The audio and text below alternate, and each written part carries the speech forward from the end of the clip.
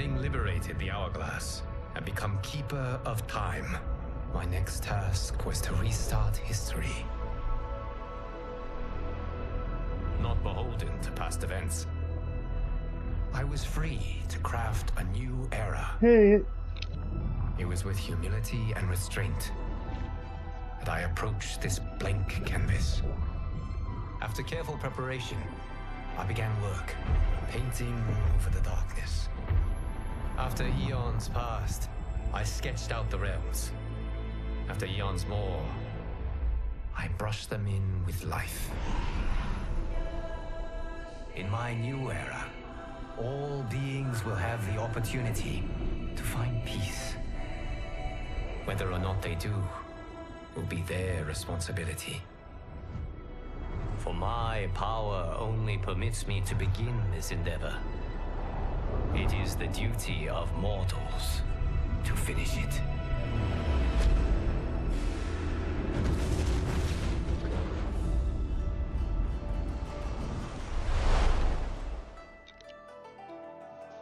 Alright. Diablo 4 fails to deliver again, so while waiting for PoE 2's live stream, I guess that's the game for now. And also, the other thing I was playing was Stellar Blade, but the new patch with the DLC, the Nier Automata thing, brought in some bugs. So, I will, at least for now, not be resuming my hard mode playthrough on New Game Plus. And let's see what I can do here. I've been playing it for a few hours before. Maybe I can do the story. Let's do the story. I haven't done it. Medium. Huh? Part 1. Let's check it out. My friends, your patience is about to be rewarded. For I have saved the best for last. I have recently discovered a cure-all of unrivaled potency. Okay. It will soon be on the shelves in every home of Outworld. This elixir is crafted from an ancient recipe. It has Patreon flowers, Margovian nectar, powdered teeth of an Arctican dragon. All this and more, infused with powerful Lycorian magic. There is a village in the next canton over, where everyone has purchased this miracle cure. Wow. Overnight, all diseases, even Tarkat, have disappeared. Now, magic this potent is expensive. And I am sure you're asking yourselves, can I afford it? But the true question you must ask is, can I afford to be without it? You lie, Shang Tsung. Your cures are useless.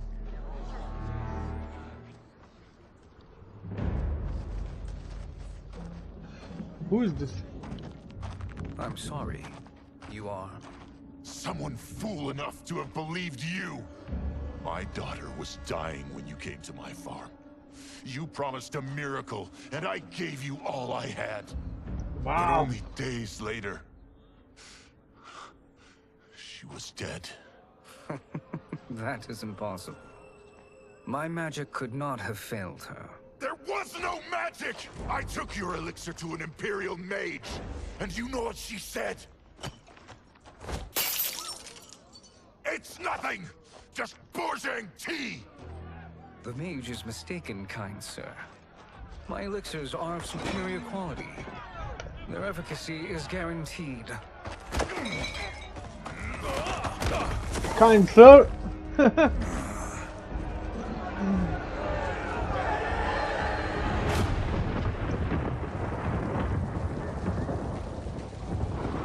Shang Tsung really fall that low?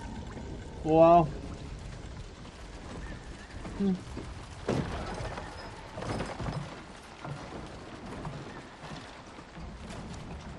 Oh.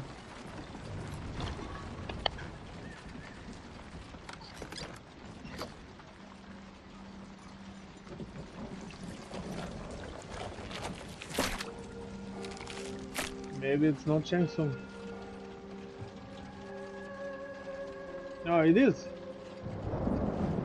It is an Oh, excellent it's a new ruse era. in Okay. disguise. Backwater folk are far more likely to trust a kindly old man. That's You're on Chronica? behalf of a dissatisfied What the- customer. If it's revenge you want, have at it. If it's restitution, there's nothing left. What I want, Shang Tsung, is to elevate you, to make you the great sorcerer that now you can only pretend to be. A generous offer. Didn't I kill the bitch on Why the me? last game? What You the- are uniquely resilient. Who else could eke out a living traveling Outworld's hinterlands, selling quack cures and fake magic? A living. It is barely survival. And you were meant for more. To live among kings, not peasants. But since before you were born, you have been conspired against by those who fear how formidable you could become. How do you know this? Who are you? I Veronica. am your deliverer, Shang Tsung. Join me, and I will put the realms at your feet.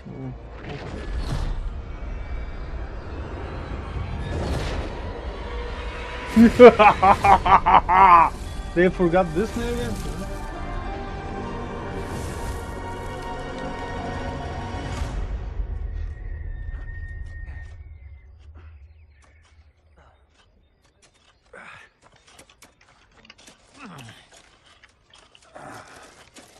Again. This is a good harvest, Kung Lao. Yes. It is a blessing, Raiden. Oh. You would rather we starve? No, of course not. But we've worked these fields since we were kids. In 40 years, we'll still be here. Stooped and feeble like Old Man Wei. As long as I've known you, you've dreamed of leaving Fengjian. Why can't you be happy here? Our ancestors fought in great wars. They died with honor and glory. Stories of our great adventures will be passed down for generations. Yeah, right. It may not be glorious, but what we do helps the village thrive. I know. But is it so Well, wrong then to it's want glorious. some excitement? If that's what you want, may I suggest a bet? Dinner at Madame Beau's tonight. Last to fill their cart pays. You work faster than me? Ha! Since when? You're on, Raiden.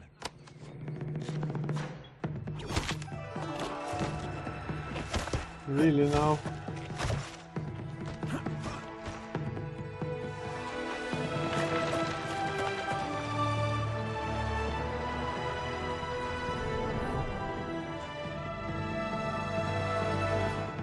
Looks like a nice place to live.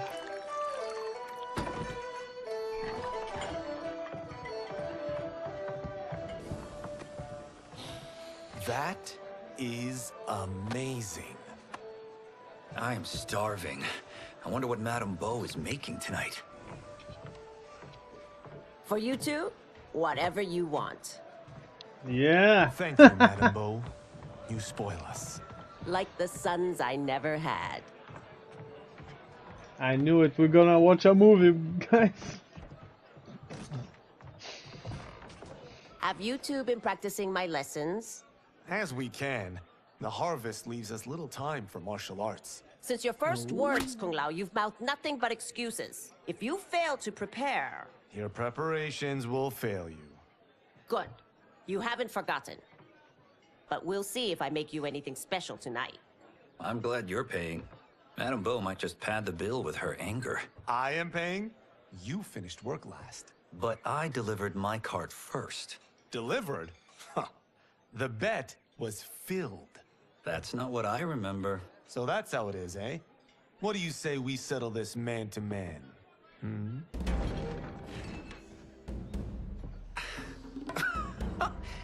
Wait, you mean fight? Yes. Oh, that's Right gonna be my here, first fight. right now. Madame Bo can watch, critique our form. Someone else is Best gonna 2 watch out of too. 3. Liu Kang. Fair enough. Best You 2 must be out of careful. 3. Madame Bo will kick us out if we break something. Oh, this won't last long enough for that to happen. You will Okay. be down. I don't know in the no moves time. of Kung Lao though. Yeah.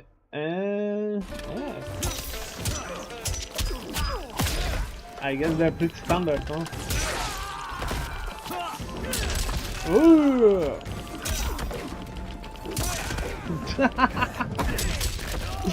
Oh! Wow, bro.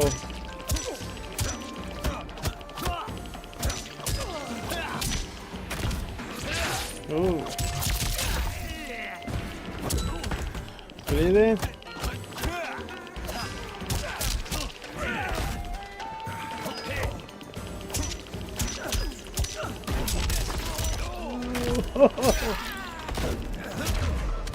Must we go another round? We both know how this ends. Fine. Let's actually learn something. Ah, okay.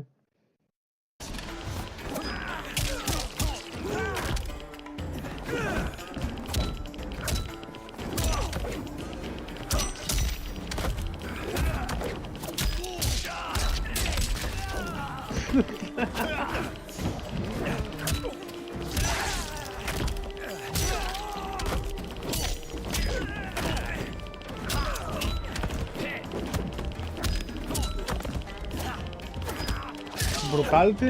Is there gonna be brutality? Let me see. No brutality.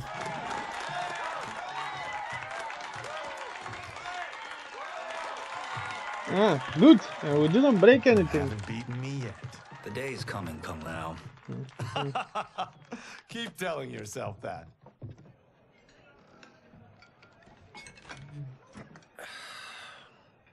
You were hungry.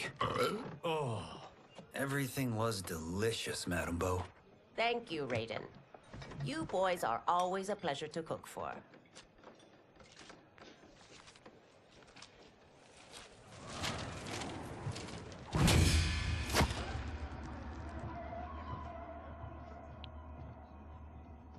Madame Bo, the Lin Kuei await your answer.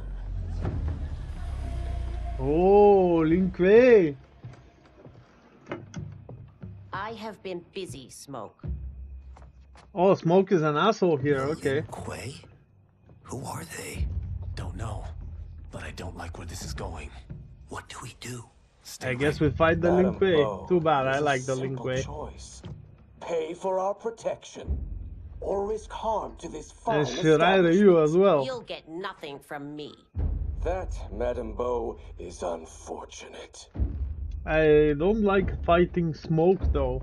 Unfortunate. I'm scared about this guy. Oh, I'm gonna be the lady now. No? Guess not. Madame Bo! Okay, fight the Lin Kuei, I guess. Huh? Come on.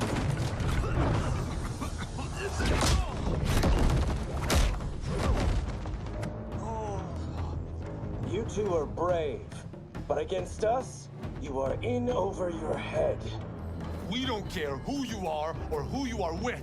You will not menace Madame Bo. Fight. Smoke. Smoke is alone.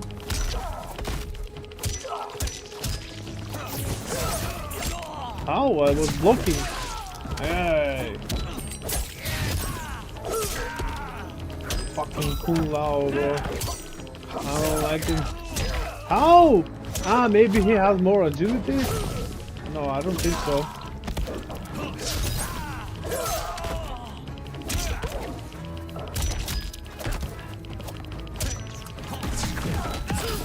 Really? Really? Yeah, eat shit, Smoke. You picked the wrong person. person to extort, ruffian. Fight. Ruffian, that's his name now.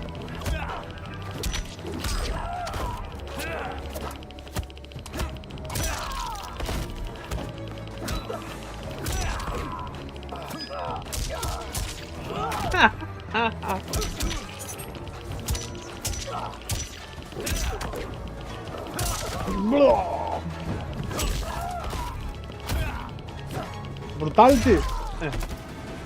No brutality. Now who's in over his head?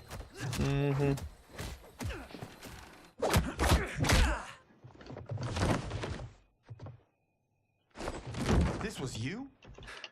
Honestly, I'm surprised too. Come on, let's help Madame Beau.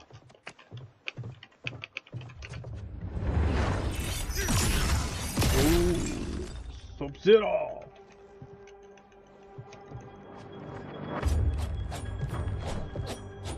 Scorpion.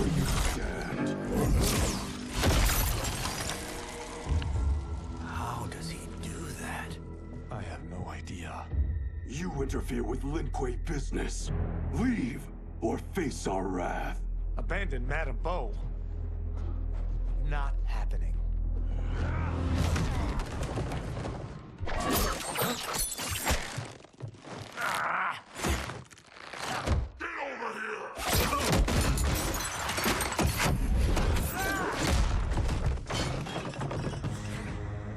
Want more? I guess fight Scorpion. I have plenty. You should have fled when you could. Prepare to regret ever crossing the Lin Kuei. Fight.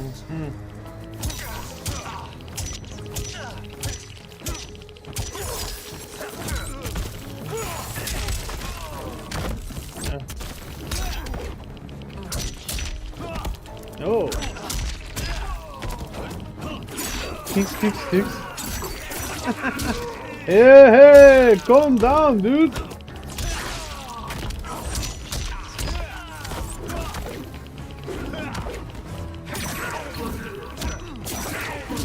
Yeah. Kung Lao wins. For what Okay. it's worth, I discovered the combo I'm not regretting XXX. this yet. Fight. Oop. Bro, calm down.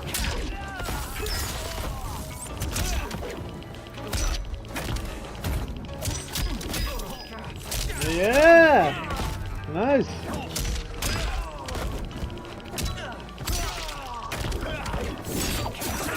Oh!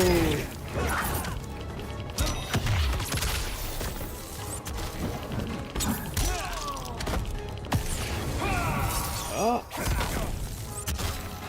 Okay, I blocked it. Win! It is you who will regret crossing me.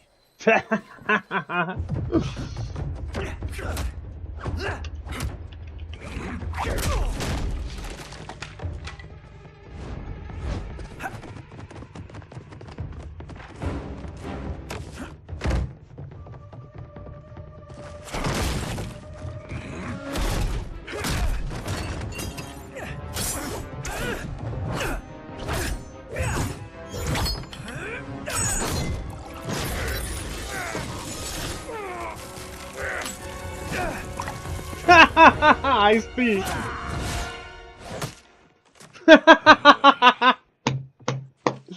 Oh, it needs a metal hat. Oh, that works. I have had enough of you. Then go, before I put you down like the rest of your Lin Kuei. You haven't a prayer against the Lin Kuei's Grand Master. Ooh.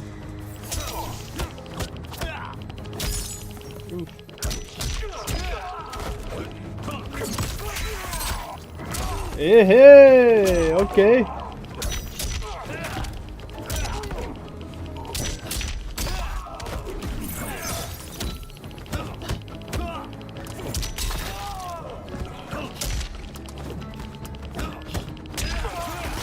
Hey, nice. I discovered something.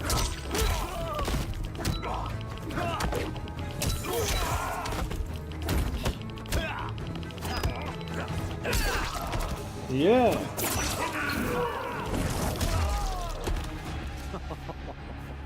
sorry, but I have to ask. Can Fight. any of you Lin Kuei fight? Yeah, good question.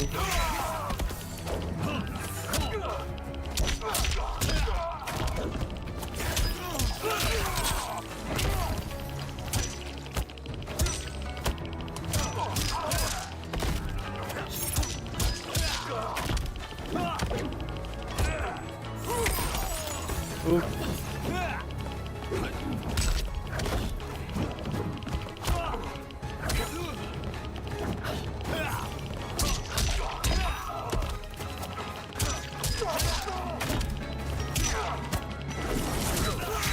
Woohoo!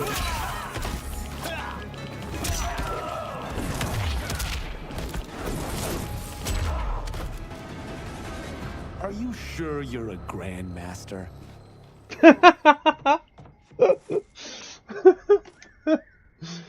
Probably not. Interesting. Kung Lao, over here! Okay, but Lady Bo is dead. Madame Bo. Madam She's Bo, out cold. okay. Oh no, is she? Dead? Not yet. I Madame like Bo, this lady, bro. how are you? Kung Lao.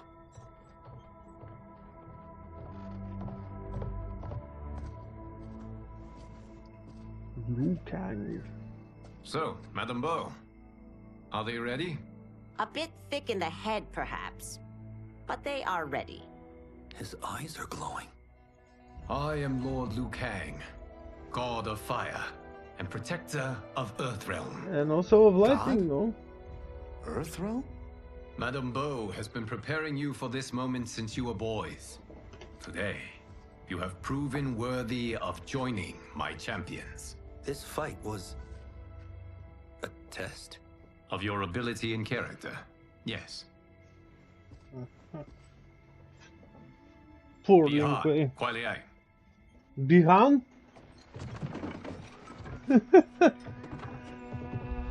I am Bihan.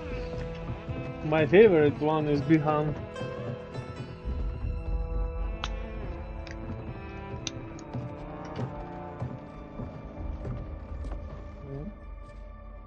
So these two aren't thugs? The Lin Kuei is a centuries-old clan dedicated to Earthrealm's defense. You keep saying Earthrealm. Don't you mean Earth? You boys have so much to learn. Earth is only a part of Earthrealm. Earthrealm itself is one of many realms.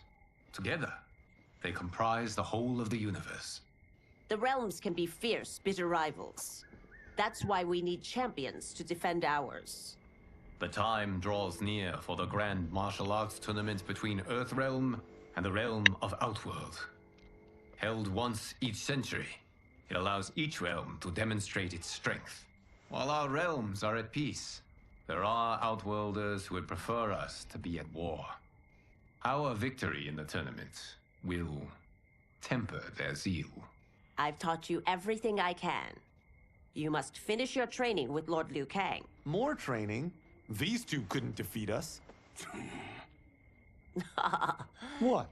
They were pulling their punches. Had we not held back, you would not have survived. Come. The monks at the Wuxi Academy await to continue your tutelage. I am ready, Lord Liu Kang. And you, Raiden? Leave Fengjian? I'm needed here. Earthrealm needs you, Raiden. You'll best serve the village by being one of its champions. I understand. Excellent. I will join you soon. First, there are other champions I must gather. Okay.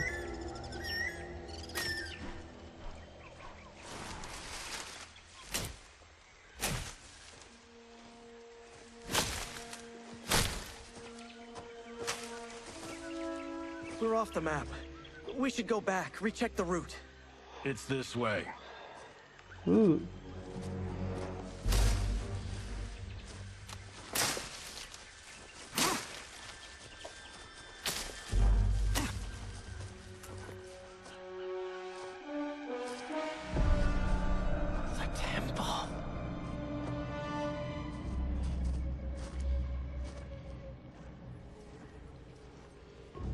Who is this though? Johnny Cage? I didn't see.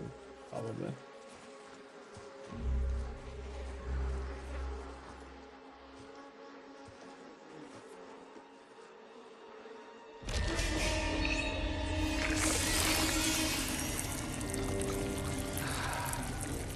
That was Damn it, nice. Alessia.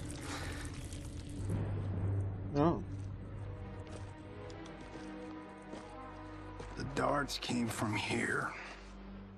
Illinois Johnny. Can you open it? Without killing us? Let's hope so.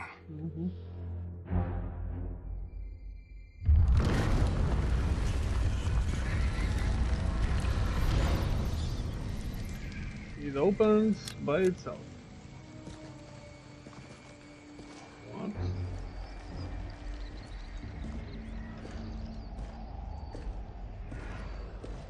I guess here we find the reptile.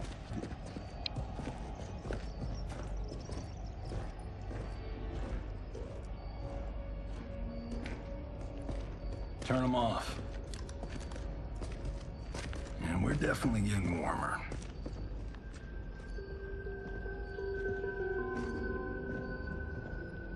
How are these still burning? Oil bubbles up from the ground. The chamber channels it somehow.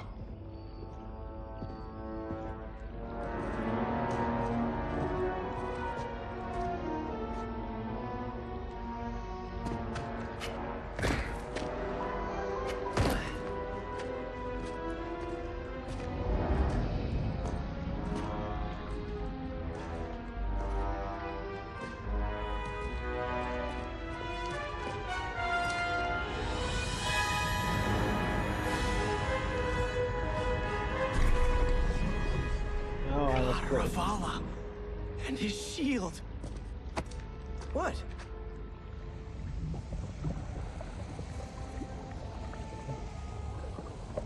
So? There's metal in the floor. It's not just any metal. It's liquid mercury. Shit, that stuff's toxic. Fatal. Only step where I step.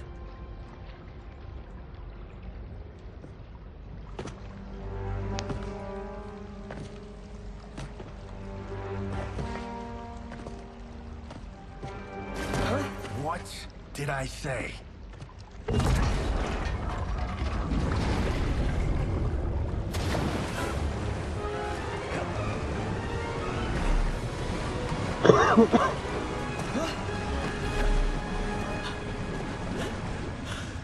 I'm sorry. Not now.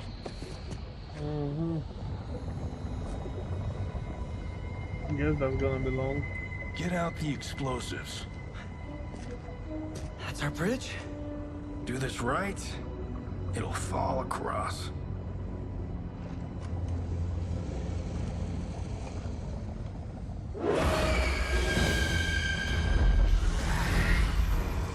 Yeah, I guess we'll fight them. Kalima? They're real?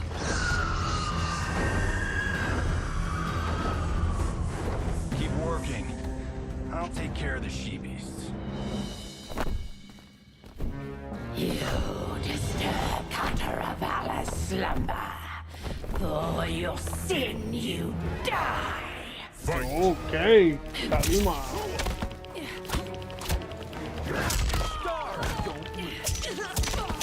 That's the one.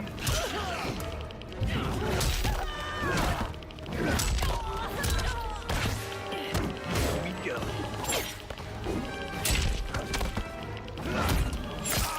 Oh.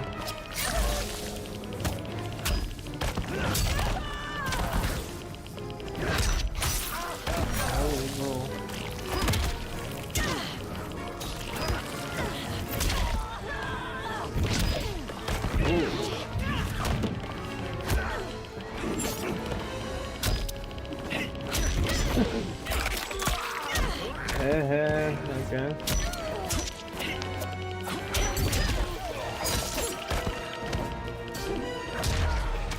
I have so had enough of you.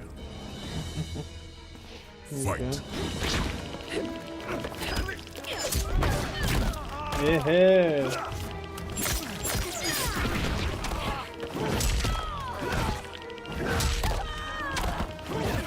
like this kid.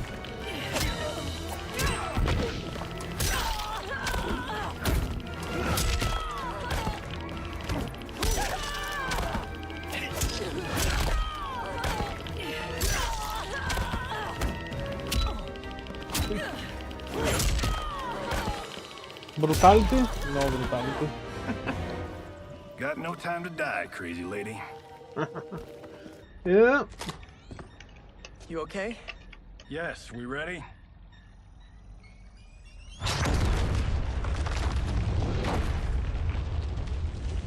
Physics for the win. Let's go.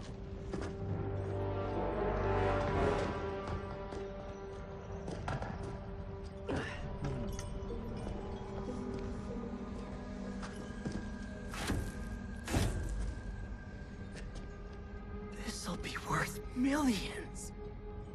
It belongs in a museum.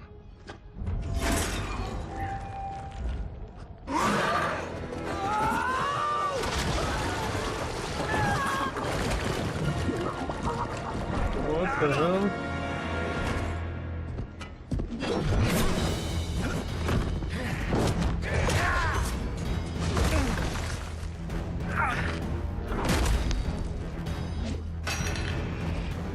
You will not have it.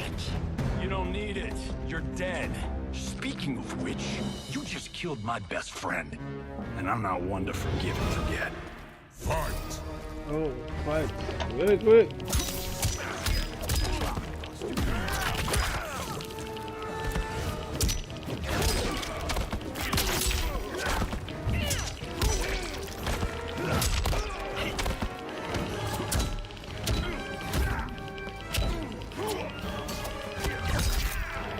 Yeah. Yeah.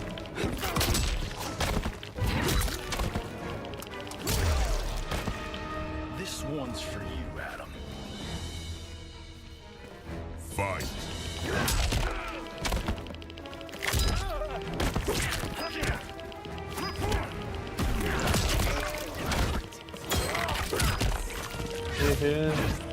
Ele é o Gel.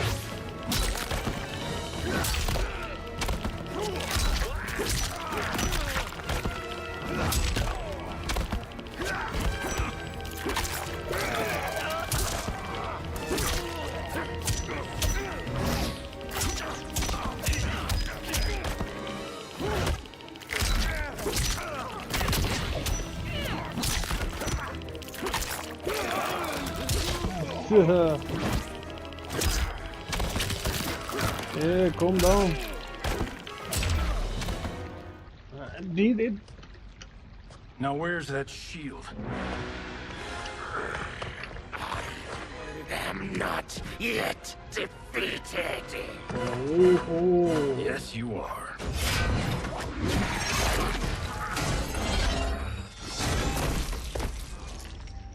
Time to go home. Cut! Print it! I knew it! Woo!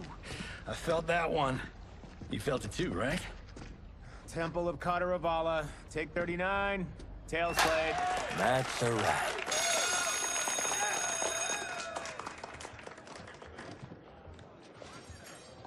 Steven, this was fantastic. Thank you. Oh, just like the old days. And these props. Jimbo killed it. You did too, Johnny. Hey, about my pitch. You know, the karate zombie thing? I'm thinking 4 films. Maybe a streaming series? Johnny, I don't have... You're right. Not here. I'll swing by your office after I change. I can't. Have to meet with the editors. Marshall will call you. Guess not. Great! Have your assistant call me. That was great, hon. Wasn't it, though? We need to celebrate. I'm thinking private party. Johnny, we need to talk. Mm-hmm. You're not the martial arts megastar you once were, honey. You're lucky Steven owed you a favor. I'm telling you, Chris. We're fine. Can you join me in the fact-based universe just once? We're broke. We have to cut back. Cut back? On what? Step one is selling this place. I need a refill. Johnny, we can't keep this up. You spent $10,000 on that sculpture, $30,000 on that drone, and this damn sword. $3 million? Hey, Sento is history. That sword comes from... That's not the point, Johnny! Chris, honey, the parts, the money, they're coming. Steven's movie is just the beginning. That's why I can't cut back. To be a success, I have to project it. If I don't, Johnny Cage is done.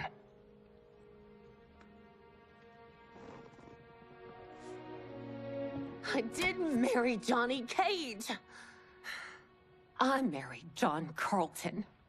And what I'd happened give with anything to Sonya? have him back. Chris. Maybe not in Come this on, universe. Chris, where are you going? Now Lord Liu Kang arrives. He said fuck. How you like that, Mr. A-list? Wait, what? Thank God. Oh, Chris, honey,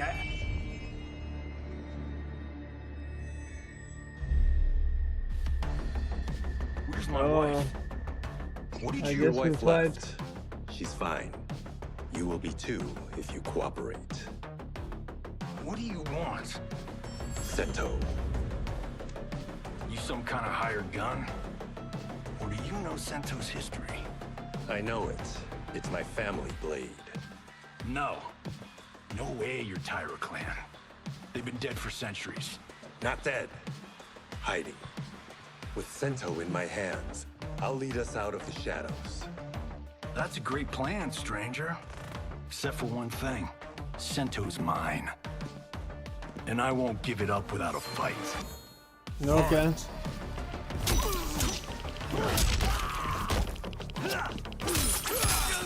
Oh, there's no blocking this.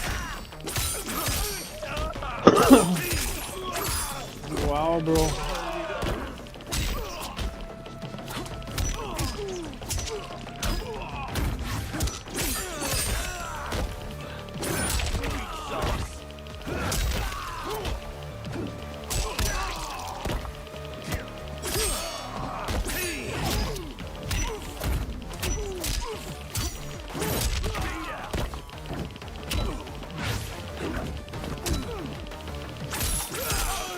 Come on, one hit, bro. What the fuck? You tried robbing the wrong house. Uh-huh. I am the ultimate home security system.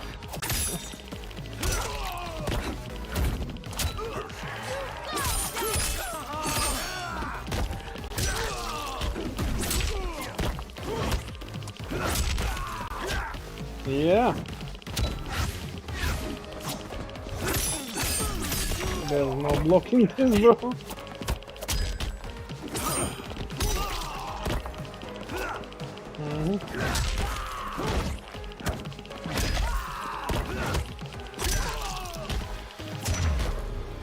KO. My house, my rules.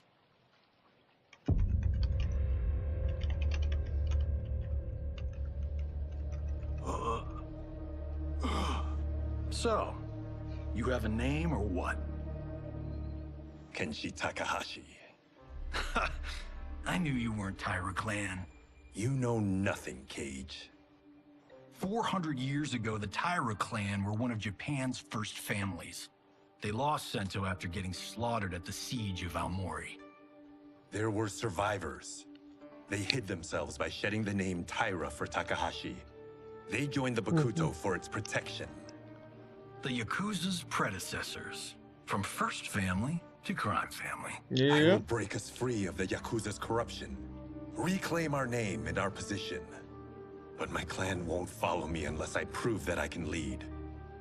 That's why I need Sento. And that's Malibu's finest. It's a great story. Bullshit. But great. You should seriously consider becoming a screenwriter. What in the actual fuck? Good evening, Johnny Cage. I am Liu Kang, protector of Earthrealm. May we enter? Nothing's being shot here tonight. You sure you're in the right place? Yes. We come on a matter of grave importance. We must speak to you and your guest. What? How do you know about him? Because I am the god of fire. Chris, you vixen. Nicely done. Sure. Come right in. Glowing eyes are a nice touch. Kenshi Takahashi, a tragic figure with a noble cause. Your actions this evening do you no credit. Who are these people? You tell me. They're your scene partners. I also know of your struggles, Johnny Cage. I am here to offer you both a path forward. Dun, dun, dun. Oh, come on, guys, let's call this. Chris was a doll to set this up, but as pranks go, this one's a bit obvious. This is no prank. Bihan, Kuai Liang, if you please. All right. I'll play my part in this martial arts LARP. The missus ought to get what you paid for. Okay. Hey, you. Hey, you. Get your damn hands off him. I said, get your hands off him.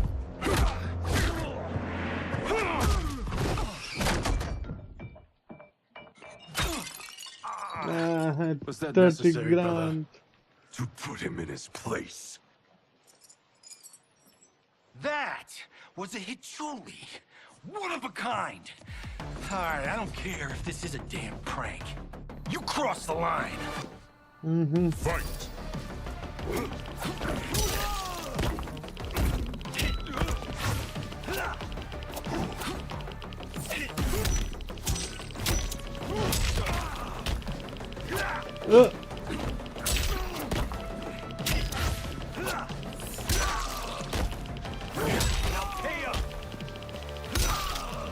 Yep. He did cross the line, alright. You guys need a better fight choreographer. Fight. Now he's pissed. Oh, bro.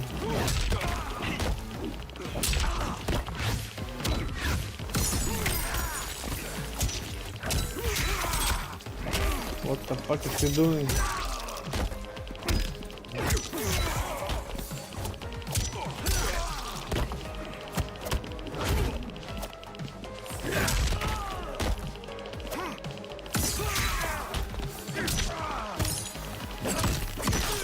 Wow.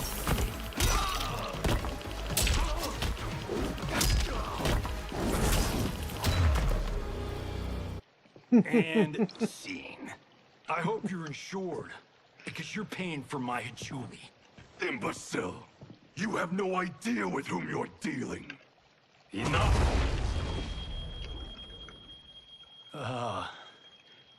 That's no special effect.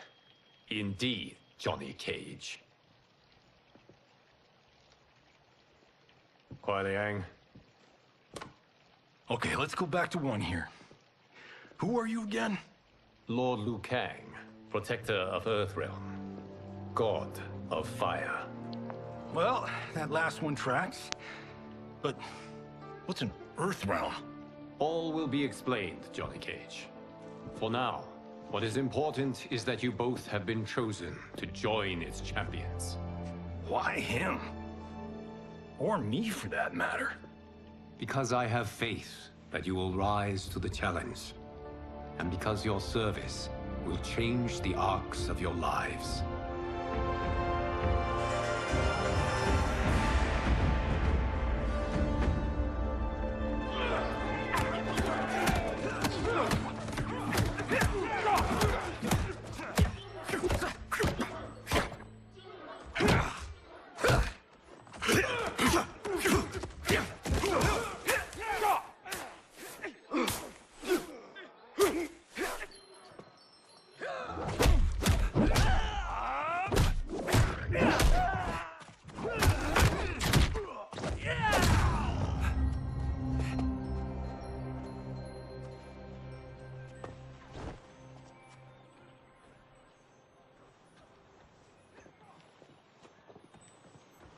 That is not a good idea. It is genius, Raiden. The next time we see Sub-Zero, I will have to thank him for inspiring it. See? It won't be effective.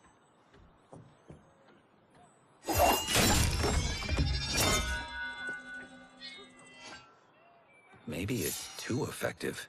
Mm-hmm. We just need to get on with it.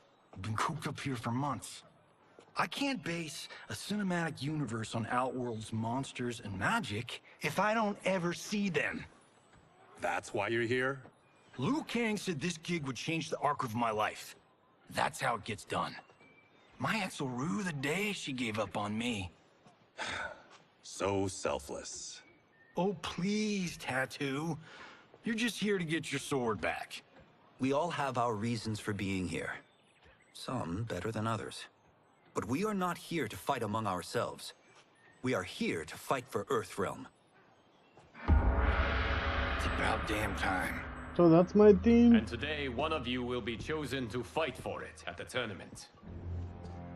Only one of us, I guess Lord Liu I Kang? will choose it. Isn't Outworld fielding several champions? The tournament's rules give the host realm that advantage. And it is Outworld's turn as host. You know, I don't know why I've never asked this, but, what's our record at this tournament? Earthrealm and Outworld have long been evenly matched. But Outworld is gaining strength. Should it win, its more militant factions will be emboldened. I thought you admired Outworld. It is a place of great knowledge, wealth, and beauty.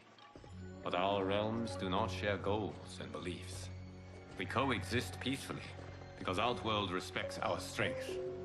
Should we show weakness, our rival will become our enemy. I will not lose, Lord Liu Kang. First, you must win the right to represent us. Whichever one of you outlasts the others will be chosen. Raiden, step forward.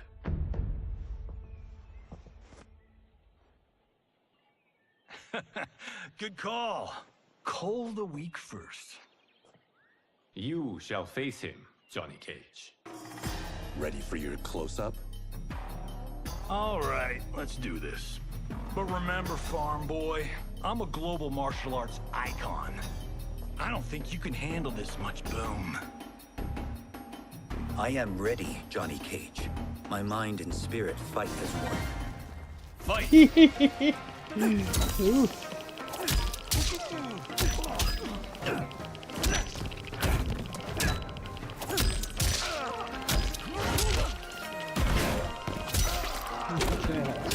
Side up or something.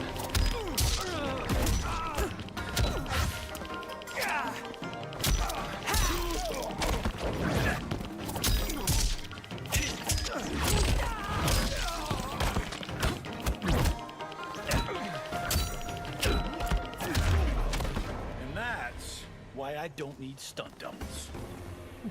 Fight! Still out of guns.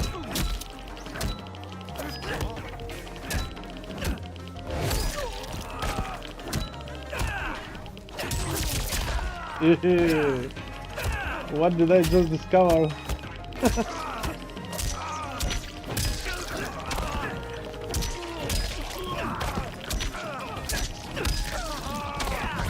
Ooh.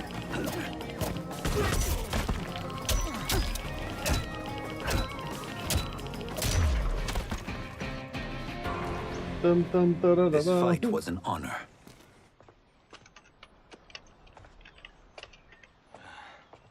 You're welcome. Kenshi Takahashi, you are next. Okay. But I'm gonna play with him, I guess.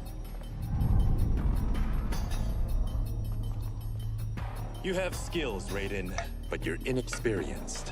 Whatever experience I lack, I make up for in heart. It's nerve, not heart, that wins fights. I should know. Oh, I'm Raiden again, oh boy. Fight! They should have done it the other way around, like to experience the other character. That's kinda weird.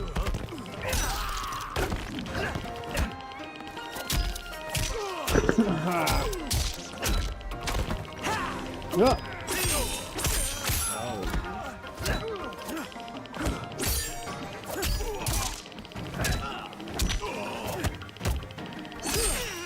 Come on, bro. I shouldn't have taken you lightly. I won't do it again. Fight!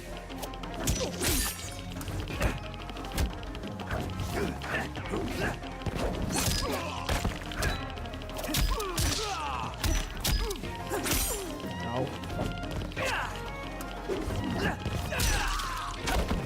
Side uppercut is awesome.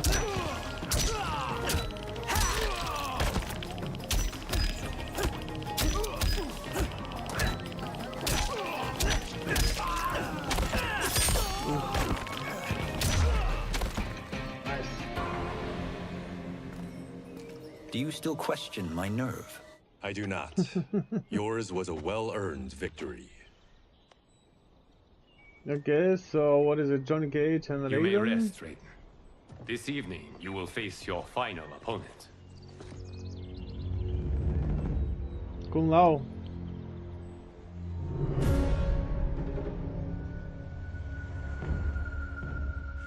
But I will be Kung Lao? Looks like.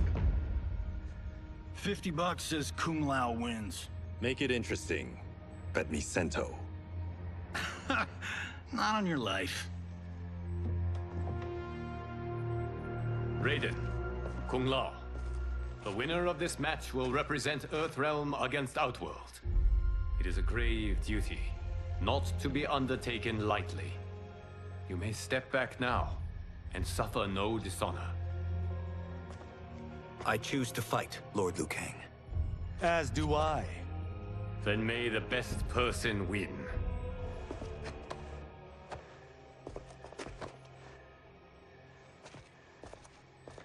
So, if I lose, I play Raiden?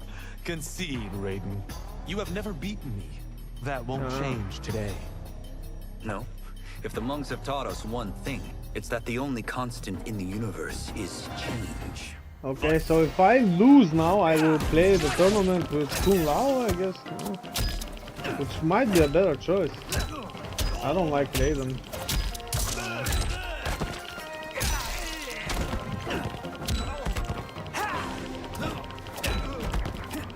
But I guess I don't want to lose the fight itself, so...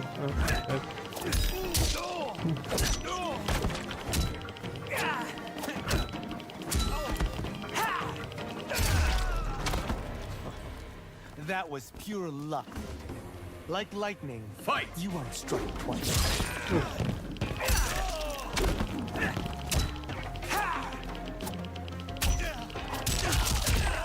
Ooh.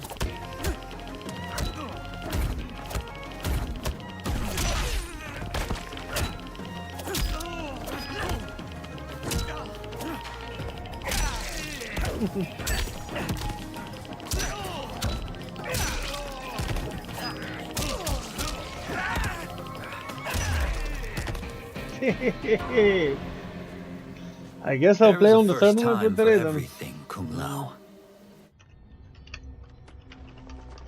Although you have all trained well, Raiden has excelled. This outcome does not surprise me. How could I have... Congratulations, Raiden. For the tournament, you will need this. What is this? Oh. Forged by the Elder Gods, it gives the wearer power over lightning and thunder. Go ahead, try it. Where can I try it? On a dummy or something?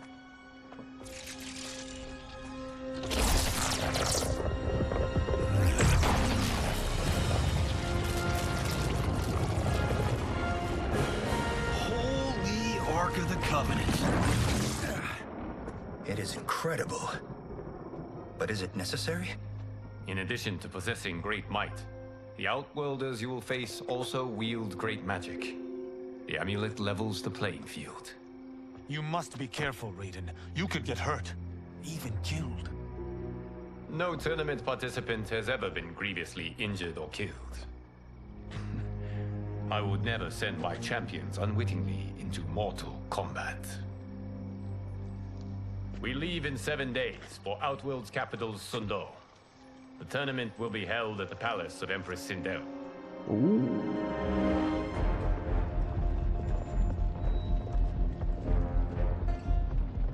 But let me guess, something will happen here. Outworld can be both alien and intoxicating to Earthrealmers. Do not become drawn in.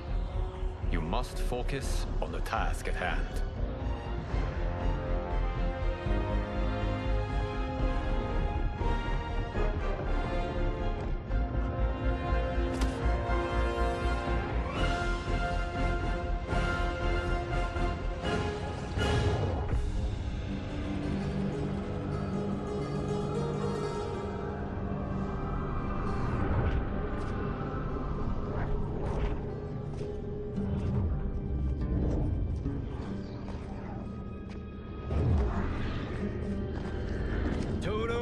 I have a feeling we're not Kansas anymore.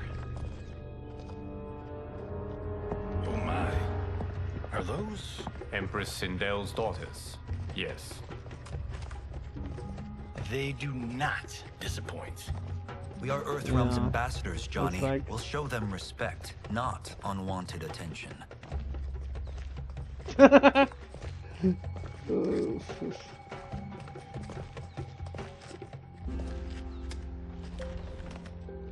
Lord Liu Kang, welcome. Thank you, Princess Melina. You remember my sister? Of course. Princess Kitana.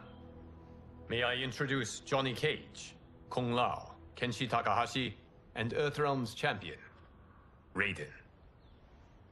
I hope you're prepared, Raiden. Our champions are determined to win. None more so than me. It's been too long since we've known victory. Princess Melina, we should be on our way. Empress Sindel awaits. Thank you, Tanya. Follow me, please.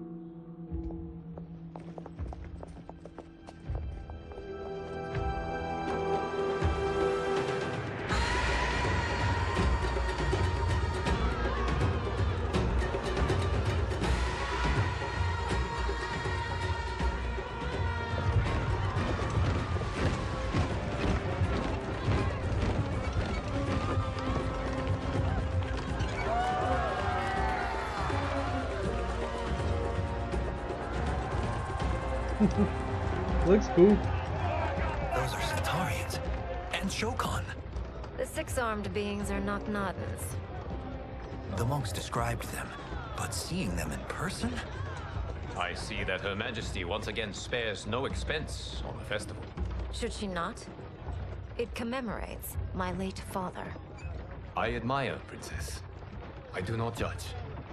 As did all of Outworld, I valued greatly Jared's fellowship.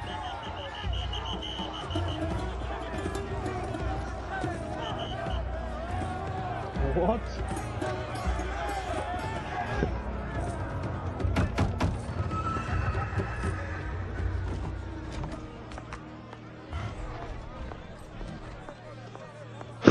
First Constable, our route was to be clear.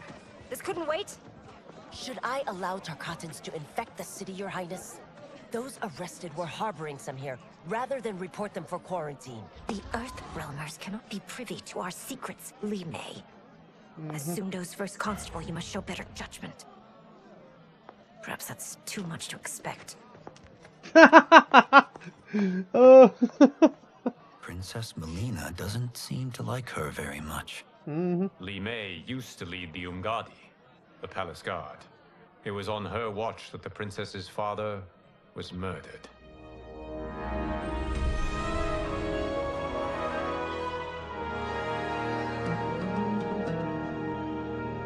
Worry expends energy for no purpose, Raiden. But the tournament, if I lose... Focus on your actions, not the outcome. Yep. It is all you can control. Very wise. Yeah, very wise.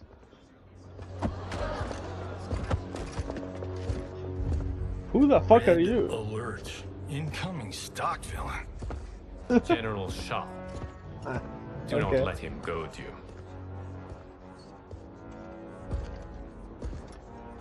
He's uglier this time. Is it me? Or is Earthrealm's champion scrawnier than usual? Would you care to test his strength? Raiden will prove himself soon enough. Have you still not told most Earthrealmers that Outworld exists? It is safer that way, General. I suppose so. Your people's frail minds couldn't handle the truth. You presume them frail, General. Should you, given how frequently they win this tournament? We will destroy your champion, Liu Kang. He will taste no victory. Yeah, we'll see about that.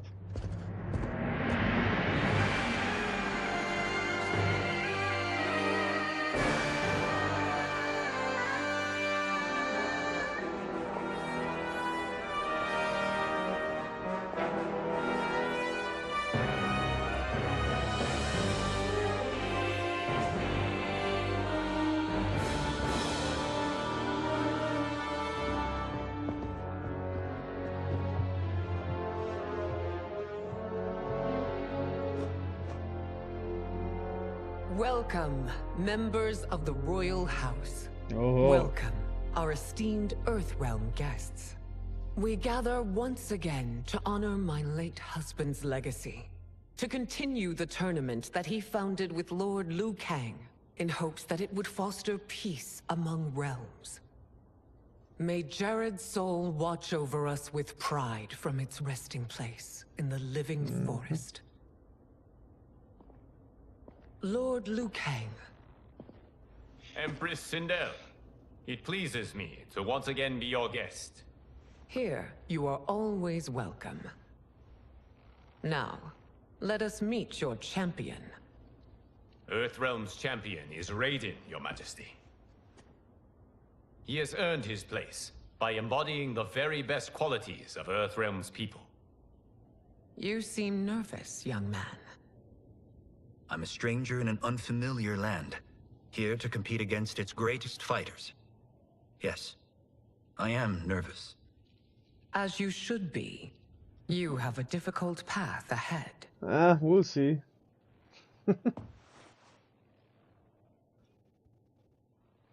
It has begun. Really? Now? As tradition requires, Outworld's initial competitor will be Sundo's first constable, Li Mei. Okay, Li Mei. May she defend our realm's Get ready glory, as to well get as she your ass preserves kicked. our capital's order. Your Majesty, I will honor both the Royal House and all of Yeah. Outworld with my combat. We've heard that If one so, before. you will vastly exceed my expectations. Remember, were it not for Jared's tradition, you would not be here.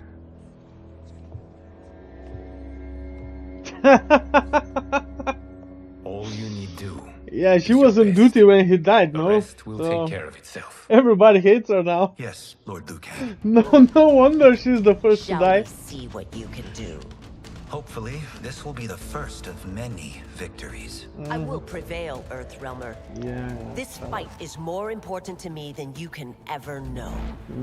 We know.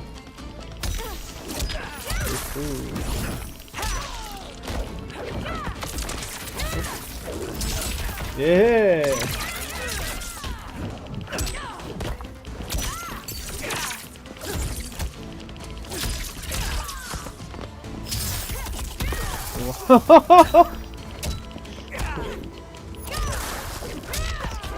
How? I was blocking. There's no agility stuff here, no? Oh, okay, never mind.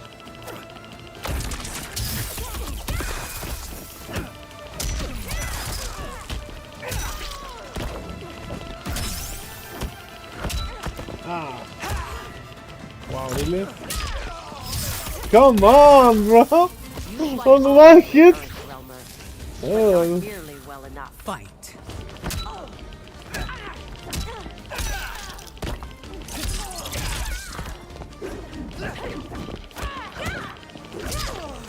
Really?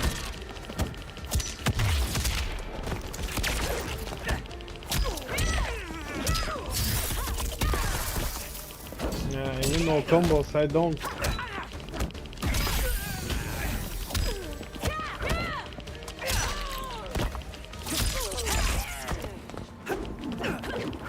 Ooh.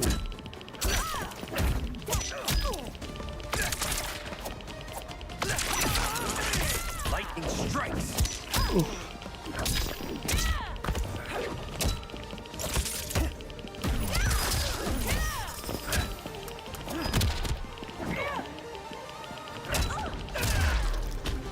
I will admit it. That tested me. Fight. Give me big hand and I'll kick your ass.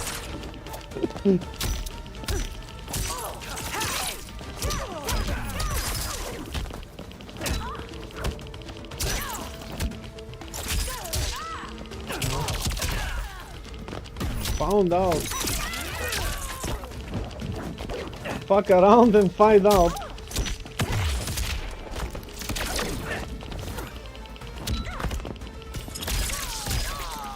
Yeah.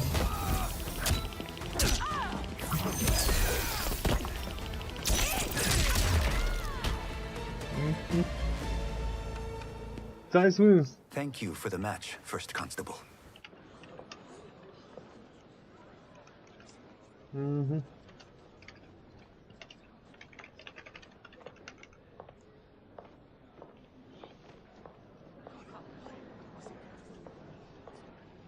Of course they're My talking compliments, now. Raiden, on a well-fought match. We'll see how you fare in the next. General Shao, whom have you chosen as our next competitor? Your Majesty, I have chosen Reiko, my second in command. As a boy, Reiko is was badass. orphaned during the Kafala War. Though captured, his spirit remained unbroken. He scratched, clawed, and survived. After the war, I took him in, molded him into the perfect soldier. Few others are as well versed in the ways of war.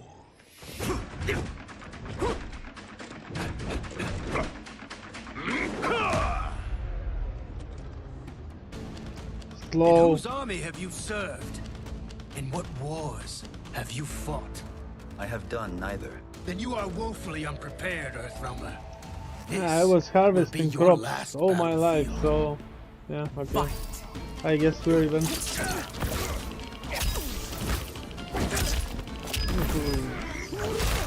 No.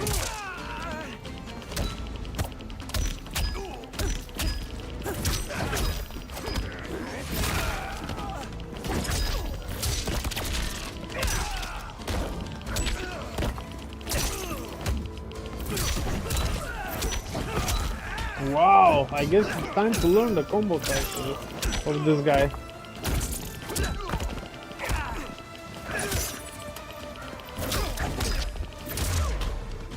Submit, Earthrealmer, or risk more than your pride being wounded. Fight! Yeah.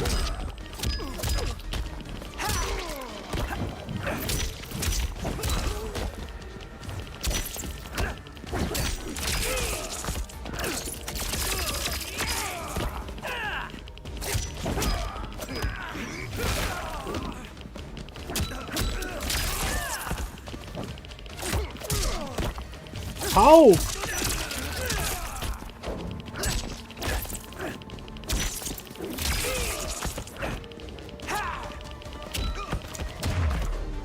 I may not have faced war, but I am a warrior. Yeah. The only warrior is Noob Sable.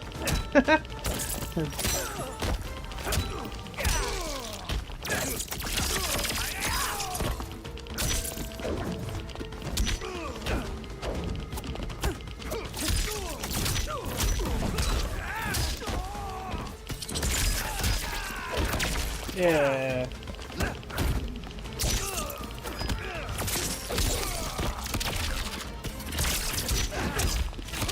Really? Oh. Yeah. Felled by a simple farmer.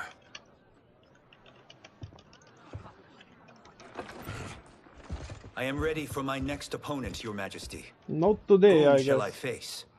Patience, young man. We are adjourned until first light. I hope to see you all at this evening's banquet. Party time.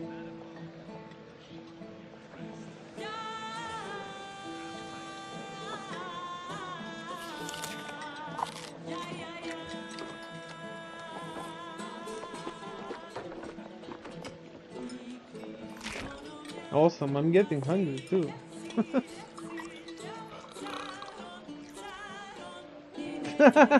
I'm sorry, you're 10,000 years old? Oh, talk about aging gracefully. What do you see in him? He is a hero, Raiden. Though he may not yet know it. Do you recognize everyone here? Most, yes. From your descriptions. Except for him. That is Rain, the High Mage of Outworld. Not his given name, but one earned due to his mastery of water magic.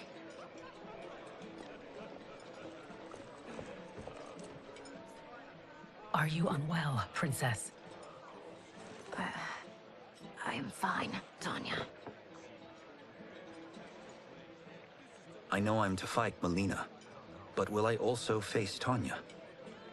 By tradition, you should not. If you did, you would be tested. Why?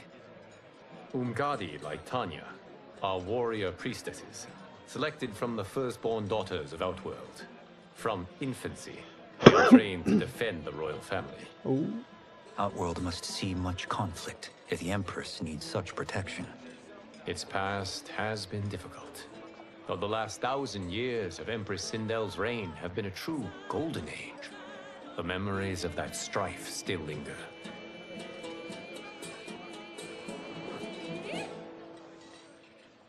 My husband Jared believed that the future of our realms lay together. Let us move forward in open dialogue, letting no secrets tear our bonds asunder. Your Majesty, it's an honor to be here and to meet your people.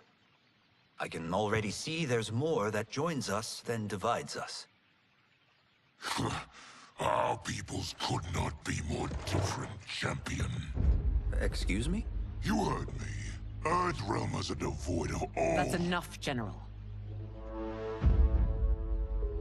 My apologies, Your Majesty. Perhaps I've enjoyed too much of this excellent wine. With your permission... You may go.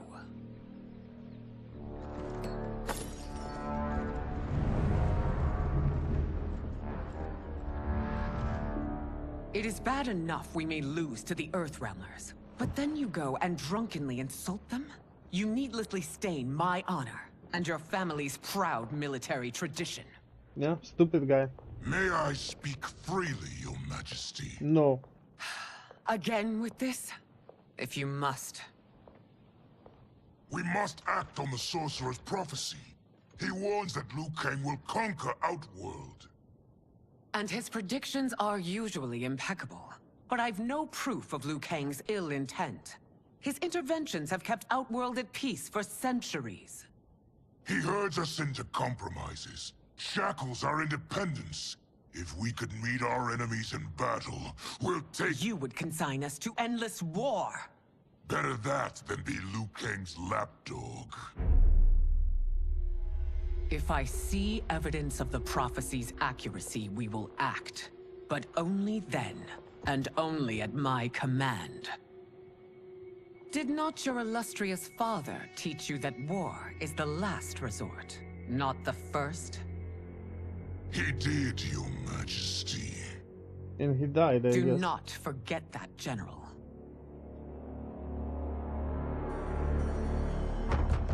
Come.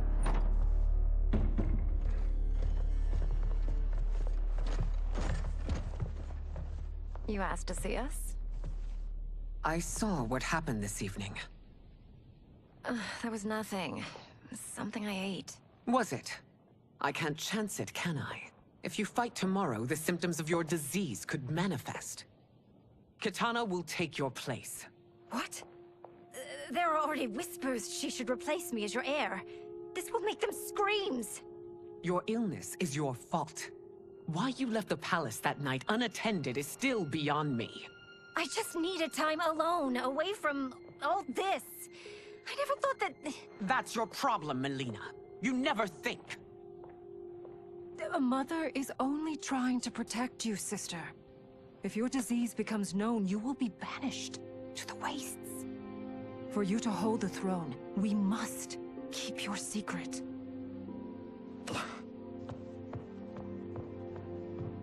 Disease? You continue to surprise Raiden. Among others, you have defeated Kotal, Motaro, and Shiva. Only 2 fights remain. Are you ready, Earthrealmer? I am, Your Majesty. Then next, you face my daughter, Kitana.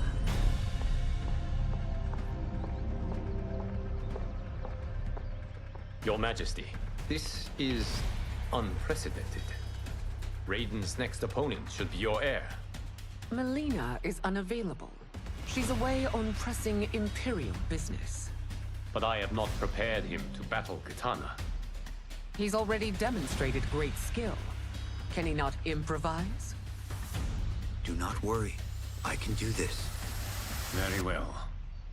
I will be no easier to fight than my sister, Earthrealmer. I suffer under no such delusion, Your Highness. I will win this fight. For her, my Empress, and all of Outworld. Yeah, probably. I don't know the combos, so let's see.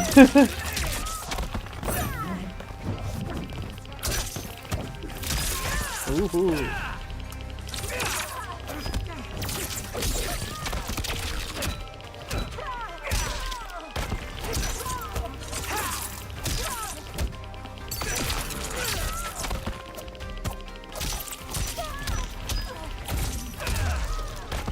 Flawless victory!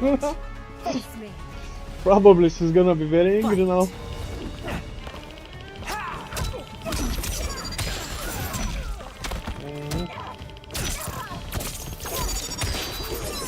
Woohoo!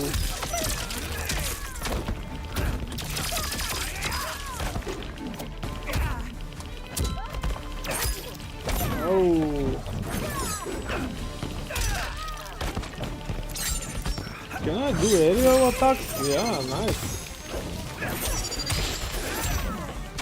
Learn on the go.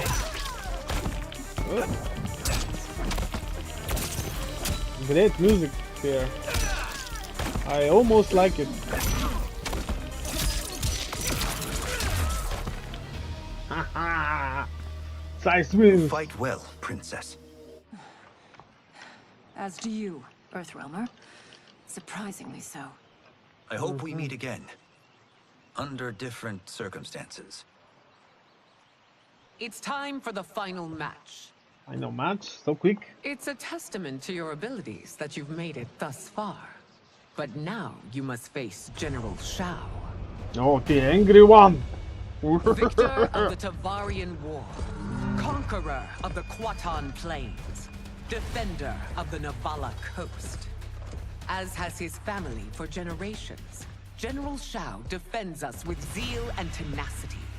All of Outworld is grateful for his service. That's a notable list of accomplishments, General. It is a mere fraction of them. A full recitation would take days. Yeah. And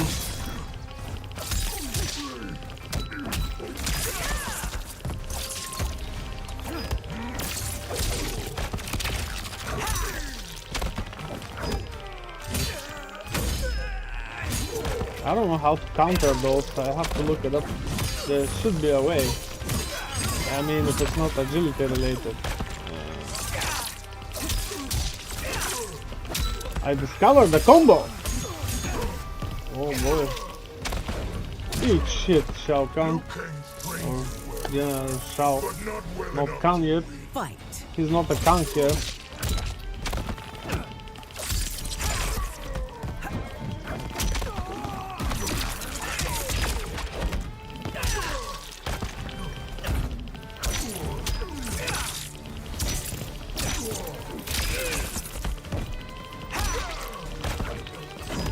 Oh. Your defenses are up. Yeah. Whatever, It's bro. over. I have done it. Congratulations, Raiden. Earthrealm wins. I don't think that's all, though. She said it in a way that's not all. Give him a hand now.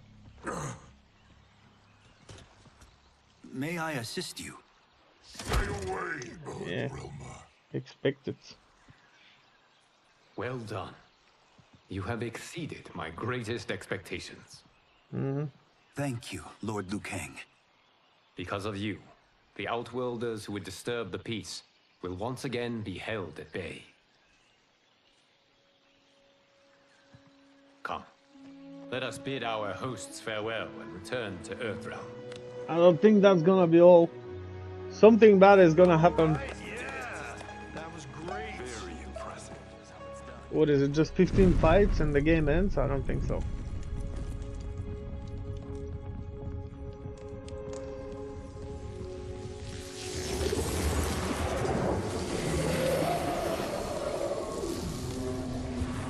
Geras, my old friend. It's been eons. It's good to see you. Likewise, Lord Liu Kang. I have watched you with the Hourglass. You are relishing your role as Earthrealm's protector.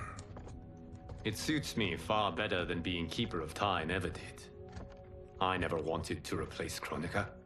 Being history's architect drove her mad. I had no wish to share her fate. Which is why I am forever grateful that you volunteered to safeguard the Hourglass.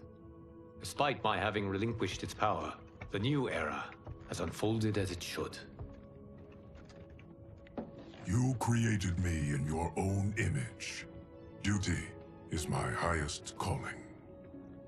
While I am glad you are here, you are not one for social calls. Is there trouble with the Hourglass? With something it has shown me. What, Geras? When you restarted history, you altered the destinies of certain malefactors to neutralize them. At least one of them is defying that destiny. Shang Tsung. Go on. He has escaped his meaningless life and is on his way to becoming a powerful sorcerer. He has already infiltrated Sindel's court. I saw no sign of him during the tournament. But if that snake is in Sindel's ear... Your vision of peace may already be compromised. I appreciate this warning, Geras. I will investigate. Please return to the Hourglass and see what else you can learn.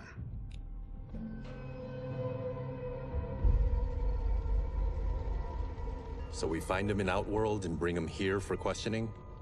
Yes. If what I fear has happened, he is a grave threat to the realms. Anything else? Shang Tsung is a master of deceit. Do not trust a word he utters. Sounds a lot like my first agents. It's a tricky mission. I'd rather Raiden go along than this one. Hey, this one is up for the job. This mission must be done quietly. I am breaking my word with Empress Sindel by sending you into Outworld without her knowledge. Due to the tournament, Raiden is now a familiar face there. Sending him will only increase your risk of being discovered. This talisman Can I get my dinner is here attuned to or Shang something? Tsung's chi. Let's see. Follow it We're to watching a movie anyway, so and be careful. I got myself a snack. May the Elder let's Gods see. protect you.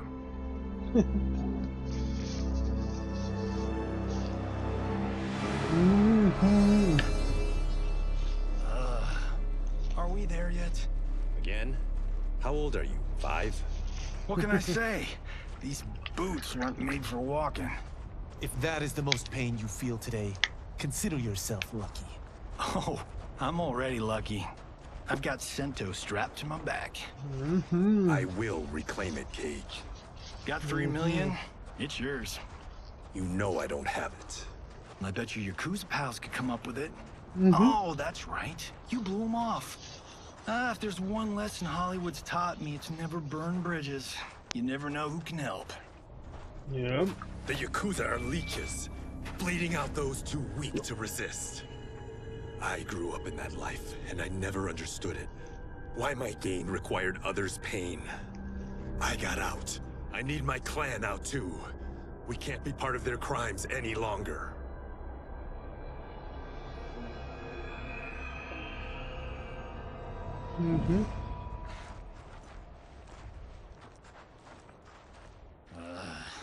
He's not blind yet, so I guess we'll see how that happens.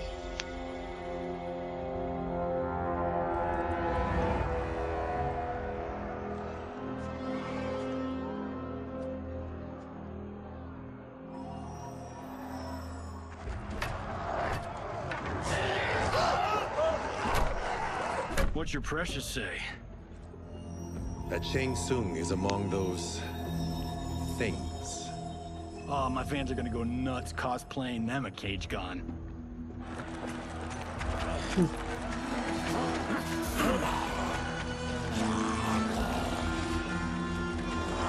Baraka.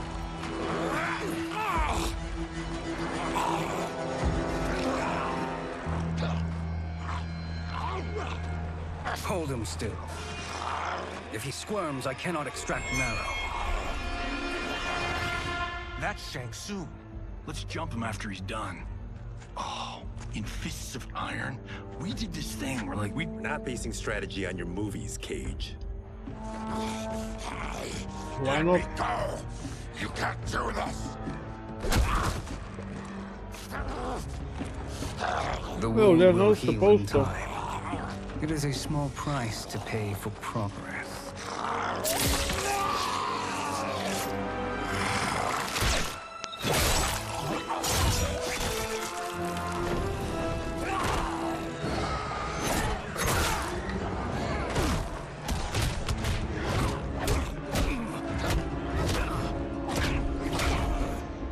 On second thought, this scene's playing fine without us. Yeah, I say we let him finish it. We have to save Shang Tsung. Liu Kang needs him alive. What?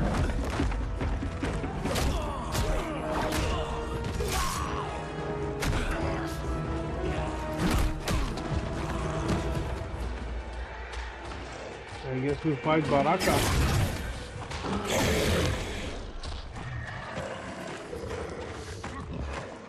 How did he do that?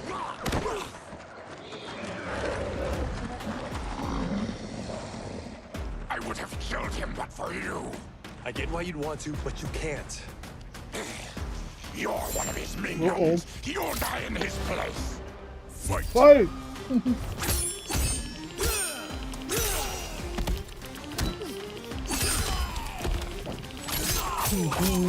Bro!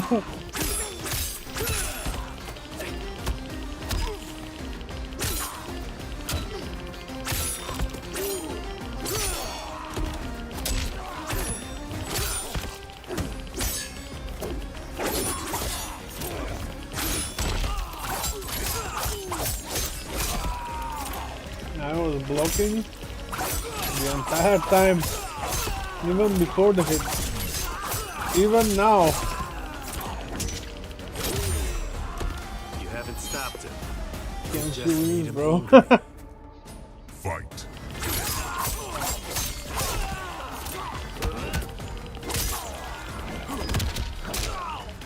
Wow.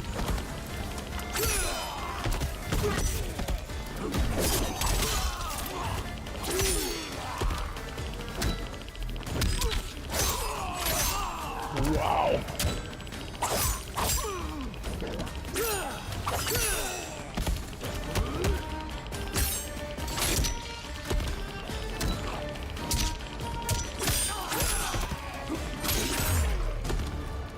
I win. Now please, Let's let me resume dinner. explain. You got us into this. How about getting us out?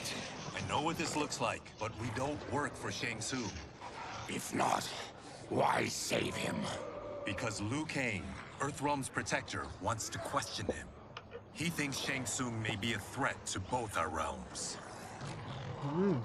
I'm Kenshi Takahashi. Our kind do not shake hands. I'm sorry. I didn't mean to offend. Don't you know what we are? No, we don't. We are victims of Tarkat. The disease is not easily gotten, but you can't risk more close exposure. It disfigures, then debilitates. In time, it will turn us all into bloodthirsty monsters. Death is our only release. So you weren't always like this? I was once a rich merchant, but when I became ill, I was banished. Now I run this colony. I am Baraka. What does Shang Tsung want with your bone marrow, Baraka? I don't know. But he comes here each month to harvest it. Release us, and we'll capture Shang Tsung. And we'll find out why he's been coming here. I promise.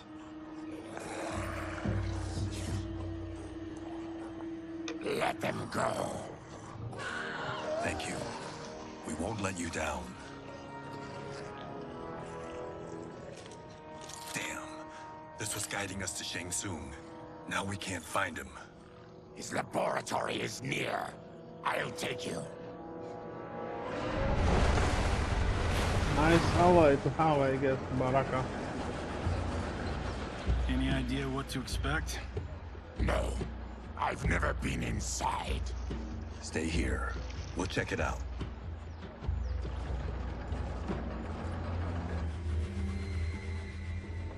The addition of crushed chitin larva proved an inspired choice. In testing, outcomes improved significantly. I have modified the formula since the last time it was administered. It uses several new ingredients. This new serum is exactly what we need. Its effects will be immediate and long-lasting. How can you be sure? Because it is brewed from freshly extracted Tarkatan marrow. It couldn't be more potent.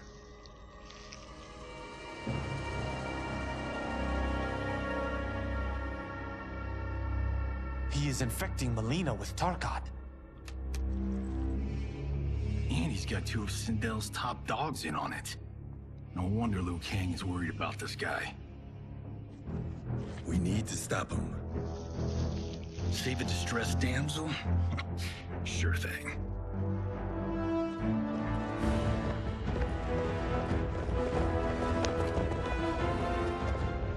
Get away from her. You bitch. Excuse me? You know, the movie. Tiny girl, ginormous alien. Ripley! No? Seriously? Earthrealmers. How did they find it? They've already seen too much.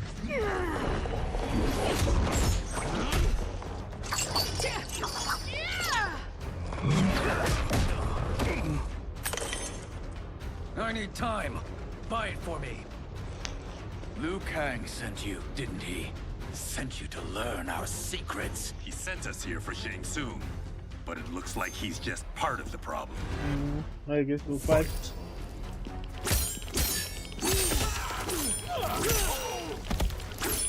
There goes my dinner, interrupted by this guy. Mage my ass. Eat sword.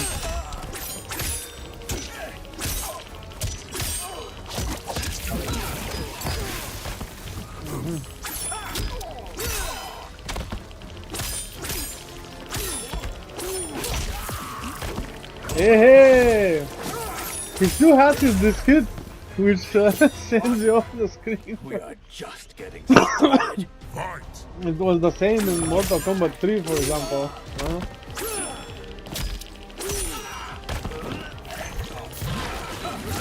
Hey! That's not very nice.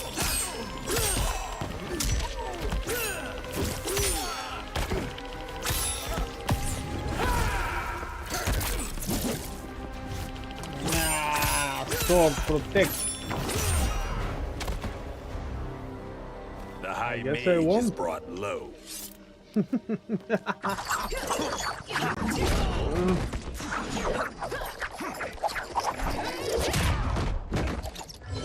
17 fights so far. Not bad. I thought Umgadi were loyal to the royal house. Yet here you are, scheming against the princess. You trespass in Outworld, interfere in Imperial matters. It is you, not I, who is the schemer here. Fight. Wait, this...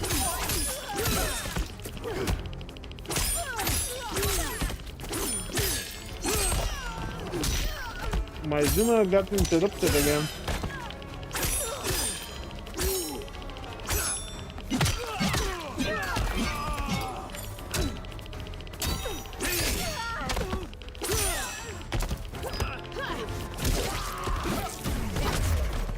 Your plot ends here, Umgadi.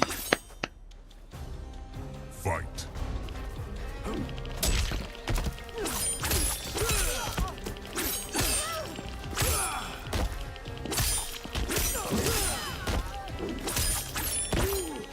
I discovered a combo. Yes.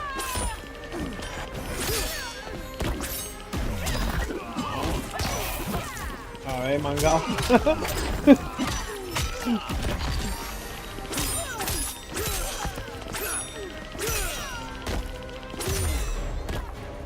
Your plot is over. Yeah, it looks like. Step away from the table. This is twice you've been a thorn in my side. You Earthrealmers do have unhealthy habits. You heard him. You're not infecting her with Tarkat. I am trying to protect her, not infect her. Yeah, that's We've what I heard thought. about how you lie. Excuse us if we're skeptical. Cover him.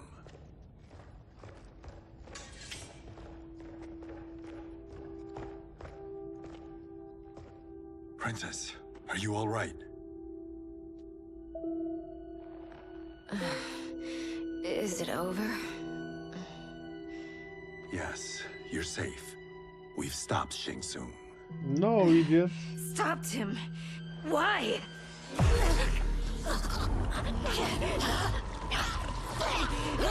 Princess! Princess, what's wrong? What did you do to her? It's what you've done, fool. Let me help her before it's too late.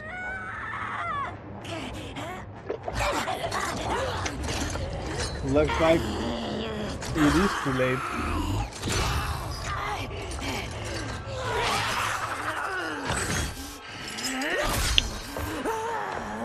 Now do you believe, Earthrealmers? What do we do? Keep her occupied. I need time to finish more serum. Johnny, a hand? We got pages for this? Or are we winging it? Whatever we do, we can't hurt her. Her? I'm worried about us. Princess, we can help you. Your blood. I smell it. How sweet it will be to lick off my fingers. Oh, really now? Fight.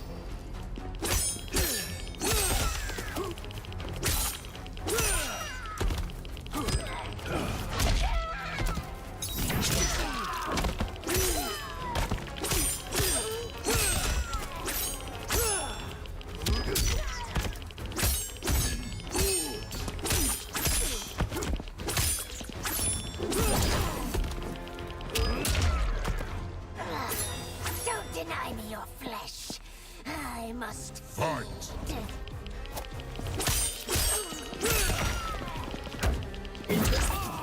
Oh.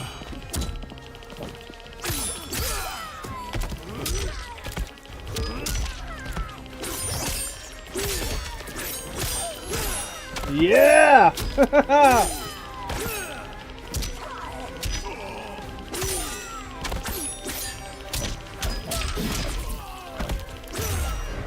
Boom! Johnny, Kung Lao, help hold her down. She's down. It's now or never, Shang Tsung.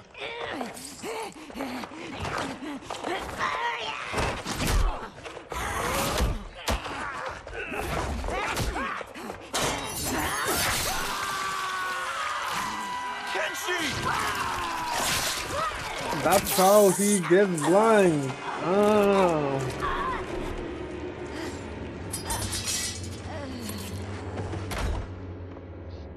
By the gods! Melina! What's happened here, sorcerer? These men were sent to disrupt your sister's treatment and scandalize Outworld by revealing her illness. What? That's totally fake news!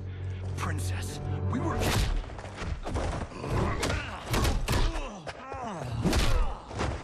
Thank you, Goro. I've no stomach for Earthrealm lies. We should detain the Earthrealmers and the Tarkatan we found outside. At least until the Empress is ready to respond to this incursion. This won't end well.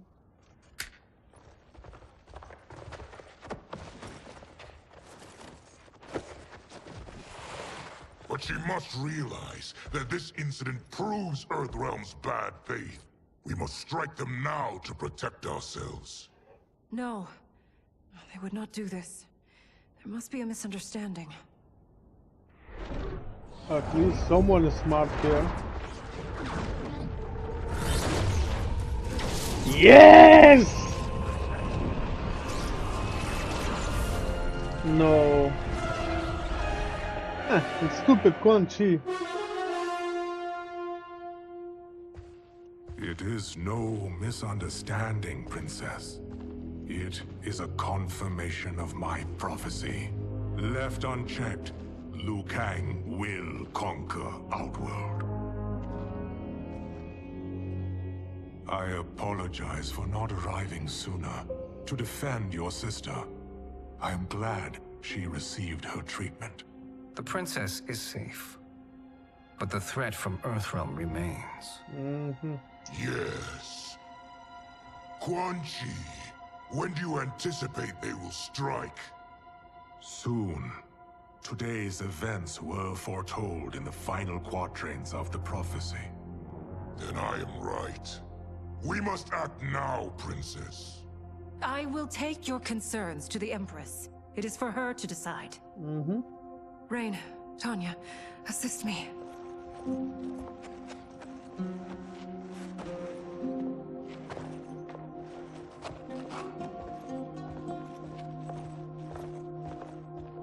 What truly happened here, Sorcerer?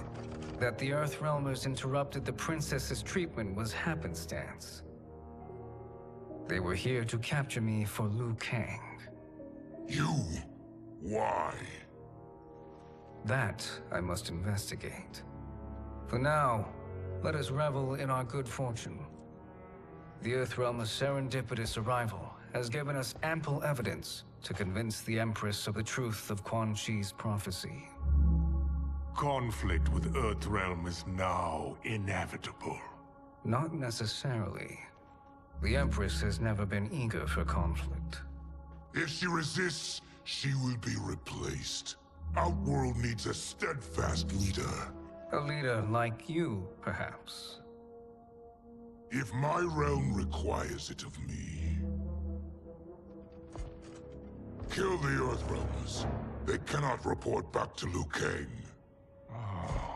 Their deaths will also feed the ire between realms. 2 birds, 1 stone. Our benefactor will be pleased. She needs the realms at war, not at the brink of it, in order to conquer them both. Only then will we rule at her side.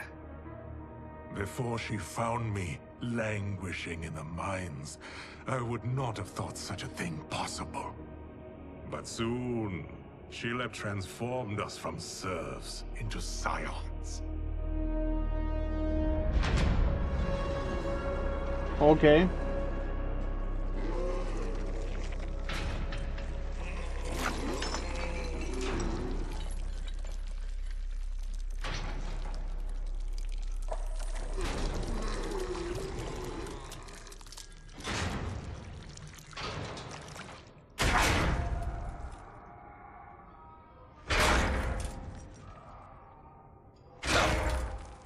You've been at that for hours. If you could see, you'd know why. That's not happening, is it? Keep talking, will ya? To keep my mind off this. Tell me about life before you got sick. I was doing well, trading goods up and down the Varta coast. My family was comfortable, happy. Then Tarkat came. It took my wife, then my children. Cruelly, it lets me live for now. I think it enjoys ravaging my body more slowly. Ugh. This hangover. Oh. Kenji. God damn it. How bad's the pain? Excruciating. You saved me. I won't forget that. But you may just regret it. What are you doing?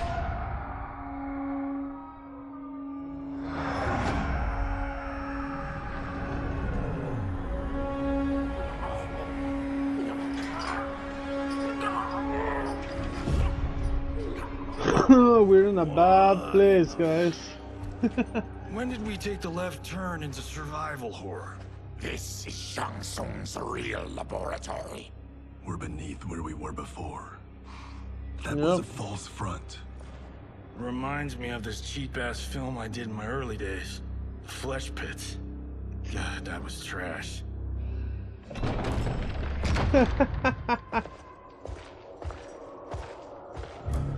Who's that? Our jailer.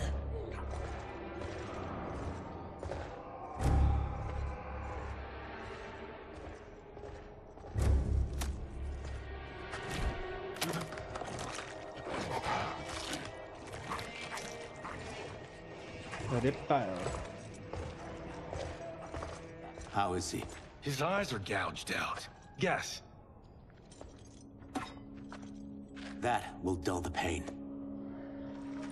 You're vile to be part of this. You are Shang Tsung's prisoner. I am his slave. He has my family. He'll kill them if I don't obey. Quite the bargain, sir.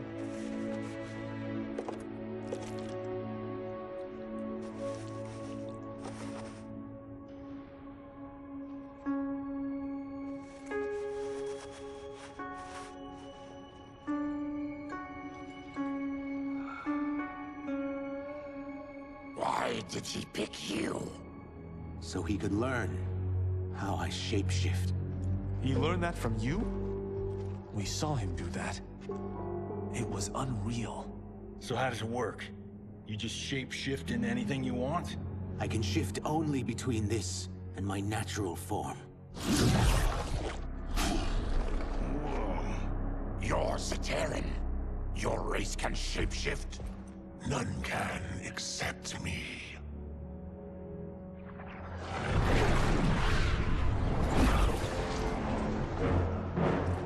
Are they ready? It's time. Time for what, sorcerer? Replication experiments. They begin with your vivisection. I'll use your harvested parts to build new creations. The process is fatal, of course. Liu Kang won't let you get away with this. That presumes he will ever learn what happened. But when I am done, there will be no trace left of you. I shall return soon to check progress. I have other matters to which I must attend. You don't have to do this. It's either you or my family. Put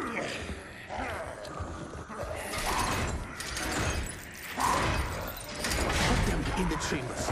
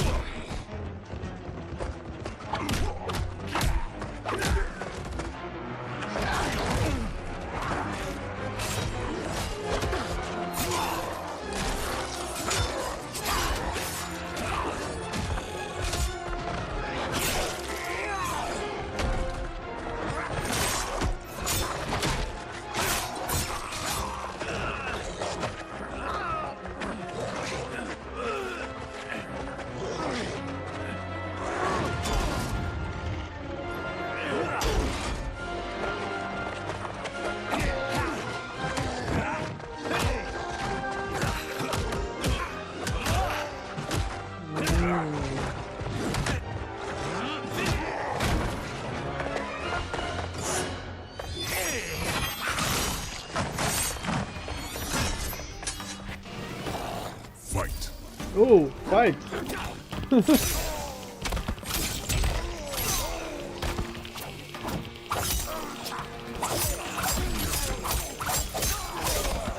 Bro!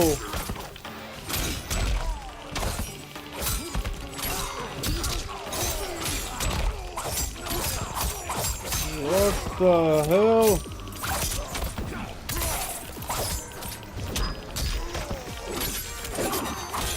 Yeah! How did I do that? Ooh, there's more.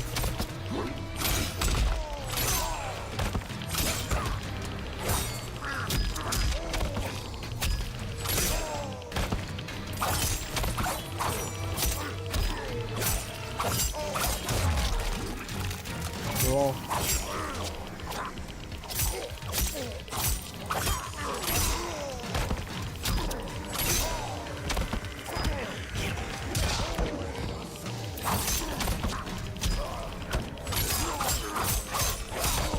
Wow!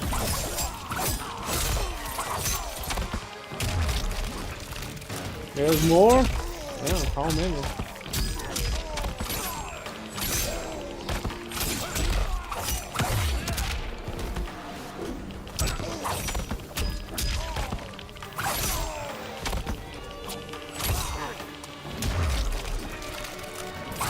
Even more?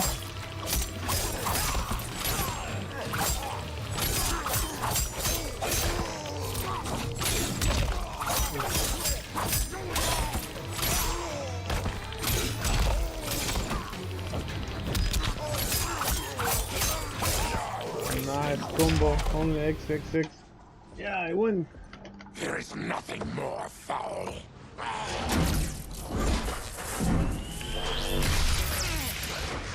You spoke too soon, Baraka. Mm-hmm.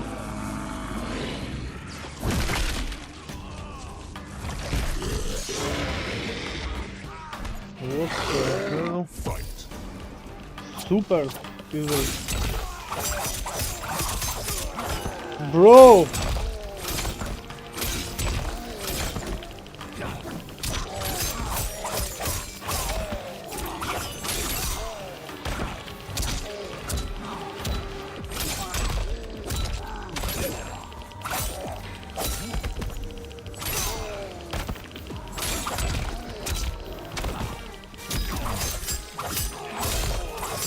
Damn!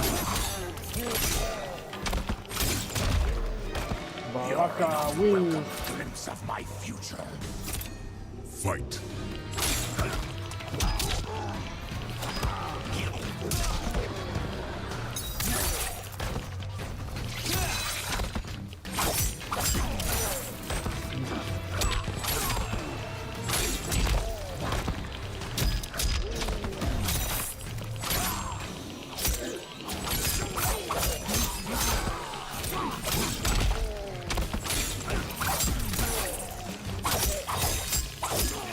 Hey, calm down.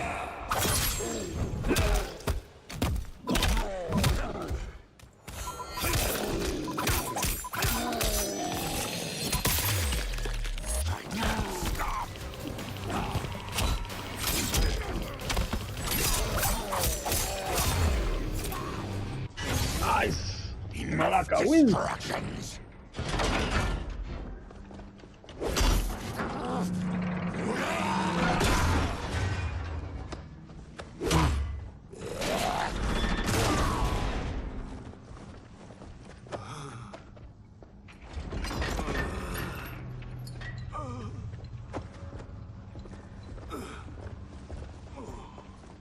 I'm ruined! Shang Tsung will punish me for this by torturing my family. You'll pay for their suffering, Tarkatan. Fight! Oh!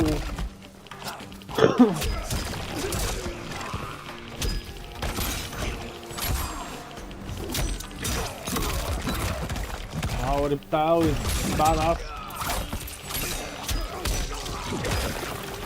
Kinda not fair. The fight started, controller was not on me.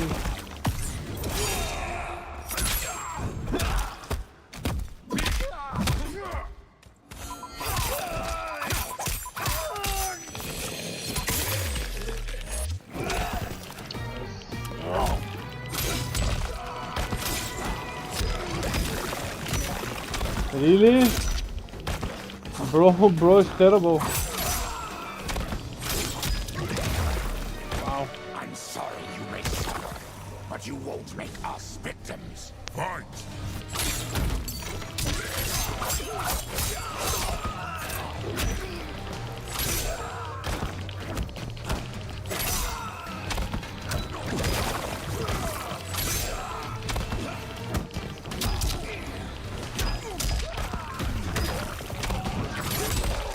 How, bro? How? You...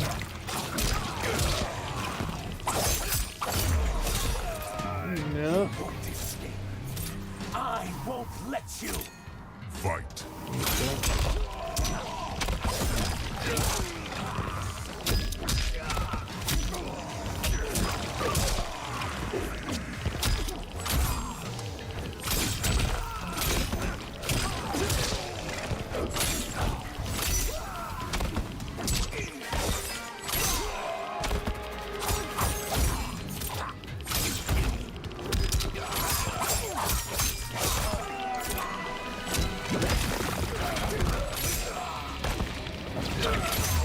Boom. We are leaving. Then kill me. If I die, maybe you'll spare my family. No, I won't murder you. It's mercy, not murder. Not that what I've done deserves yours. You were protecting your family. I would have done the same.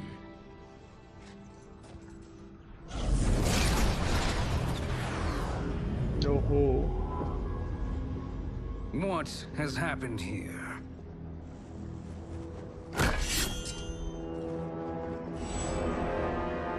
Zeiss, you fool! You've let them ruin everything. We're going, sorcerer. And we're taking you with us. Liu Kang would like a word. I cannot be apprehended so easily. I guess we'll fight this guy now, Shansi. Yeah, I got a bad feeling about this. I bid you all farewell. Cheer up, Zeiss. I'm reuniting you with your family. They're dead? You killed them? Many moons ago. I do hate loose ends.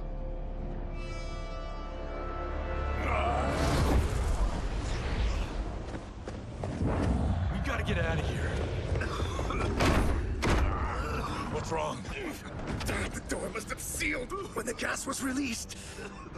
Stand aside. Yeah, Baraka. Okay, how? Ah.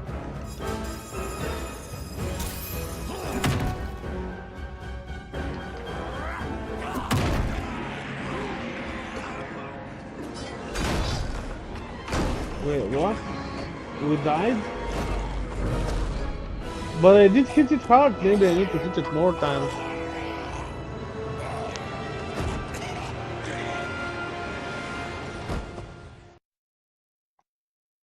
Test your might. Alright.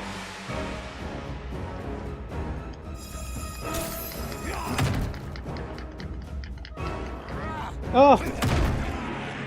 Fuck. So I need to pump it up before I hit again. Okay.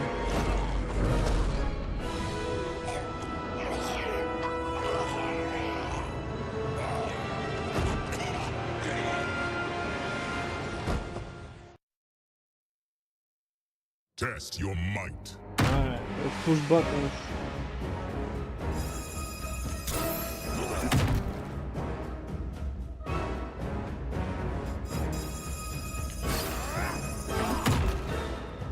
Oh, 3 times. Oh, come on, come on, come on!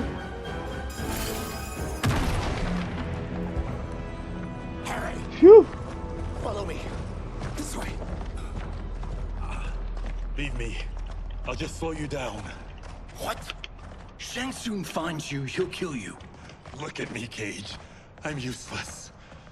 Don't risk your lives to save mine. Hey, you are not giving up. The Tyra need you, remember? We are gonna get back home and figure out how to help you. Got it?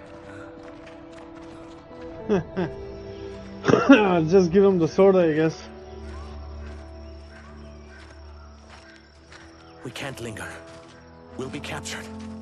We need help getting Kenshi to the portal at Sundo. I can take you only to the city's gate. Tarkatans are forbidden inside. I'll see you the rest of the way. It's the least I can do to make amends.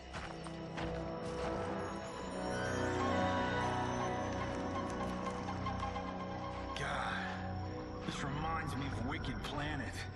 We had this forest in the second act. The Manticore battle. Yes! It was a pain to shoot, but man, did it come out epic. I can picture it exactly. This is the living forest. Aren't all forests living, Baraka? No others have trees that house the souls of the dead. Whoa, wait a tick. We're talking ghosts? Good ones, not evil. You guys know anybody in here? Some distant relatives. You will find no Zaterrans. Why not? Warmbloods don't welcome us. So we keep to ourselves, living underground in Sikander province. Then how did you meet Shang Tsung? That I could take human form made me a freak among my people. I was terrorized and run out, starving and beggared. I joined a traveling carnival. Turned out there are many who would pay good money to see my gift. Back then, Shang Tsung was a huckster. We crossed paths and he saw what I could do. When he began to learn real sorcery, he asked to study me. When I declined, he took my family hostage. Well, that's an offer you can't refuse. He is dangerous, and he has plans. He, General Shao, Rain, they are conspiring. To do what? I can't say for certain. I've only overheard fragments.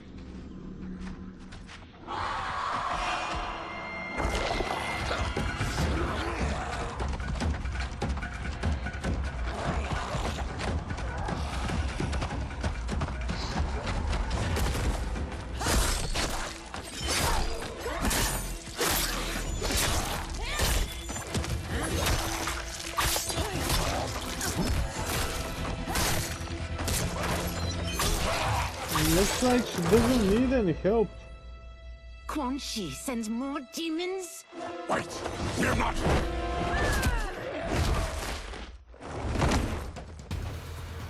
With each of you I kill, my absolution grows nearer. Shedding your blood brings me closer to the light. Oh, stupid light type warrior.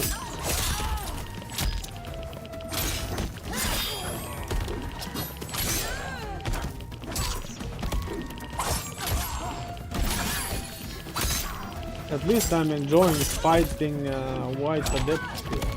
Fucking asshole.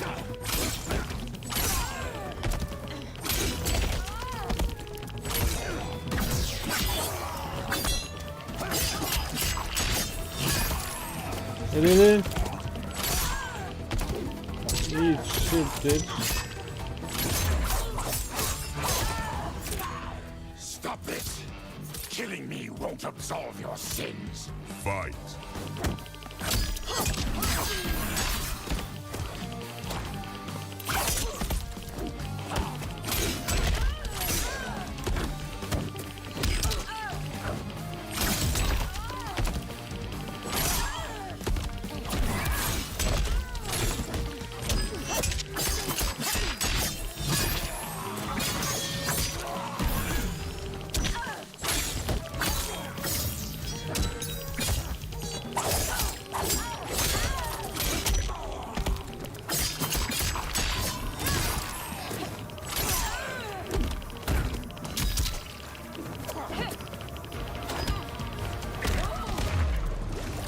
Yeah, we win!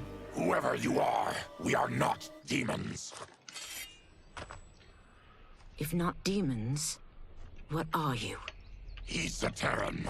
I am a Denian. or I was before my Tarkat affliction. Outworlders. Apologies. I'm glad I've caused neither of you permanent injury. Dumb bitch.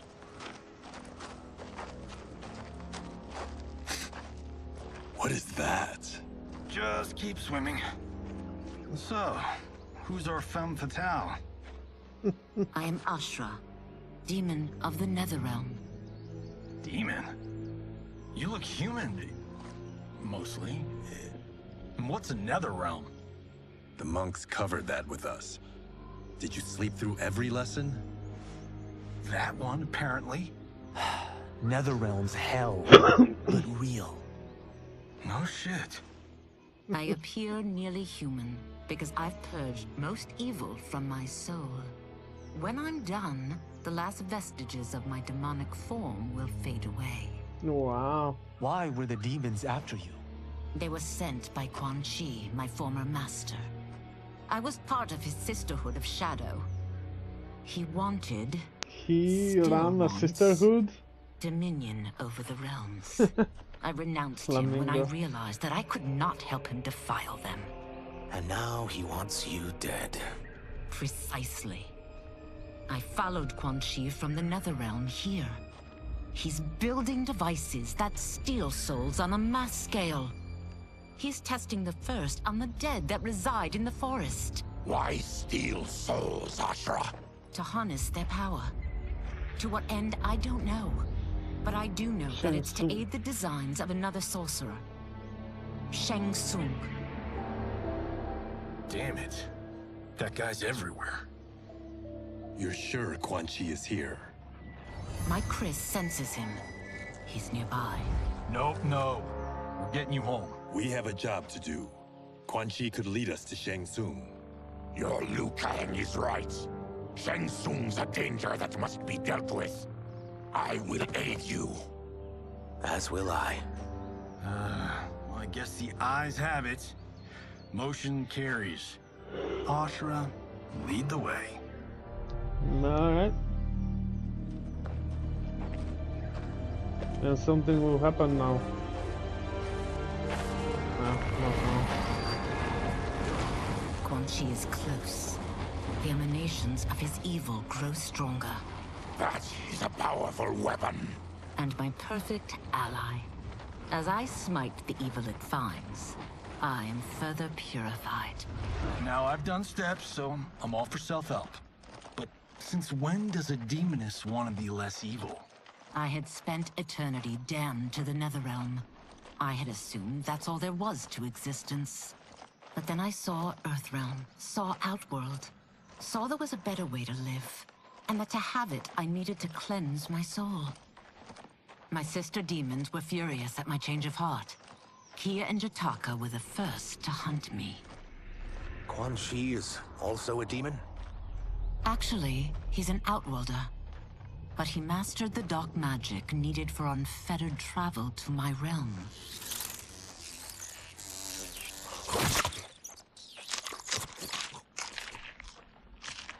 Any idea how he buddied up with Shang Tsung? They share a common benefactor.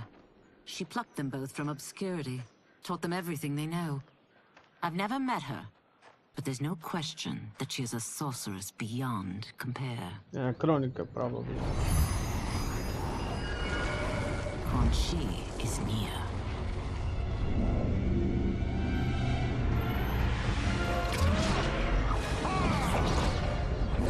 I'm ready for your contributions.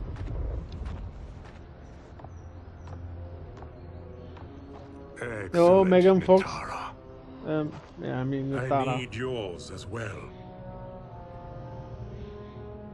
Darius and I have been thinking, sorcerer. Do not try to renegotiate, Havoc. We need proof that you'll deliver. That he's delivered for Natara's Vaternians is all the proof you need. Serena's right.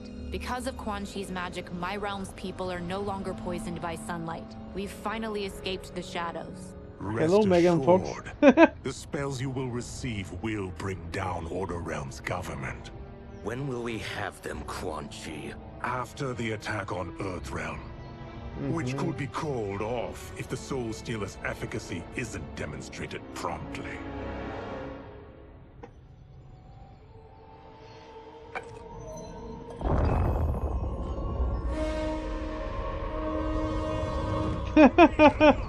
His reaction, bro. I guess we fight Quan Chi here and Tara. Well, this plot just got thicker. Earthrealm is in grave danger. Just one Soul Stealer can kill hundreds of thousands. Yeah, give me some. If he unleashes a battery of their might, Millions will die. He must be stopped. I will deal with Quan Chi. The four of you subdue the others. Whoa there, big fella. This stops where you get off. You heard her. Millions could die.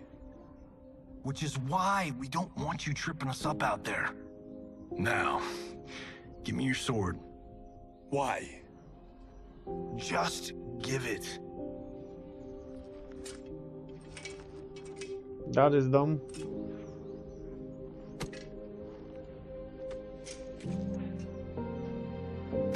Oh, not that much. What? I can't. Not when you've saved my life. Ah, 3 million bucks. That's how much it's worth? Okay. Well, it's his family's anyway, so fuck you gonna pay it. But yeah, so noble, this guy.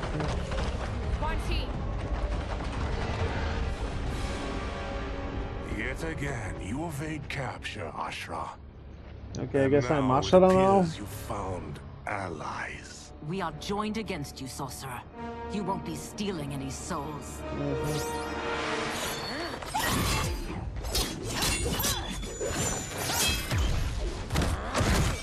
But I want the bad guys to win! Poor bad guys, they never win.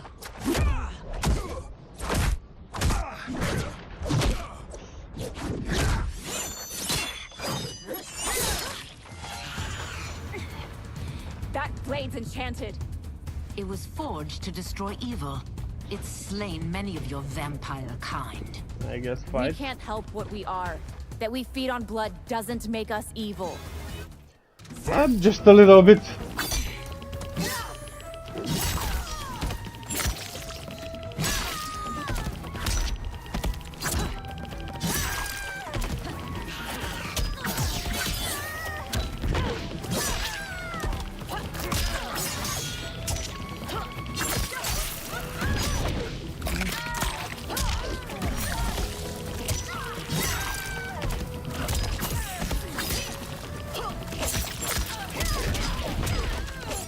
Yeah. How didn't this kill her, bro? What the heck?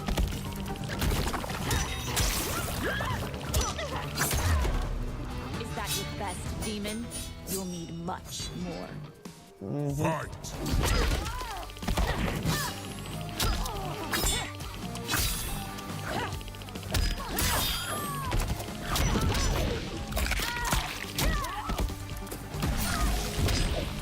Oh. What did she just do? Huh?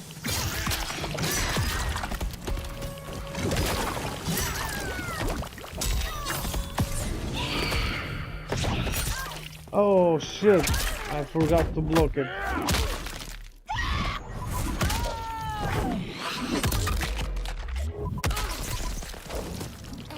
Oh, that was it? Let's see mine then. Oof.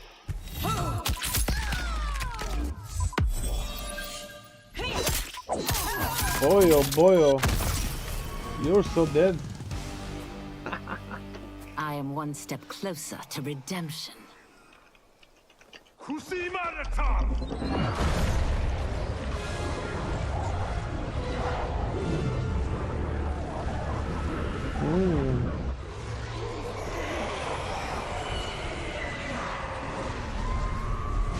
I'm guessing Ermac will not be happy about this now. Or this is how he's born.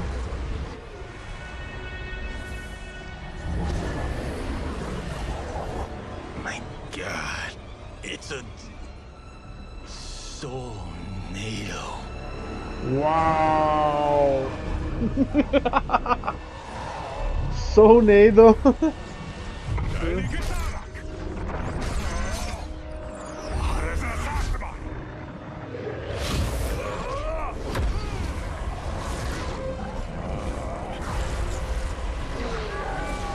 Ermac, yes, this is how he's made. I knew it! Ah, let's fight this guy now, yes? Yes! He's brutal! Yes! Woo! What dark magic is this? Don't know. A collection of souls bound by Quan Chi's magic. We live to obey his commands. Kill them. I guess. Let's fight Ermac. But Liu Kang will show up now? Because looks like we are outnumbered.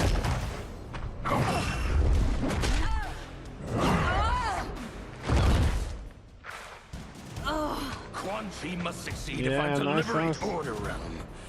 I'll not let him fail. Killing one realm to free another is a heinous proposition.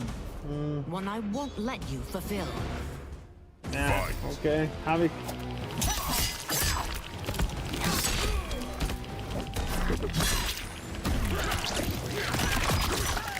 Oh, he's doing blood magic.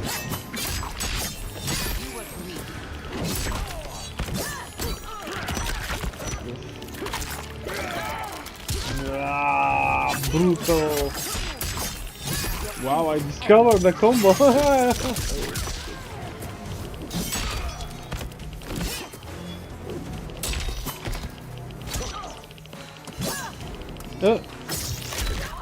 Come on, bitch, fight!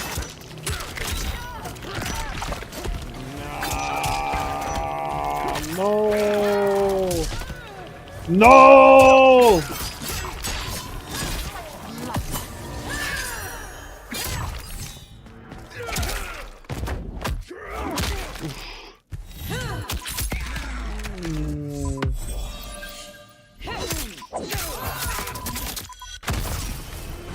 That you aid Quan Chi speaks volumes about you.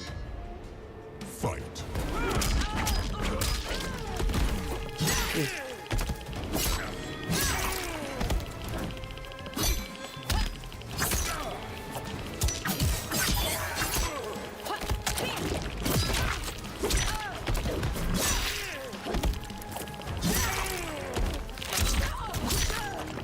Oh.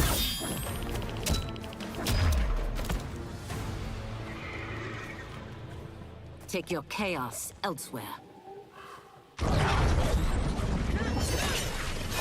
I always feared you would be trouble, Ashra. You are not compliant like your sisters. And now they're dead by Ooh. my hand because you set I them forgot against to do me. something. I'll I'll do never a quick forgive you break for for a that, few Quan Chi. minutes, I guess. Okay, I will be right back. I don't know, maybe just 5 minutes or something.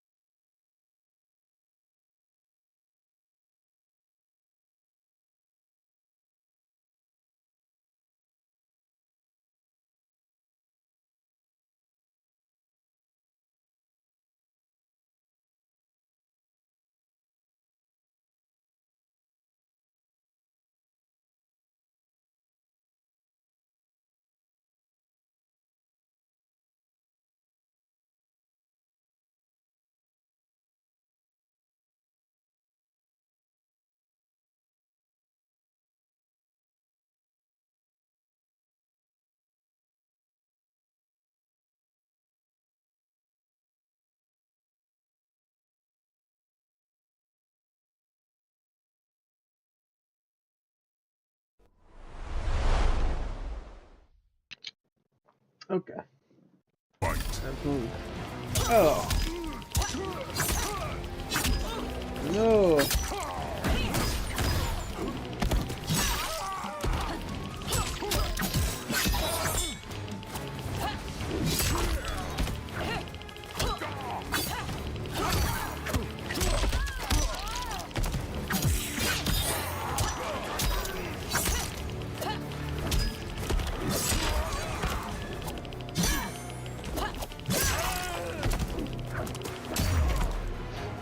Come on, Quan Chi.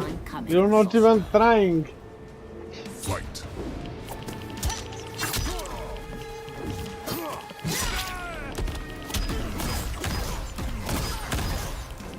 Now we're talking.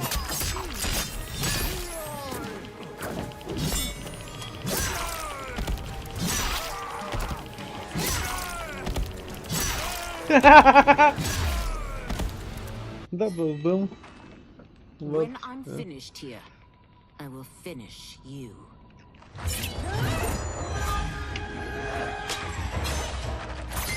That's gonna be a tough fight, I guess.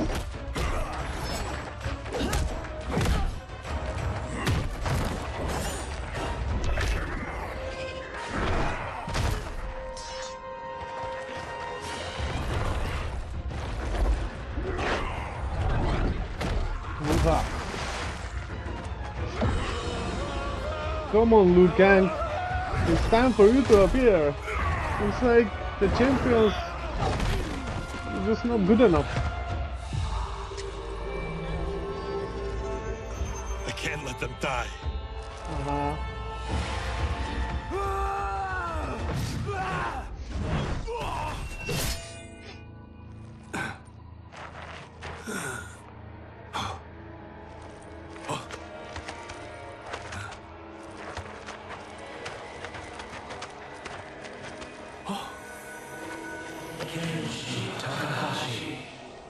What?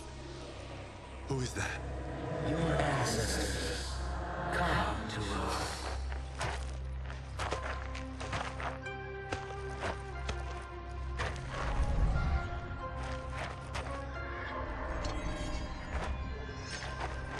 In this your time of need, the terror will not fail.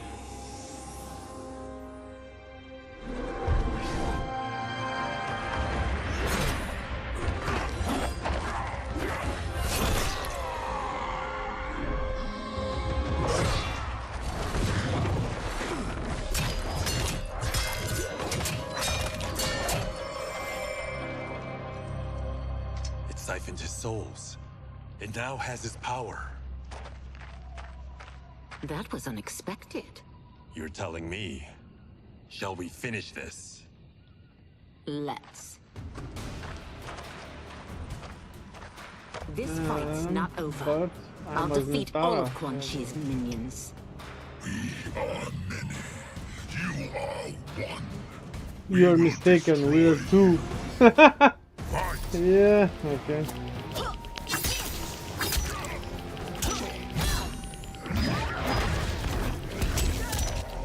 How? I was blocking.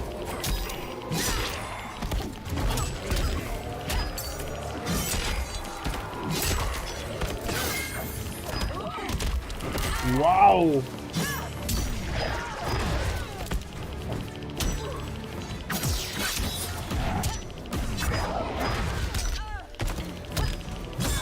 Fucking Mitara, bro.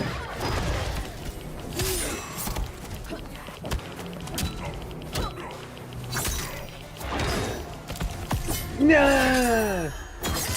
Yeah, okay.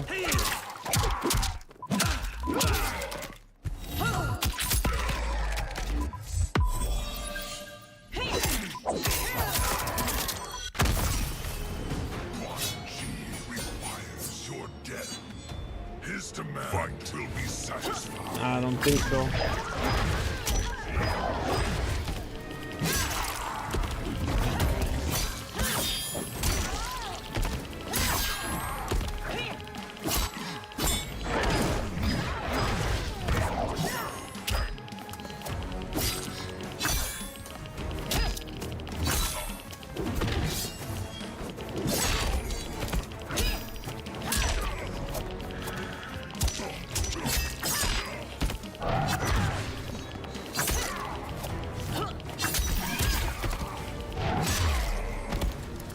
You lose. Resistance is never pointless. We are many. You are one. We will destroy you. Yeah, you is dead. What's Bye wrong bye. with him? Combat Well must have intended. weakened the magic that binds his souls together. Sinel, I'll find you. What was that? Watch him. I'll shut down the Soul Stealer. If you can.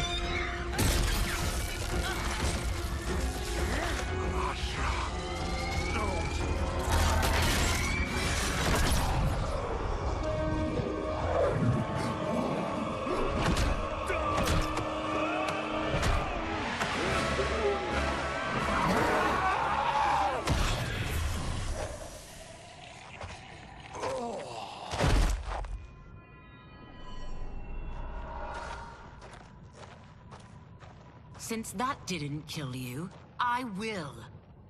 No, Ashura. He's too dangerous to let live. Liu Kang needs to question him. He knows Shang Tsung's plans. Very well. Can't we just question his Well. soul?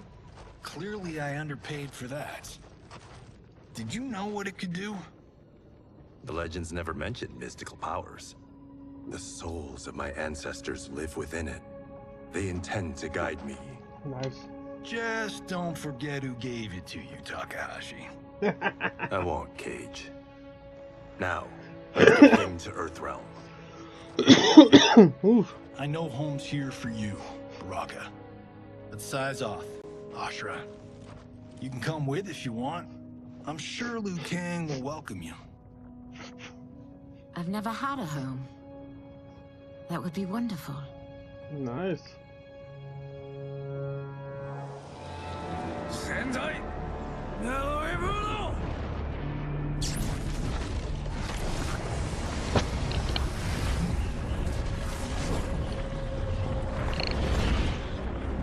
Report, Shang Tsung. The Soul Stealers are under construction. Quan Chi tests the final components as we speak. And the army? Will obey your every command, once it's been fed sufficient souls. I've also conceived a plan to break the Lin Kuei away from Liu Kang. Instead of defending Earthrealm, they will betray it. Excellent. You have learned quickly, Shang Tsung. And well, you will soon reap the bounty of what you've sown. They seem to forget the terrible laughter for some reason, or maybe not yet.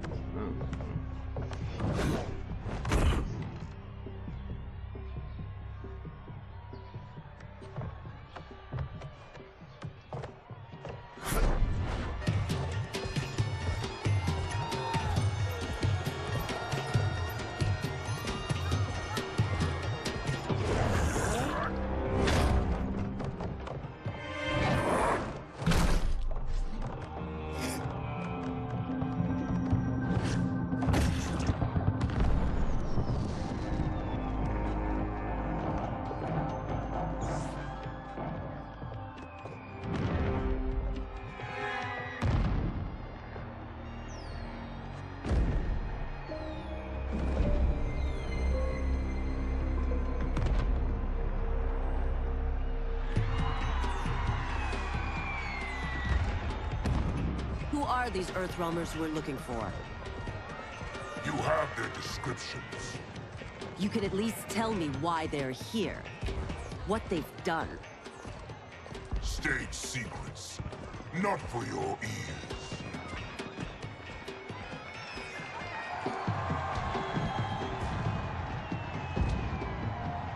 Yes, Princess.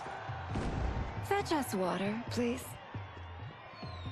As you wish. Careful, sister. Entanglements with Ungadi are forbidden. You know their vows. Who told you? No one. I have eyes. As do the snakes at court who would cheer your downfall. The Ungadi's rules are ridiculous. And you can change them when you are Empress. For now, you cannot jeopardize your ascension.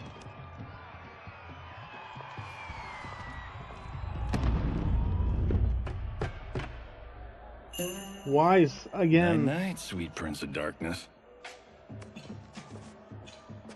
Oh, perfect. You'll fit right in. You couldn't steal a more functional hat. What? It hides your face. And honestly, it suits you. I still don't know about this. Carrying him around will attract unwanted attention. Look at it out there. It's like Mardi Gras. People will think you just party too hard. What's the word? Go toward the stage, then right to the portal gate. But there are soldiers and constables everywhere. Are you sure these are enough? One person spots us, and we are dead. And that's why I'll create a diversion. They're out for you too, Zeiss. To catch me, they must see me. Damn. You didn't tell me you could go full Predator.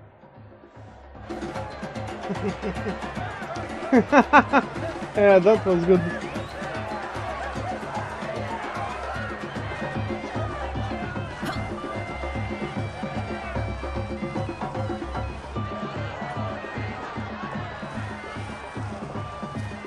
We could use that diversion.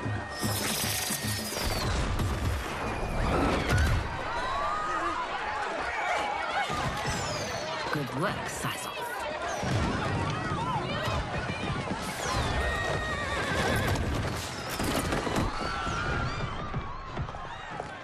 Come, princess. Unhand me. I'm going nowhere. Douse the fires. Find who set them. Stand down, General. This is my problem, not the military's. Look. Zeiss. You know him? Who is he? Unimportant, but it means the Earth Realmers are here. Rico.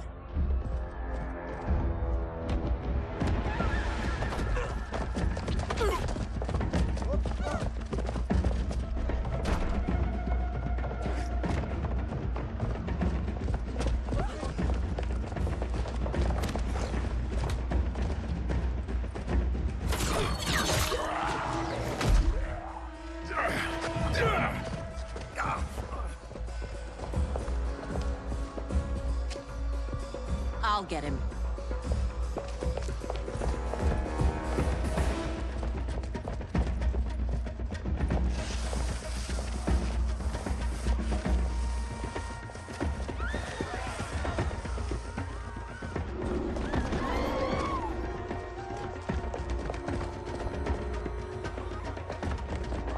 Zeiss.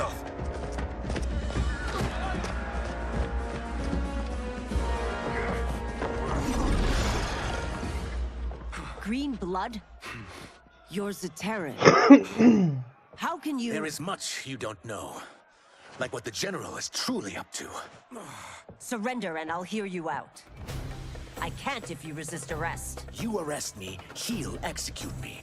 That's not how I intend to die. Okay, I guess I'm reptile now.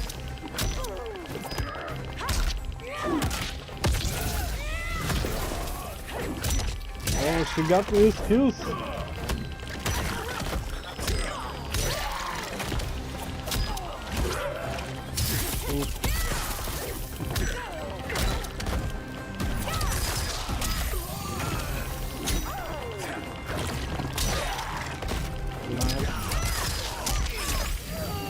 What the...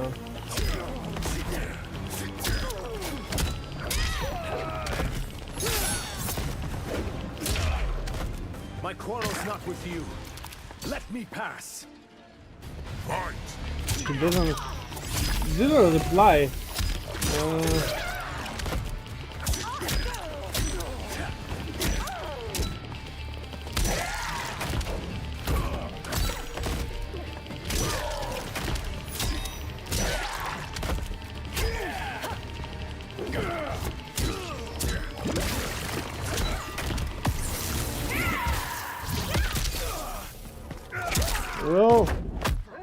I guess let's see it. But it's so much damage.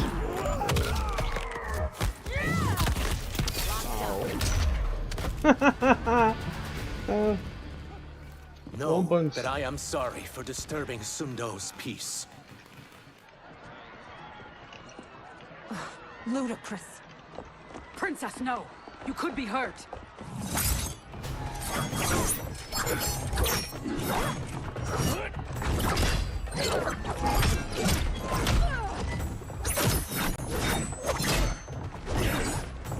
Insurrection from a Zaterran? This is a day I never thought I'd see. You misread my intentions, Princess. Sadly, I've no time to explain them. Again? Fight.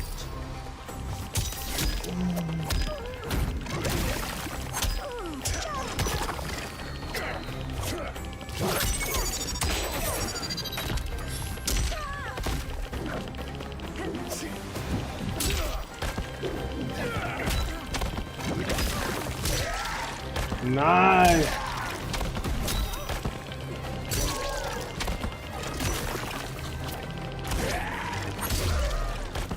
For one who claims not to be a rebel, you fight tenaciously. Fight. Yes, I do.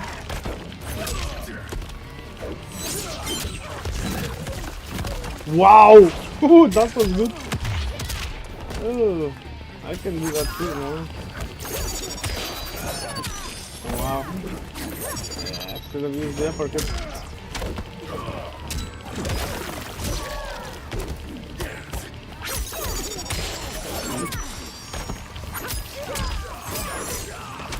Bro.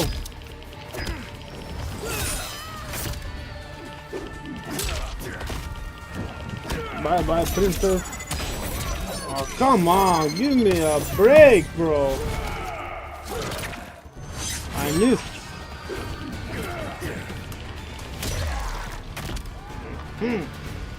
Soon, you will know the truth. You lose.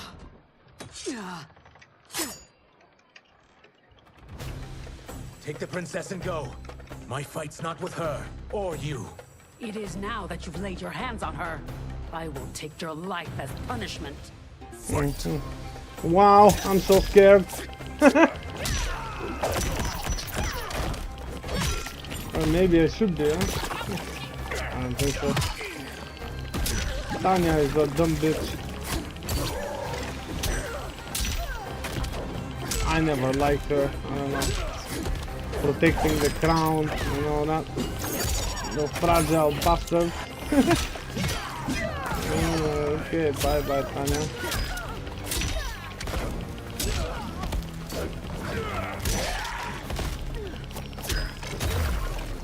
Reptile will. This need not continue. Fight.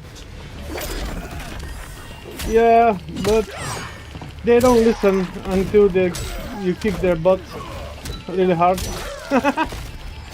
Then everyone wants to behave.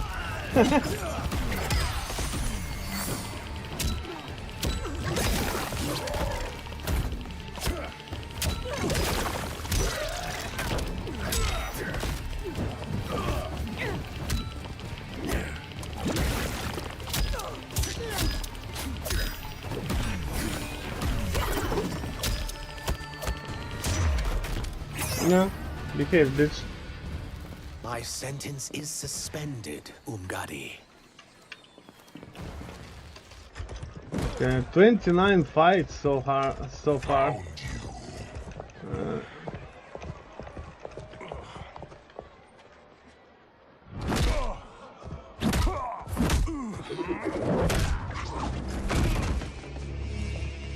Not good. Okay, Goro and Khan. Shao. Okay, Goro and Shao. This is one of my Shao, movies. Prince We get Goro. saved by a plucky comic sidekick. What? If we die today, Oh, it's Reptile and we die Kenshin. together. Okay. Not comic, but definitely plucky. Lucky.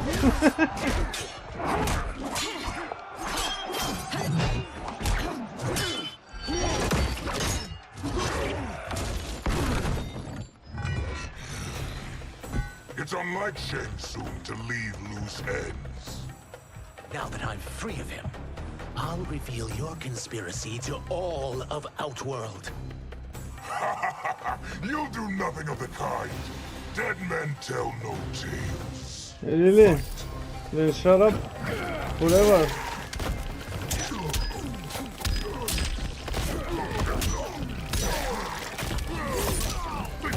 What? His cameo beat mine. Oh boy. Is that even possible? I guess it is. Ugly. What?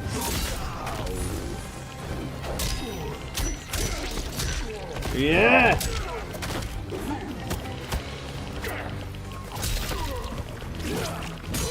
Oh, come on, bro. Do the fatal blow. Come on, I want to see it. Well, I guess you won't do it. It will make your defeat that much more certain. Shut up. Shut up, cunt. Oh. Can I take his axe?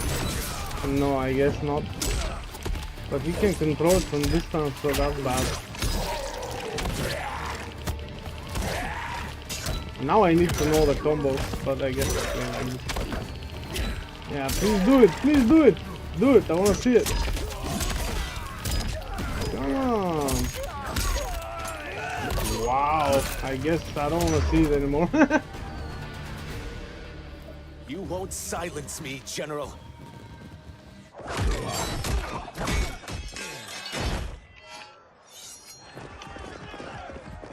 We must go. Now! Motaro?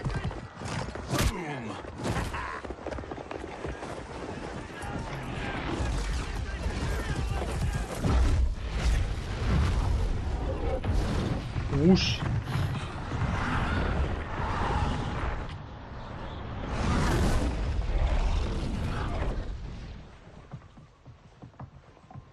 Johnny, Kenshi, Kung Lao, you have safely returned. Well, not really.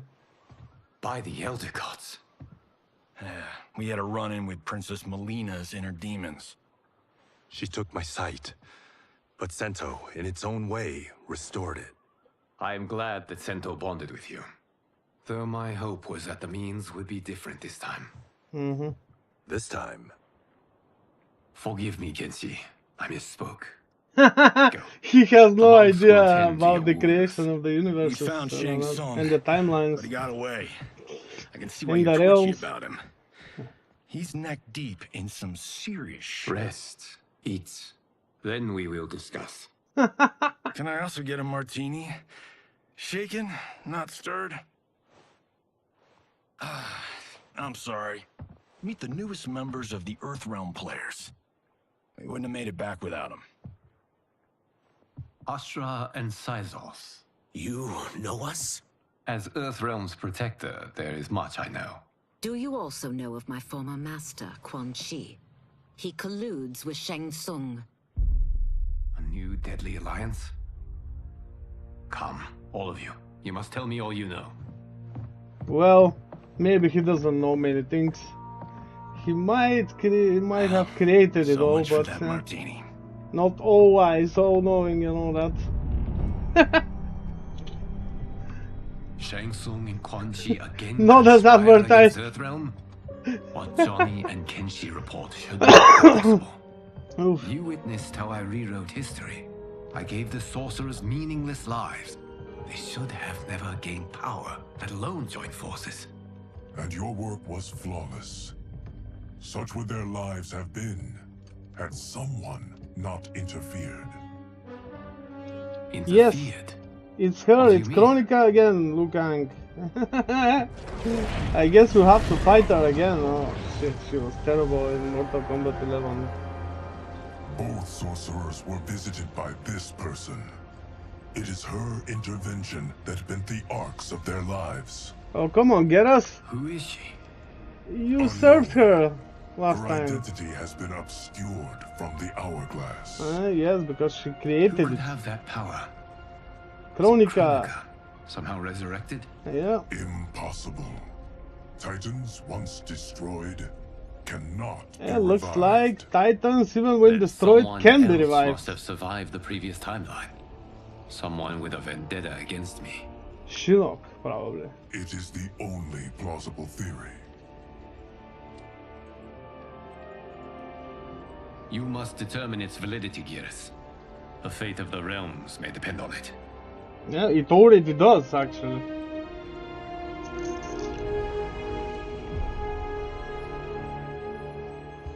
How long are we expected to linger?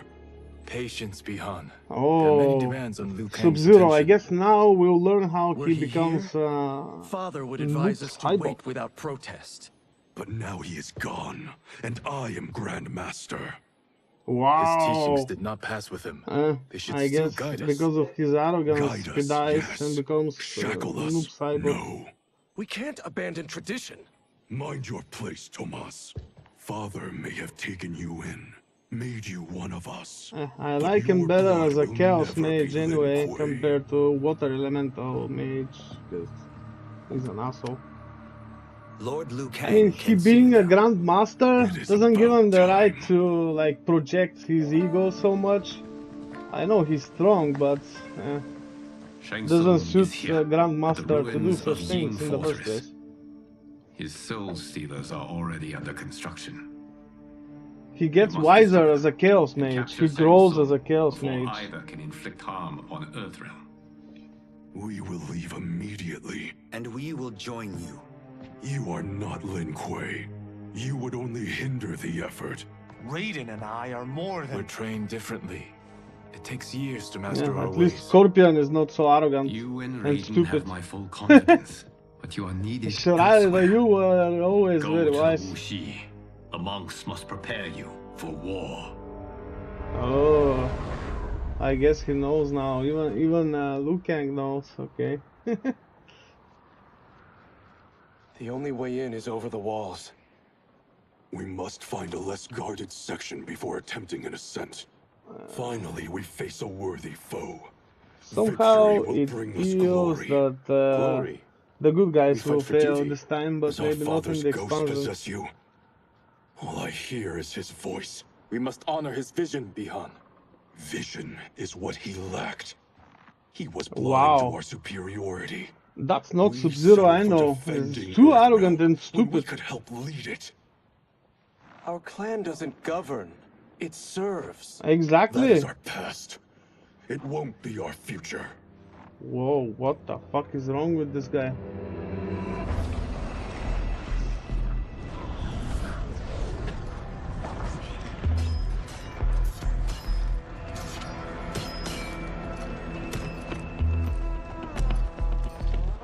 But Smoke had a point. The Lin Kuei serves, doesn't govern. So, I guess I'm not surprised Sub-Zero will bite the dust.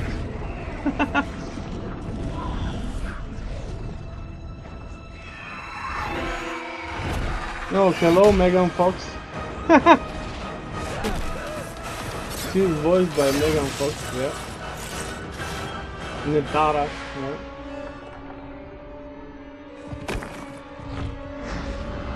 That's how he falls? Ah, no, almost. Okay, so what, I'm Sub-Zero now? Fighting Nitara? As a boy, I heard tales of battles against your kind. I have fought them tall ones. All Earthrealmers will soon know of Eternus. My realm starves, and it's coming here to feed. Fight. I don't think she did a good job though, by voicing this character. It's like... there's a lack of emotion in her voice. I don't know. She just states things.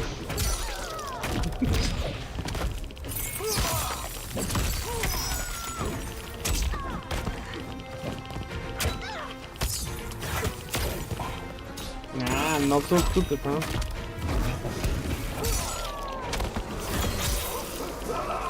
What the? Think you've Okay. overcome me? Think again. Already thought about it.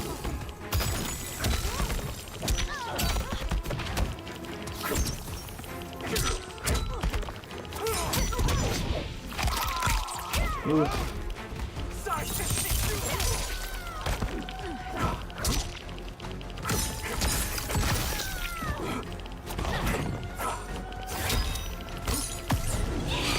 Really? I guess it's it. 14. Go down after it now. Wow. That wasn't much damage though.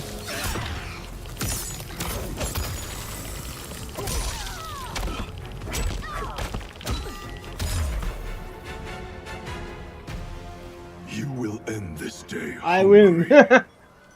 Of course. What is this? Oh. Hello, Armak. None will escape us.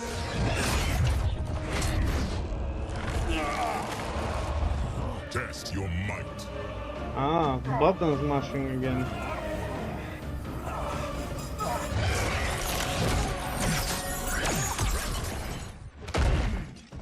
You are Quan Chi's creation. Liu Kang warned about you. I had hoped for the chance to battle your dark magic. Okay.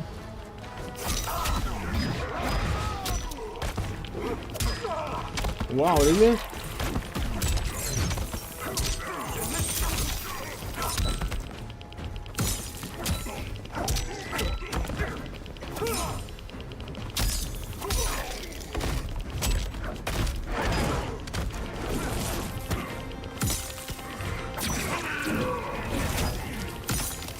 Now would be a good time to know a combo, but I guess I just figured it out. Your magic does not impress.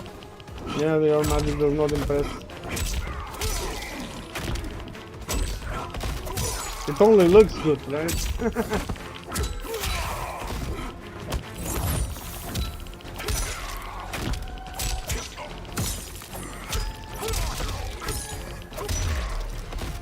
Yeah! You're not so fearsome. You're both unharmed? We are, brother. Good. After our years of idleness, it pleases me to again face combat. I will be pleased when we complete our mission.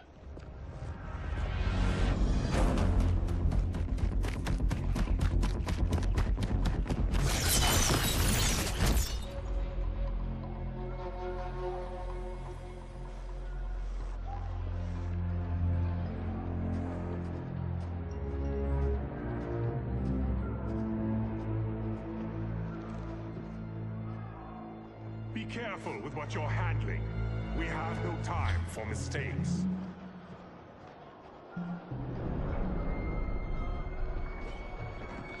Let's see, we will fall in the trap of Quan Chi and Shang Tsung.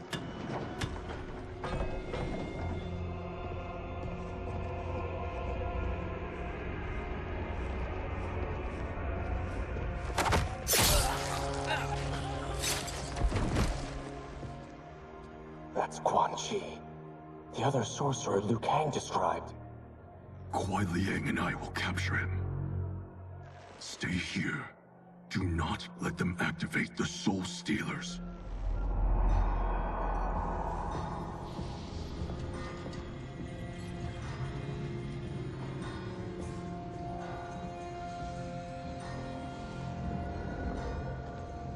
Yeah. How come he doesn't sense us? What kind of mage is he? He probably did. And this is a trap. Yeah. Doesn't seem right.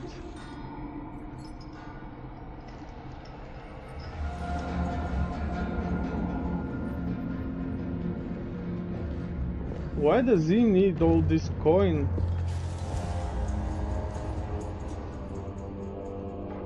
There will be spoils in this war. Let us win it first, brother. Gold.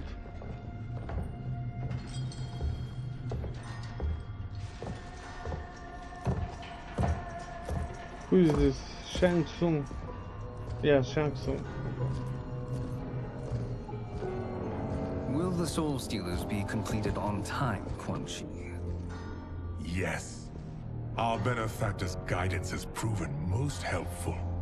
If we break it, we'll halt their construction. Agreed. Too early.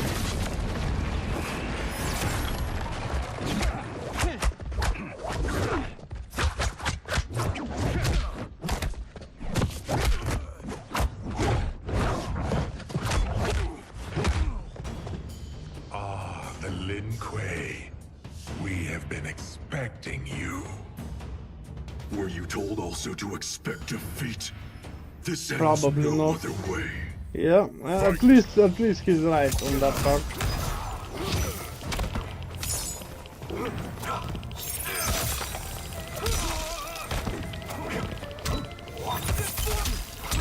How did he escape this, bro?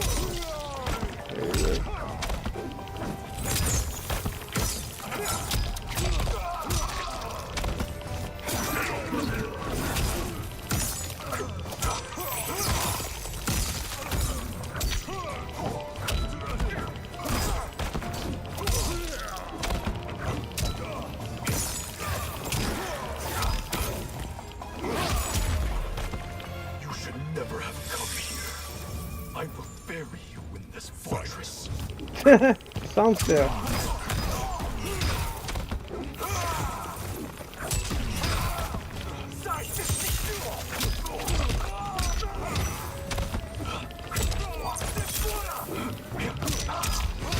What a useless spell. Bro, he's gonna hit him.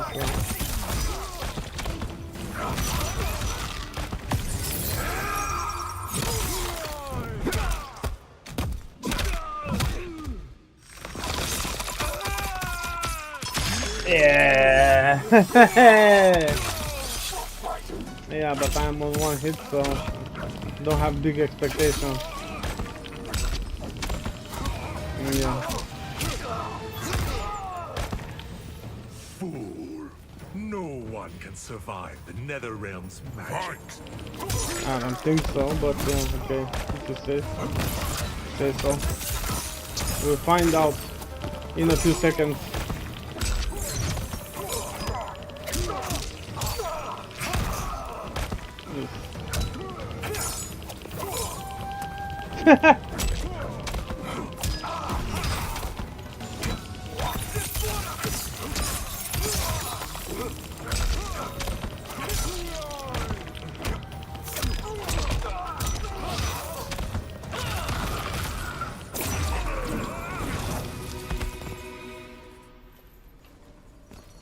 Your failure was inevitable.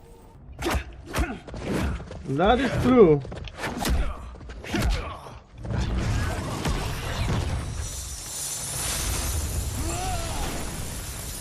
You want gold? There's your gold. This is so unnecessary. Yeah, indeed. What I can offer you, you won't decline. Can't we Unless just get it's your along? surrender, I am not interested. Fight!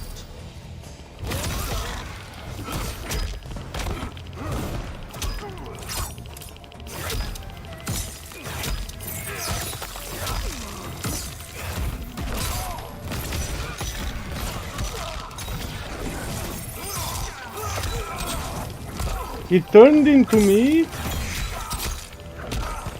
Bro.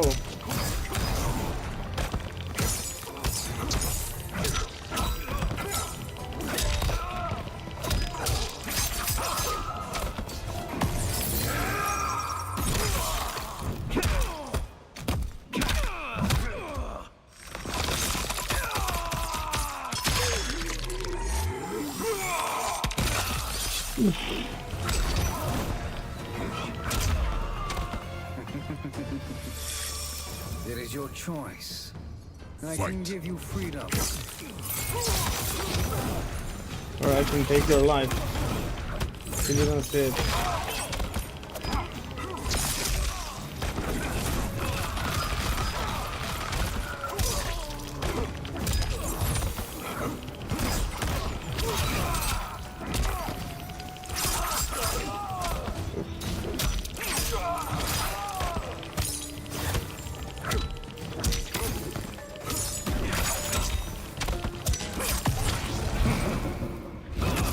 But I blocked it. Ah, no. He hit me beforehand. Oh. Ouch. Wow, that was ugly.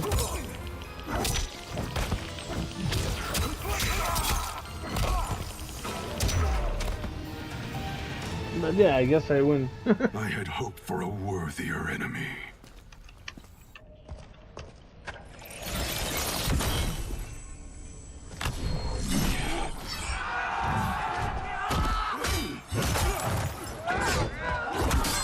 Wait, what? Where's my other hand?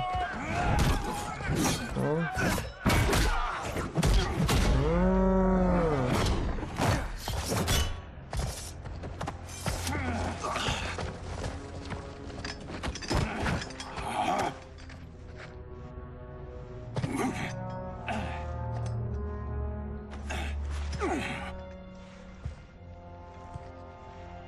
Perhaps now you wish to entertain my offer. How would you know what I value? We're strangers to each other. I know that you wish to break free of Liu Kang's control, to gain your clan unrivaled power. I offer the means to do both. Ignore him, brother. He promises only corruption. Grandmaster, I am sure you're asking yourself, can I afford to trust a man I have never met? But the true question you must ask is, can I afford not to?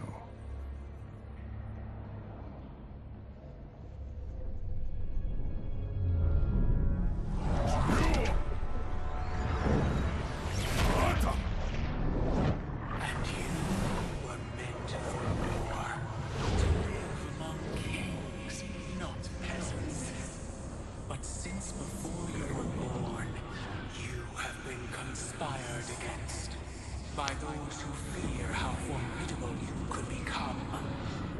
I am your deliverer, Shang Tsung. Join me, and I will put the realms at your feet. Who are you?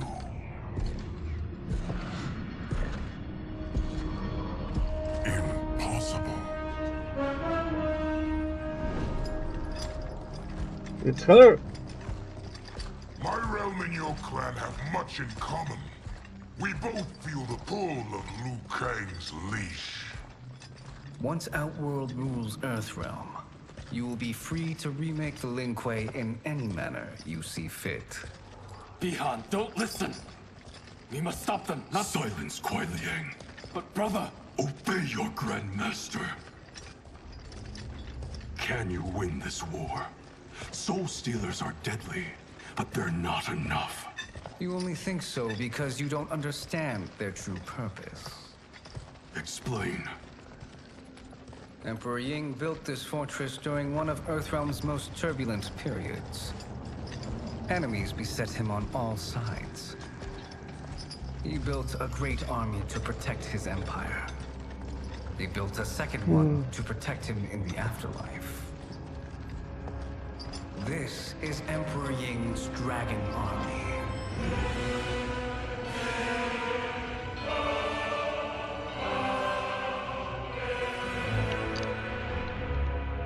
Impressive.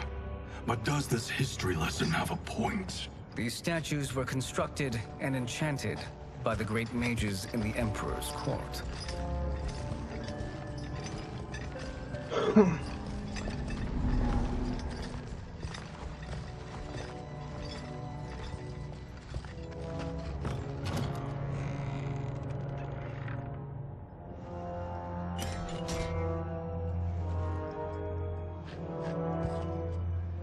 They are animated by fragments of souls. Once alive, they fight tirelessly, unburdened by remorse or pity.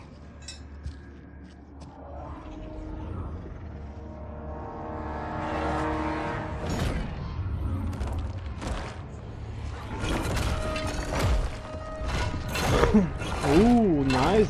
Terracotta warriors. As our ally, You will be given command of several battalions. Few in Earthrealm could then resist the Lin Kuei.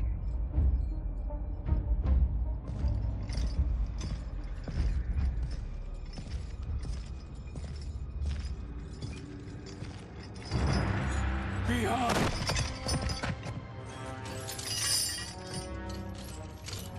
How could you?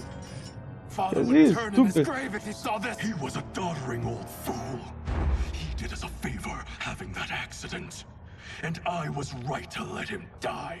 Let him die? You said you tried to save him! A lie. Because you couldn't and still can't face the truth. Father had doomed the Lin Kuei to mediocrity. Now, we will achieve greatness.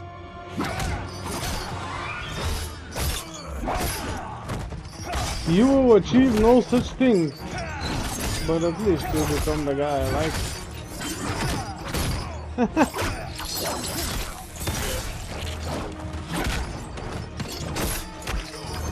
I guess I'll be Scorpion now. By the looks of it. Wow. What a hit.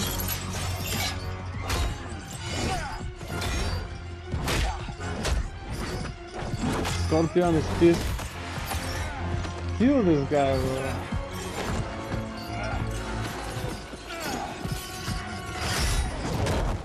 Damn.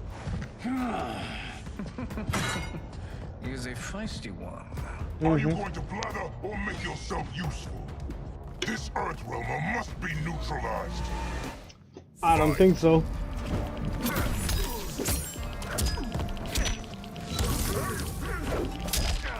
Whoa.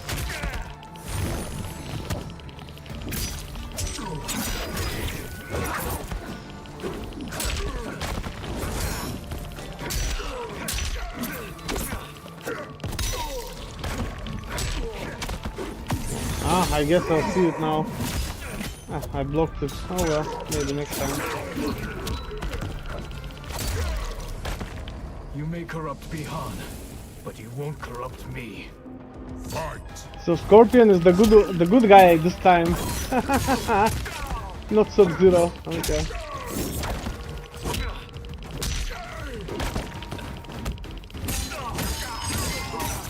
Wow. If only I knew such combos. I guess I figured one out.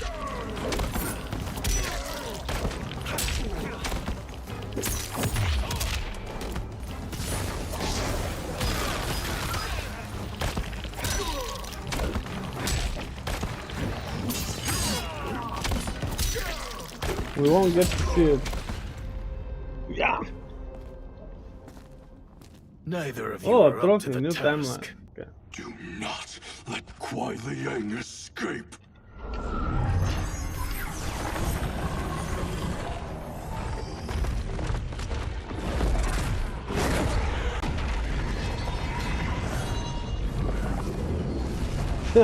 They melt before me.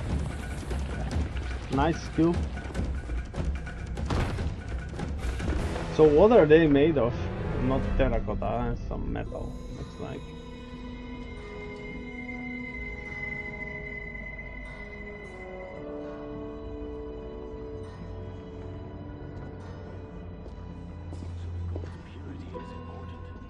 Pollutants impact efficiency. Like barnacles on a ship's hull.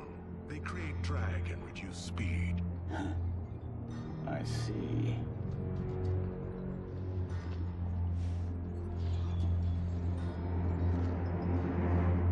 Rain saw me. Yeah, okay.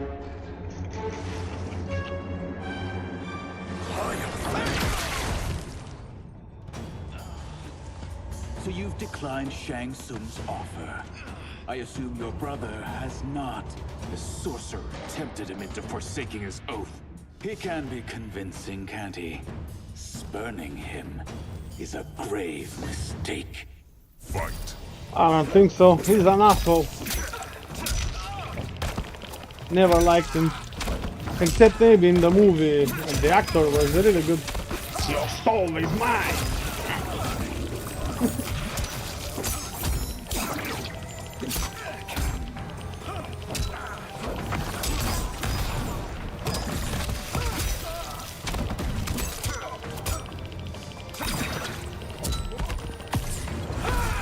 What? I blocked it. So I guess we're not gonna enjoy it.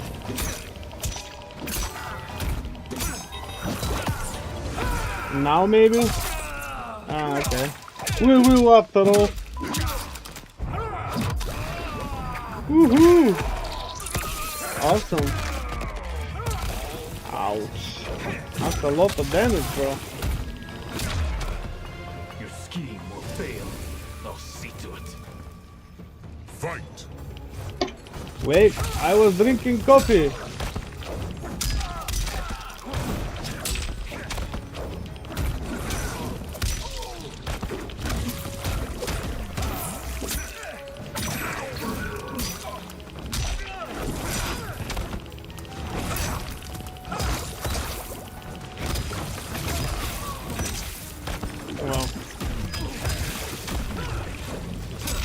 What is he even thinking?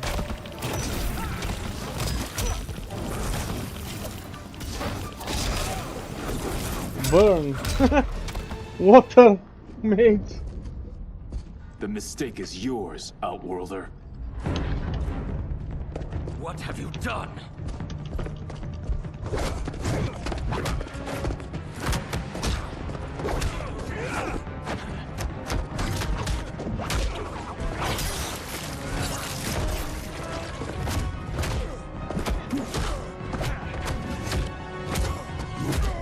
Wait, who's that? Test your might.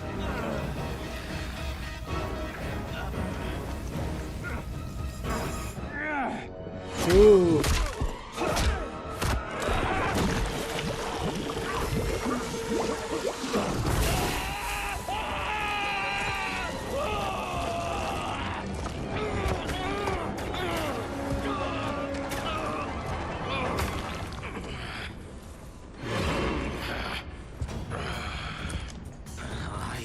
Not finished. For burning me, you'll burn in the Netherrealm. Yeah, okay. You should say so.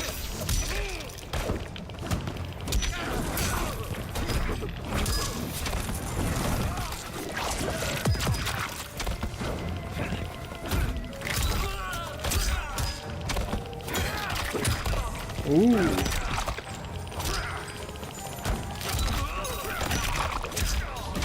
Wow, he's brutal, this guy. What the hell, bro?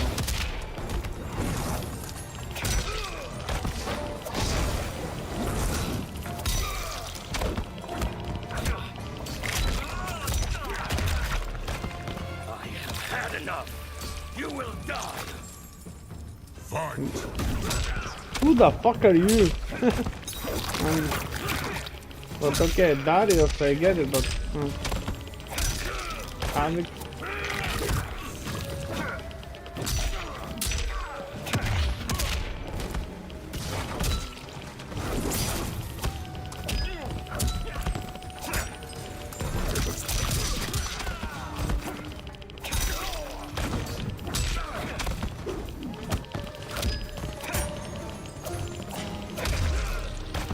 Desist, or I'll scorch the rest of you. Fight. Sounds fair.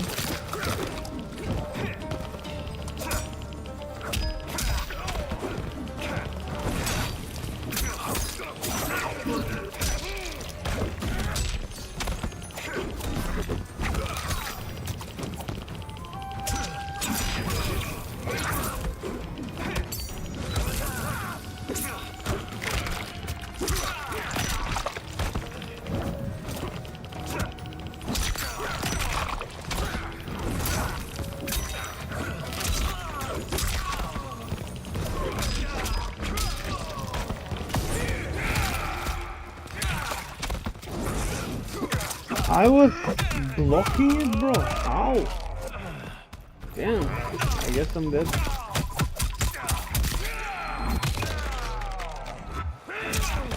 Oh yeah, not yet, but...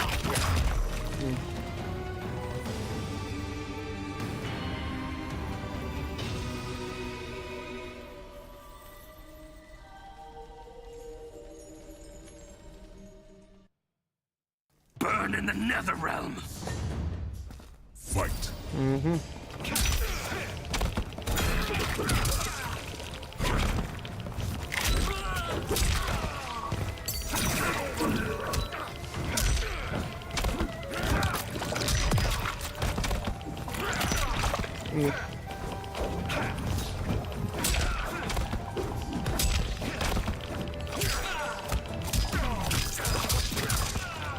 I need to know these combos. Not knowing them doesn't help me. I have had enough. You will die. Yeah.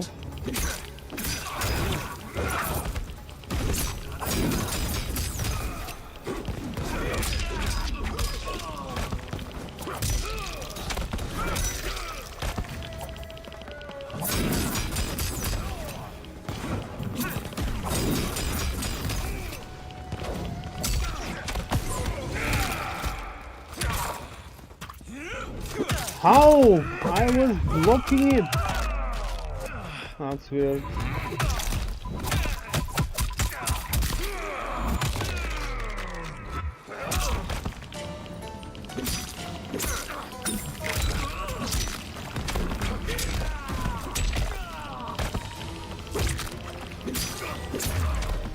Desist, or I'll scorch the rest of you. Okay. Fight.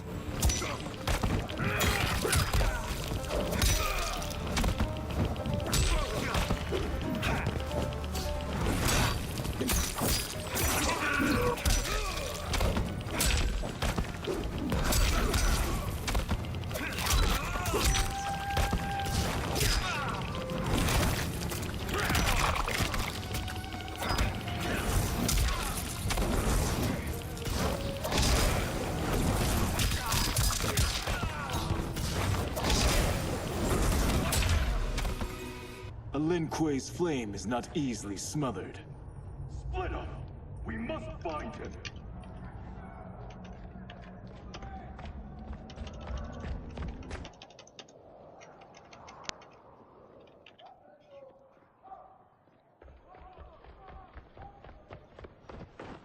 What happened? Where's Bihan? He's betrayed us. We're all in imminent danger. Letting Father die. Forsaking Earthrealm, he's abandoned all reason. I knew Bihan's frustrations ran deep, but I never thought they could inspire such madness. We can't let his corruption spread. No, it Whatever will. it And it will takes, get I am even with worse. you. Thank you. We may not share blood, but we are brothers. Do your oaths mean nothing? It's your duty to obey my will. Not when it betrays Lin Kuei principles. We won't sacrifice them to serve your ambition.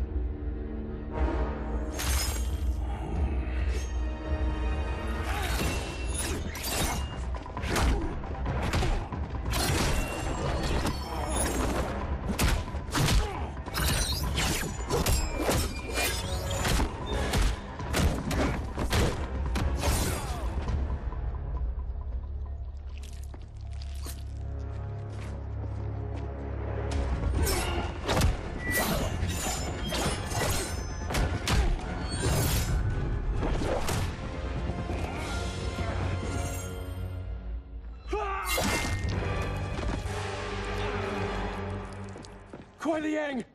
Stay back! This is my fight. End this, brother. Embrace the future. I want no part of it! You pervert all that it means to be Lin Kuei! Fight! Not really.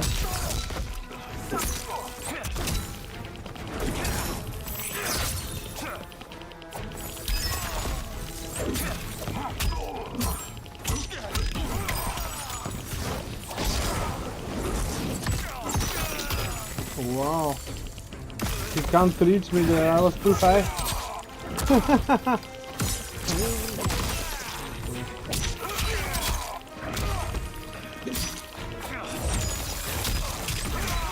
He is tough opponent.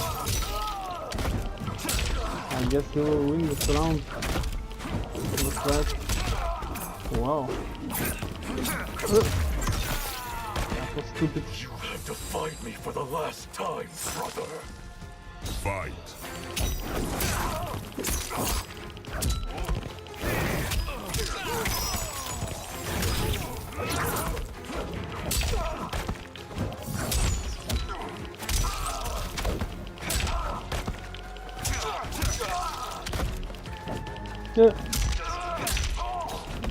Ah, couldn't do it the third time. Our family and clan. Fight.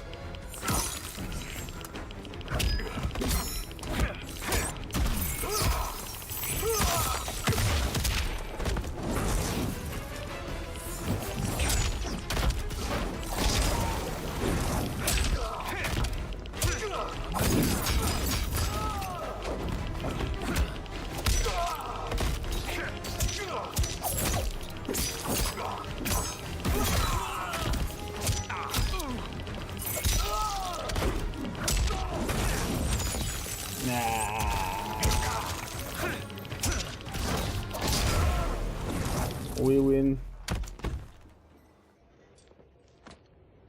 You are my Grandmaster no longer. What are you doing? Once he's exposed, won't you be made Grandmaster? You forget Cyrax and Sector. Their loyalty to Bihan is absolute. They'll Yep. sooner abet his corruption than follow me. We must chart a new course. One that both honors our father's legacy and serves Earthrealm. Help me. We can't leave him here to aid Shang Tsung.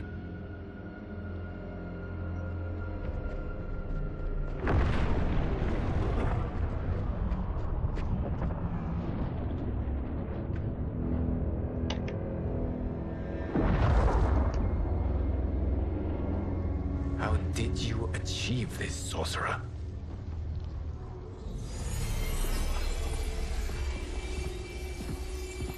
You arrived not a moment too soon, Geras.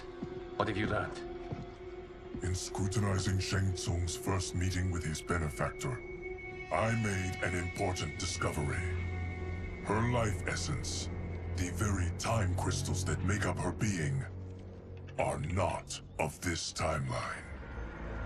Not of this timeline? How could someone from a previous timeline enter this one? That cannot happen. If that cannot happen, then what has happened, Geras? There are no other timelines than those that have come before. All evidence points to the presence of a second timeline, which exists concurrently with ours. Two timelines, side by side, moving forward simultaneously? Yep. Never in a billion lifetimes have I seen this.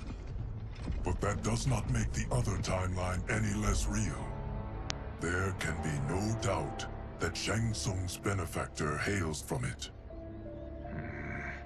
And who she is, why she's here, where she's from. All questions we need answered. Which we It's can't, or we are Chronica, under you attack. ask. I will go to Don't you Sindel. get it?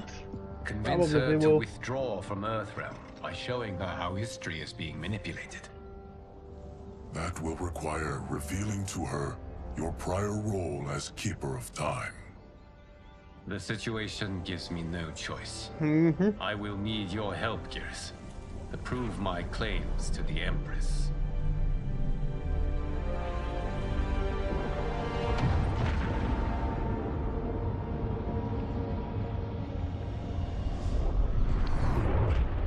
Li Mei. Whew. Oh.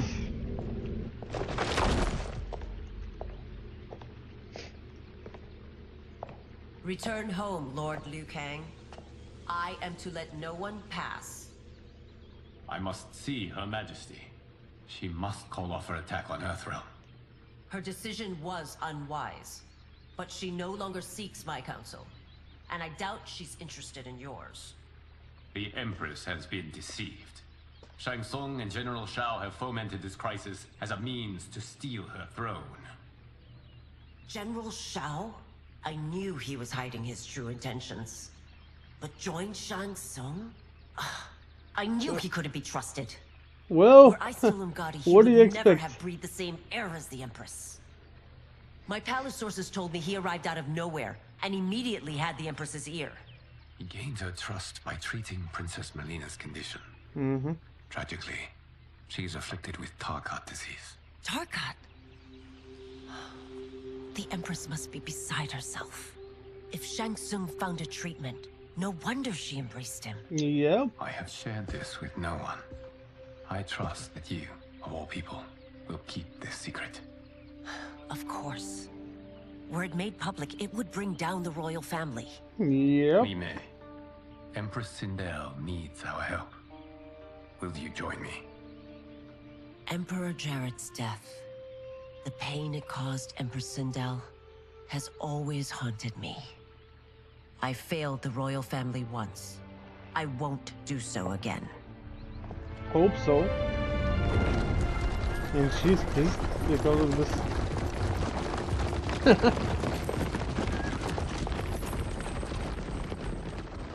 Everything now makes sense.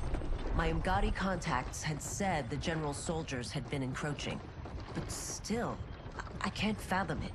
General Shao committing treason? Yeah. It is the fruit of a poisonous seed planted by Shang Tsung. He played to the general's vanity, inflamed his prejudices to convince him that he alone could save our world. He may be unstoppable. The Umgadi don't have Not numbers, and my unstoppable. constables aren't trained for war. Know that I, too, will aid in the Empress's defense. Driver, what is it? No driver. I may need that aid right now. Mm-hmm. I guess he'll be our Camille and I'll be her. Okay. Motaro? Return Liu Kang to the portal gate, Li Mei. He isn't welcome in Outworld. I won't support the general, Reiko, nor his plot to usurp the throne. Then you won't live to see the new regime.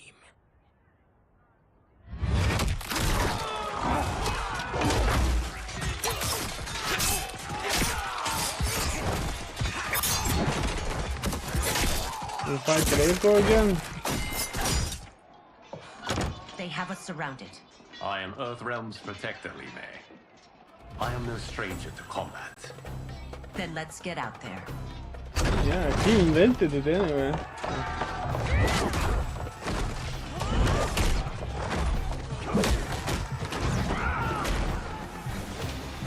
You should have joined us, not the constabulary. That low kick wasn't very well telegraphed, no? Skills. Enough. I've no use for a traitor's compliments. Reiko again.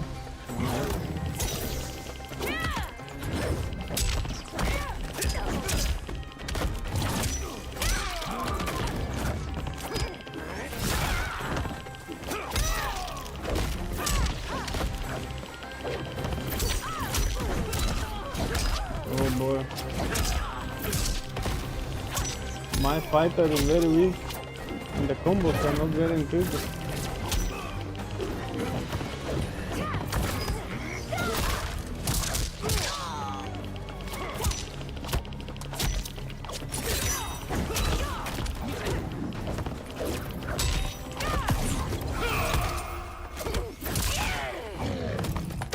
Damn, I'm dead. A good first round though. Okay.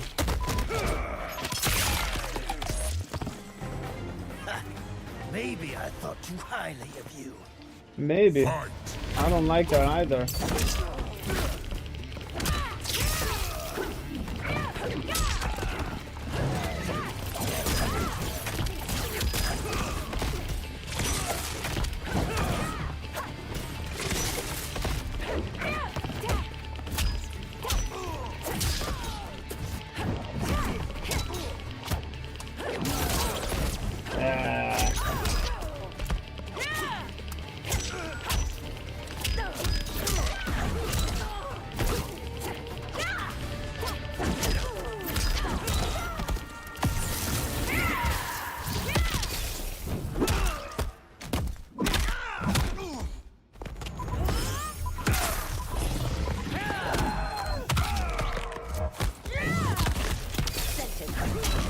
Oh, we're fighting.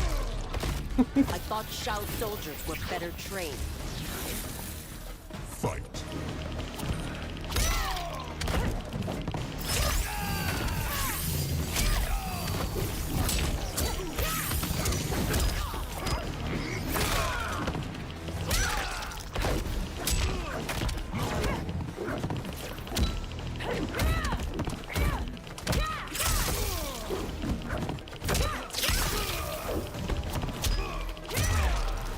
Nice, I win actually.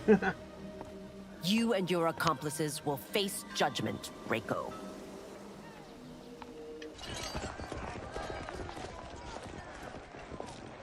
We must leave. Reinforcements will be on the way.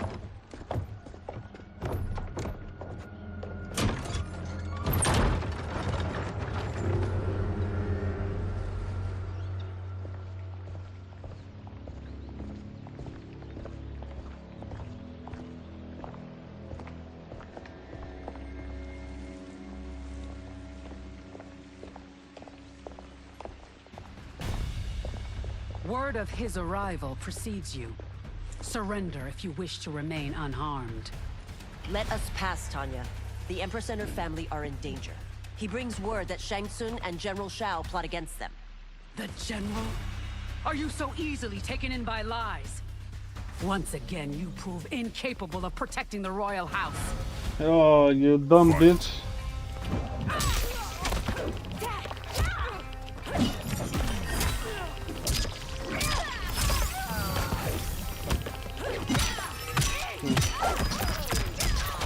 Wow, 7 hits.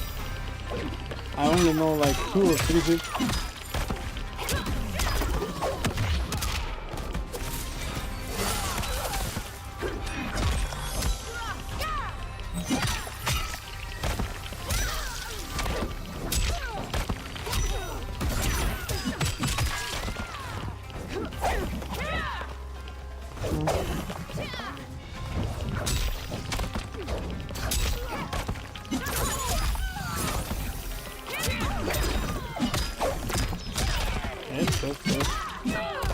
Oh, come on, give me a break, bro. You won't reach the Empress unless you kill me. No, then I guess I'll have to kill you.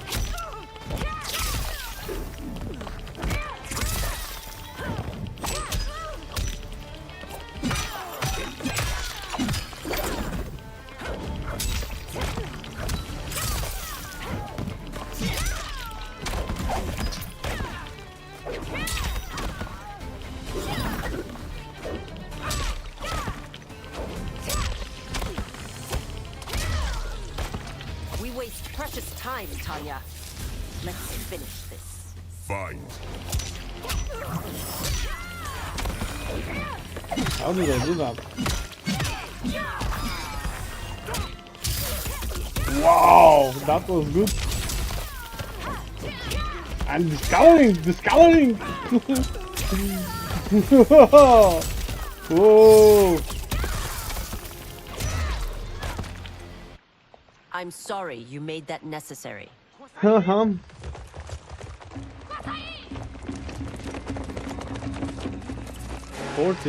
so far. Priestesses. You know who I am. Of my deeds when I was one of you. I may no longer be welcome. But in my heart, I am still Umgadi. I will always honor my vows. He's here to end a threat to the Empress. Stand against us, and she will lose the throne. Stand with us, and we will save the Empire. Why didn't you kill me? Because we mean you no harm. And that you live will help prove that fact to the Empress.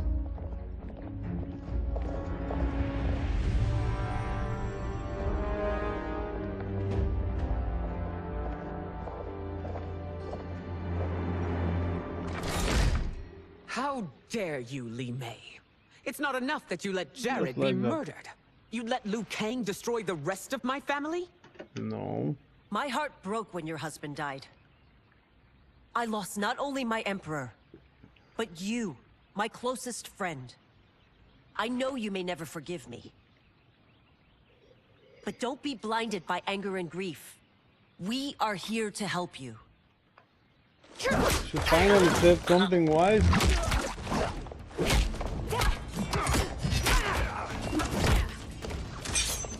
No, daughter. Your condition.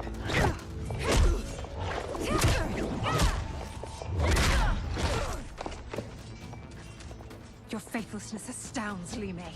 How can you side with Earthrealm against us?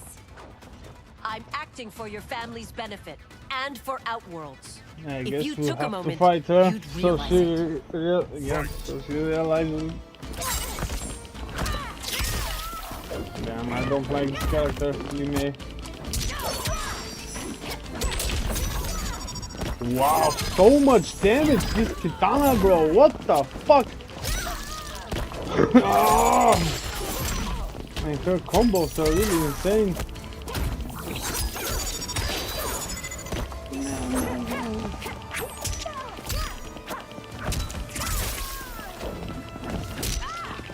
Looks like she wins the first round. Maybe. Yeah. That's a good tactic though, like first hit and then do the fatal blow so it cannot be blocked. That's really good. As a child, I admired you. I guess I'll have this in mind when using mine.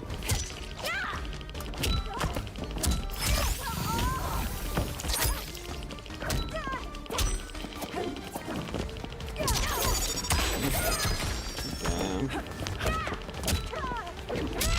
Cat fight.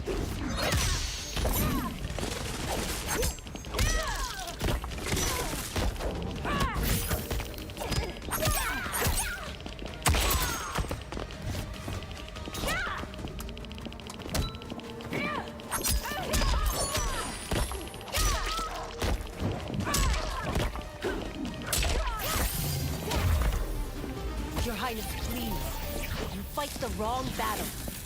Yeah, that is true at least.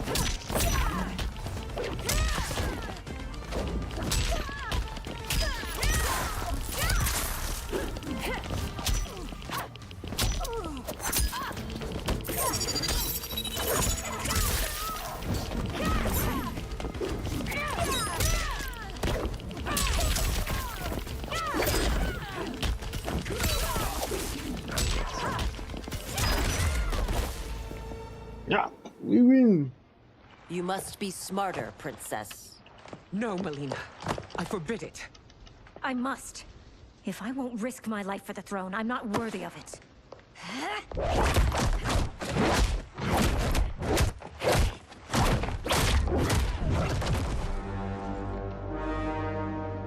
I remember teaching you that, Princess.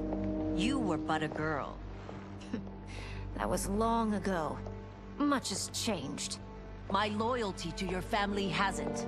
Trust me now as you did then.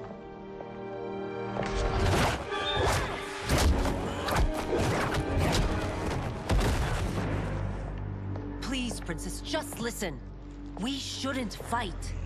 Yeah, but she's whatever.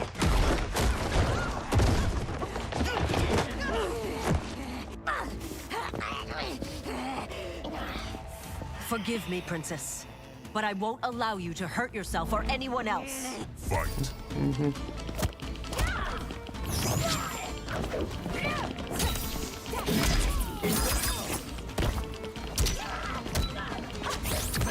Cat fight again.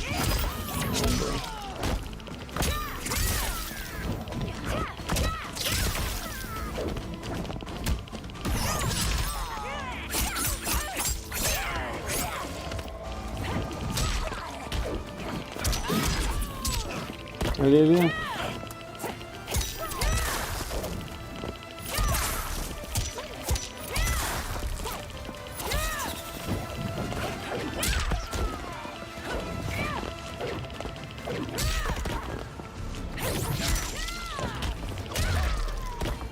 I must be careful.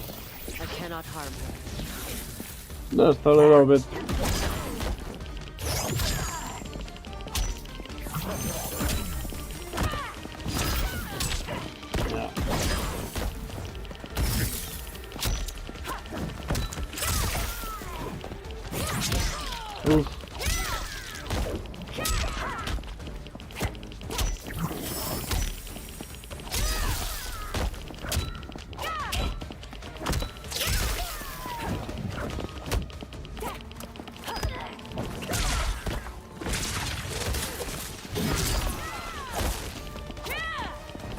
Come here, big kid.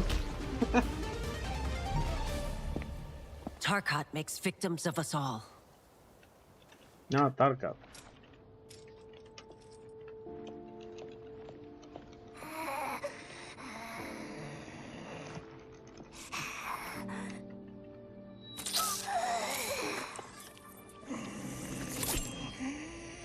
I like her better with the big mouth.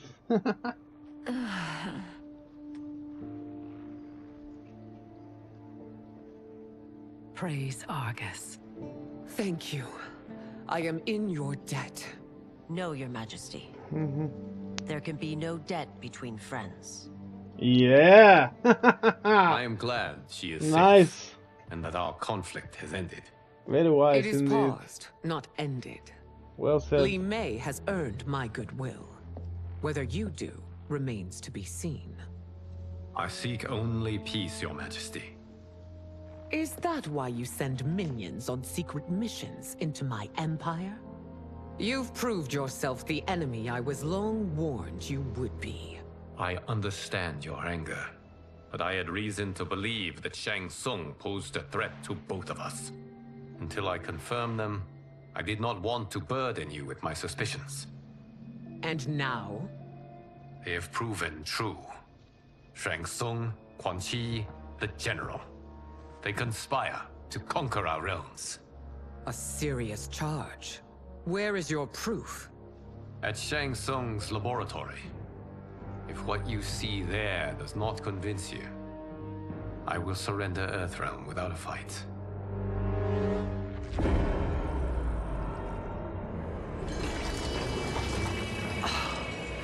How could I have so misjudged them?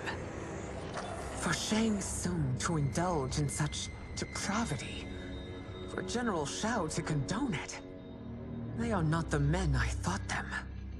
Despite my best efforts, neither man nor Quan Chi are who they were meant to be. They're not your responsibility. They're Outworlders.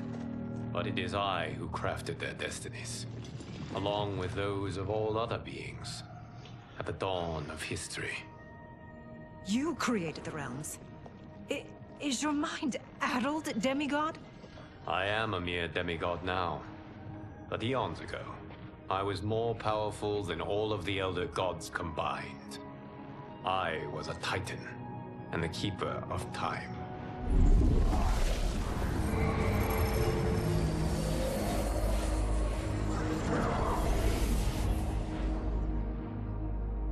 This is Geras.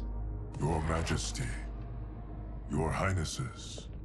Geras is the guardian of the Hourglass, a celestial object which lies beyond the realms. The Hourglass regulates time and destiny.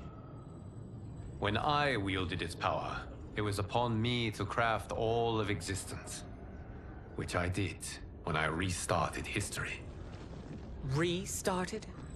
This timeline was preceded by billions more. Though this is the first of Liu Kang's design. The others were designed by his predecessor. Kronika was obsessed with equalizing good and evil. When a timeline veered too far to one or the other, she would halt it and restart history, tinkering with lives and events in the hope of achieving her golden balance. Prior timelines, Kronika gave Shang Tsung and Quan Chi mastery of the most vile magics. Shao was not a general, a tyrannical ruler bent on conquest. Yusidel were his ruthless wife, who would do anything to preserve your privilege. When I took the Hourglass from Kronika, I vowed to do better. So in this timeline, the sorcerers would not gain their dark powers. Shao would be your loyal follower, and you would rule Outworld firmly, but fairly. But someone has interfered with Liu Kang's design. Shao, Shang Tsung, Quan Chi, all have been groomed by an unknown entity to be the villains they were in previous timelines. Where to begin? Am I to kneel Right to here, my right creator? now. Do you expect worship? No, Your Majesty. My prior role was thrust upon me by circumstance. I am in no way divine.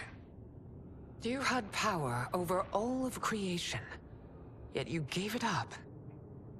Because I saw how it drove Kronika mad.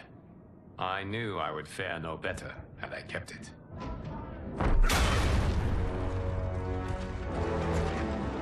Time is night. You. How dare you conspire against Outworld? Not against Outworld, but against your misguided rule. Your deference to him leaves us all vassals. So you sanction these unspeakable horrors? Lie to me about the threats we face? Thanks to you, Earthrealm blood is already on my hands. Bloodshed, without cause or provocation. Don't move. Empress, everyone, stay back. What is it? The Amulet of Shinnok, a weapon of terrifying power. I knew it was Shinnok. Its Fucking maker is asshole. powerless, as Liu Kang designed. Yet more proof of foreign interference. Enough prattle. You'll both bend a knee to Outworld's new emperor. Put down the amulet. Its evil is beyond your control. Do you think I do battle not trained with my weapons? I am more than prepared.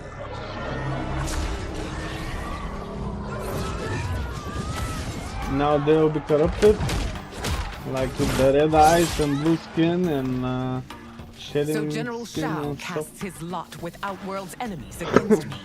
He's a fool to I guess ally I'm with you Sindel now. blood-sucking fiends. Emperor Sindel, okay. Let's see how is the hair thing.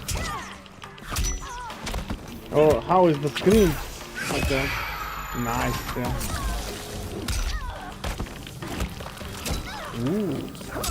She's quite agile actually. I like it.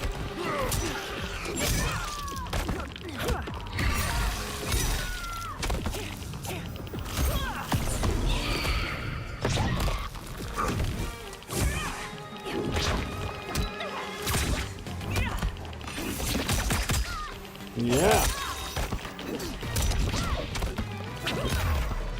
Still, you fight on. It is a pointless She endeavor. fights with her hair. Yeah. And Sonic magic as well.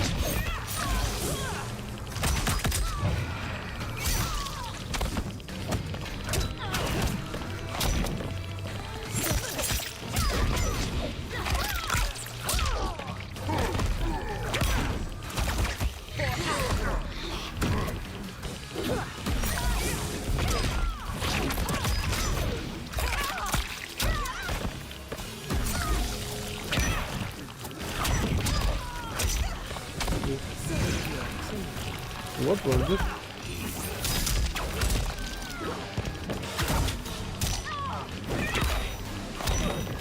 Wow.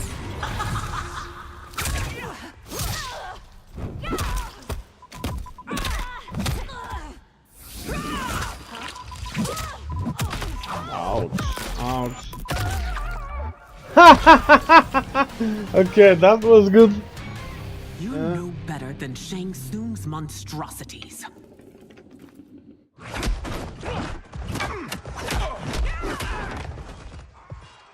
Tanya and your daughters. They are not dead, but trapped in the amulet. We can still save them.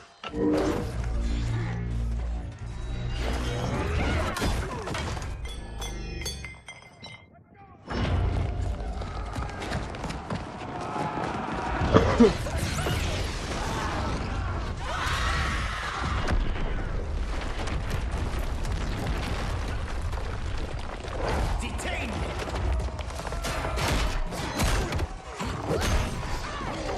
It's no There you surprise go. that you are party to Shao's treason. Know that it will cost you your life. I owe him mine many times over. Sacrificing it in his service would be an honor. No, you take the honor then. Yeah, so.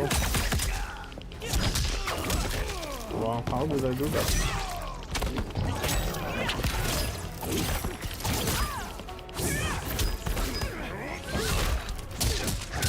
Fight me! Yeah, sure. Really?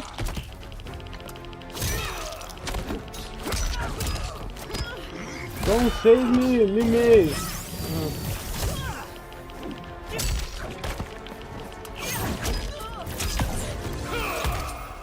I'm dead.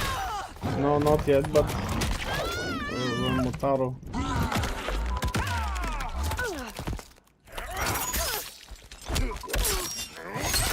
So much damage. Yeah, it did kill me actually. If you fought this hard against Earthrealm, no one would rise against you.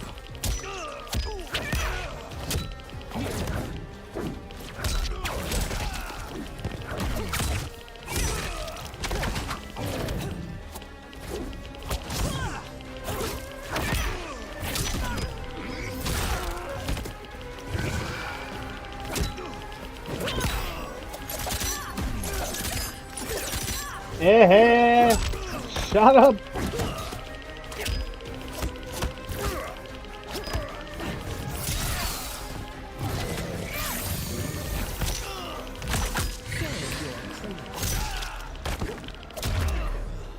That Shang misled you makes you no less culpable. I like her. Answer for this crime. Almost. It's not noob cyber, but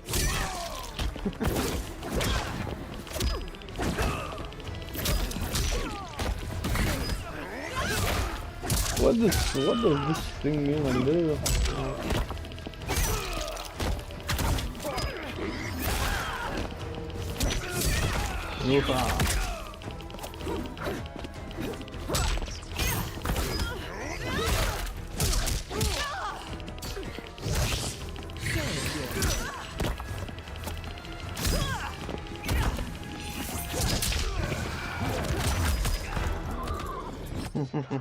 Your rebellion is doomed.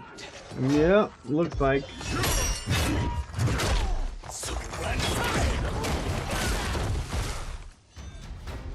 Your betrayal hurts most, Rain.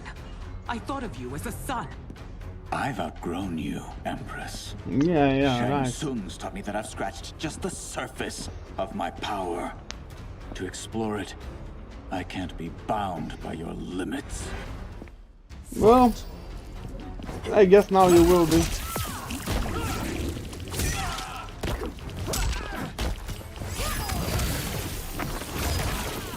Oh, nice trick frame.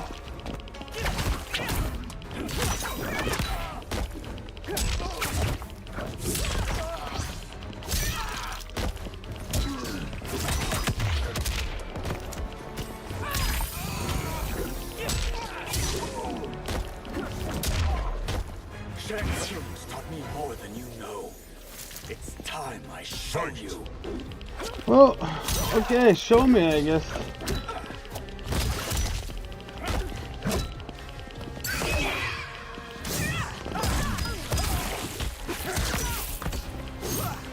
Woohoo! Why did I even ask for it?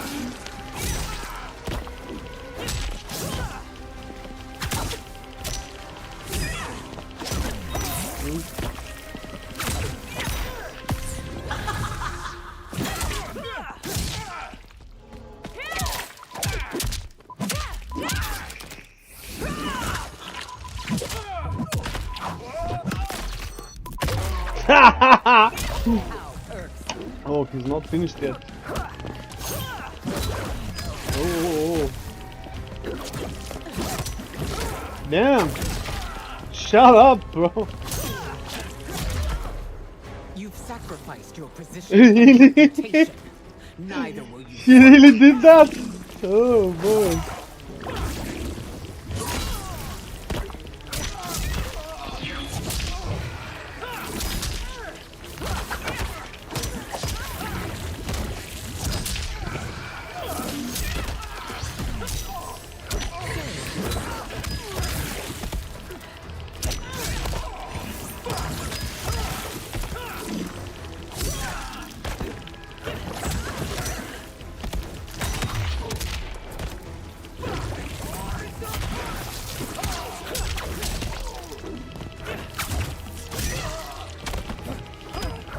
No.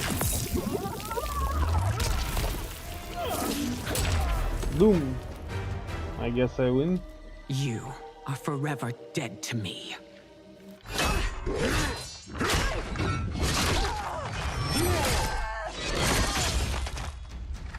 Your reign is over, Sindel. I remember the weak, sickly boy you were. How your father fought to push you past your infirmities. Now you repay him by spitting on his ideals? Your revolt shreds every value he held dear. Oh la la la. Okay.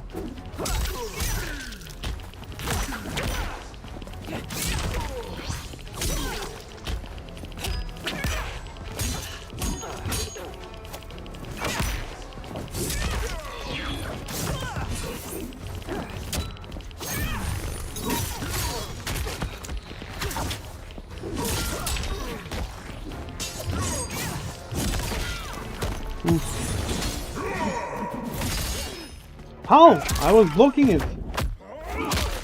It doesn't matter, at least I finally see it. Awesome spectacle. But so much damage, bro. What the fuck?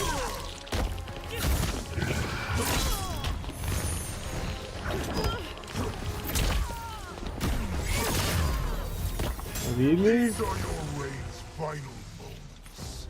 Savor. Fight.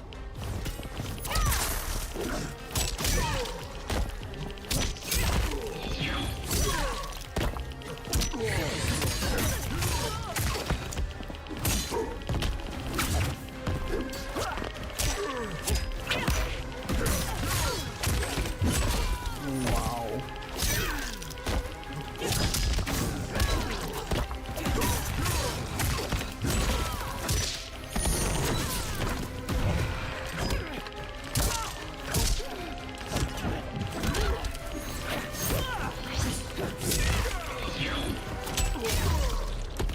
You've forsaken both me and the Empire. Your family name will be forever tarnished.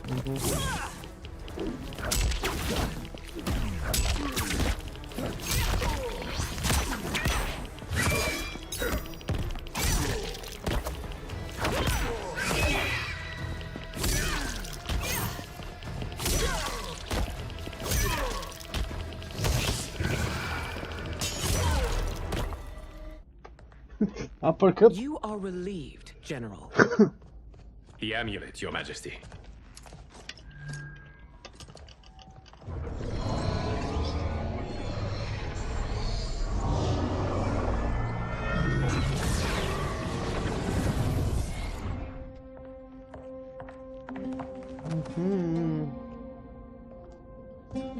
I hate to disrupt, but we must act quickly to save Earthrealm. Is that the command of my creator? No, Your Majesty. It is the request of a friend.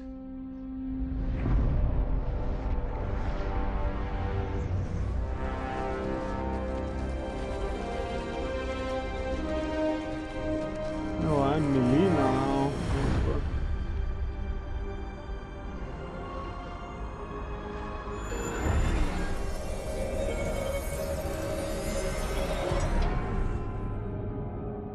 We are ready. And the Soul Stealers? Keep them running. I am sure we'll find a use for the collected souls.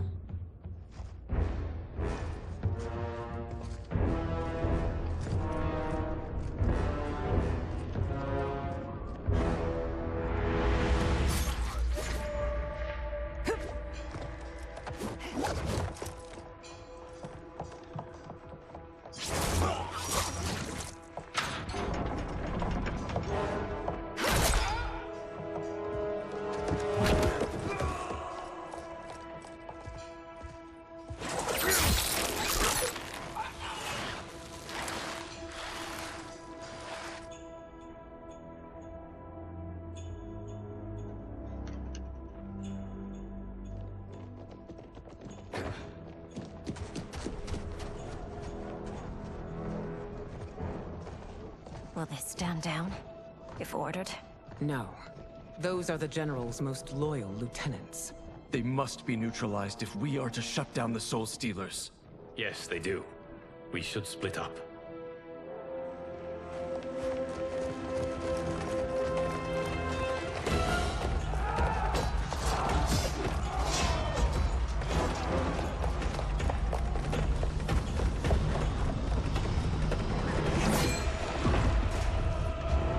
Stay behind me, princess. No, we fight together.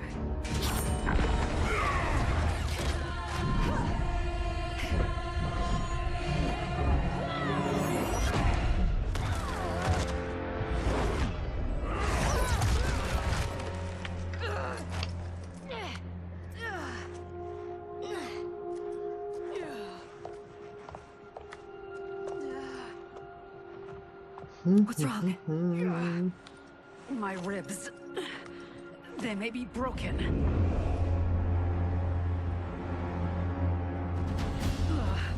Help me up. No, Tanya, stay down. This time, I protect you. We are Ermac. It is pointless to resist us. Come any closer, and you'll feel the points of my blades. We are many. You are one. Your souls will become part of our collection. Fight!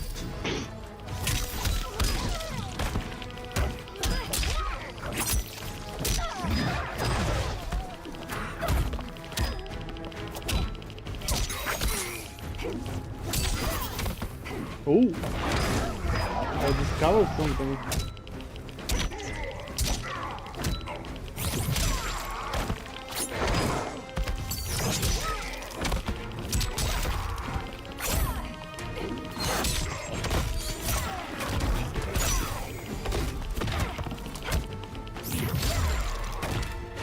You have no chance of taking my soul.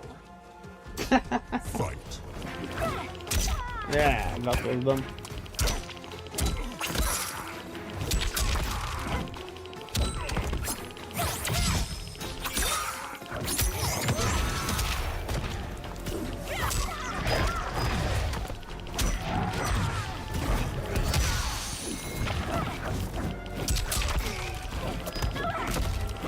Woohoo!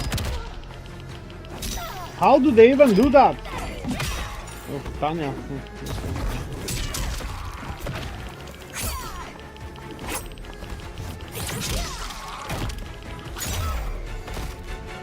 I guess I win. You'll have no part of me, Ermac.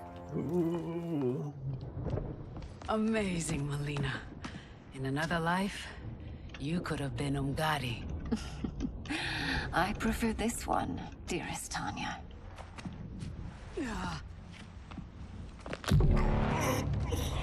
He is not dead yet. He's many. We must leave. Quickly.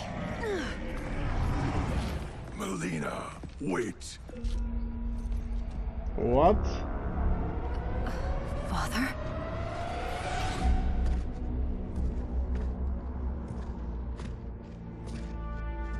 Nice trigger, Mark. Father? Is it truly you? Yes, it is. Yes, Melina. This body was created from the living forest's souls. Mine was one of them. Your attack broke the spell that binds us. Now, I am in control. Father! You are Umgadi, but not Li Mei.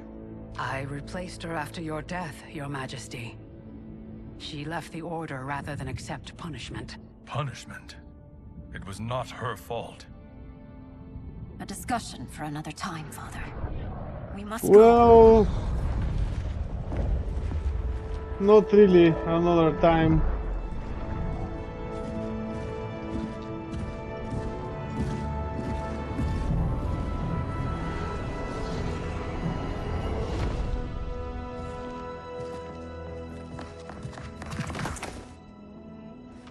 She recognized them.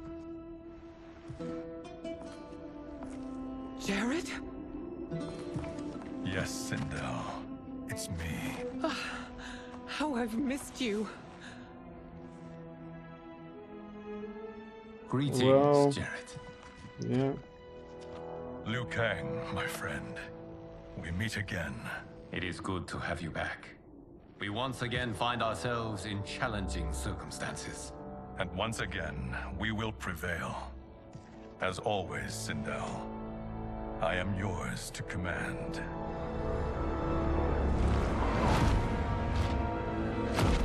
But the army...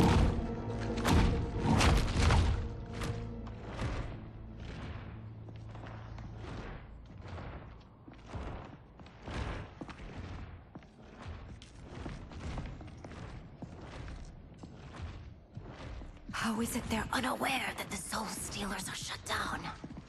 We are deep within the mountain. From here, they couldn't tell.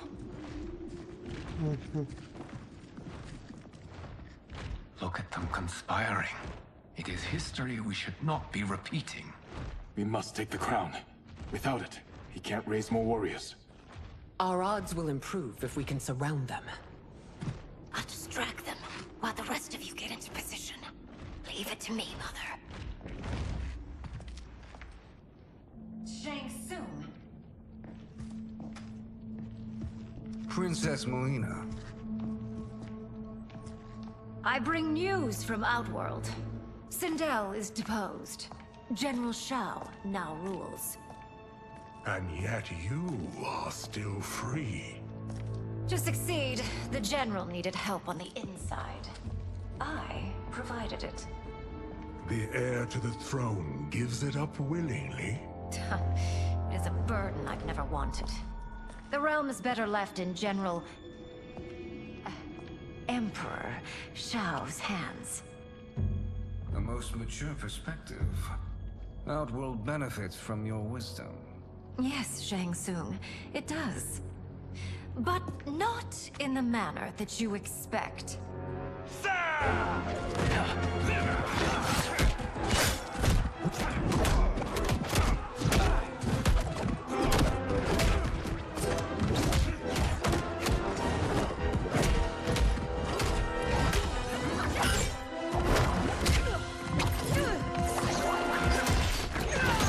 A bold gambit, Princess.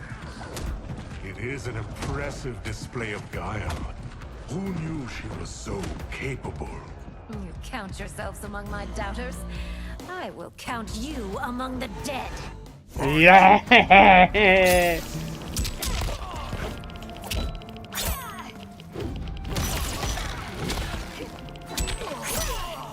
So he turned into an old guy. What do you mean? Begging for forgiveness maybe? Or expecting mercy? Because he's old.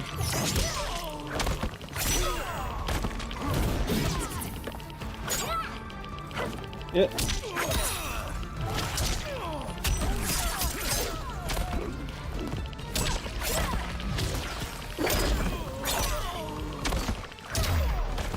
Your betrayal will be punished. Do not expect leniency. Fight. Yeah. Looking old doesn't bring you leniency. You heard the bitch.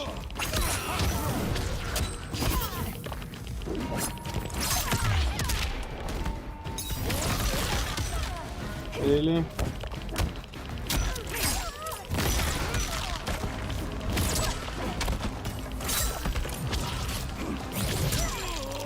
Yeah.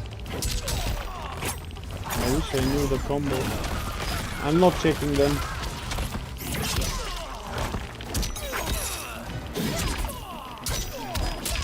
Wow.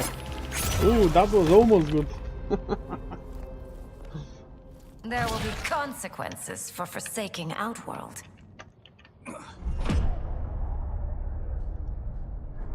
Oh, GGG is live. Thanks to the princess, this fight is ended.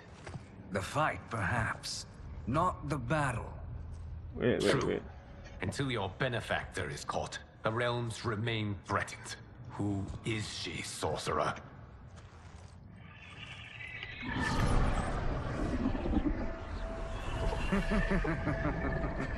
Speak of the devil. Liu Kang. Meet Damashi. Okay, they will start in 54 minutes. No YouTube? They're not on YouTube, just on Twitch. That's bad. You are the victim of deception, sorcerer. You're not Damashi. You're me. More correctly, you are me. A poor facsimile, anyway. Made lesser by Liu Kang's meddling. What's happening here? Who is he? This Shang Tsung is whom I battled for the Hourglass. I thought him dead. As I did you, Liu Kang. It turns out our battle released mammoth energies which ripped apart time's fabric. The fight had two conclusions. In one, I was the victor. In the other, it was you. It was eons before I discovered this. Once I did, I knew the path forward. I took this form and infiltrated your timeline. I elevated these wretches, giving them great power. Together, they sowed discord among the realms. People are getting crazy about PoE 2. 9,000 people watching now instead of the Diablo's bullshit. And outworld. But my intent is to exterminate all life in this timeline, and then merge it into my own. You promised us realms. Now you leave us to slaughter?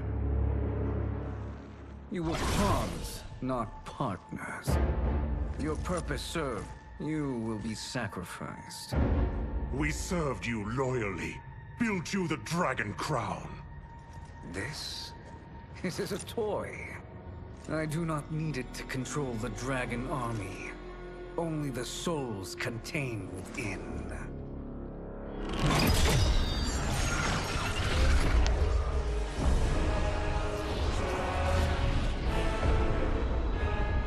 Badass. Goodbye, Liu Kang. Neither you nor your timeline will be missed.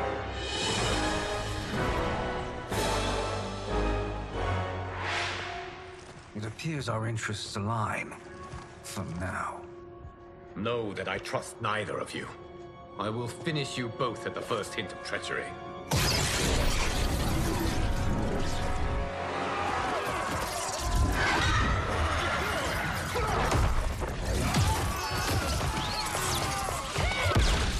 Wow. Melina, what's wrong? Serum wearing off. Must stay in control. You attack my family. I will make you suffer. Further resistance serves no purpose. Oh, evil Raiden now. Be destroyed. Yeah, whatever. Shut up.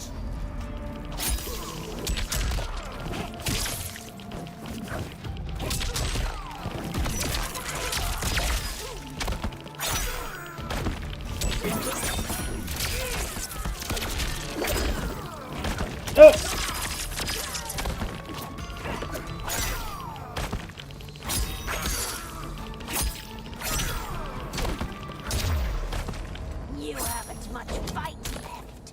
It won't take long to finish.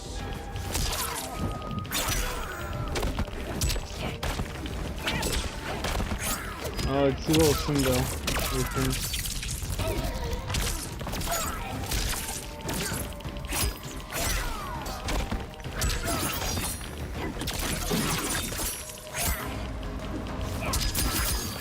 Nice.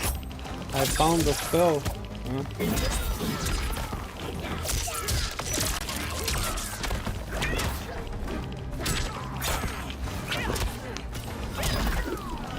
Yeah.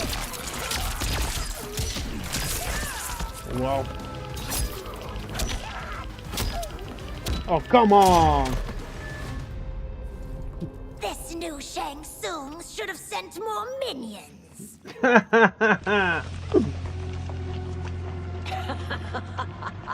Come forward if you dare. I will finish what Raiden could not.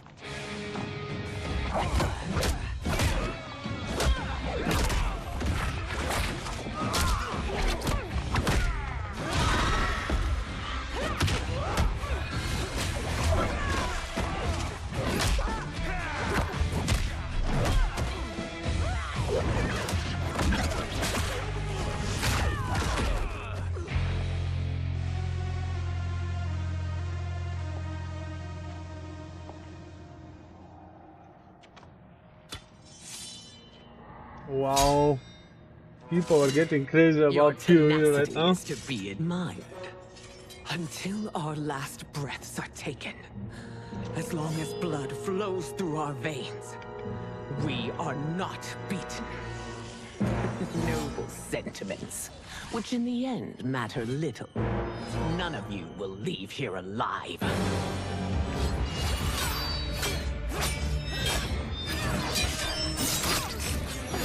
Whoa.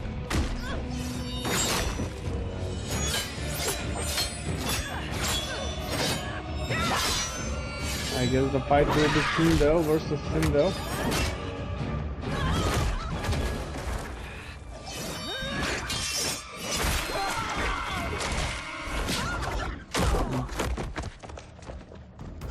Oh, it's so sad to see a child lose her mother. If my mother dies, she won't be the only Sindel to perish! Yeah, okay.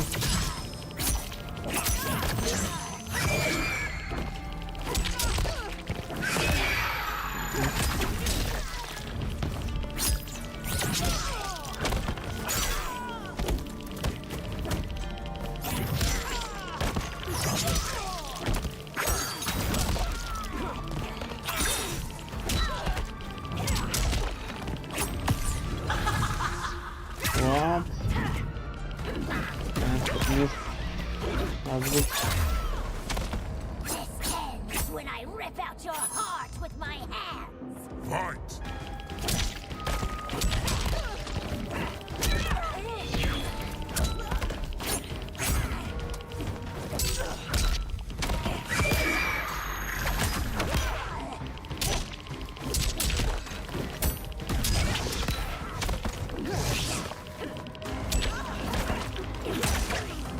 Oof.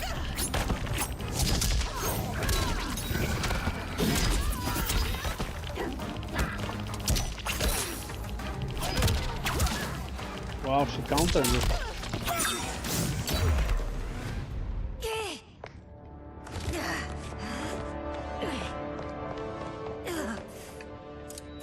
"50 fights so far."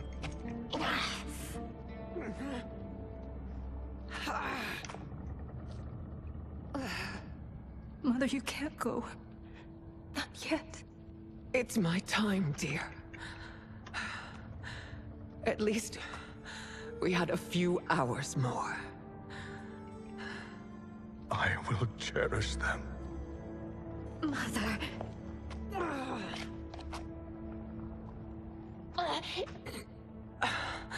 You are now Empress.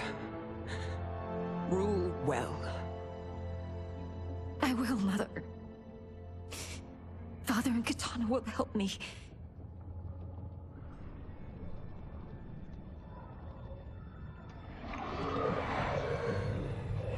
Of course.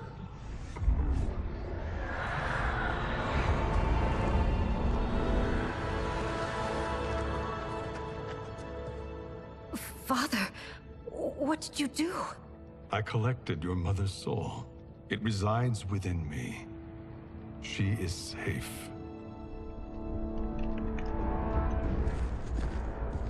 Hurry, everyone. We must withdraw.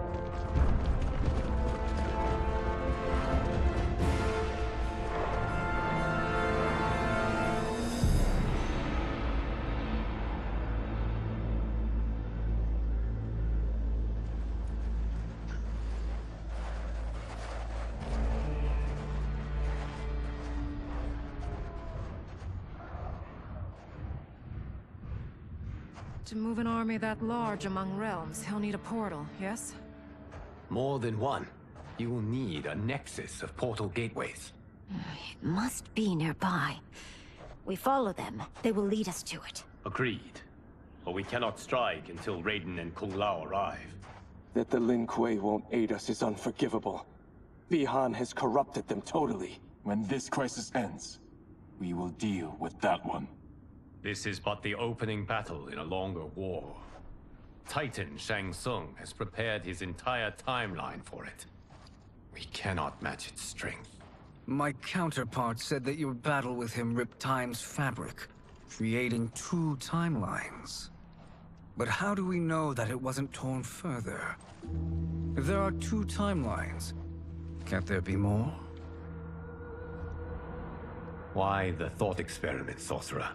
You said we lack strength. We might find it in other timelines. How would we do that? We gather allies from across timelines, other titans, to build an overwhelming force. If they exist. We have no proof that they do. We must fight the battle in front of us. We can't stake our survival on pure conjecture. If Liu Kang is right, the battle in front of us is already lost. This may be our only hope. Geras, your thoughts? It is possible. But as I am only the Hourglass's steward, such a search is beyond me. It can only be undertaken by the Keeper of Time. And I no longer wield that power. You may be able to regain it. What? How do you mean? When you gave up control of the Hourglass, I worried that one day you would find you needed it. So rather than let your power dissipate, I collected it. To this day, it remains safely stored. Why did you never tell me this? Because the process of restoring your power is likely irreversible. Returning to the life you have now, as Earthrealm's protector, a life you cherish, may be impossible. And you did not want me tempted to make that sacrifice, unless it was absolutely necessary. Correct. Thank you, Geras. You have saved us with your wisdom. Now, where have you stored my power? We must retrieve it. It is at the Fire Temple, stored in the Jade Jaguar gifted to you by the great Kung Lao.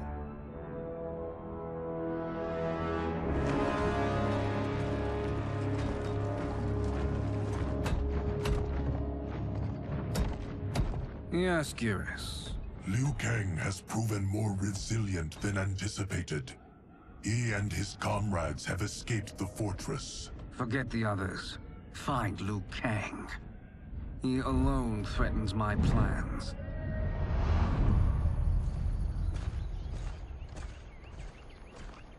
You could have picked no better vessel to store my power, Geras. I have always treasured the great Kung Lao's gift. It reminds me of his meticulous nature and his generous heart. Once we retrieve the Jade Jaguar, we will proceed to the Hourglass. There, we will transfer the temporal power stored within it to you.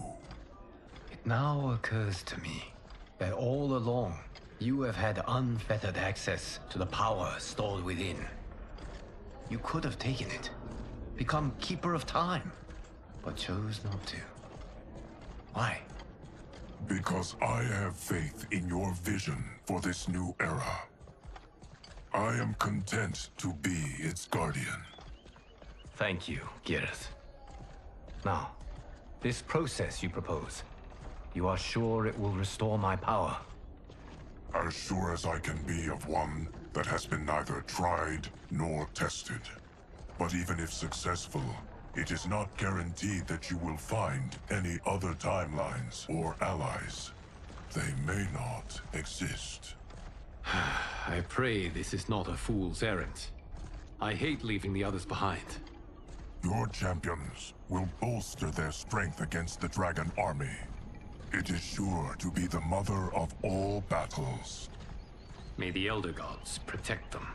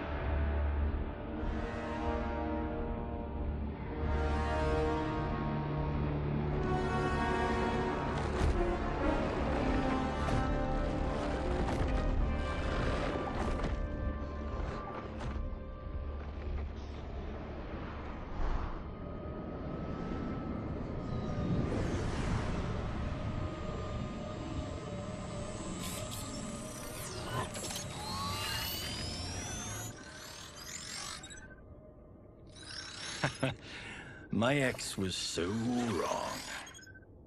The 30K I spent on this seems like a steal right now. This magic is incredible.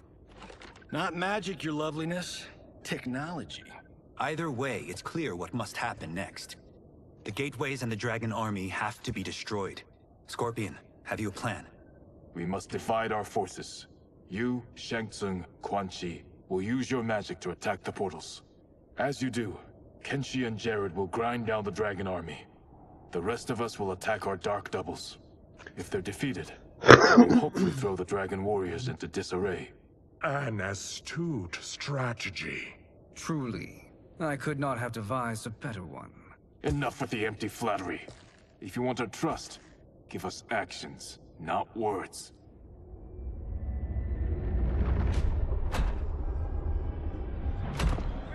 Yeah, well said. It is time. Our venom will spread. It will be the end of all things. Armageddon.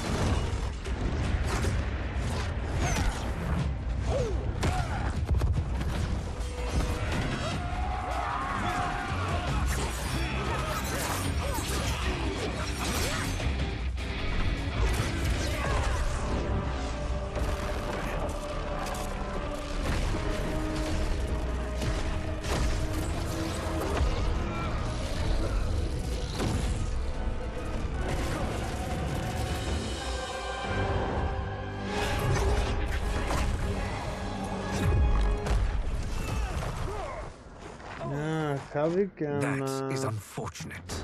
this guy. The battle Armor. continues, Shang Tsung. Quan Chi, with me. I, for one, am not pleased we were double-crossed. It is an ire I share. May I suggest we harness our anger and use it to obliterate my doppelganger's minions? Fight! Oh, it's Kenshi.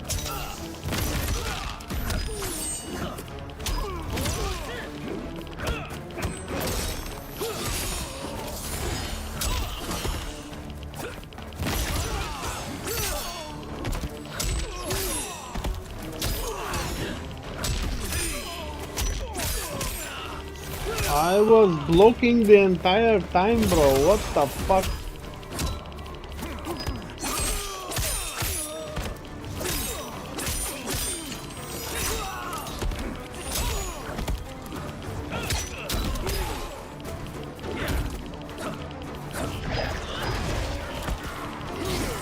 Really?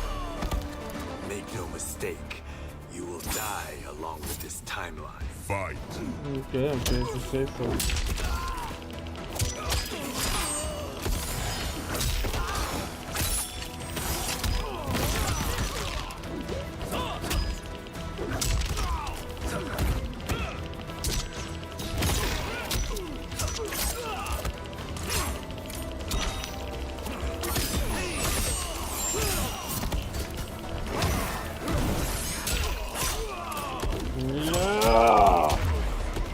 Effective, but insufficient.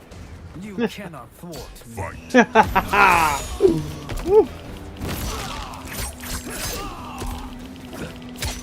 I guess I discovered the combo.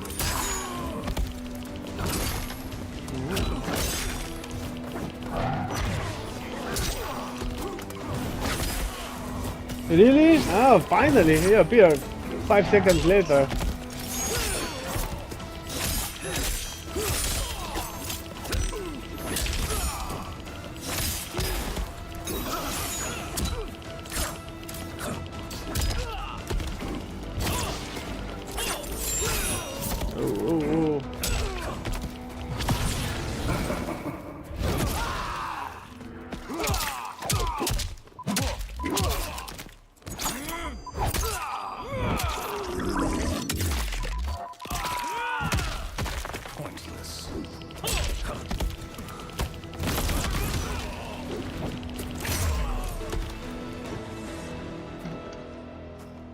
This pair will trouble us no more.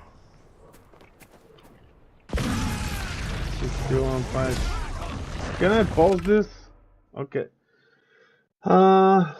Just in case, I need to set up things right now for the PoE stream, because I want to watch it on my TV, right?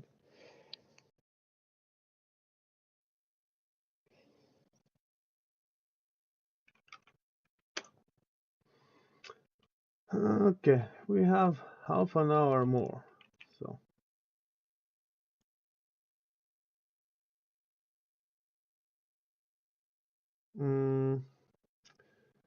Okay, let me also fix the stream stuff, right?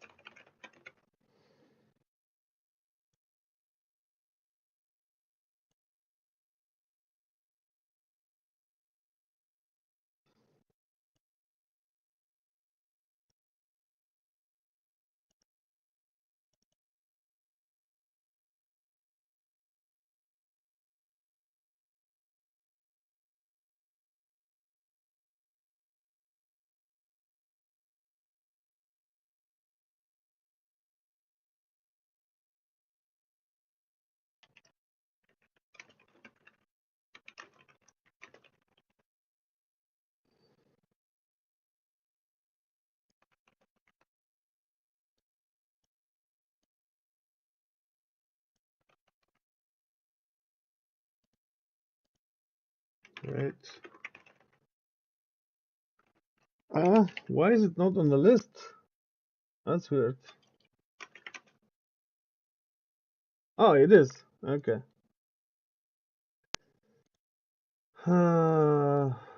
Game.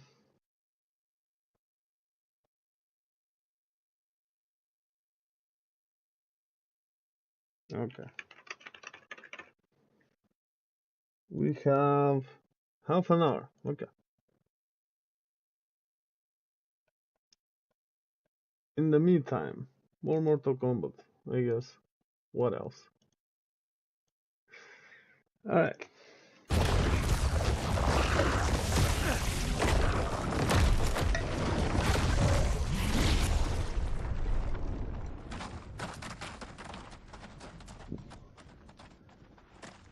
There are more who acquire our attention. Wow, 33,000 people watching it.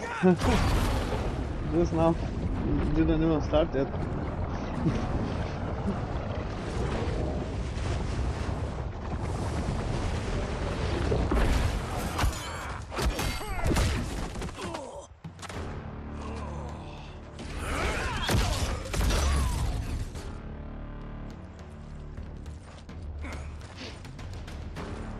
You're welcome, sorcerers. Is it me, or is that Raiden becoming insufferable? You are not wrong, but it is tomorrow's problem. Let us first solve today's. Okay, I guess. Let's see.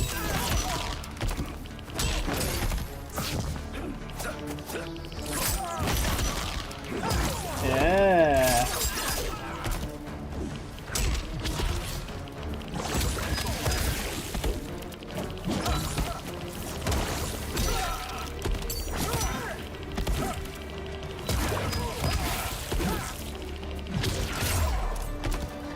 Wish to fight. I will send you to a watery grave. He's always so arrogant, I like it. Yeah.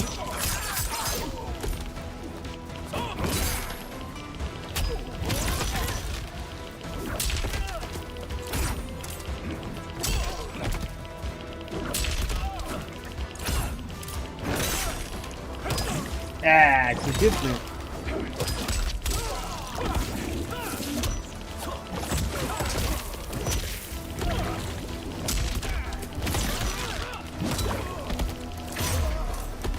here. He's dead. Problem solved.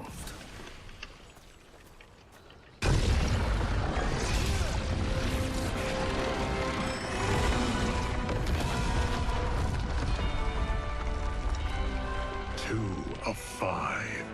It's progress. Now on to the next.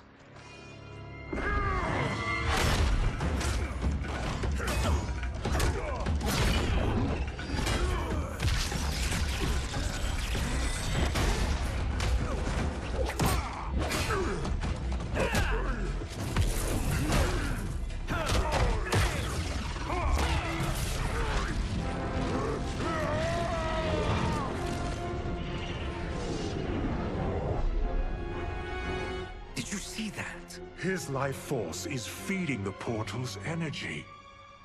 We kill him. We close them permanently. No, yeah, kill him then.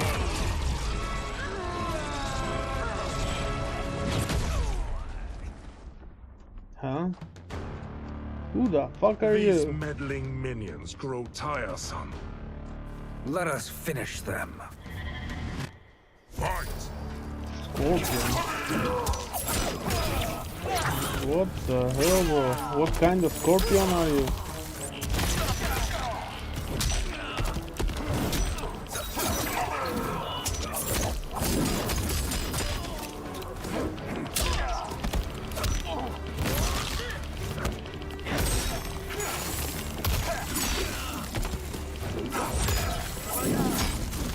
Really?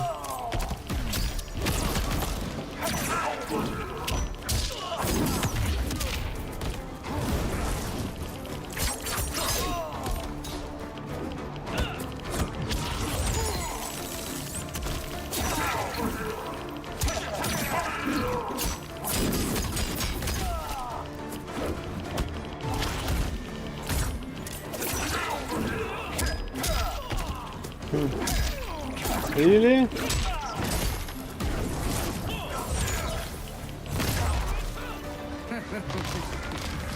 Your flame will be snuffed out. Fight.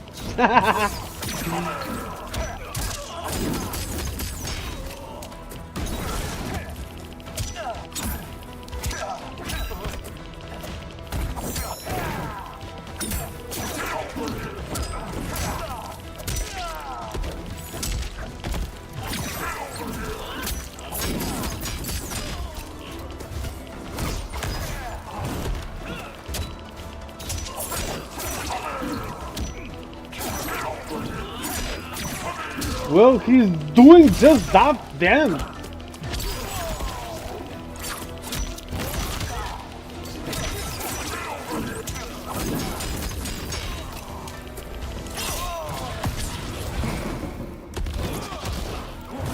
What?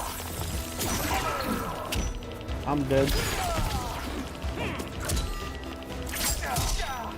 Ah! Yes. So much for fire and ice.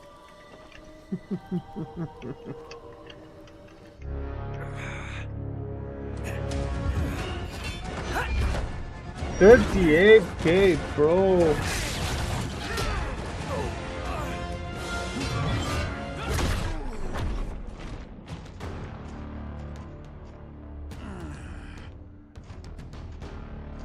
Are you hurt? I've never been better. Fools.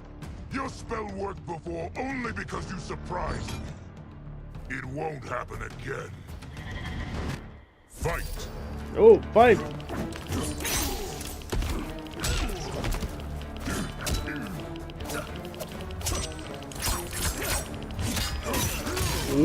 Oh, so much damage.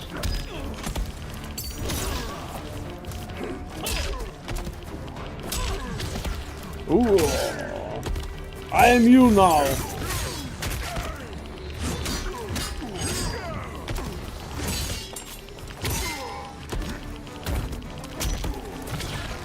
Oh! Size is all that matters. Yep. Fight. It does matter though.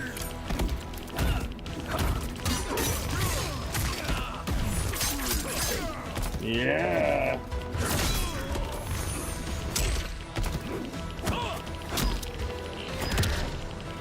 Oh.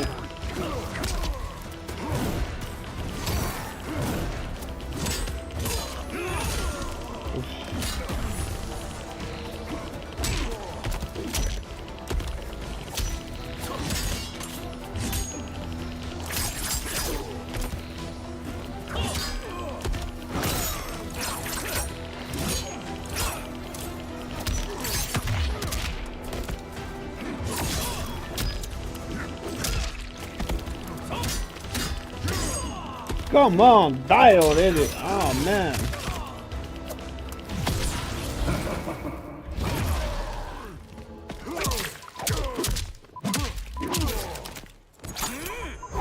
$40,000 people!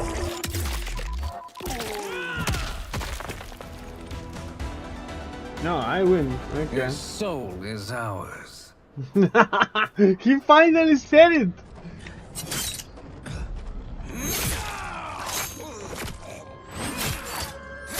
Reiko, yeah, this guy was about time to die. Yeah, it was about time to die. Yeah, for this guy. Dead.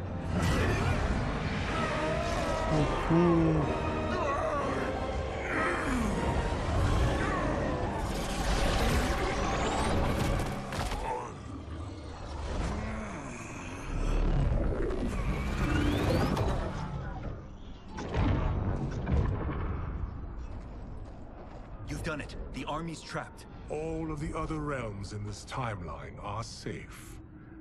Never forget, Raiden, that we risked our lives to perform this service. One that wouldn't have been needed if you hadn't conspired with the other Shang Tsung. They will fight to the last man. Come, we must help the others.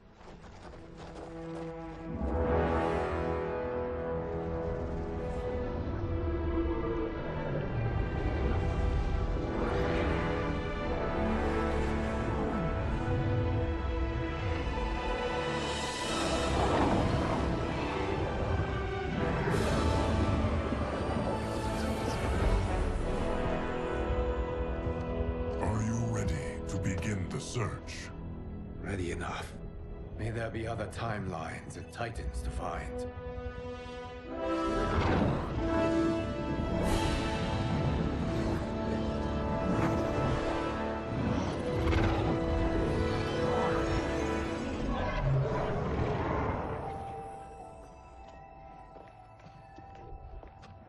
Garrus?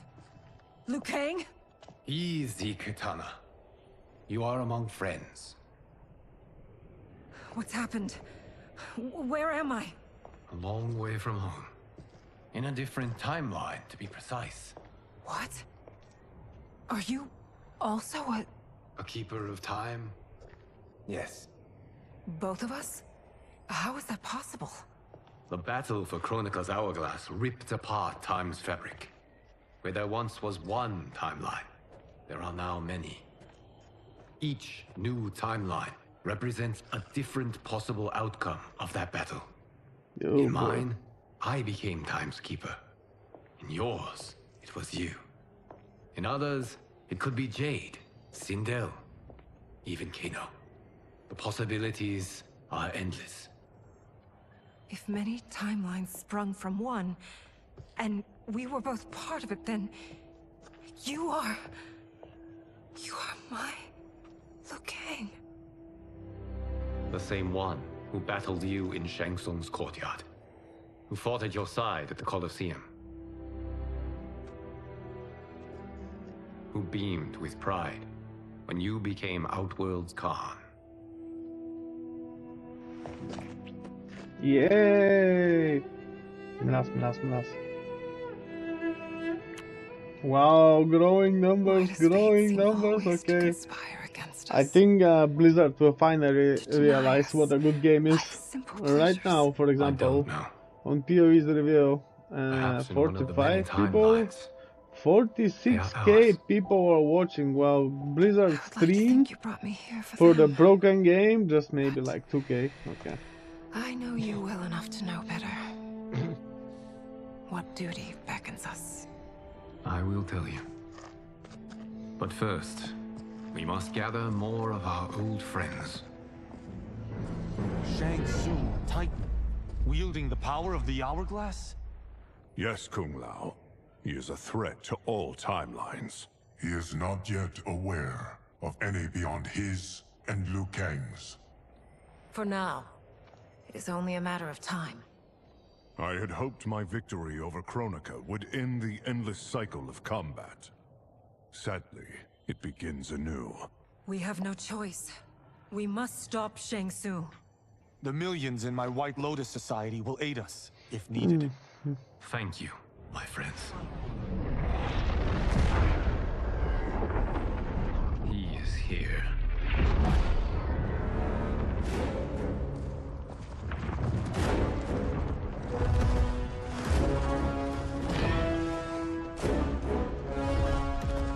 Uh, 47k. Wow. Liu Kang, you have found allies. Titan allies, in fact. How could I have been so blind? Of course our timelines aren't the only two. Retreat to yours, Shang Tsung. Your attempt to merge timelines has failed. Yes. Your comrades proved most resourceful. Thus, I have resigned myself to simply destroying your timeline. Knowing that others exist to conquer makes that choice much more palatable. Once I destroy your hourglass, your timeline will cease to exist. I will take great pleasure in finishing you one last time. It is, huh?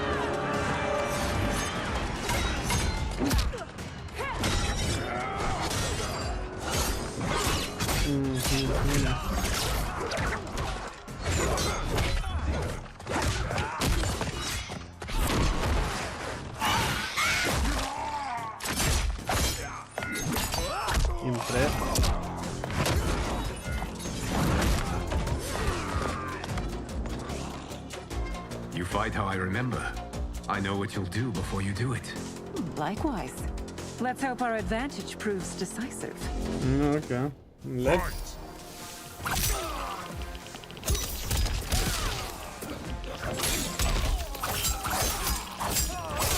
Wow.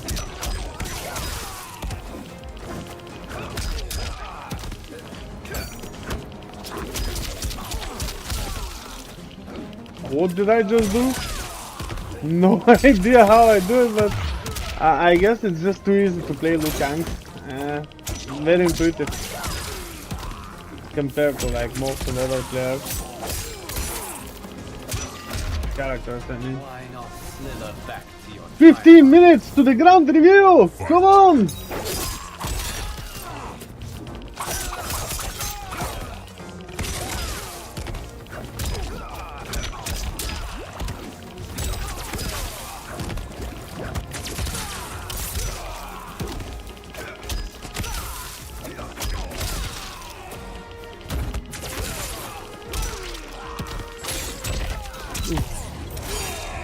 He did it while I was in the air. That's very wise.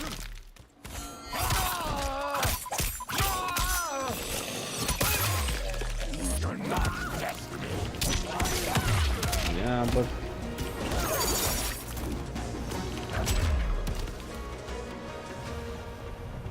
How I've missed fighting by Katana's side.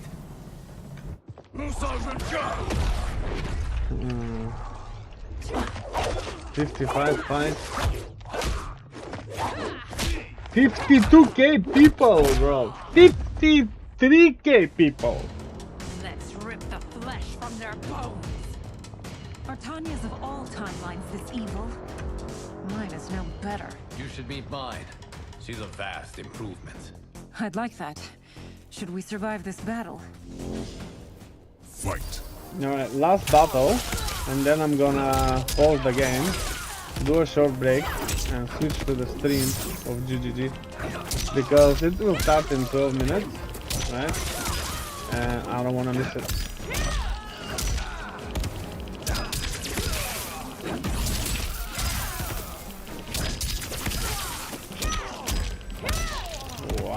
Come on, bro.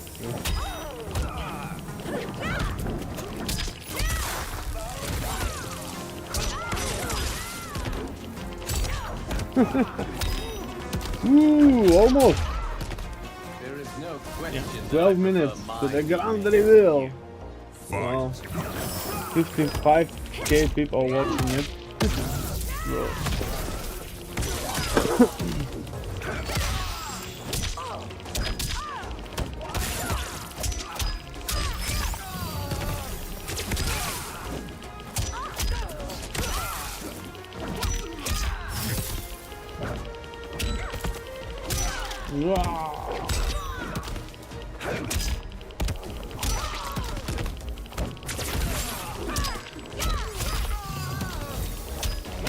Ah, come on, really?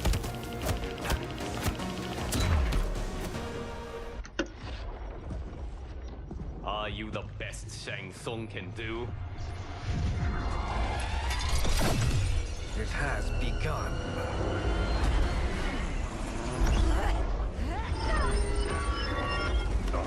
Okay, F it. I'm gonna put it to rest mode and I'll be right back. Give me a few minutes.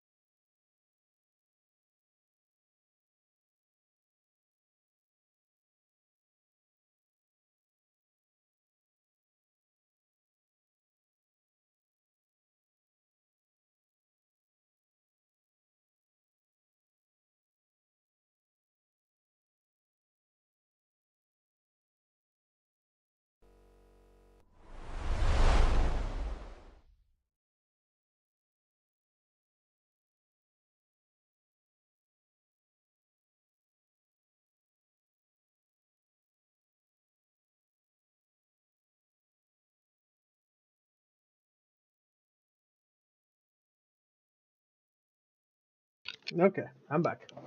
Obviously. And let's see what's going on. Is Diablo still live?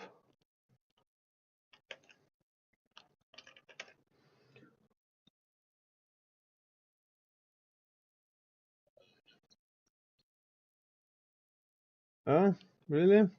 4K people? Nobody cares? 70, 72K people wrote the fuck. Oh, okay.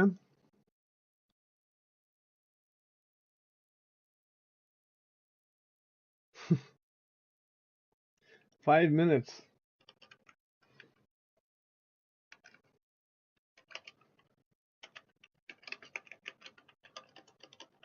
Alright.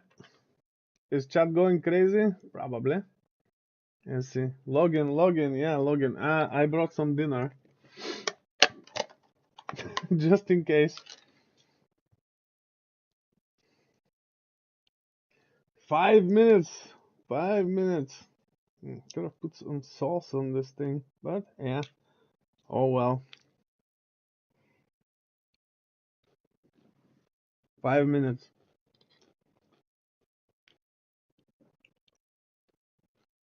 Hmm.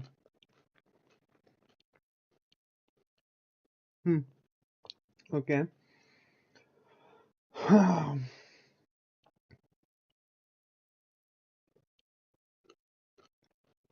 Challenge is 7. And it's growing.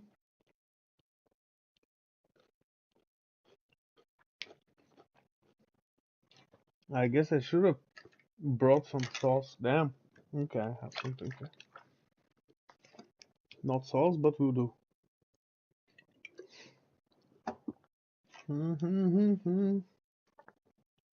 Damn.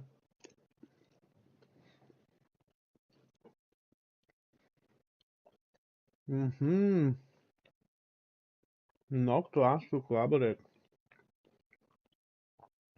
Stalker 2 is out? Is it? Oh, looks like it is. But who gives a damn?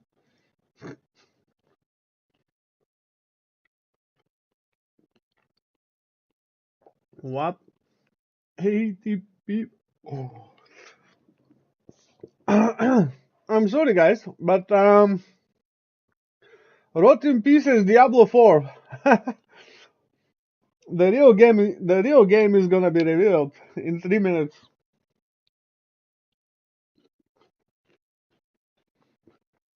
Wow. Look at what the chat is doing. This is madness.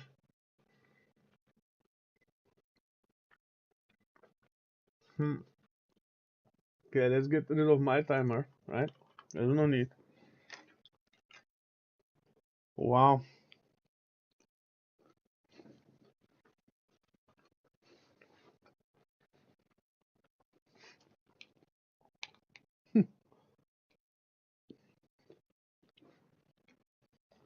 $88,000 people.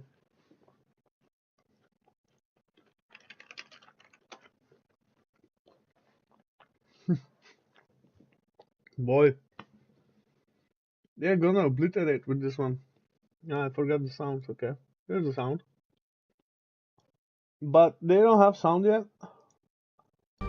Okay. They do. Wow. Good music at least. Not like Diablo.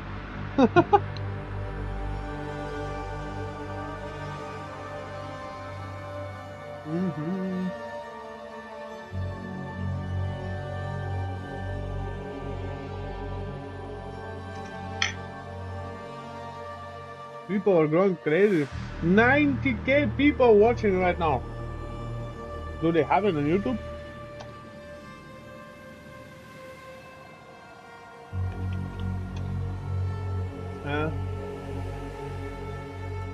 No. Just Twitch.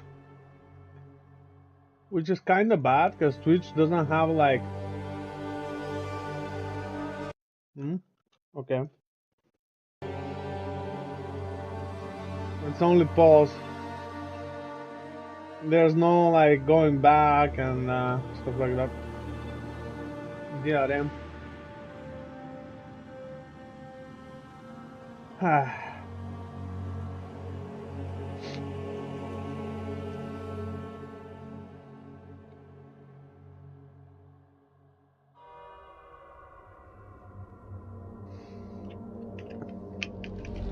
Login! Login! We're making history here, guys. 100,000 people watching it.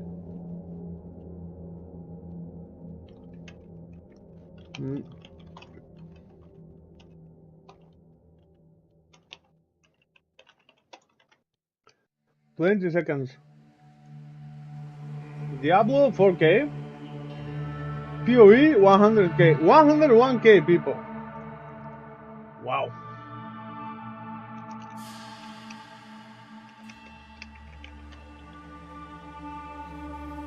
Oh, it's 106 now. Wow. So, just what are we facing here? Okay. A relic of the old world. Ready your men, It Captain. is time We will only get one chance. for the greatest game of the century to be revealed. When you hear the whispers, call for help. Do not attack. Yeah. Wise plan. When you hear the whispers, what do you think he was on about? It's Dorman, right? Graphics is really good. Then Dorman. It's not Shut your squares damn mouth. like before. Before bad. Why do I always get stuck with these rookies? Wow! Hey, look at this, bro. Look at give this. him a chance. Wow!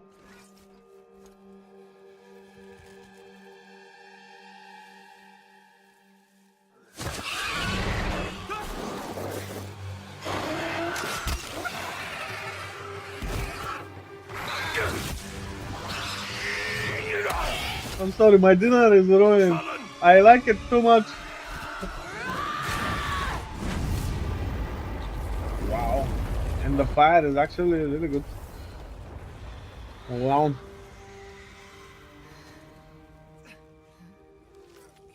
Just look at their faces. Oh my god. Cleave, eh, Captain? I've become religious here. Lift his own sword. Captain Oren? Captain? Captain is dead.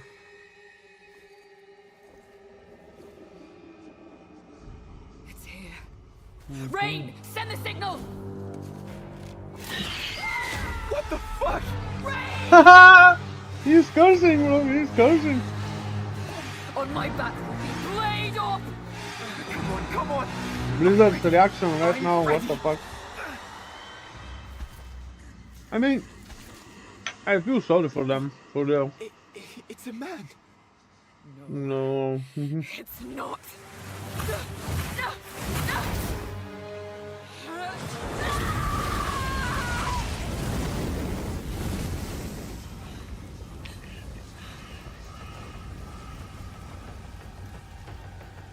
Run.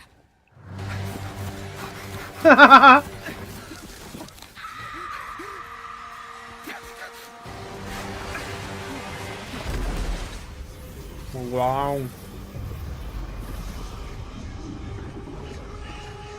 126K viewers.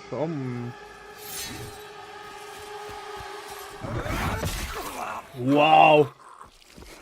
Awesome. Awesome. Wow.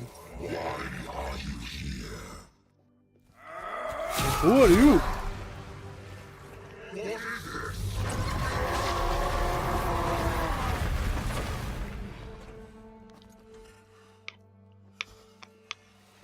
Stop! Humanity isn't ready. On your feet, lad. What? That's the other? The captain. Is it? You'll be fine. Here. Take this watcher's eye.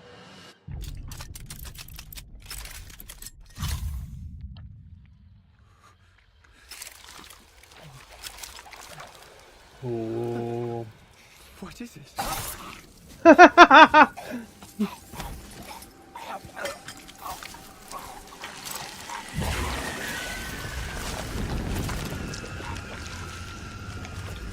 Get the body. Stop. Mortal. It can still be contained. You don't know what you have unleashed. Your kind no longer control this world. We cannot destroy your body, it's true. But you will watch as we destroy everything you have built. Wow. Bind him!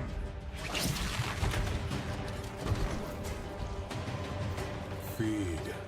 Grow, my child. I'll make sure you can eat your fill. What the hell?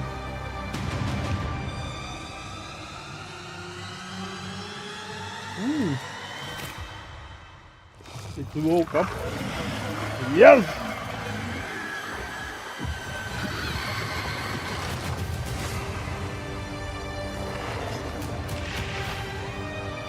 Dum dum dum! Really good. Really good intro. Hi, I'm Jonathan Rogers, Hi, game director Jonathan. on Path of Exile 2. Please save us Now, Path from of Exile 2 Blizzard is going bullshit. into early access in around 2 weeks on December the 6th. But even though it's early access, this isn't just some small taste. The game is huge. In this live stream, we're going to be introducing everything you can expect. So without further ado, let's roll the gameplay trailer. So it's gonna be long, I guess. Existence is a thing of beauty. Precious. Wow! But impermanent. Was that a Life city? and death are mortal enemies. Probably. And yet bound to one another. The continuation of life must be protected at all costs. No. Some have said my methods are brutal. Nice view for my dinner. Amazing, the I best. say, there Really can good. be no salvation without sacrifice. But who is this guy? Mercenary Ranger.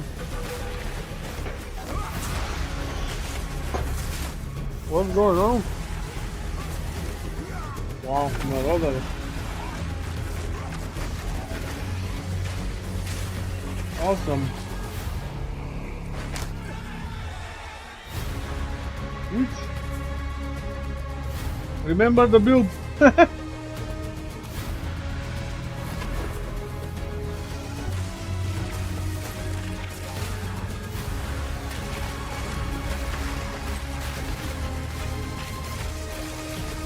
Awesome. Looks insane. We are faced with the end. Atlas, yay! We're gonna have Atlas. Do what I must. Amazing. Oh, oh. Yeah, we're definitely getting the Atlas. Oh my god. Oh, oh.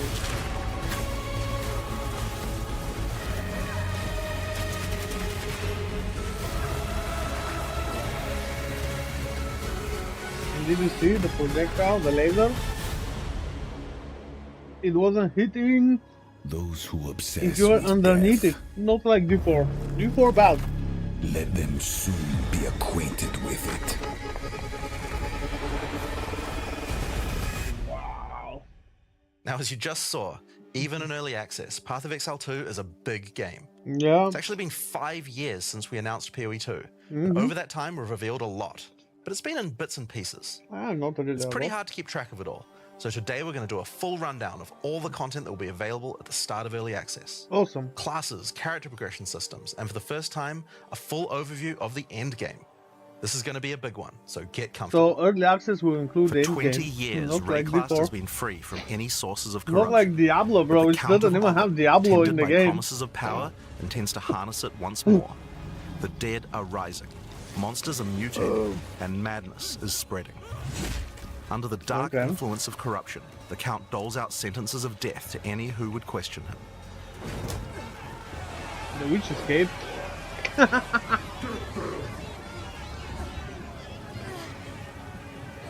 Okay. And this is where you find yourself at the start of PoE 2. On the beach again. Dark forests of Ogham. Traverse the barren... Oh, what happened? plains of the Vesteri Desert. 137k people into the jungle watching ruins it, bro. of Utsal, an ancient Val city. There are challenges. No! What's wrong? Maybe I should like reduce the quality. Or too many people watching it, maybe. Lost camps and let's see. Source of all this devastation. On the way, you'll face fearsome monsters, meet strange characters, forge unlikely bonds, unlikely bonds, and uncover lost civilizations. But first, you'll need to pick a class. No, don't lag on me, bro. Don't lag on me. Available. Let's have a look at them. The Monk is a fast and furious melee fighter. He dashes in and out of combat and is MK1. Like all classes in PoE 2, a wide variety of skills. Don't do this to me, please. What the?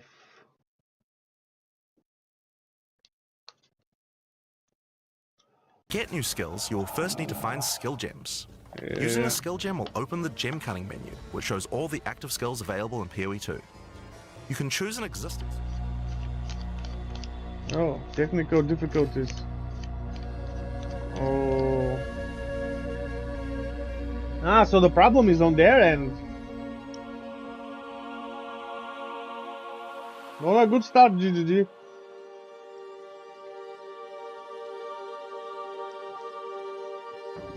Bro, I'm pretty sure it's because of so many people are watching it right now. It's like 173k people are watching it right fucking now, bro. Right now.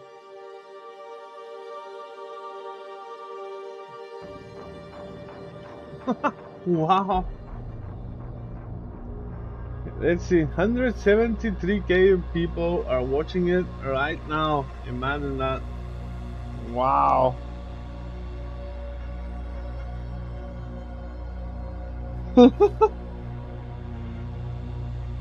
Oh yeah? Not LOL. Wow. But yeah, LOL too. People broke Twitch. Is that even possible?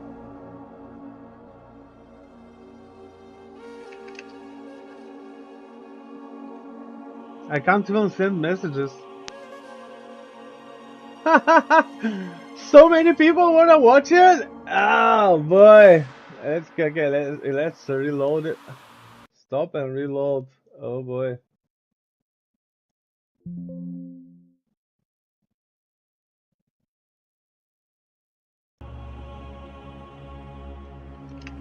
How many?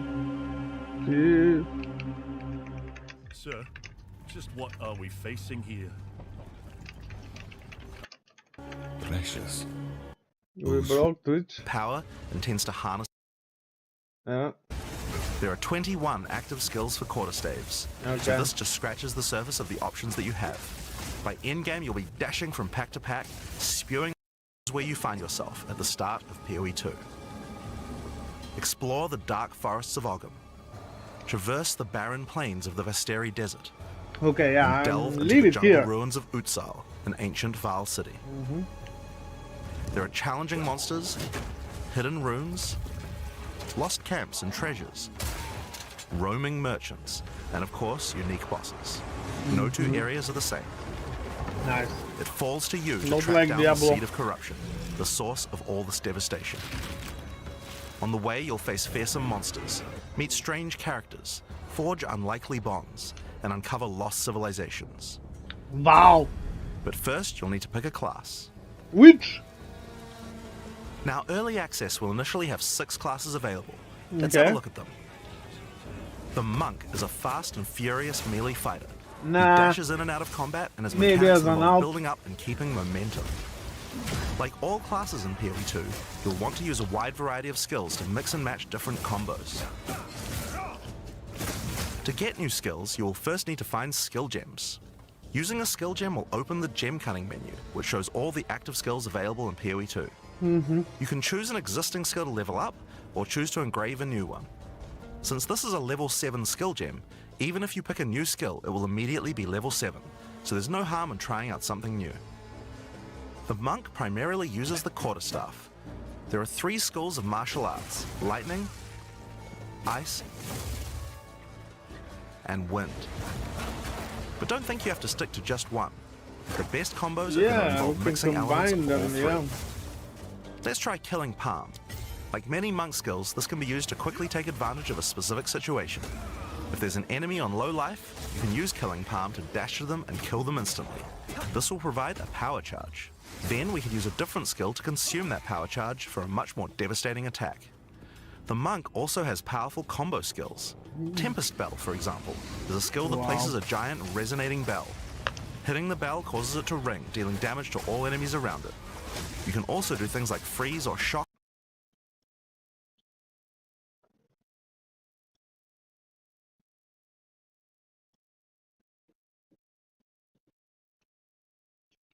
Insane.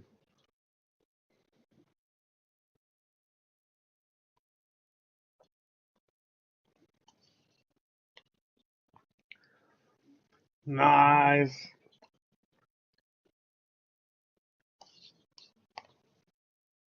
Nice.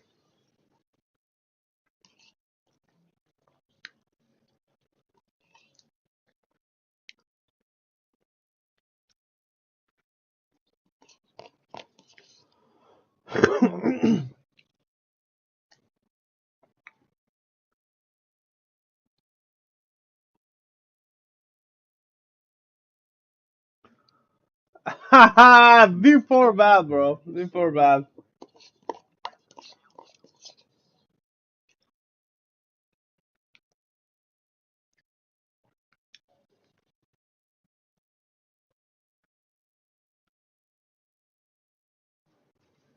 Oh, wow.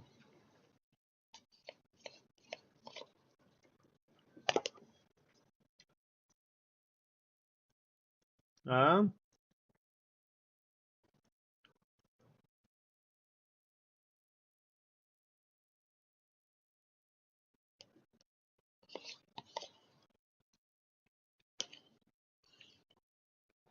Oh, nice. Oh, whoa, whoa, whoa, whoa. Soul's like, yeah, that's insane, bro.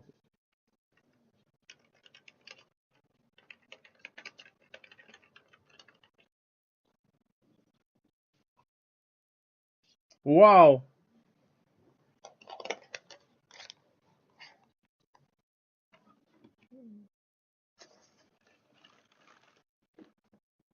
Awesome.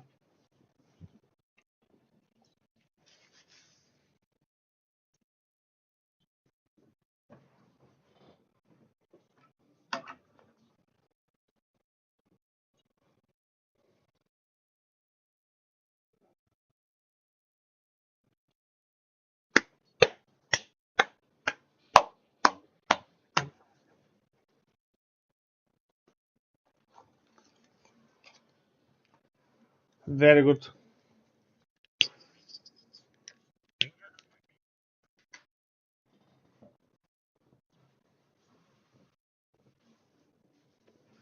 Yes.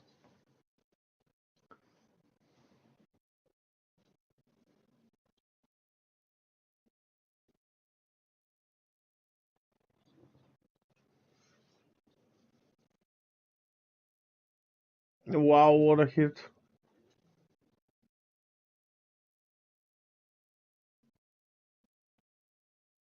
Nice. Yeah, but first chew, right? Chew, chew, chew.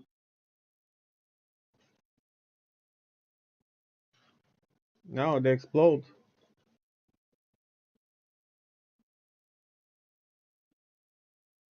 Yeah, but this guy needs a tank. So we're kinda locked, not like PoE 1, there's not the freedom to use whatever we want.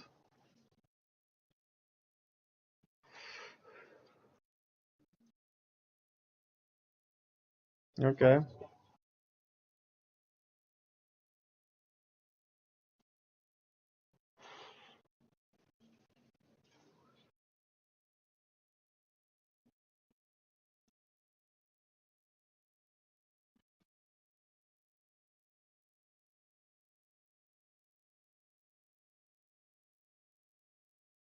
Nice. Nice! Nice! That's really good.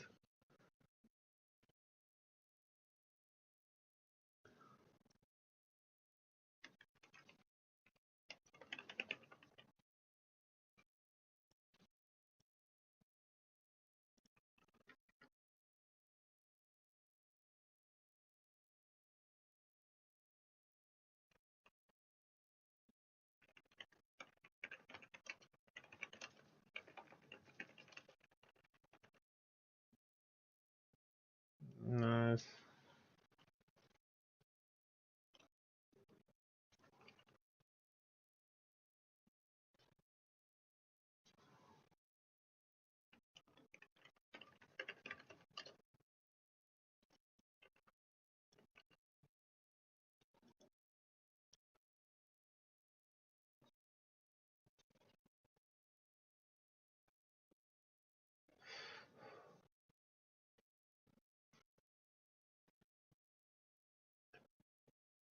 Oh my god.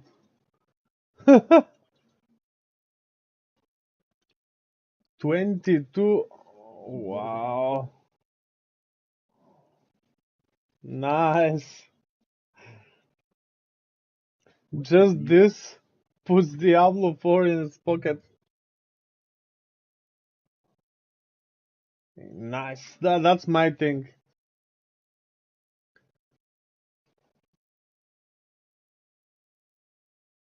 Nice. Hmm.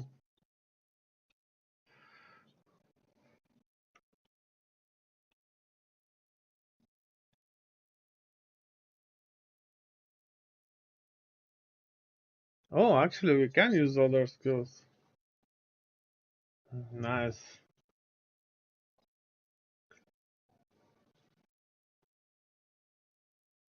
Oh boy. Nice.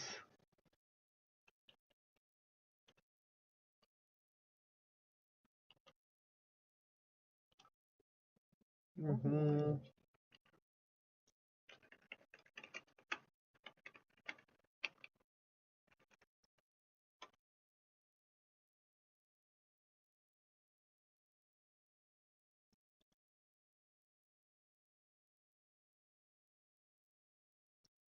Oh my.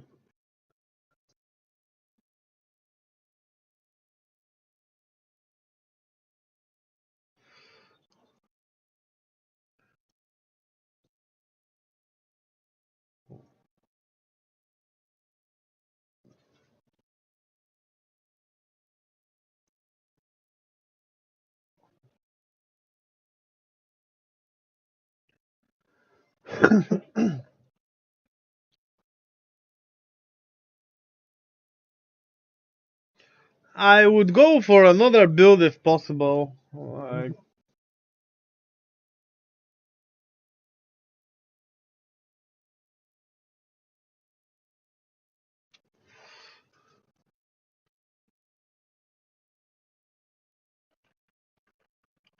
wow.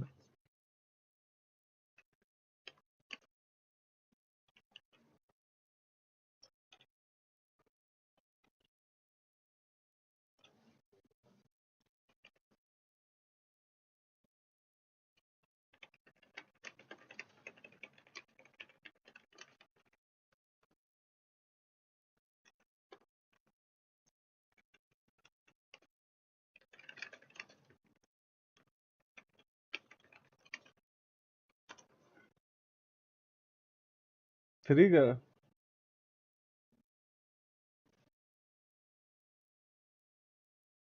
Mm-hmm.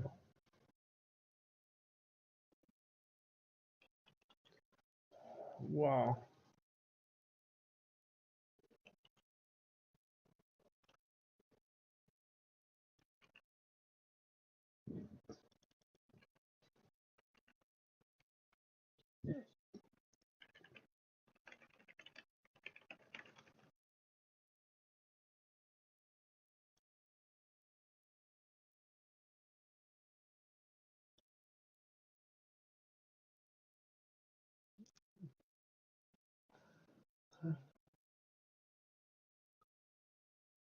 Nice.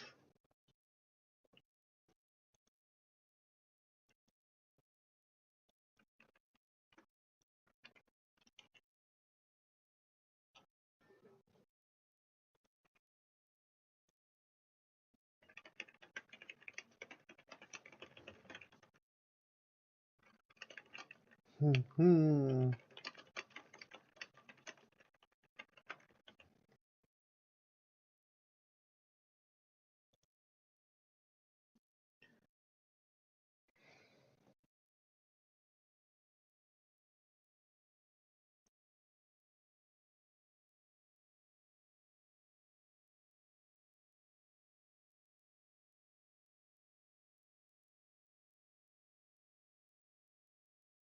Nice.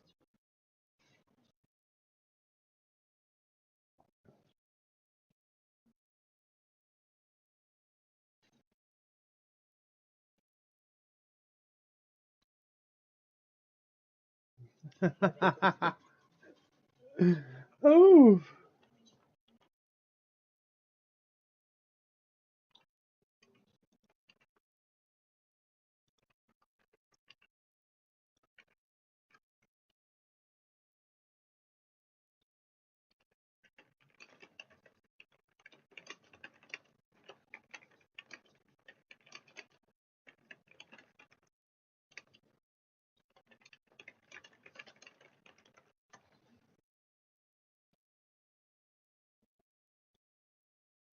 Yeah.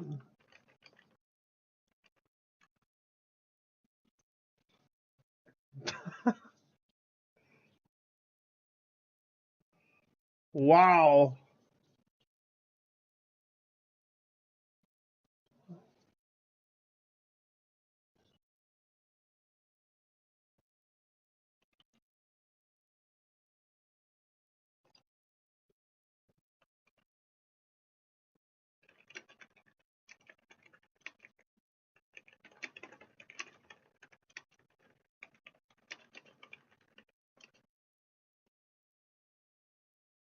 Yeah.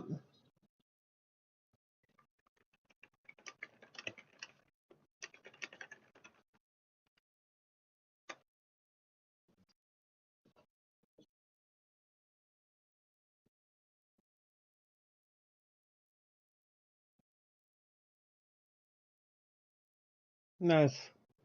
Doesn't seem like much gold, just the initial start.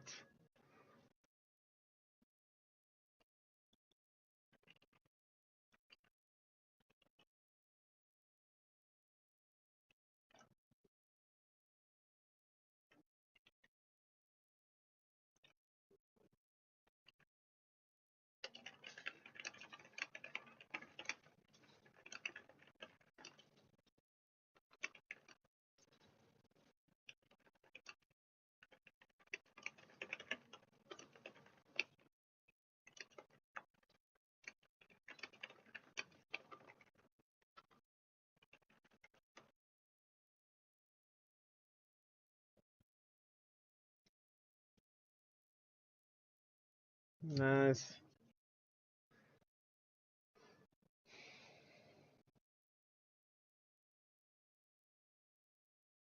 Oh.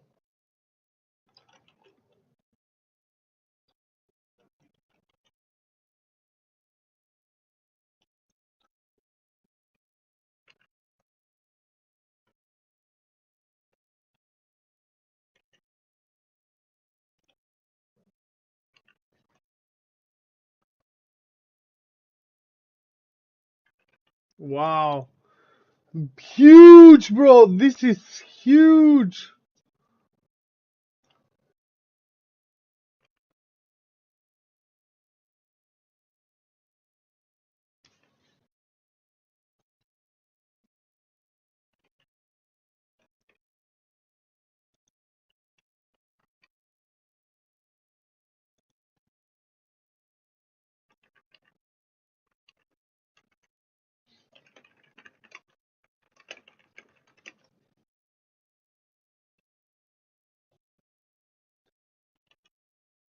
Wow.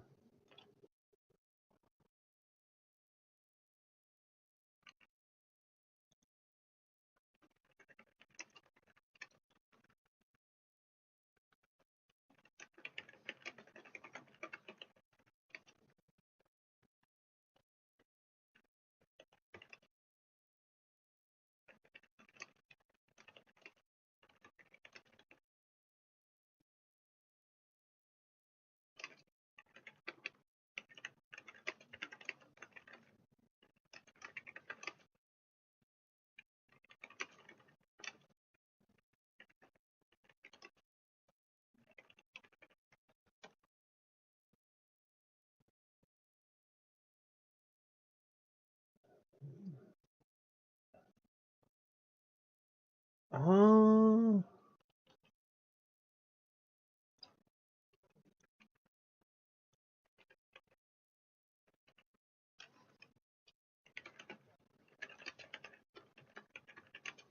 nice.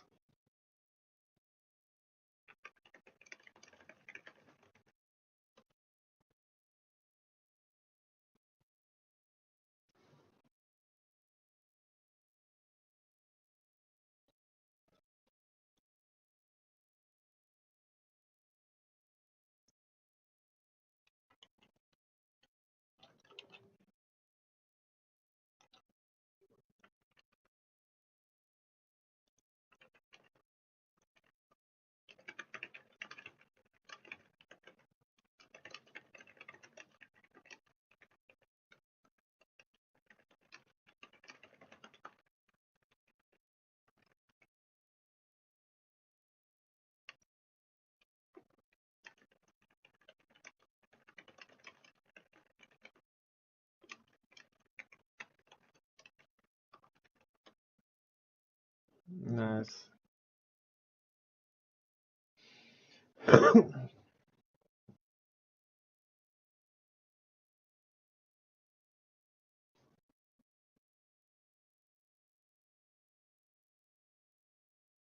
Nice.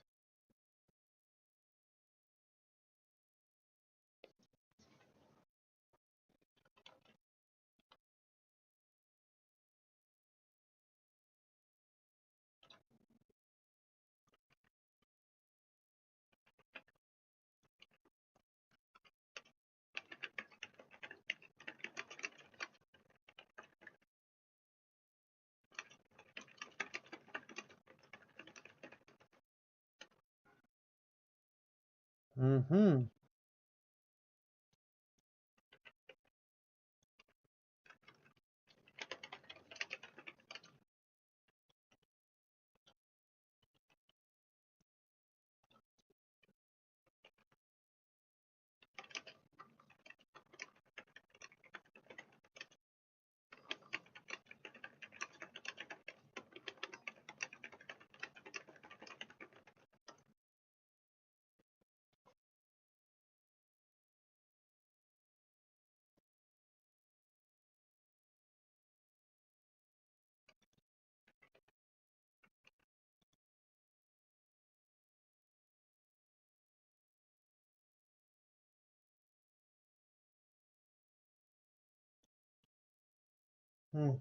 Gamble.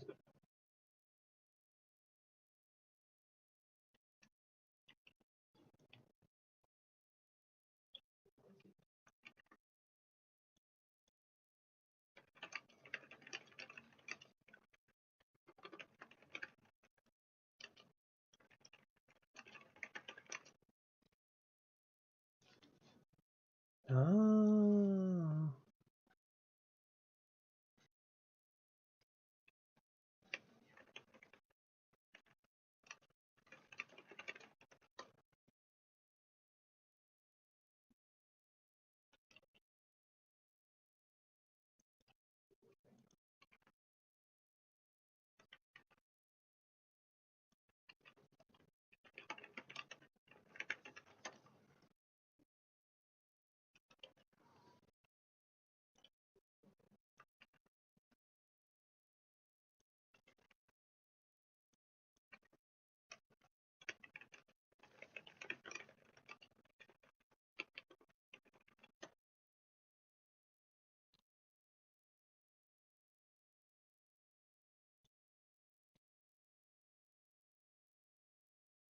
Nice.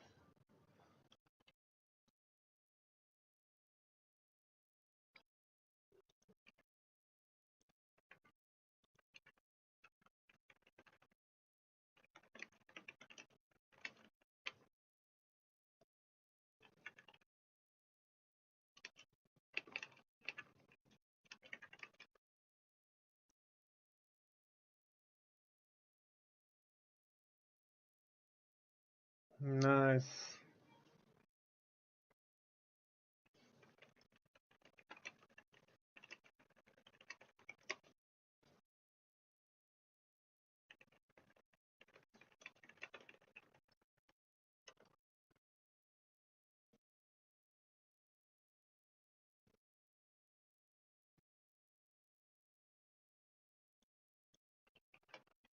Chronomancer.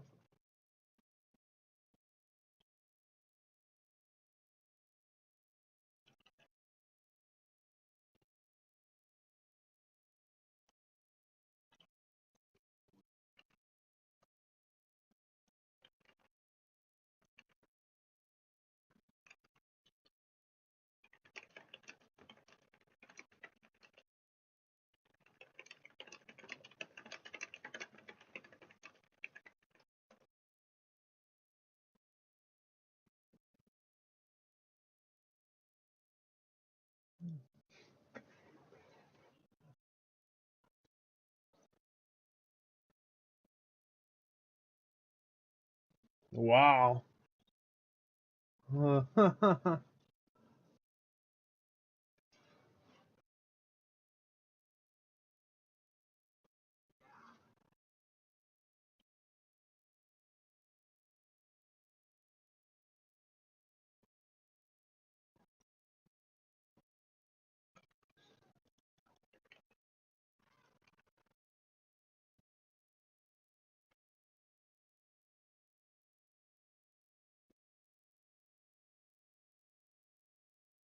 Nice.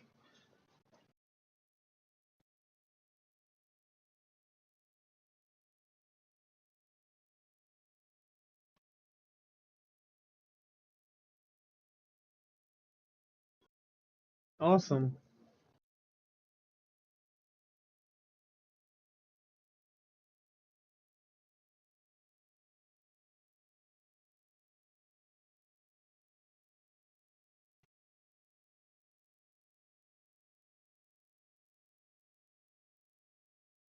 Insane.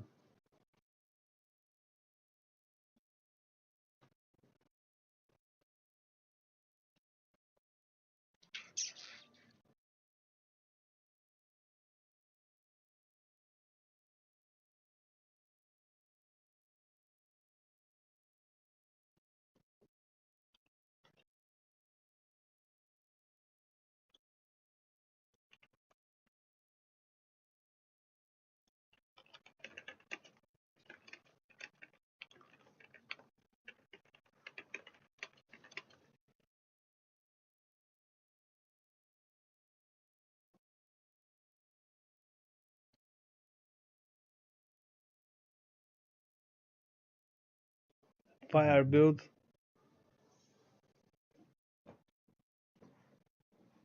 Wow.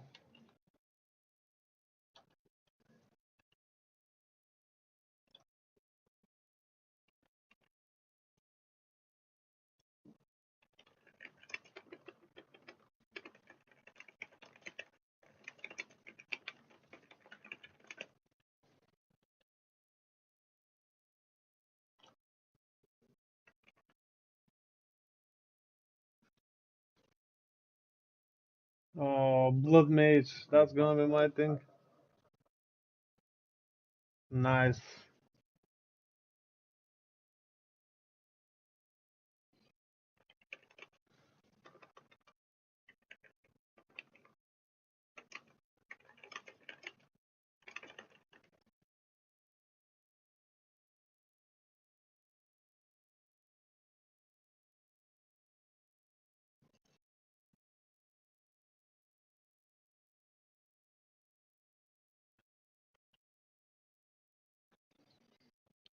Wow.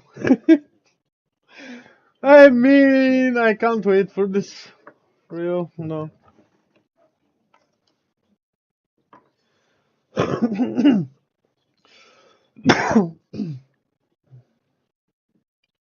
Oh, chaos.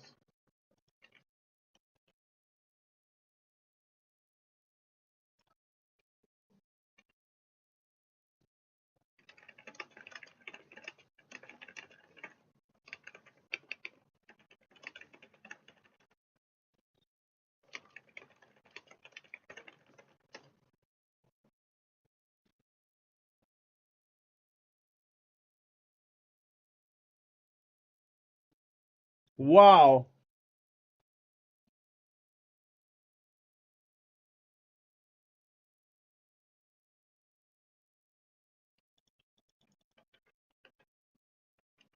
Witch Hunter.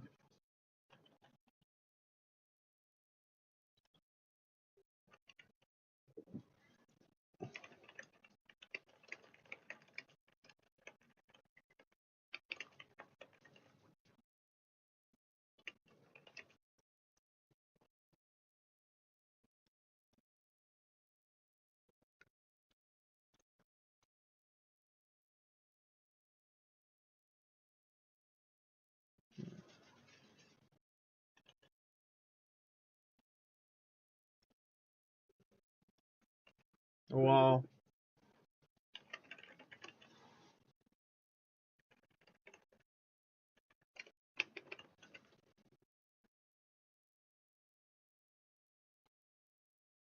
Nice.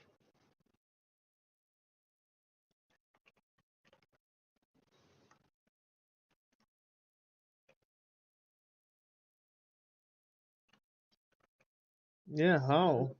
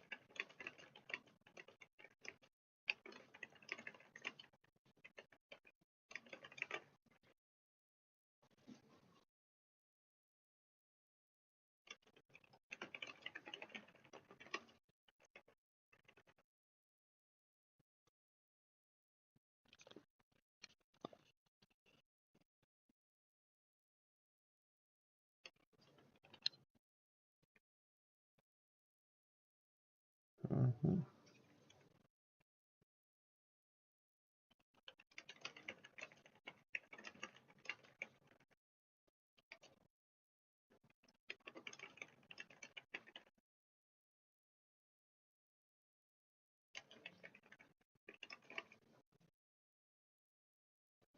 Mm.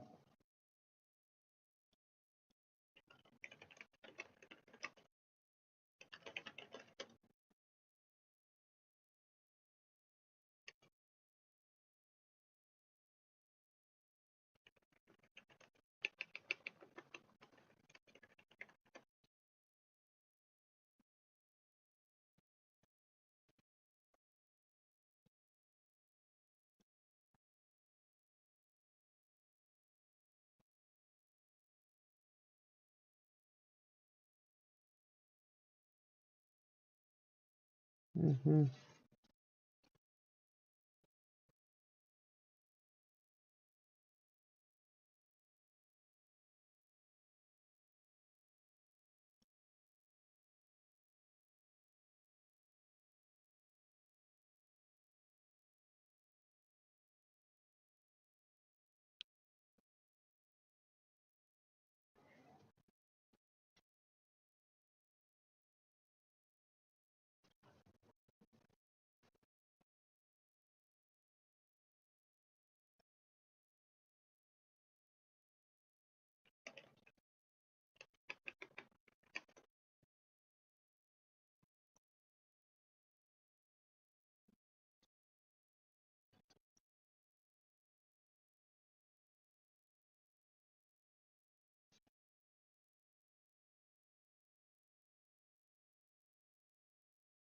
Oh.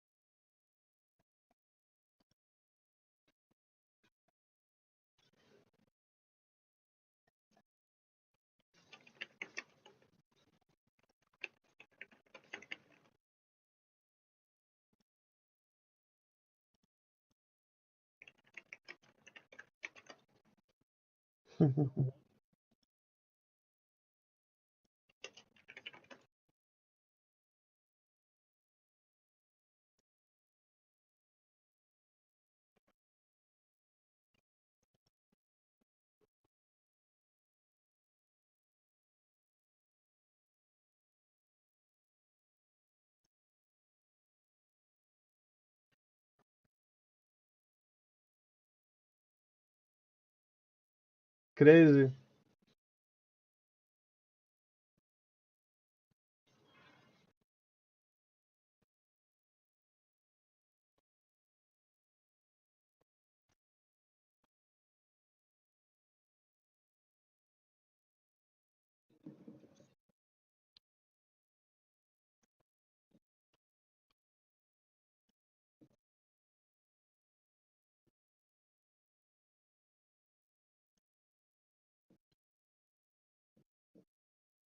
Wow.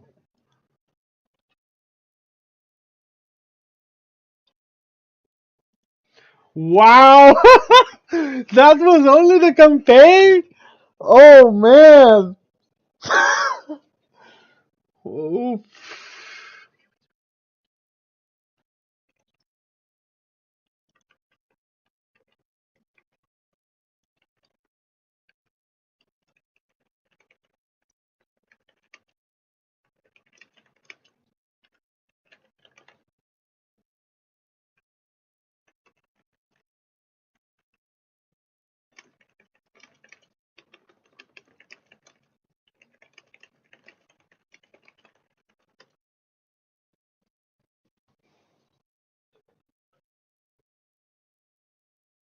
Yeah.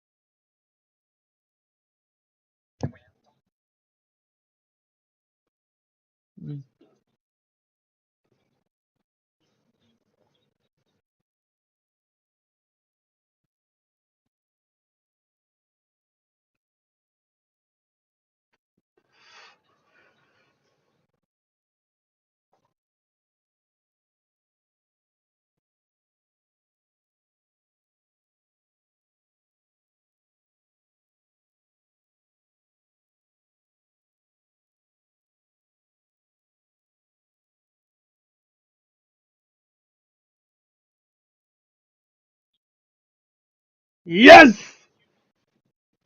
Very, very hardcore.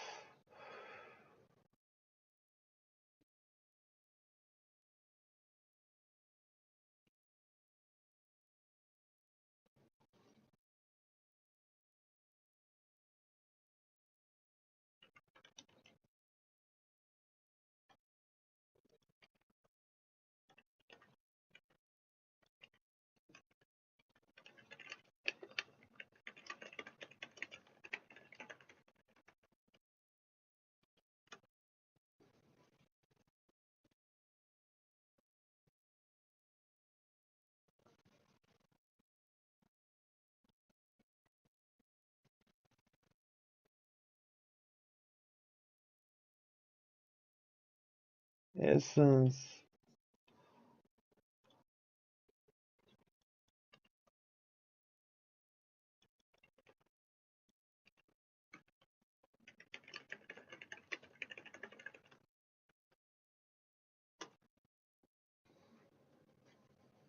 Wow.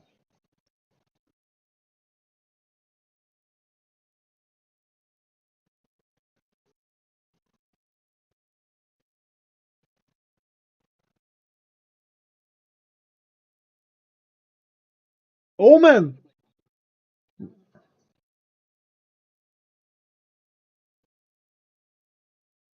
Wow. Wow. Almost.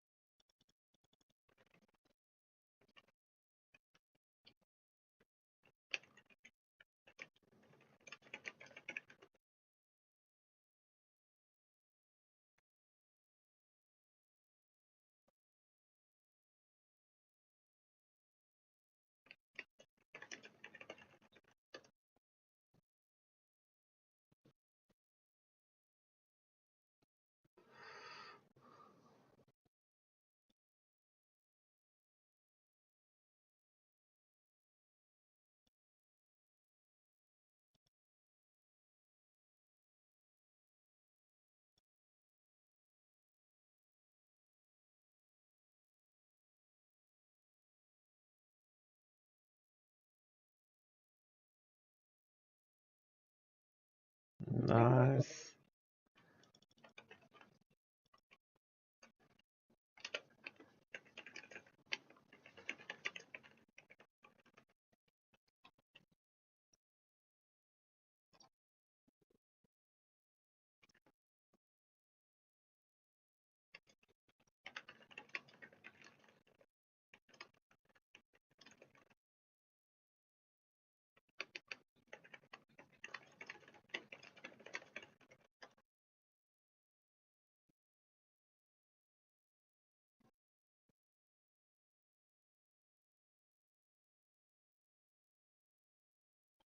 beyond.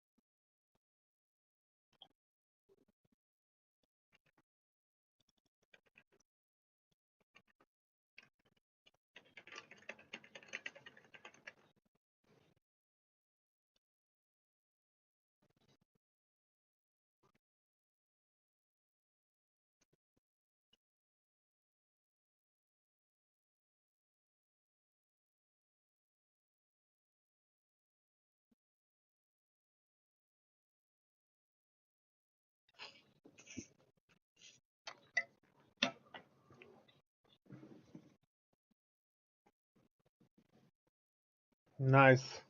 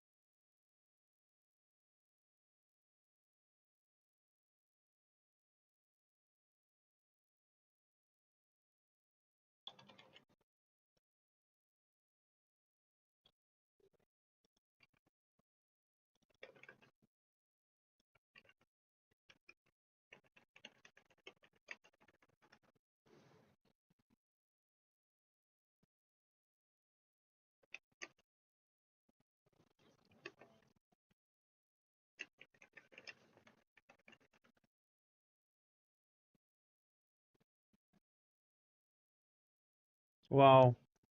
At a higher difficulty, Oh, and some why rewards from was this Zesh can muted? only Oh be boy, found by why was increasing the this muted? difficulty of the Twisted Domain above certain thresholds. Defeating Zesh at difficulty 4 will be a challenge indeed, but there are Oh. many more threats in Rayclast.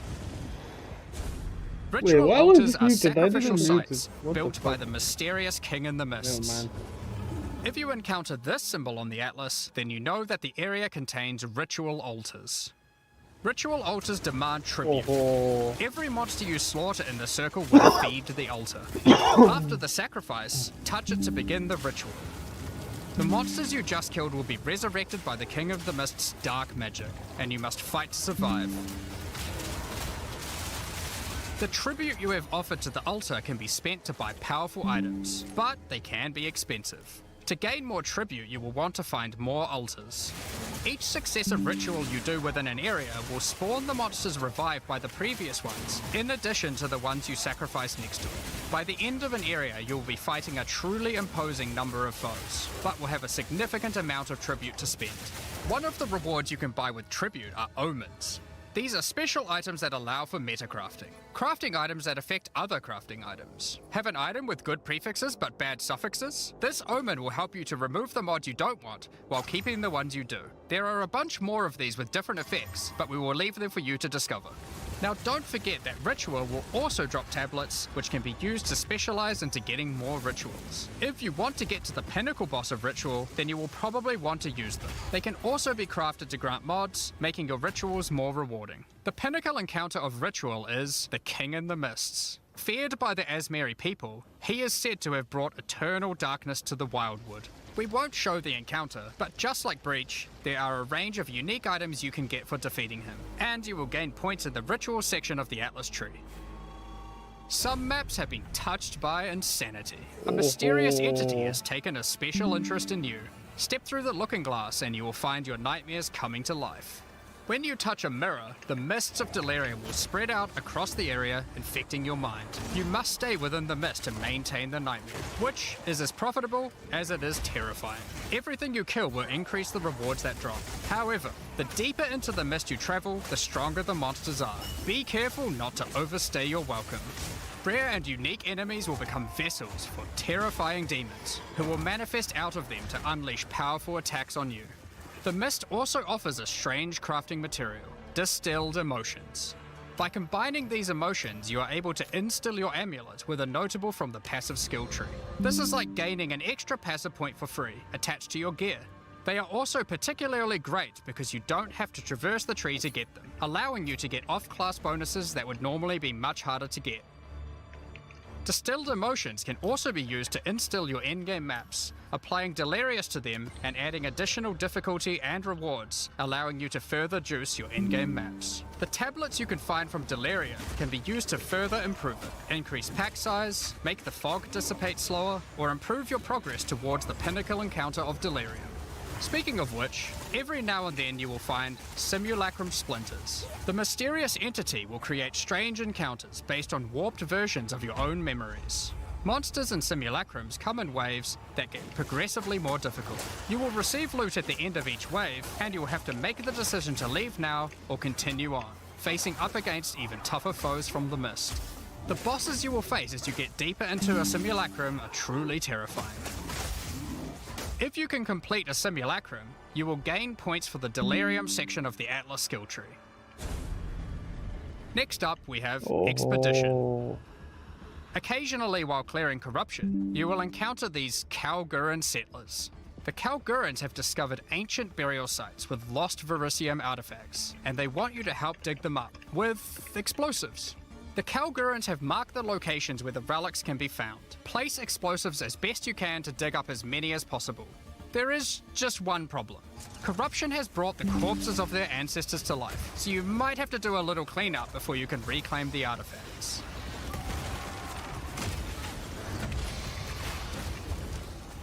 You can also find remnants, the destruction of which will further anger the restless dead. Each one you blow up will make the subsequent monsters more powerful, but also more rewarding. Danig, Rog, Tujin, and Gwenin will exchange the artifacts for useful items and runic magic. You can also find tablets to increase the number of expeditions and the rewards. This one increases the radius of explosives, while this one increases the number of remnants you will find. Eventually, you might discover a logbook. These are special maps full of buried treasure and relics, essentially one giant dig site. Here, you can create an extremely long chain of explosives and go through a very high number of remnants. But be careful, many remnants have mods that can really brick your build, so you will probably want to avoid these ones. If you add too many remnants, you could easily make the encounter harder than you can handle. There are all sorts of interesting things buried under the ground in logbooks. You might find dripping caves and hidden pirate caches. But the most powerful encounter is Olroth, the ancient undead commander of the Knights of the Sun. Defeating him will grant you unique rewards, as well as points to spend in the expedition section of the Atlas tree. So those are the in-game systems on the Atlas, but we are not done yet. The trials we talked about earlier have much more content when you get to endgame too. Just like the other endgame systems, they also have progression mechanics, unique rewards, and player power that can only be gained from them. As you get higher level coins for the Trial of the Sycamores, you will unlock more floors to explore. Each floor has its own challenging rooms and a floor boss that you will need to kill.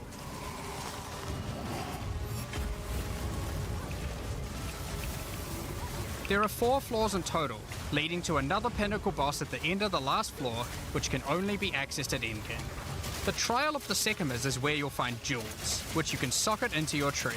These are like passives that you can craft with your currency items. They can be really powerful as they allow you to stack modifiers that may not be easily accessible on the tree normally. This jewel gives lightning damage and shock chance, for example.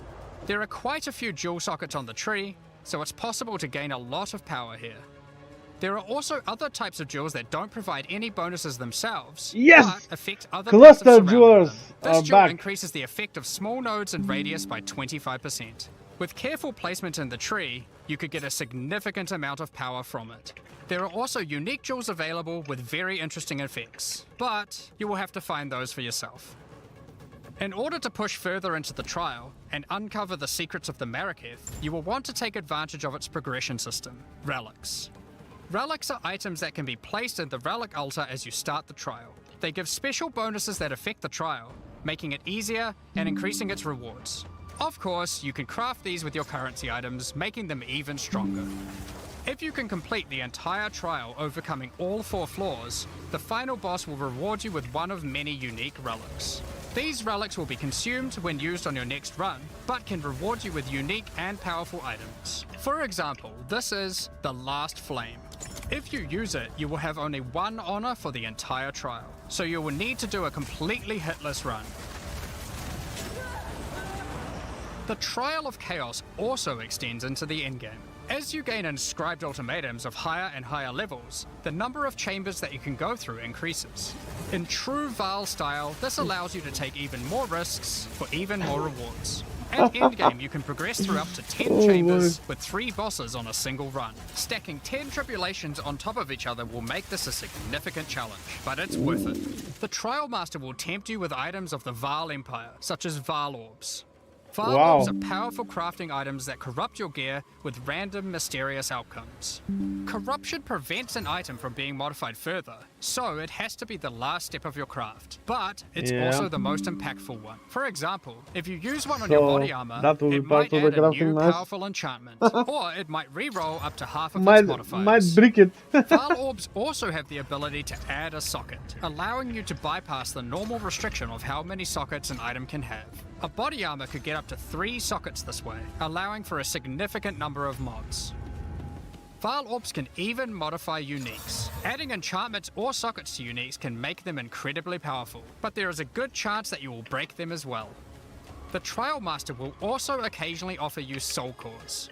Originally formed by Chaos, the Val sought to replicate soul cores through human sacrifice rituals and blood magic to power their civilization.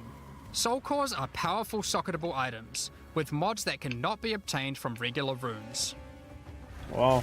Like all endgame content, there is of course a pinnacle boss. The final chamber will drop keys to this mysterious door. Some say this is where the Trial Master himself resides. Perhaps you are willing to take the risk to find out. Had enough yet? Because there is still just one more thing. The most difficult content in Path of Exile 2. While mapping, you might come across this fortress that has emerged from underground, surrounded by an enormous maze riddled with danger. Is the maze preventing something from getting in, or something getting out?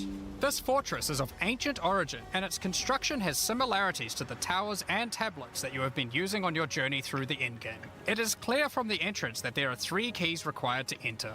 Local factions are vying for access to the fortress in order to seize the power they believe will be inside. Each of the faction's leaders have managed to get their hands on one of the keys, so you will need to defeat them. Each faction is led by an Uber-Act boss. You can see one of them inhabiting the city, but in order to fight him, you will first need to defeat their 2 lieutenants in the adjacent zones. Be careful. If you fail against either of the lieutenants, or to kill the leader, they will move on, and you will need to find them again.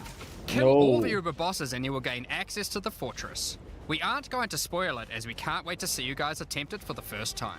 But is there a tree you get points in after killing it? Of course there is. This is Path of Exile. There is always another tree.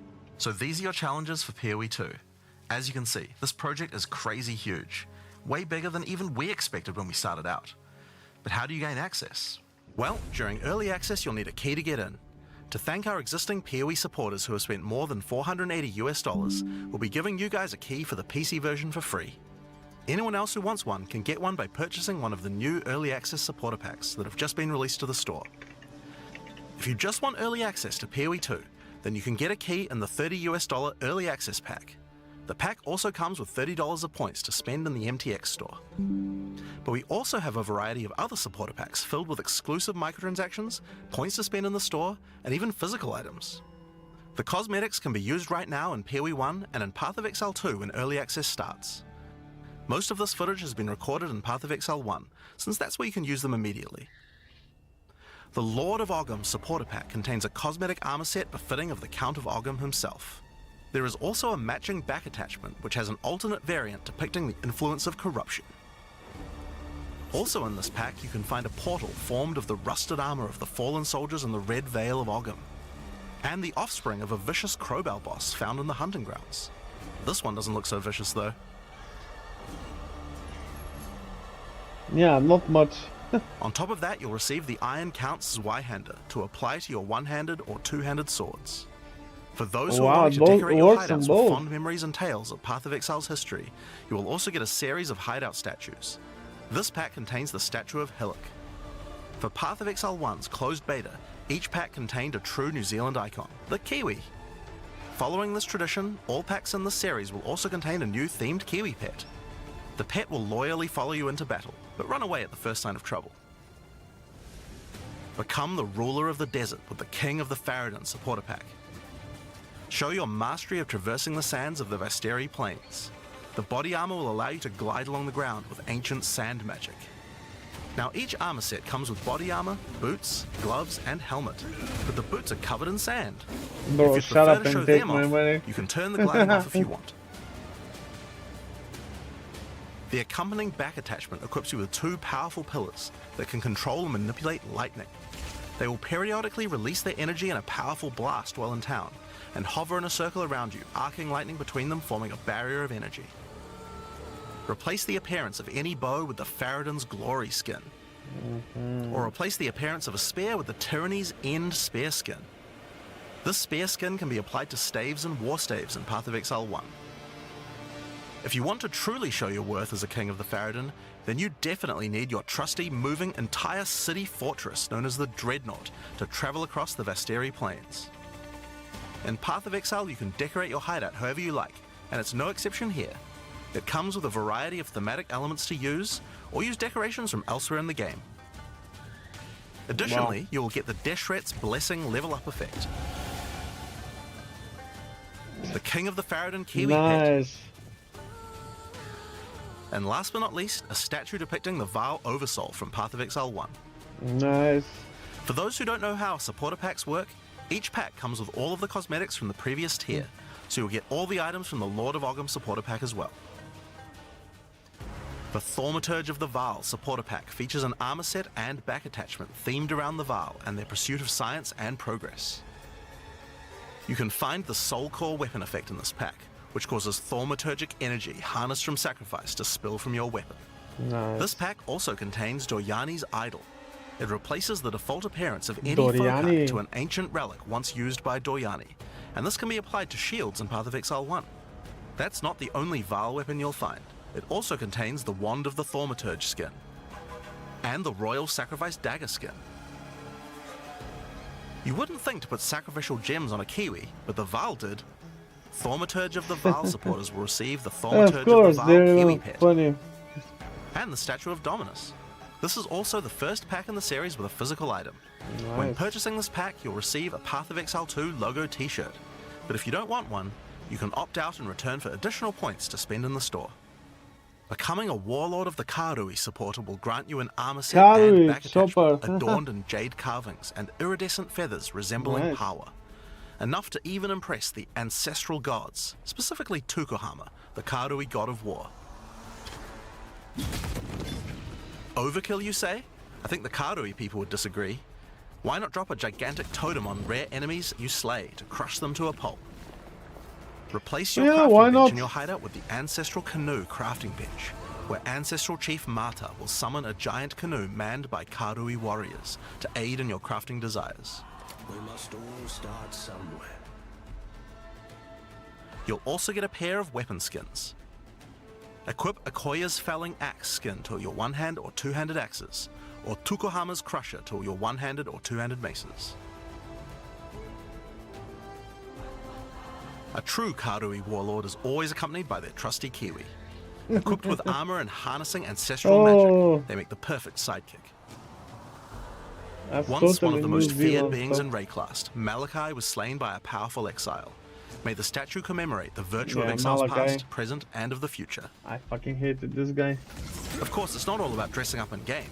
You'll want to look good in real life too. By becoming a Warlord of the Karui supporter, you'll also get a Path of Exile 2 hoodie. Our final tier of supporter pack in this series is the Liberator of Rayclast supporter pack. The Liberator of Rayclast armor set and back attachment come made with the finest materials in Rayclast, and shattered glass mosaics suspended in divine power. Set up your base of operations in the Beacon of Salvation hideout. Why restrict yourself to just one island when you can liberate more? The And Beacon of Salvation hideout the comes good equipped with news- your own collection of small islands and personal operators of boats that you can use to row between them. Just walk to the piers, click a boat to enter, and navigate as you choose. Decorate each island as you see fit to best represent your well-earned hideout. Everyone in your hideout can use their own boat. Why not have some races?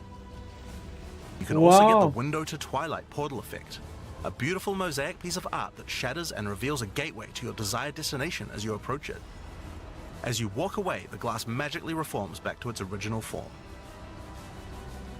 Rule in style with the Throne of the Ruler map device. Sure, this map device can create Wow. portals to in-game maps, but it also comes with a throne you can sit on to oversee your growing kingdom. Look down on the plebeians running your maps. Being the Liberator, though, Really? is not just about sitting on your throne all day. If you do decide to join the fight yourself, you can leave a High Priest in charge as your second in command. Liberator of Rayclast supporters will also get a set of varied weapon skins. The Light of Divinity Scepter skin, the Deliverance Crossbow skin, the Justice Flail skin, and the Redemption Shield skin. Once again, you'll have an accompanying Kiwi, and of course a statue depicting one of the most iconic events in Rayclast's history, the battle between a powerful exile and Kitava, the Insatiable. With the help of two deities, Sin and Innocence, the exile was able to defeat him once and for all. This supporter pack also contains the Path of Exile 2 art book. This 215-page full-color art book includes a huge amount of amazing concept The art Witch. and lore produced during the long and exciting journey of Path of Exile 2's development. Shadow Ranger. And finally, Path of Exile has a tradition of letting the community participate in designing game features. For Path of Exile 2, we'll be adding the Twilight Order Foil Reliquary. Oh, really cool. By becoming a Liberator of Rayclast supporter, once Path of Exile 2 is released, you will be able to select any unique item you have found and be able to drop it from the Reliquary. Once players have submitted their items, keys to the Reliquary will start dropping, and other players will be able to find foil versions of uniques that you have submitted along with a message for the lucky player. The more players submit the same unique, the more chances there will be for the Reliquary to drop them, so choose wisely. Now, almost all of these items are available to use in PoE 1 right now. There are a few exceptions where the item class clearly doesn't exist, such as crossbows or flails. And there are also a few microtransactions on weapon types that are unavailable in PoE 2 at the start of early access.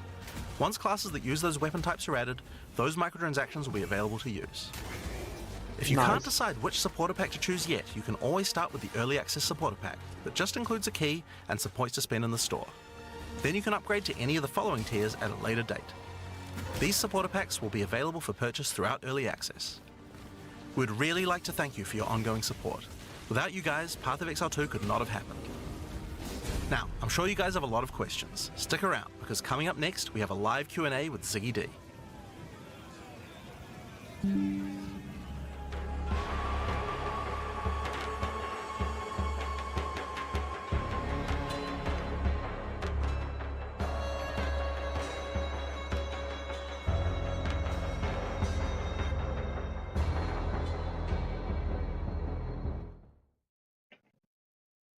To the post-show discussion and Q&A. I hope you all enjoyed what you've seen so far. It's been pretty exciting for us here as well, as you guys have been inspired already just watching things. And you're already cooking a new Ascendancy class. Yeah, for sure. Got to do design whenever you can. Yeah. Absolutely. There's been a few fun moments here already. But I'm your host, Ziggy D, and I'm joined by Jonathan and Mark to talk about everything you've seen. Honestly, it's so much. I mean, we were really keen to make sure that when we went into early access that people didn't feel like it was just, limping along and kind of, just like a minimum amount of content. We really wanted to kind of blow people away. So hopefully people feel like, there is enough content. Because, it was certainly a mission to get all that stuff in. Yeah, I did come here expecting that there would be, maybe a basic mapping placeholder end game and your 3 acts and... the half the classes, but I'll buy it after you've made a Descent. decision here clearly that's got the core PoE player community in mind. Absolutely. So, I mean, we have to make sure, look, Path of Exile's endgame is kind of known for the fact you get to choose between different types of content and that, some people enjoy one thing, some people enjoy another. And I feel like that choice is, a huge part of what makes it good. So if we didn't have that when we entered endgame, then I don't think that would be, that wouldn't be a Path of Exile endgame. So that's kind of what we have to make sure of. So we kind of said, okay, well, what is the minimum number of different in-game things you need to be able to have in order to be able to actually have a viable in-game that we feel like you get different choices. And that's how we ended up with what we have here. I definitely feel like a lot of games nowadays release, and their campaign's intact and real good. You get to the end game and it just falls real flat. Yeah. And it was certainly a very important moment for us when we were like, hold on, that's the wrong thing to do. Let's not make the same mistake as everyone else. Let's pivot. And we actually did that, and it made a world of difference and made the game all of a sudden, 100 times bigger with an infinite amount more content, right? It was definitely hard though, because so we're progressing. It's we would have made it. We would have gotten all these acts in if we hadn't have changed direction. It's to actually say, you know what, we're going to specifically not finish this content that we'll be working on, that we it's pins down everyone. We're stopping work on this. We're going to move over to endgame because it's actually more important. That was certainly a hard one. That would have been some whiplash there, I imagine. For sure. Well, I mean, it's suddenly the whole, environment art team, it's they're all just whatever you're working on, just scrap. You don't want to scrap, but, just stop it. we're doing something else now. So saving clothes, yeah. Especially for a lot of the developers, because you got to also think, a lot of our developers have just been working on this campaign for, what is it now, 6 years? I think it's even longer, actually. Yeah, it's just this epic journey, whereas none of them, a lot of these people haven't been working on Path of Exile 1 this whole time, so some of us are we're just churning out in-game with every league and doing all of that, but for a lot of these people, a lot of these developers, it was quite jarring to swap over, but everyone embraced it. We talked about it, everyone was happy about it and stoked about it, and it just ended up coming out real awesome, so... I think it's landed well, and it definitely kind of blew me away when you... So even before I saw anything, we were in the car on the drive here, and you were just info dumping all of the end game. You're like, oh, we got this feature, we got this feature. I'm getting dopamine just from hearing about it. I haven't seen anything yet. Definitely. But do you guys feel like you're competing against yourselves a little bit here? Because Path of Exile's kind of set the bar, the original game has set the bar for what very is high. Available to endgame in a set game very like this, high. and it makes it's not acceptable really to launch with just nothing in terms of endgame now. Absolutely. I mean, I mean, if you're not competing with yourself, then I don't think you're going to make good progress, right? So Right. that's what you really have to do. Yeah. but cracking that out for beta even. Yep, Is, absolutely. Pretty Well, as I exciting. said, I just think it would not have landed nearly as well without that. And I think it's important that our existing Path of Exile 1 community feels like they're also And where served. is Like, Chris yeah, Wilson? sure, we're doing all this stuff for new players, and that's really important, and that'll expand the audience. He may be But, working on you know, PoE if- 1 now. If we launched and all the I PoE don't 1 know. players are unhappy, that wouldn't be good. So, you know, we have to make sure that they also feel like, you know, we've got a game for both them and for all the new players we hope to bring to the genre. And you definitely want all those different axes as well. Like just having two, right? You'll get a lot of content can be immediately divisive, right? Obviously, that's the nature of it. That's how it goes, right? And so you have all of these different avenues because there are different players who like different types of content. Yeah. So if you're just like, here's your one end game system, well, like that immediately one. then there is a portion of players who are just like, I don't want this, right? And so having all of these options is like ultra key, and that is what Path of Exile 1 has taught us. And again, it's like, I'd say lessons learned, you know, for the genre, and it is expanding in other games and stuff. But yeah, certainly, as you said, competing with ourselves, yes, PoE 1 has like, you know, 40 axes, you know, and we've got 7 really good ones here, and obviously more to come. But 7 is a lot, mind you. Especially when it's all like, you know, like people have to learn a lot of things again. It's going to be very interesting to see how long it takes people to do the kind of difficulty 4 pinnacle content. It's like we have to. It's honestly like we actually don't even really know, because like you never know what people are going to find in terms of builds and so on. Like I'm hoping that it will take people a while to be able to work it out, but you know, you never know. Maybe end of day 1 people just be like, oh yeah, easy, no problem, mate. You know, could be what it's like. We have a few people that are doing that sort of thing. I saw like a solo self found level 100 in 24 hours or something. Jeez, okay, this is where we've got it now, is it? So but I imagine there'll be a little bit of a soft reset there for people. Yeah, for sure. A There's stuff to relearning learn. period. There's stuff to learn. And I mean, PoE 2 has changed a lot over the years, so more than 5 years of development now. And what was that initial pitch when PoE 2 was first put forwards, like as to what it's going to be? Because it was much smaller in scope originally. Yeah, so when we started, it wasn't even a sequel. It was just we're just updating the character rigs, and over time, it kind of feature creeped into a proper sequel. But the thing that we were saying is, whenever we were talking about it, and I guess this is the main thing, is that we're like, okay, when we make an area here, it needs to be that there's like a theme for it. It feels unique from everything else. We're not going to just like have recycled stuff like within the campaign that just feels like, oh, you know, we just took this area and modified it slightly. You know, each one's got to have its own stuff. It's got to have monsters that were like carefully thought about, that like, you know, fit in with the world, and it's got to have bosses that are actually like good tier quality. You know, and every area is going to have one.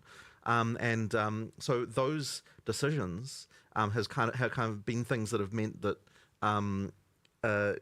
They really raised the quality bar to a level that took us way longer than we even really expected. Like those things there, just like it's huge, right? Like honestly, I feel like we underestimated significantly what it would take to deliver that level of quality. I remember really early on, You a guys are battle I talking fought about for, and I mean quality like here. way back, was like, if you think back to say Diablo 2, which obviously still holds a lot of, you know, power in terms of design motivations and philosophy and stuff within the company.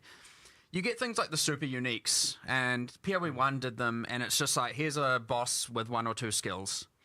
And I remember very, very, very early on in PoE 2, I'm like, I want every single boss to be memorable and a thing. I don't want a unique monster that's just like dies in 2 seconds and uses heavy strike and has a fancy name.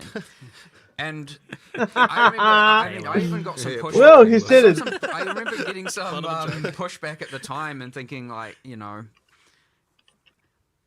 I love the bosses, my favorite part of everything, and so I was just like, man, I don't want this. This is just terrible. But of course, that decision, me pushing for that, me wanting that, turned into this megalithic. What have you done? Now we have 50, aiming to be 100. Honestly, probably later, several more 100 once all the end games, everything start to evolve and more expansions comes out. And I'm like, yep, we maybe just made, 100 times more work for ourselves, but 100% bloody worthwhile, because I'd say those bosses are one of the main, attraction pieces of the game. And anyone who plays it is just like, holy crap, those boss fights are amazing. So like, obviously some are bad and some are good to different people and all that. That's how it all goes. That's part of all the fun. But it is true that me pushing for that thing literally created thousands and thousands and thousands of hours of work. Now, worthwhile work, but it is again that exact thing of like, the scope was kind of small on numerous axes, and as we just raised the quality bar to what we thought was good, it certainly went from you know, what was it initially? Just reskinning some character classes and new rigs or whatever into this like mega scale entire campaign. Yeah, everything. But full standalone separate game. Yeah. Fun other anecdote since we went out of that territory. It was originally codenamed Project Chimera. What? I don't. It was this pipe dream. I've never been a fan of these codename things. It was this like there were times way back in the original Office. There was all this like. Sometimes there'll be a feature you can't really do in PoE 1, and it was always like, we'll do it in Project Chimera. That was like amongst the developers, and people were like, what the heck is that? Now, ironically, there is a boss in Act 3 called, well, it's got a different name, but it's called the Chimera internally. It is a Chimera. It's a multi-headed beast, and you've seen it in a few of the marketing, things here and here, different trailers, little snippets of it. And I think it's just ironic that was actually the first boss asset made before everything, the first monster, because back in when we used to just make random monsters and we'll find out how to use them. And that was made for that game. It was used in the original PoE 2 trailer, right? It is the only incomplete, technically, but only from a balance standpoint, or it was the last boss to finish in the entire Path of Exile 2 campaign right now. It sounds like there was like some sort of emotional demon that you had to battle there, of like the legacy of the original idea, and you had to finish it. We had a moment with the monster game designers where we're like, oh my god, it's happening, the Chimera is finally being finished. Holy, this is like, we were effectively like, we need to celebrate this boss finally being done. It was like at the origin, and now it's at this, point where we're about to deploy early access. Not to say the end, because the end is forever away. Yeah. It's still the beginning of a journey in many ways. Yep. But on that note of celebrating, like, how do you guys feel having now kind of, for the first time, I feel really like laid bare kind of everything you have. You're putting it out there, and only being 2 weeks away from everyone playing it.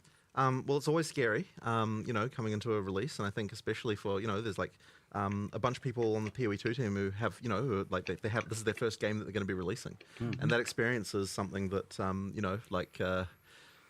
it's tough. And honestly, I think that even we were feeling a little bit cocky actually about the fact, because we release content for PoE 1 all the time, and I feel like we kind of felt like we knew what it took to get a game released, but honestly, like PoE 2 was just a whole entirely different demon as far as getting things out right. Like, it's just way more difficult. Like, when you actually have to make everything, like the whole frickin' thing right from the ground up again, it's like, wow, there's way more stuff there. And like, there's even things like the passive tree, where it's like, I feel like we underestimated what it would take to get something like that to an actual releasable state. Like, that was a huge amount of work, just like absolutely colossal to get it to get that kind of stuff in shape. Like, it's just been crazy.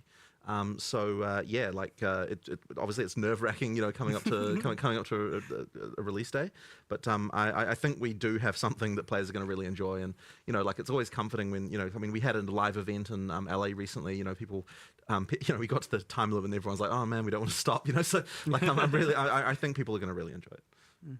It's been a whole different experience for me here playing this time around as well, whereas before I was playing a very buggy kind of internal version of the game that was very experimental. Now playing almost what I'm going to be playing in. Well, I heard you still managed to blow the count up the elevator with some kind of knockback bug. I wasn't going to mention that. Yeah, we have to get that one. I did send the Act 1 boss up an elevator with knockback. It was good. Intended mechanic. I thought it was pretty funny. Yeah. He was in his like big wolf form and kind of trapped in there, so just barking at me through the wood. It's good. So a few little. I'm sure there's a few things to work out over this next 2 weeks. I hope the team can have a little bit of a rest for a day before they get back into it. Maybe. Yeah. No, it's been a lot. So you've done that pivot to the end game focus and got so much for us now to play around with in the beta. And it seems like originally I was thinking, we might be playing for a few weeks here, and then maybe going back over to some Path of Exile 1 stuff. But it seems like you guys want us playing through Christmas. That would certainly be good. Look, there's enough stuff there. I think it will take people a long time to get through. Yep. And obviously, it's also going to be the first time people are playing through a completely fresh campaign as well. I think that will take people a fair amount of time. There's and then of course the end game as well to explore. It should be pretty significant. We've always wanted it to be that Path of Exile 2 leagues, are going to be, like how PoE 1 leagues are, where you play them and you play them for a reasonable amount of time, and then sure, you get done with them eventually, and then you've got the next content that comes out. So in order to be able to realize that, you have to have enough of a base to make that happen. Yeah, people are definitely wondering like how invested they can get in the beta. So I definitely want to ask a few questions kind of around that idea. So firstly, is there going to be wipes and resets, and will there be something before launch as well? So we are going to be having new leagues effectively throughout the beta whenever we launch something significant, because we want to make sure that all of the effectively that people are able to play through. But that stuff will be merged into an early access league, and effectively after we go into full release, that league will stick around. Now, I can't promise that everything about your character will function exactly like how it did in that thing. I imagine it will be a glorious kind of snapshot of all of the here's all the broken stuff. Yeah. But effectively, we can contain all that stuff in the sort of early access league, and then if you still want to play those characters, then you can go right ahead and do that. But the action is always going to be in whatever the most recent league is, and then of course after that point, there'll be a standard that everything goes into, which all our economic sins will forevermore be archived in the in standard. So that's. No doubt what will happen. Well, it's nice that it's not going to be affecting what will be the standard league. Yeah. Also, that's the idea. People will be able to kind of get invested in their characters. Because, absolutely. I mean, there's even something kind of cool about the idea of making something that will be like that little historical piece. Yeah, absolutely. A little collectible. Absolutely, and I'm sure there'll be some handful of legacy things that only exist in early access leagues. So I guess we'll have to see what comes with the unique balance. You talked about the playing for a week or how long are we expecting? Yeah. Well, we also got to remember, and a lot of the PoE 1 players will be thinking very differently to people who are obviously going to experience this as a new game, but it is a new game, right? You don't have all these predefined, hyper-refined builds to play to immediately, go through things. You don't have people coming in with fully detailed 7 million line build guides of exactly what to do with what items. The discovery is going to be there. The discovery takes time, and the discovery is honestly ultra fun for me. I love it. Yeah. Now, those things will emerge after time. Of course they do. Completely fine. But you should remember, there's a lot of game to play here to discover, to learn about the world, the new narratives, the new world building, the new unique items, the ascendancy classes, the massive passive tree, which is bigger than PoE 1's, the, end game systems, the bosses, it's not going to be this, personally, when a PoE 1 league comes out, for example, I play for a month. Sometimes a bit longer, sometimes a bit less. It ultimately also depends largely what's going on here and how much I need to invest here. So, and there are other people who play for more 3 and whatnot, but there's certainly going to be a much longer time period you can play this for while still discovering new stuff and not feel like you're finished, you know what I mean? Yeah. Now, of course, you see that's subjective. Everyone can pick their own point when they finish, but if you want to see everything and do everything, you're going to be investing a lot more time, especially these first-time rounds, and then obviously with every league, there's more to discover, but you get faster at doing all these parts over and over and over again. You'll get more efficient over time. That's how the game works. So, yeah, I'd expect a lot of time to be sunk into this to fully explore it to start with, a lot, not a week, not 2 weeks. You're going to be going far, far longer than that if you want to see everything. But, it's up to you. Play at your own pace. See how you want to go. Learn at your own pace. That's the beauty of a new game as well, which we haven't been able to experience with Path of Exile 1, or other games and for so long, is actually discovering the entire world. And yeah, there's some familiar mechanics at the end game and stuff like that, which is awesome for people. But I certainly want to I'm very excited to see people discovering the new things and getting so excited about it. I can tell you're amped for watching people go through that discovery process. I'm maybe even diving in yourself 100%. I love sitting there in Path of Building, as many of us do, but I am very excited for that. That new discovery process for a while. I think you were saying how much you were part spreadsheet. I think I was saying I'm maybe 60% spreadsheet, 40% discovery, and that's my play archetype. So coming up with our player profiles, Timmy spikes and things like that for both of Exiled characters. The discovery part of me is ultra excited, and I'll mind you, that's coming from someone who kind of knows all the content. I'm still, because there's something different about making it versus actually playing it live with the players, seeing them discover it, uniques being linked in chat and on Reddit and all of that is just so cool. So we're going to get a massive dose of that, and it is genuinely exciting to just see how people are going to think, what's worth 1 chaos or what's worth 10 chaos, what's worth if chaos is even the metric. Is chaos even the currency that people settle on? We were arguing about this earlier. I'm pretty sure that 1 C spam in chat might turn into 1 E, because 1 exalt. given that Exalt is I now. I think it'll be chaos. People probably ad remove will still be. People don't appreciate, by the way. Like, so when we say we've increased, you're going to be getting multiple exalts in Act 1 in PoE 2. Like, we actually have increed that a lot. It isn't just like an idle, like. I can thing. see exalts becoming the new kind of like chaos. Yeah, I think actually that chaos will being be the new yeah. divines. I actually agree. But we'll see. That's my point. But it's a new economy, right? Like, who even knows? Yeah. The market will have to. But I like that we're already arguing about this. It's good fun.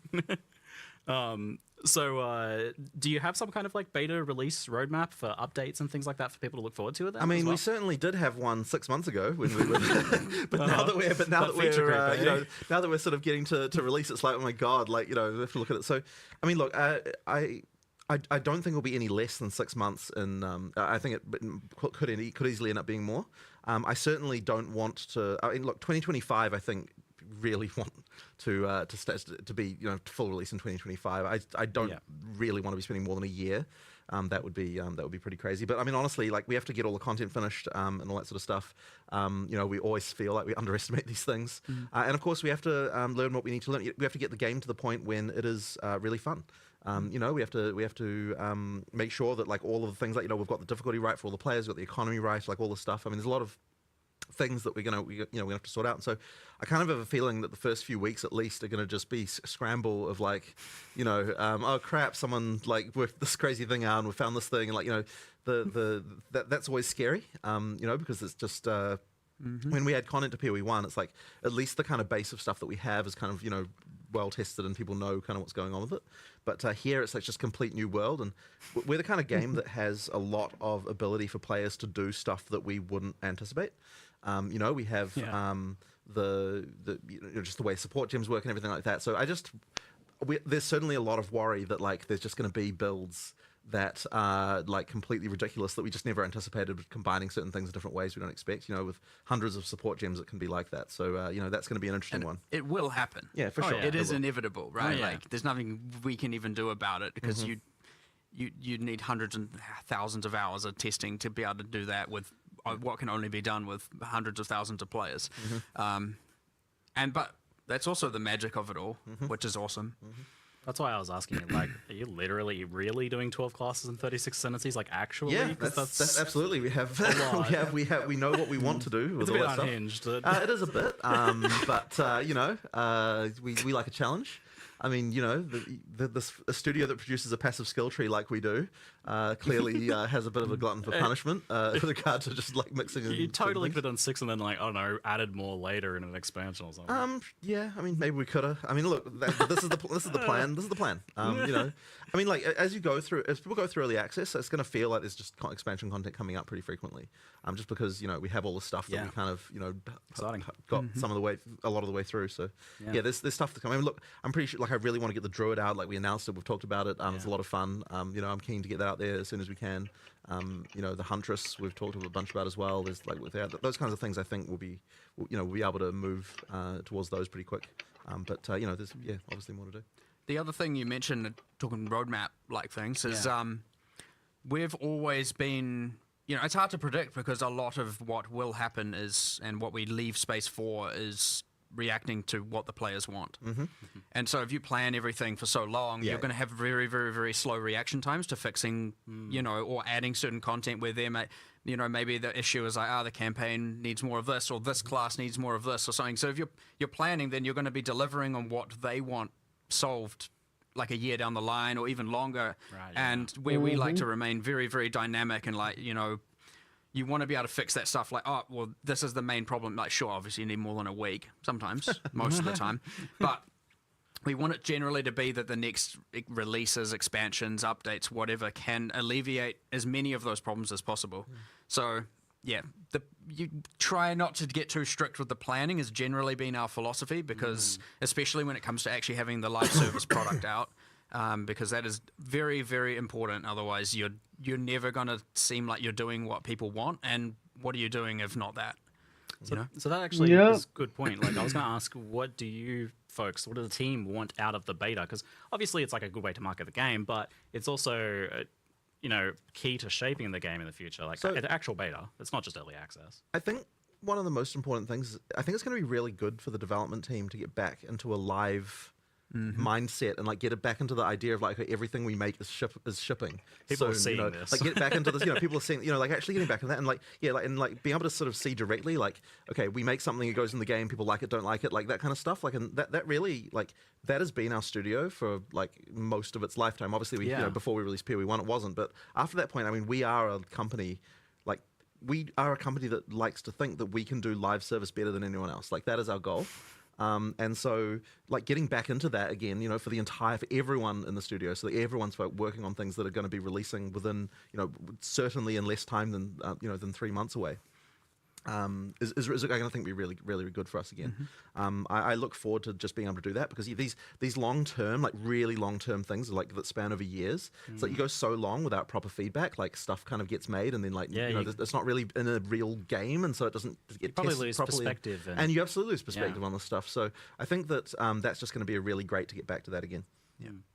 I honestly, as you said, it is early access, it is a beta period, and I'd say, you know, personally speaking, the thing that, and we mentioned it briefly about the character balance and the builds that are broken and all that, that's obviously pretty useful to me, right? Yeah. Plus we have other systems in there like, you know, the checkpointing system, right? You have to kill the boss in one life. You know, these are things we haven't mass tested, and obviously other games have, and they work, and that's awesome.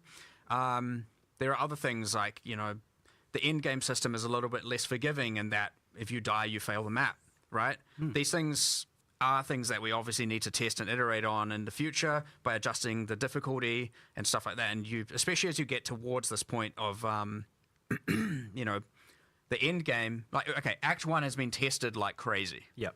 Right? And you get less and less testing as it goes on because you get less people, you know, they've just been around for less time. And so, yeah, it's going to be a huge amount of iteration and feedback and from the players and us just, you know, reevaluating all the stuff. And the thing is, we're always dynamic about that stuff. Like, we'll just change things if it's wrong. We'll redesign it. We'll come up with a new way.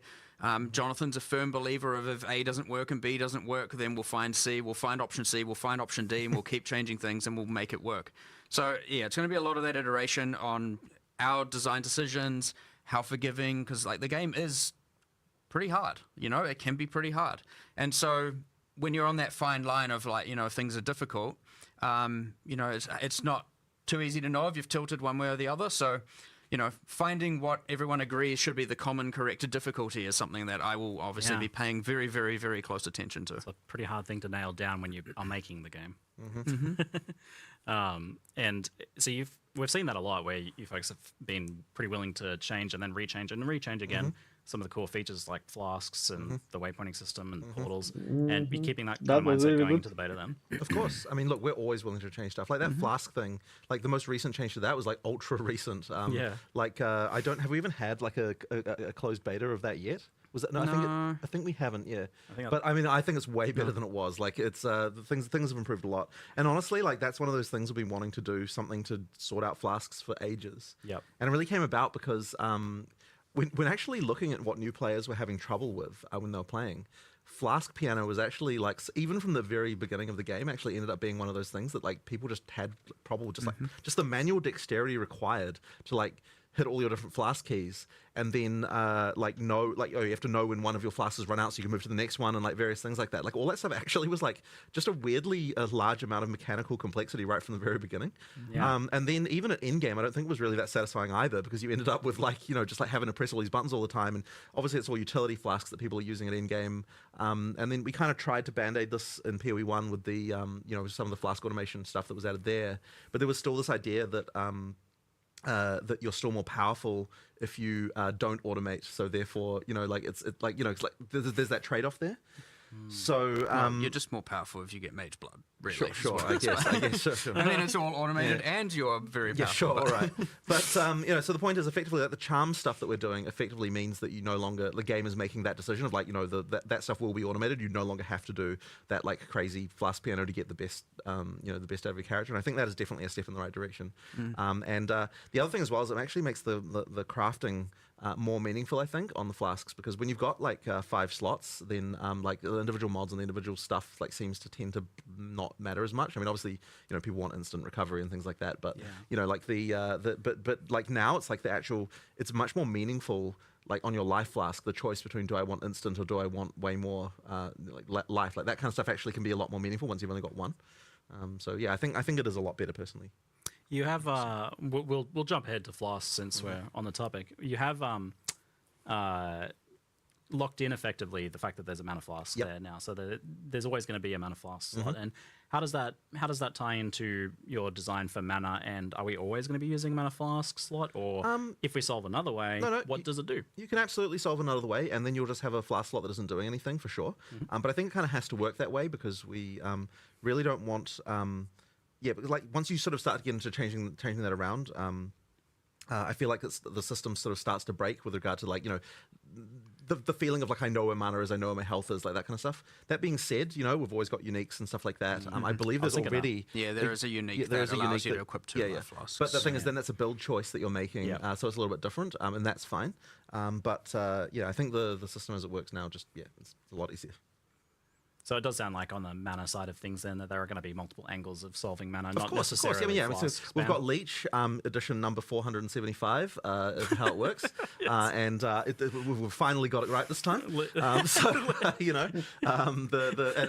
think it works, and I think it's good. So I think that Leech will be more common. I'm not going to have to like crack out the Leech diagram showing the different buckets and things like that. I was saying, I think that Leech might be. No, I think. I was going to say Leech is one of the topics in the studio that has wasted the most designer time of anything in the industry. But I actually don't think it's that. I think the actual worst offender is what stats should Dex give you.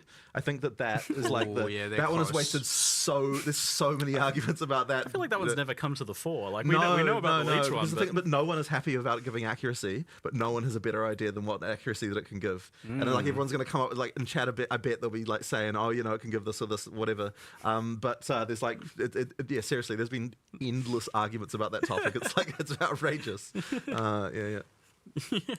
You've got me thinking about it now. Yeah. I mean, speed would be good, but then it's probably too much. Something like Dex, you just can't. Dex stacking speed. We can get all the designers down here right now. Yeah, I know. We'll just have it out again. We'll just have it out again. The longest Q&A of all time. It's already going to be that. Sometimes you're just like, you start the day, and you're like, all right, here are the problems we need to solve, and then you're like, what about? But then accuracy on Dex comes up again. No, it's 3 p.m. and we're still discussing dexterity. So I go home. Just make it accuracy again. Exactly. That is literally how it comes back to accuracy every time. This is okay. Yeah. Rewinding a little bit, we can't forget our roots with Path of Exile 1, of course. So for the PoE 1 enjoyers, what is the plan for PoE 1 during the course of this beta? Is there going to be leagues launching? Is it on the back burner? Yeah, there absolutely will be leagues launching. Now I don't know the exact date, but the plan is kind of late February. But I mean, look, we'll see what happens. I will admit that unfortunately we did have to steal a few PoE 1 resources just towards the end here, which is kind of been a bit unfortunate. I really wish we didn't have to, but as I said, we kind of underestimated some of the stuff. But everyone is going to be going back to PoE 1 again for the February league, and we're going to make sure that we can do that. Like one of the things that was a big problem for our studio when we had a long-term project and a short-term project, is that.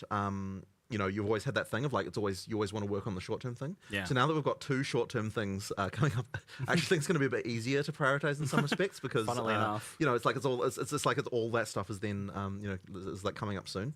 So but we'll see how it goes. But we need to get that PoE 1 expansion out next. Yeah, obviously. I like this guy. I just want to always make it clear that, the reason why things can't be so planned out is, again, we're just releasing this game. Yep. Obviously, we pivoted to endgame, and then that needed more resources. And then, of course, combined with the fact that,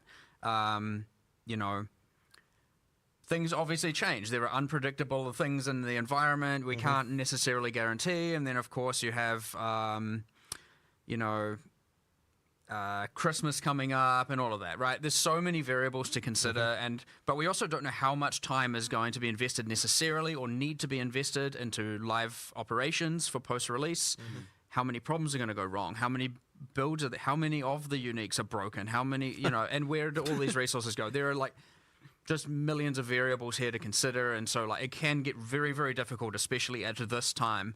But once you release, you have a bit of a grace period, so to speak, where well, more like a period of extreme amounts of fire, where we're putting out fires everywhere. But we have a period where we're fixing everything. You get everything stable, and then we're going to be like, all right, let's recalibrate, figure everything out, and what is our plans, and then establish all of that, based also on the feedback we get from that period where everything's on fire. Not to make it sound like it's going to be bad, but that is the inevitability. Is that there's always problems. And hopefully, it appears good from a player perspective, but there's always going to be like, oh my god, people found this, and we don't have to see all the fires. Like ideally, the best thing is when we're able to fix some kind of exploit before people even hear about it. And when I say exploit, I'm just talking about some broken thing. Like if we we obviously normally have to worry about like the whole mid-league nerf concept, but it's like if you can deal with something within like an hour or two of it happening, then it's like you're kind of okay because no one had a chance to kind of like everyone didn't swap their build over to it or whatever. But we're gonna have to be really on the ball for PoE 2 just because there's so many things that are new. Well, I mean, look. We have several I guess bosses they have a lot with of several elevators. unethical players. How many of them can be pushed up the elevator? You know what I mean? Well, that's what I mean. When I say a fire, I'm talking about bosses getting pushed up elevators. Like, that's not okay. I am liking my mercenary flashbang knockback is very fun. Right. Yeah, you need to look into that, by the way. The whole flashbang. I feel like you're going to nerf my build. This one, he's just finding fires already. No, these are the fun things. Discovering that stuff can be very fun for the players. It's just internally, it's like, oh no, what are we doing? It can get a little bit panicky after release, and it there's lots of things going on. You're like, oh geez, what do I solve first? But obviously, it's the same as PoE 1. We're good at it at this point. Got some experience. Belts. You aren't going to be torturing us with like releasing beta stuff at the same time as PoE 1 league launches. Yeah, the plan is to keep them separated a bit from each other so that you get a chance to play. Don't with make me both choose. Yeah. So we saw a cinematic, to put it lightly. It was that was quite epic, and I know has been cooking for quite some time, and that was pretty exciting. But we've also seen just a lot of story stuff happening on a much higher level than previously now. So stepping up your storytelling game here a bit. Yeah, so we're really wanting to make sure that the storytelling in PoE 2 is much better than what it was in PoE 1. There's a lot more kind of, I guess, that kind of like stuff with the introductions to boss fights and the outros and things like that, like all that stuff. We've just got a lot more storytelling going in. All of those things. We do have the intro cutscene. There's also kind of like light, like between the acts. There's these kind of like more kind of motion graphic type cutscenes, just kind of establish things. And there might be some more surprises later on in the game as well. Not in early access, unfortunately. Later on that we can see as well. But ultimately, we just want to make sure that I think a lot of people who got through the PoE 1 story had no idea what was happening by the end. And so effectively we want to make sure that is not the case this time around, that people really are able to absorb things. But one thing I will say though is that it's ultra important to us that we don't break the feeling that like when you're playing a second time that it feels like we don't want it to feel annoying the second time. We were talking about this morning. About you don't take the control out of the player's hands. So I'm personally a believer of the fact that if you just when you change the camera position for a cutscene, immediately it feels way more annoying, like because there's this whole thing of like if you click on an NPC and like the camera changes position, like sure when you're playing through the campaign the first time, that kind of thing is like like that can be cool, but then if you're like you're playing through the second, third, fourth, fifth time, you want to be able to go to the NPC and go click, click, click, click, click, and just get past, and without it feeling like you've had to sort of worry about anything. So like effectively, we want to make sure that it's still that we still have that, because ultimately, we're a game you expect people to play through many times. So ideally, we can kind of deliver both the situation where the first time you play through it, it feels like an amazing story that you're getting, that you're taking seriously, that you're understanding, that there's like all those sort of touch points and little things just all through, while also maintaining the fact that if you know what you're doing, it's like you don't have to go talk to some quest giver just to get a quest. Like you can just go do the thing, without having to talk to someone about it first. So you know, that kind of stuff is really important just to make the that stuff work well when you know what you're doing. Yeah, you said something this morning that stuck with me, where you said like Path of Exile is a game where the player's meta knowledge is allowed and yes, encouraged. absolutely. So you're yeah, allowed to cheat the quests. Effectively, yeah. So effectively, there's what the character knows and there's what the player knows, and in our game, what the player knows is needs to be sufficient as far as like being able to progress the storyline. If you don't want to have it so you just talk to an NPC just to find out something you already knew as a player. Yeah, like if you know you kill this boss, you get the next area's waypoint. So you just like kill it, log out, log in, waypoint, right? I love doing that. Meta knowledge. Yeah. So you explained to me the other day the kind of the context for the beast and how that leads into the cutscene in the beginning of PoE 2 from PoE 1, and that I think helped put it in a lot more perspective for me and made me appreciate and understand what's going on with the story. So effectively, what you're seeing in the opening cutscene is effectively the a new seed of a beast that is going to be is growing. Now in PoE 1, you know, the beast was killed. And then what happened in response to that is a bunch of all the gods in the world were able to effectively rise again. And you killed a bunch of them, but there are more, in the world. And effectively, we don't want to spoil too much about the storyline overall, but effectively, obviously someone here, the Count is wanting to harness the power of the beast once again. And then we have the mysterious figure there who is saying, no, don't do this. This always turns out badly. There was a comment in chat that I loved that was like, stop opening Eldritch boxes. Yeah, exactly. Why do people keep doing this? Yeah. But I would. If someone handed you a mysterious orb, wouldn't you press the button? I mean, there's a puzzle box. Exactly. What's inside? Exactly. Yes. I mean, I'm going to try, but who knows how many hours it's going to take me. Indeed. So we had a fun moment earlier where you were watching it and you were like, "Oh, we really need to rename that passive because he's a Karui and it's a wolf. It's called a wolf. Great Wolf's Howl. And the Great Wolf obviously being so he went out there. Ismite history. You started telling him. I stomped out of the room. And I was like, we need to rename that notable. He's Karui. And then I was kindly reminded that actually he was an orphan who orphan and was adopted by a Ismite and raised and so yes, there is a mixture of Karui and Ismite background, and I was like, it works. You were wrong. Fair enough. I walked back in here all sad and whatever. My bad. It's fine. The name is good. He looked so chastised when he came back in, but that just like points to the fact that I feel like you're doing a lot more with the characters here. For sure. You even mentioned that ascendancy stuff is going to have an impact story-wise. So, like with that's wild. We just think a lot about this kind of stuff. So the acolyte of, I always get this name wrong. The acolyte of is it Chalula? Chayula. I always say this wrong. The acolyte of Chayula, for example. So that we have this sort of storyline with the origins of the monks, where there's like an order of monks who worship a thing they call the Dreamer, and the Dreamer is actually Chayula. So they don't know this. So they're effectively worshipping a breach demon. So the acolyte of Chayula is effectively you embracing the fact that I'm worshipping a breach demon. I'm just going to go all the way. I'm in too deep now. Yeah, exactly. we're just gonna do it. So there's a lot of thinking like that goes into these things. Like what is the history of these people? Like because I think a lot of that stuff inspires interesting mechanics as well. So for example, on that one, you've got that into the breach skill, which kind of means you're always in a breach all the time. You can see the things going on. Like that stuff is. I think that there's a lot of cool inspiration there. So coming up with that storyline stuff for that stuff, there's a couple other little things that I think is cool as well, and hopefully people will notice and pay attention to. So there's one of the bosses that was shown as uses a lot of time or chronomancy, and interestingly, if you are a sorceress and you ascend to chronomancer and you then go to fight that boss, if you, for example, try to use time freeze, the boss is like, that doesn't work on me. And has a dialogue line. And if you cast temporal chains on them, he's like, just puts it back on you. And it's like, And so there's interesting things like that. And it doesn't like change things on a grand scale, right? It doesn't make a certain class not viable or anything like that. But there's just interesting little quirks and quips everywhere. Different bosses have different intro lines depending on what class you're playing. They have different skill lines sometimes depending on what class you're playing. Yeah. We've got different dialogue all through the campaign for different classes classes like the sorceress is obviously from the Maraketh. When she goes back to the Maraketh, there's kind of a little backstory there about how she was banished originally.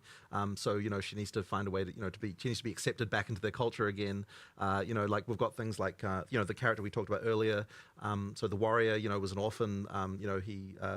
He was brought up by actually one of the NPCs in Act 1 town. So obviously there's a whole different dialogue there because he's effectively his adopted son. We've got things like that. There's a lot of thought that's gone into just trying to make it feel like all these character classes have some level of involvement with the world. They didn't just come into existence the moment that you. There's other little things. So like more on the narrative side, obviously we saw the world map. You have the icons that show different things that are in each act, like all the things you want to explore, Such a good find, idea. and go. Yeah, awesome. But each of them also has a little bit of a kind of little bit of text on them as well. And like, for example, there's one in one of the first areas in the game that's just like a camp of Iron Count guards. And, we showed it in a trailer when the Ranger class trailer we did, whenever it was, you saw the Ranger kill some of them because they were trying to like hurt a child, and the child was just trying to get some food. And the Ranger just like snipes them with arrows and kills them ruthlessly. And so you read this thing and you're like, you hear whispers of an Iron Count, scouting party that was slain by a rogue archer or something like that. So you get these little things where we're like connecting a lot of little dots, and even that you absorb a little bit of interesting little information. You've got other things, for example, when you enter an area, it not only says the name at the top now, it has almost a subtitle text that's giving you a little bit of history. And these little things like somehow make the world building feel so much better. And when you approach certain landmark rooms, when you walk into them, you'll get a banner at the top as well, which says what it is and gives again a little bit of a thing. And all these little micro narrative delivery mechanisms like make you feel way more immersed in the world and way more aware of what's going on and way more connected to your character, way more connected to the bosses, to the NPCs. There's a lot we're doing now that we certainly never did before. We didn't even think of before. But yeah, it's I like it's that awesome. a lot because like as an action RPG gamer, I don't really care too much about plot, but I do want a really cool world to be blowing monsters up in. Basically, that's okay. I want the characters to be cool, I want the baddies to be cool, and I want like the things happening around me that like build out a bit of that story without me having to stop killing stuff. Yeah. And it sounds like there's more of that going on as well, which is great. There's tons. The baddies being cool. I mean, that's I'm how we watching you almost cook. designed an ascendancy class in here just before when we were watching that trailer earlier. Yes. So what you were saying a shadow. You came up with a shadow ascendancy. Yeah.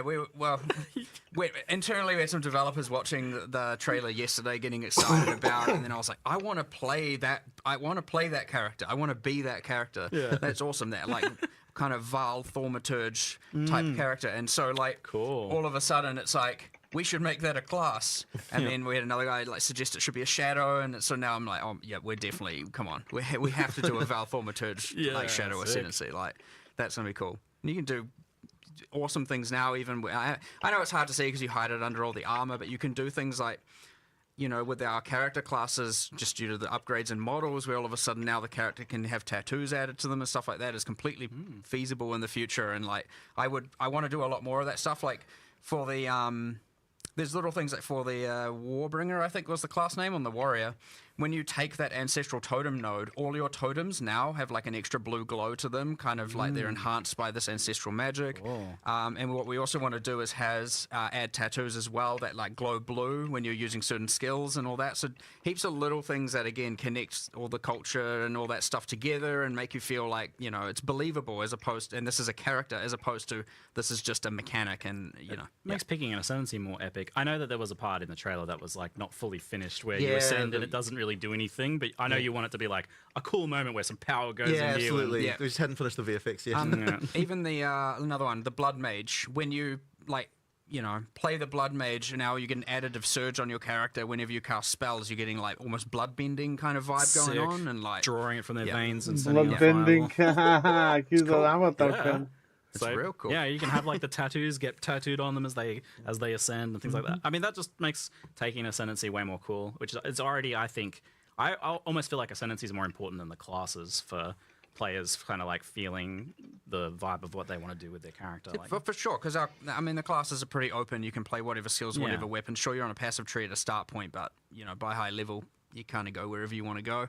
Using jewels, especially getting off-class stuff, you can kind of be whatever you want with the base class. Yeah. So eventually, the ascendancy is what becomes more of that important identifying feature, because that's what you have actually chosen that makes you distinct, that another different class wouldn't be able to actually have. So, yeah. Yeah, so you want to make that super, super cool.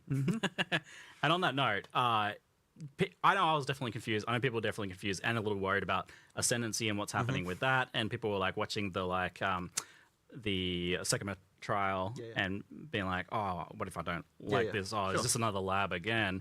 But I want you to like lay it out as like simply as possible. Like, how do you ascend? Yeah, so effectively, in the full game, there's going to be 3 ascendancy trials. For early access, there's 2.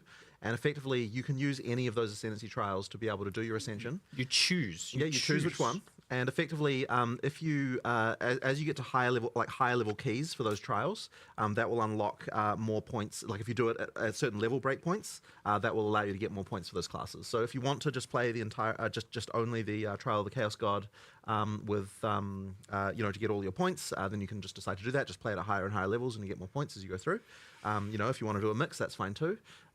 Personally, I think people will want to try out all the different content. I mean, you might think that you, but even within the trials, there's choices, right? Like, I know that there's always contention around traps, but because in the because in the Trial of the Sekimas, you can choose which rooms you want to go to. If you don't want to deal with traps, you just don't pick those rooms, right? Like, you don't go to the gauntlet rooms. Don't go to the gauntlet rooms. You can just go to other things. Do the combat ones. Do the combat ones, and that's fine too. So effectively, it's like you always get to choose like what you're doing there. Like, it's funny because like I know traps are so contentious, but also there are other people who just enjoy that stuff. So we want to have something for all those people too. There's these Path of Exile, divisive content, but lots of choice, and you can choose what to do and what not to do, and then we're embracing that here now, and that is. I mean, just you're clearly leaning into that now. You have, such a competitive advantage in that you have so much content, and even with PoE 2, that's still going to be the case. So you can lean into that, like making content that is spicier but divisive, for sure. And now you're like separating trees and having these things be able to be focused on a lot more. And you're doing that with the trials, with the ascendancies. So and you can kind of do all of them and drip feed yourself smaller progression if you want. And there's also stuff that you're going to be getting from those, like specific rewards and everything that might incentivize you to do that. But of course, on the other hand, if you don't want to do that content, we have full open trade, right? You can just trade for the rewards, and that's fine too. So like that's always part of the. Yes, like the rewards there. For example, like jewels drop throughout the world. But if you want to get more jewels, you go and run Sanctum. Now, if you want to get the Radius jewels, it's Sanctum. I can't. Trial of the Sekima. So just for anyone who isn't a Path of Exile 1 player, this is effectively a sequel to Sanctum League that we did in Path of Exile 1. So it's mechanically very similar, but it's obviously, a Marraketh, like a Marraketh trial now, and, we've changed a lot of things about it have changed, and the content is new, but it is effectively the same overall mechanic, in terms of that sort of roguelike mechanic that we have. And it's the same with the other one. You have Ultimatum and PoE 1 being the theme, and of course now it's redesigned and it's evolved into Trial of Chaos. So a lot of people in chat would have been spamming Ultimatum, and for those who haven't played would probably be like, what? I don't understand. Effectively the Trial of the Chaos of Chaos is a sequel to Ultimatum. Which is and we just have to get used to the new names, which is very hard. But anyway, the point being, of course, and Val Orbs drop in the world as well, and if you want a larger dose of Val Orbs, and you don't want to trade, feel free to run some ultimatums. Thing is, because they're all item generated keys as well, it's not like you have to do it right then and there. You can trade the keys away. At any point, you can also buy more keys if you want to farm more of that thing. And if you just want to do it later, just stockpile a bunch of them, run them all at your leisure. You know what I mean? It's like you have the freedom. They are itemized, tradable, as is a lot in Path of Exile tradition. But as is everything, right? We do the only thing you can't trade is gold. So we're like the exact opposite of most games, where it's like the gold is freely tradable and the items get locked. We're like the gold is the only thing you can't trade, and every other item is free and open. And that's because you've made gold be this like way to be like you're playing the game, so you have access to this, and absolutely, so you don't want to trade that away. Effectively, So how on the ascendancies and the trials, how hard do you foresee getting your ascendancy to be while leveling? Do you expect people to fail out and attempt these things multiple times, and what does that look like if you do? Well, I failed the first time I did this. Yeah, did the trial. It is important to know that first itemized key. He failed the first time. is a quest key, and we have special rules around it that if you do fail, you can just repeat it, right? Yeah, you changed that recently because that was something that I didn't actually realize you'd changed. I guess it was a little bit too harsh to require to get another one. Yeah, you weren't the only one failing it. Yeah. So pretty much you get to reattempt it, and for something like Ultimatum, just to immediately start thinking of exploits. It's like, I can just do 3 of the waves, then intentionally fail, and then repeat them. Well, we've thought of that. Don't worry, you can't.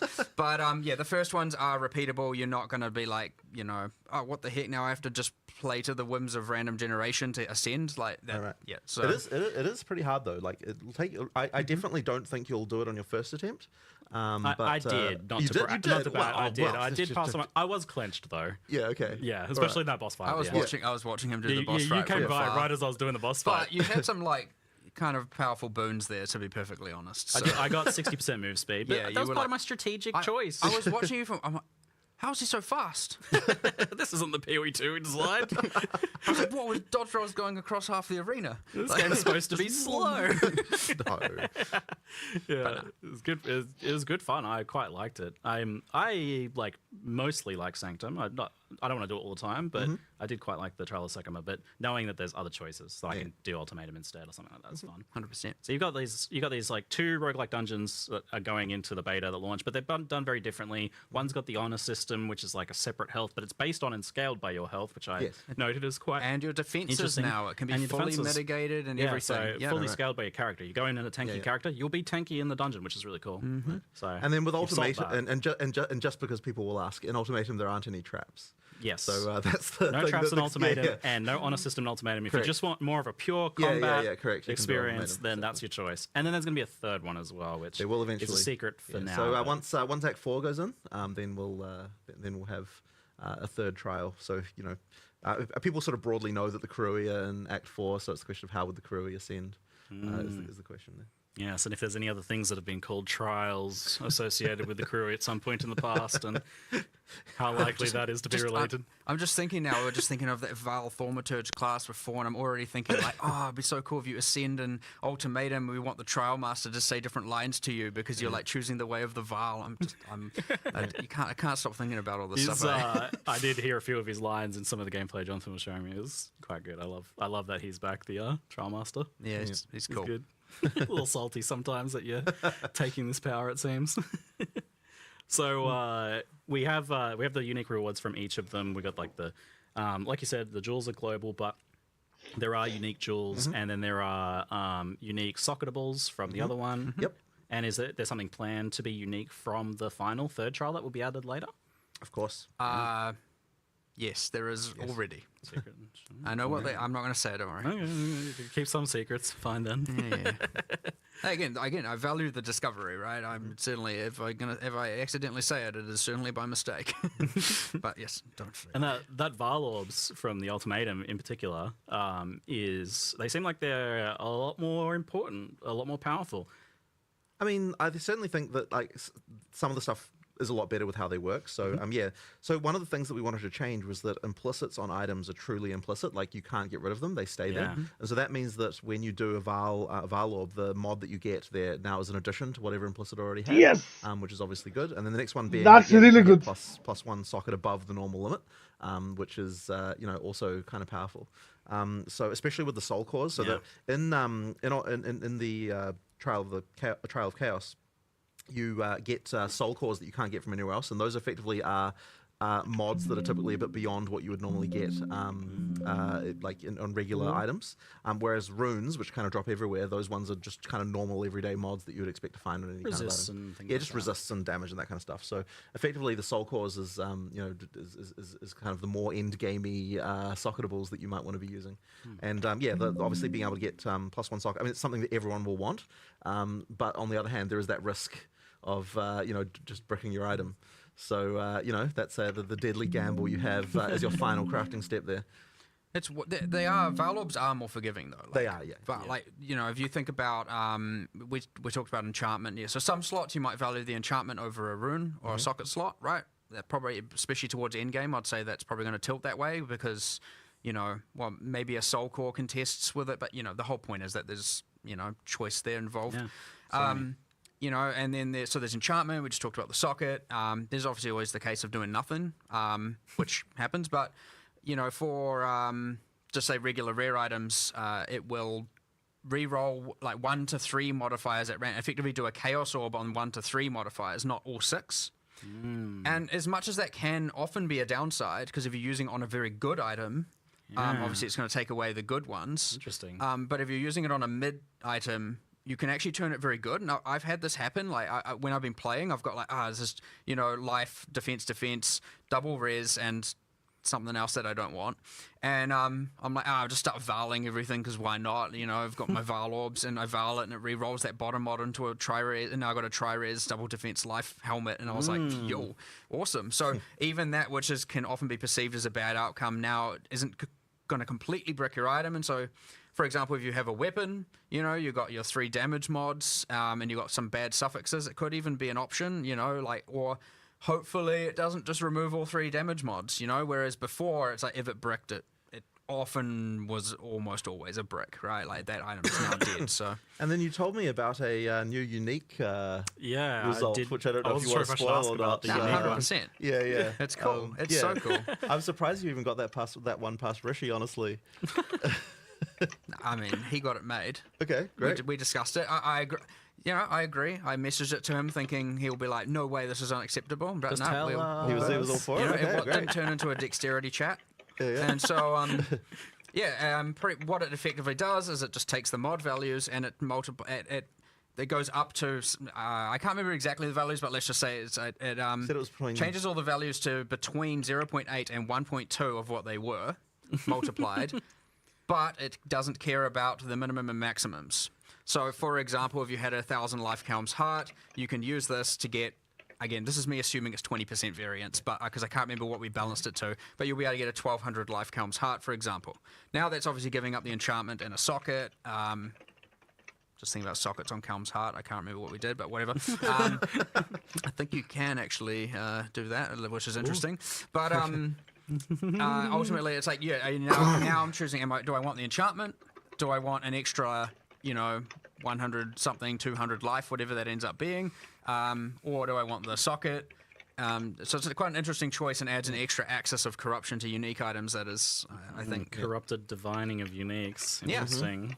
Yeah, effectively, it's divining them, but with higher maximums and lower minimums. Surely there's going to be some broken things like max res or something like that. I mean, we'll find out.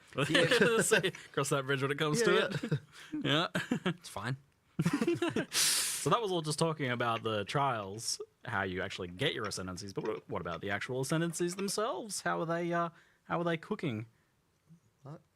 Well, they're fun. They're cool. Yeah. We certainly tried to get what we've tried to do is for the class we've tried to have one that's a bit more out there. Yeah. You know, something that isn't just like. If you think even about in PoE 1, you've got the duelist, and you can go like champion or slayer or holy words, I don't remember, but you know the drill. And the gladiator. And the problem is like, okay, they're all just about like hitting stuff with weapons, and they haven't. There's nothing really out there. They all sound cool. Like, don't get me wrong, and they can be cool, and they do have differences, but there's nothing that's like kind of crazy. So all of a sudden now when you're like, sorceress, you're using all your elemental skills, and now you can just like go into this thing that can stop time. It's a little bit more crazy, and you got the mercenary, and you can turn into a gemling legionnaire and like, effectively fuse gems into your flesh to like, mutate yourself. It's like not just talking about crossbows and projectiles over and over and over and over again. It's like doing kind of whack stuff. So I really like that. That's awesome, and we're going to make sure every single class has one thing that is like definitely out there, and then one thing that's more predictable, more to the expectation of the trope. For example, the Deadeye to the Ranger, and but yeah, lots and lots of cool interactions, just cool playing with different mechanics, and we've tried to make them like, for example, none of them call out a weapon. Right? None of them. So we're trying to make sure that they're broad enough to be that you might be a ranger going a Deadeye, but playing a caster, right? Yeah. Playing spells. Like keeping all of that open, that flexibility, that kind of crazy, for the Johnny players, as we call it, out there, who want to just completely experiment and figure out, the most broken, weird stuff. And you get things with that when you're still like, okay, I'm a ranger. And I'm using a Quill Rain in one weapon set, spec'd into a bunch of prod speed, attack speed, and in my second weapon set I'm using a Spellcaster Staff with a bunch of projectile stuff, and I've invested into more spell damage side, and you've got a whack tree, and all of a sudden now you're this like Deadeye, Archer, Spellcaster, Mage hybrid doing all kinds of wacky stuff, or like even, or let's say the same build and experimenting with a bunch of triggers. And so you're using your bow as a Quill Rain as a high attack speed delivery mechanism for, you know, laying down a bunch of either CCs or slows or building up crowd controls, and then you're using the caster stuff, and like you get some pretty out there things going on. And the important thing is it's not like just like benefiting only arrows or only bow attacks or anything like that. It's broad and now, you know, opens up the world to what you can do. And same like the Gemling Legionnaire on the Mercenary is entirely just about gem slots, skills, support, etc. There's no, you don't have to be anything. You can be literally whatever build you want. And yeah, so that's embracing that and making sure that people still, even though we have all these classes, we're embracing that path of exile. You can do anything fantasy that we want people to be able to do. And if you don't want to, go with the trope, perfectly fine. Yeah, and so you'll still be powerful. It sounds like you're really trying to avoid that thing that we've had a couple times in PoE 1 where like a certain niche is relegated to one ascendancy. Like that's the only way to go for it. Sure. But it sounds like that's not going to be the case here. Well, at least if we're doing our job right, that should be the case. Yeah. And with so many of the ascendancies as well. Got a lot of choices. Originally the plan was to like have all of the PoE 1 ascendancies available, and it was some sort of weird split campaign stuff and all that. I don't really know at this point. It's a bit confusing. You mentioned Deadeye though, so it sounds like some of them are coming forwards, but is it all just being I think it's more redone at this point? At this point they'll just be different, right? Like originally way back when we were planning on just keeping the ascendancies as they were and putting them over, but at this point that wouldn't even be good enough because like it doesn't fit the kind of like Path of Exile 2 way of designing this thing. So I mean, look, we might have a class called the Deadeye and it might have the same themes, but it'll be like different actual mechanics and different things. I mean, even the Deadeye, you got Tailwind, works differently. You've still got an additional projectile. You know, like there are things that certainly carry over, but it's really easy, and it's honestly been fun just looking at them going like, you know, now we have all these system changes, all these skills, and everything works like this. Just what would the perfect class be? Not like how can we retrofit and band-aid a PoE 1 class to work. It's just way better to look at it and go, here's all the things we want. So. Well, like when you only have now the life and mana flask and stuff, it could obviously things don't work quite the same. But then now you have the charm system, and all of a sudden, if I you actually did do wonder that, if you Pathfinder could would be cool with that. Exactly, about stacking charms. So it's just here are 12, eventually 36 classes. It's not really like here's the PoE 1 counterpart and they're identical kind of thing anymore, for sure. Too many things changed for that to even be possible anyway. All right. Sounds like very epic. We can skip over the flasks and trinkets as we did cover that very well. So moving into skills, I realized I had many pages of questions here, and then I was like, wait, we haven't even talked about like skills here. so much for us to discover over the course of this beta.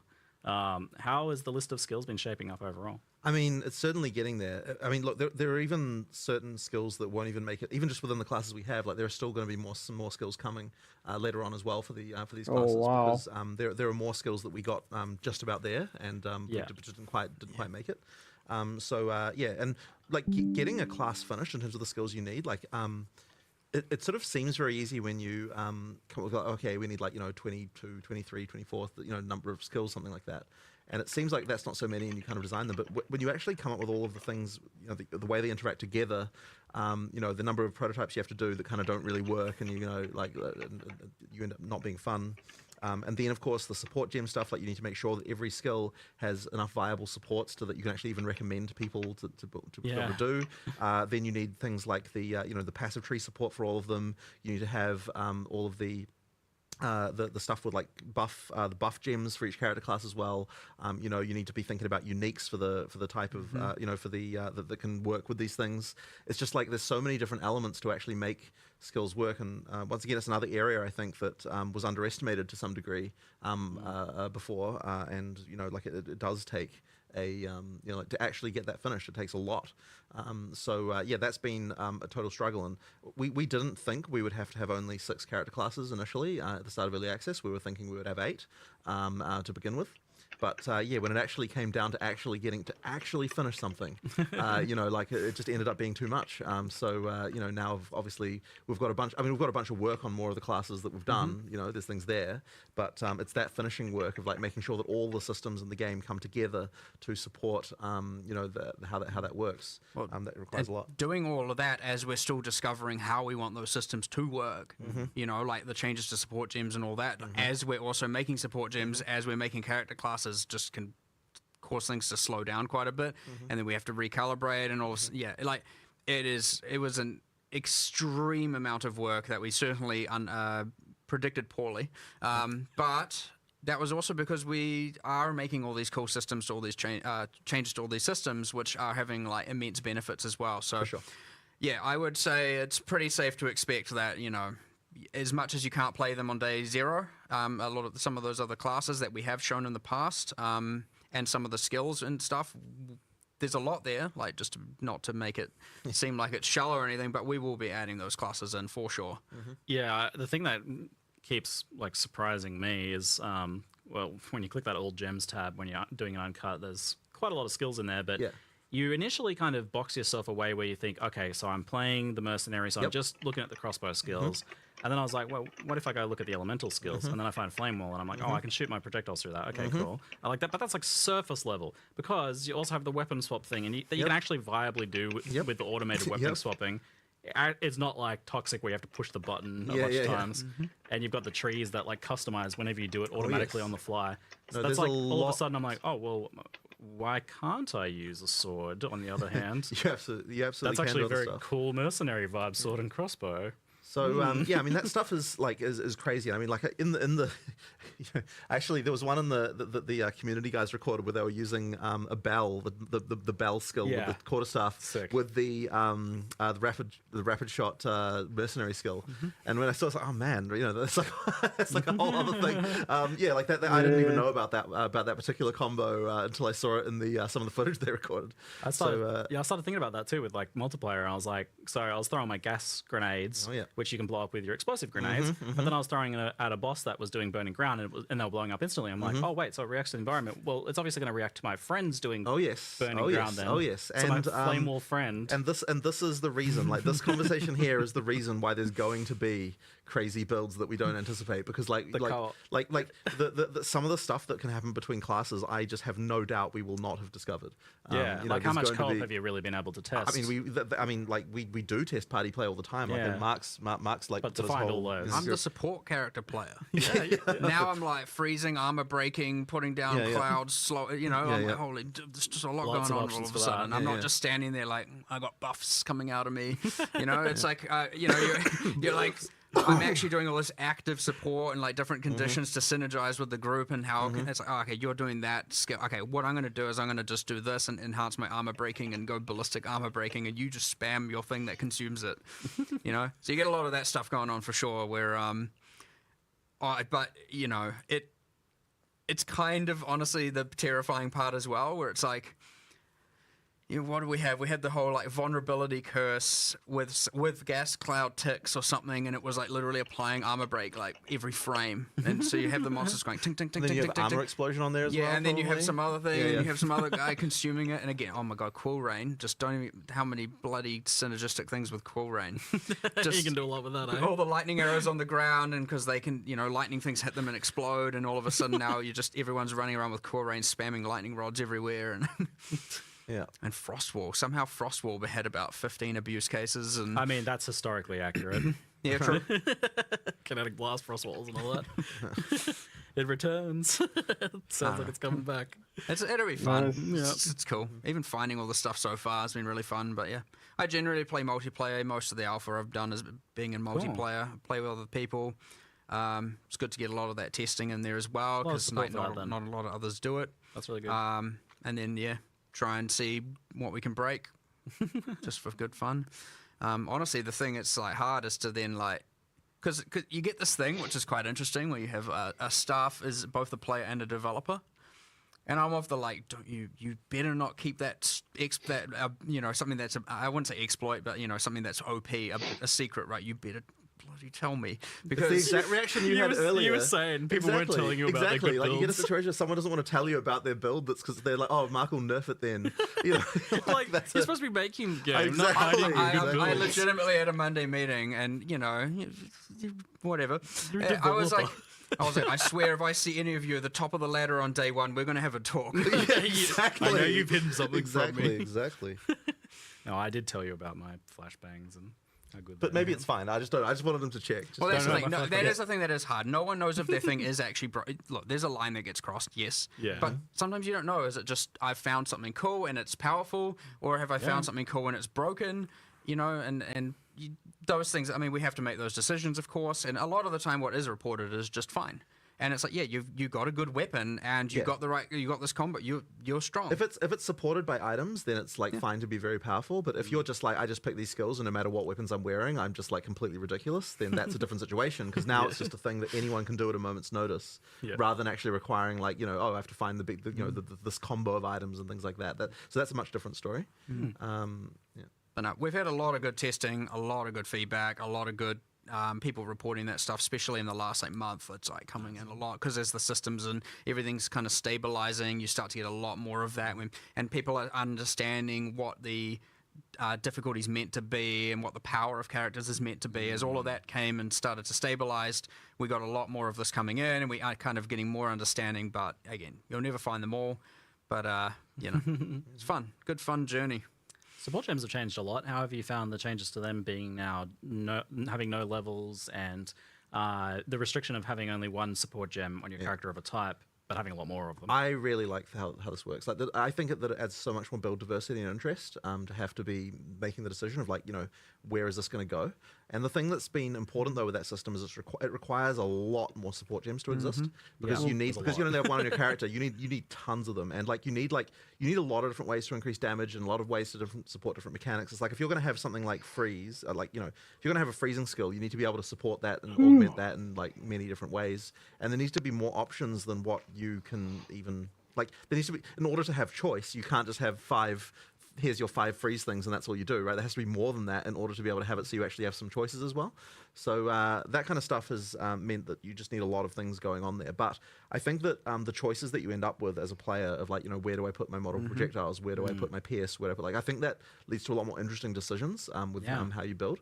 And I think that to me is where a lot of why it just works so much better. And we were certainly hesitant about the whole, you can only have one support per character thing, because it sounds bad if you just hear about it as a player without actually playing it. Your first reaction is you just hear that and you're like, oh, it's just a restriction. And it is arbitrary in some sense, right? There's no we can't justify it thematically, really. It just is what it is. And so I really don't like that kind of thing usually, because I want the theme to match the mechanic as much as possible. But in this case, it just made the gameplay so much better that it just had to happen. So it was arguably, if you need to if you end up in a situation where you I have to put the support on every slot. Exactly, that is less choice, and that's the reason why the gameplay is less bad. choice, less interest, and also you may as well just bake that now into the skills and or 100%. And so this is the thing: it is actually much worse to have that, because it results in this outcome. But that's a kind of more subtle argument that you have to kind of make to people if you want to kind of convince them that this is actually the right way. Because when you tell people, oh, there's this restriction, it doesn't sound like what they're getting out of that is more choice. It sounds like they're getting less. But the reality is it is actually more choice, because you no longer have mandatory, here's the 5 mandatory things you have to put on the skill.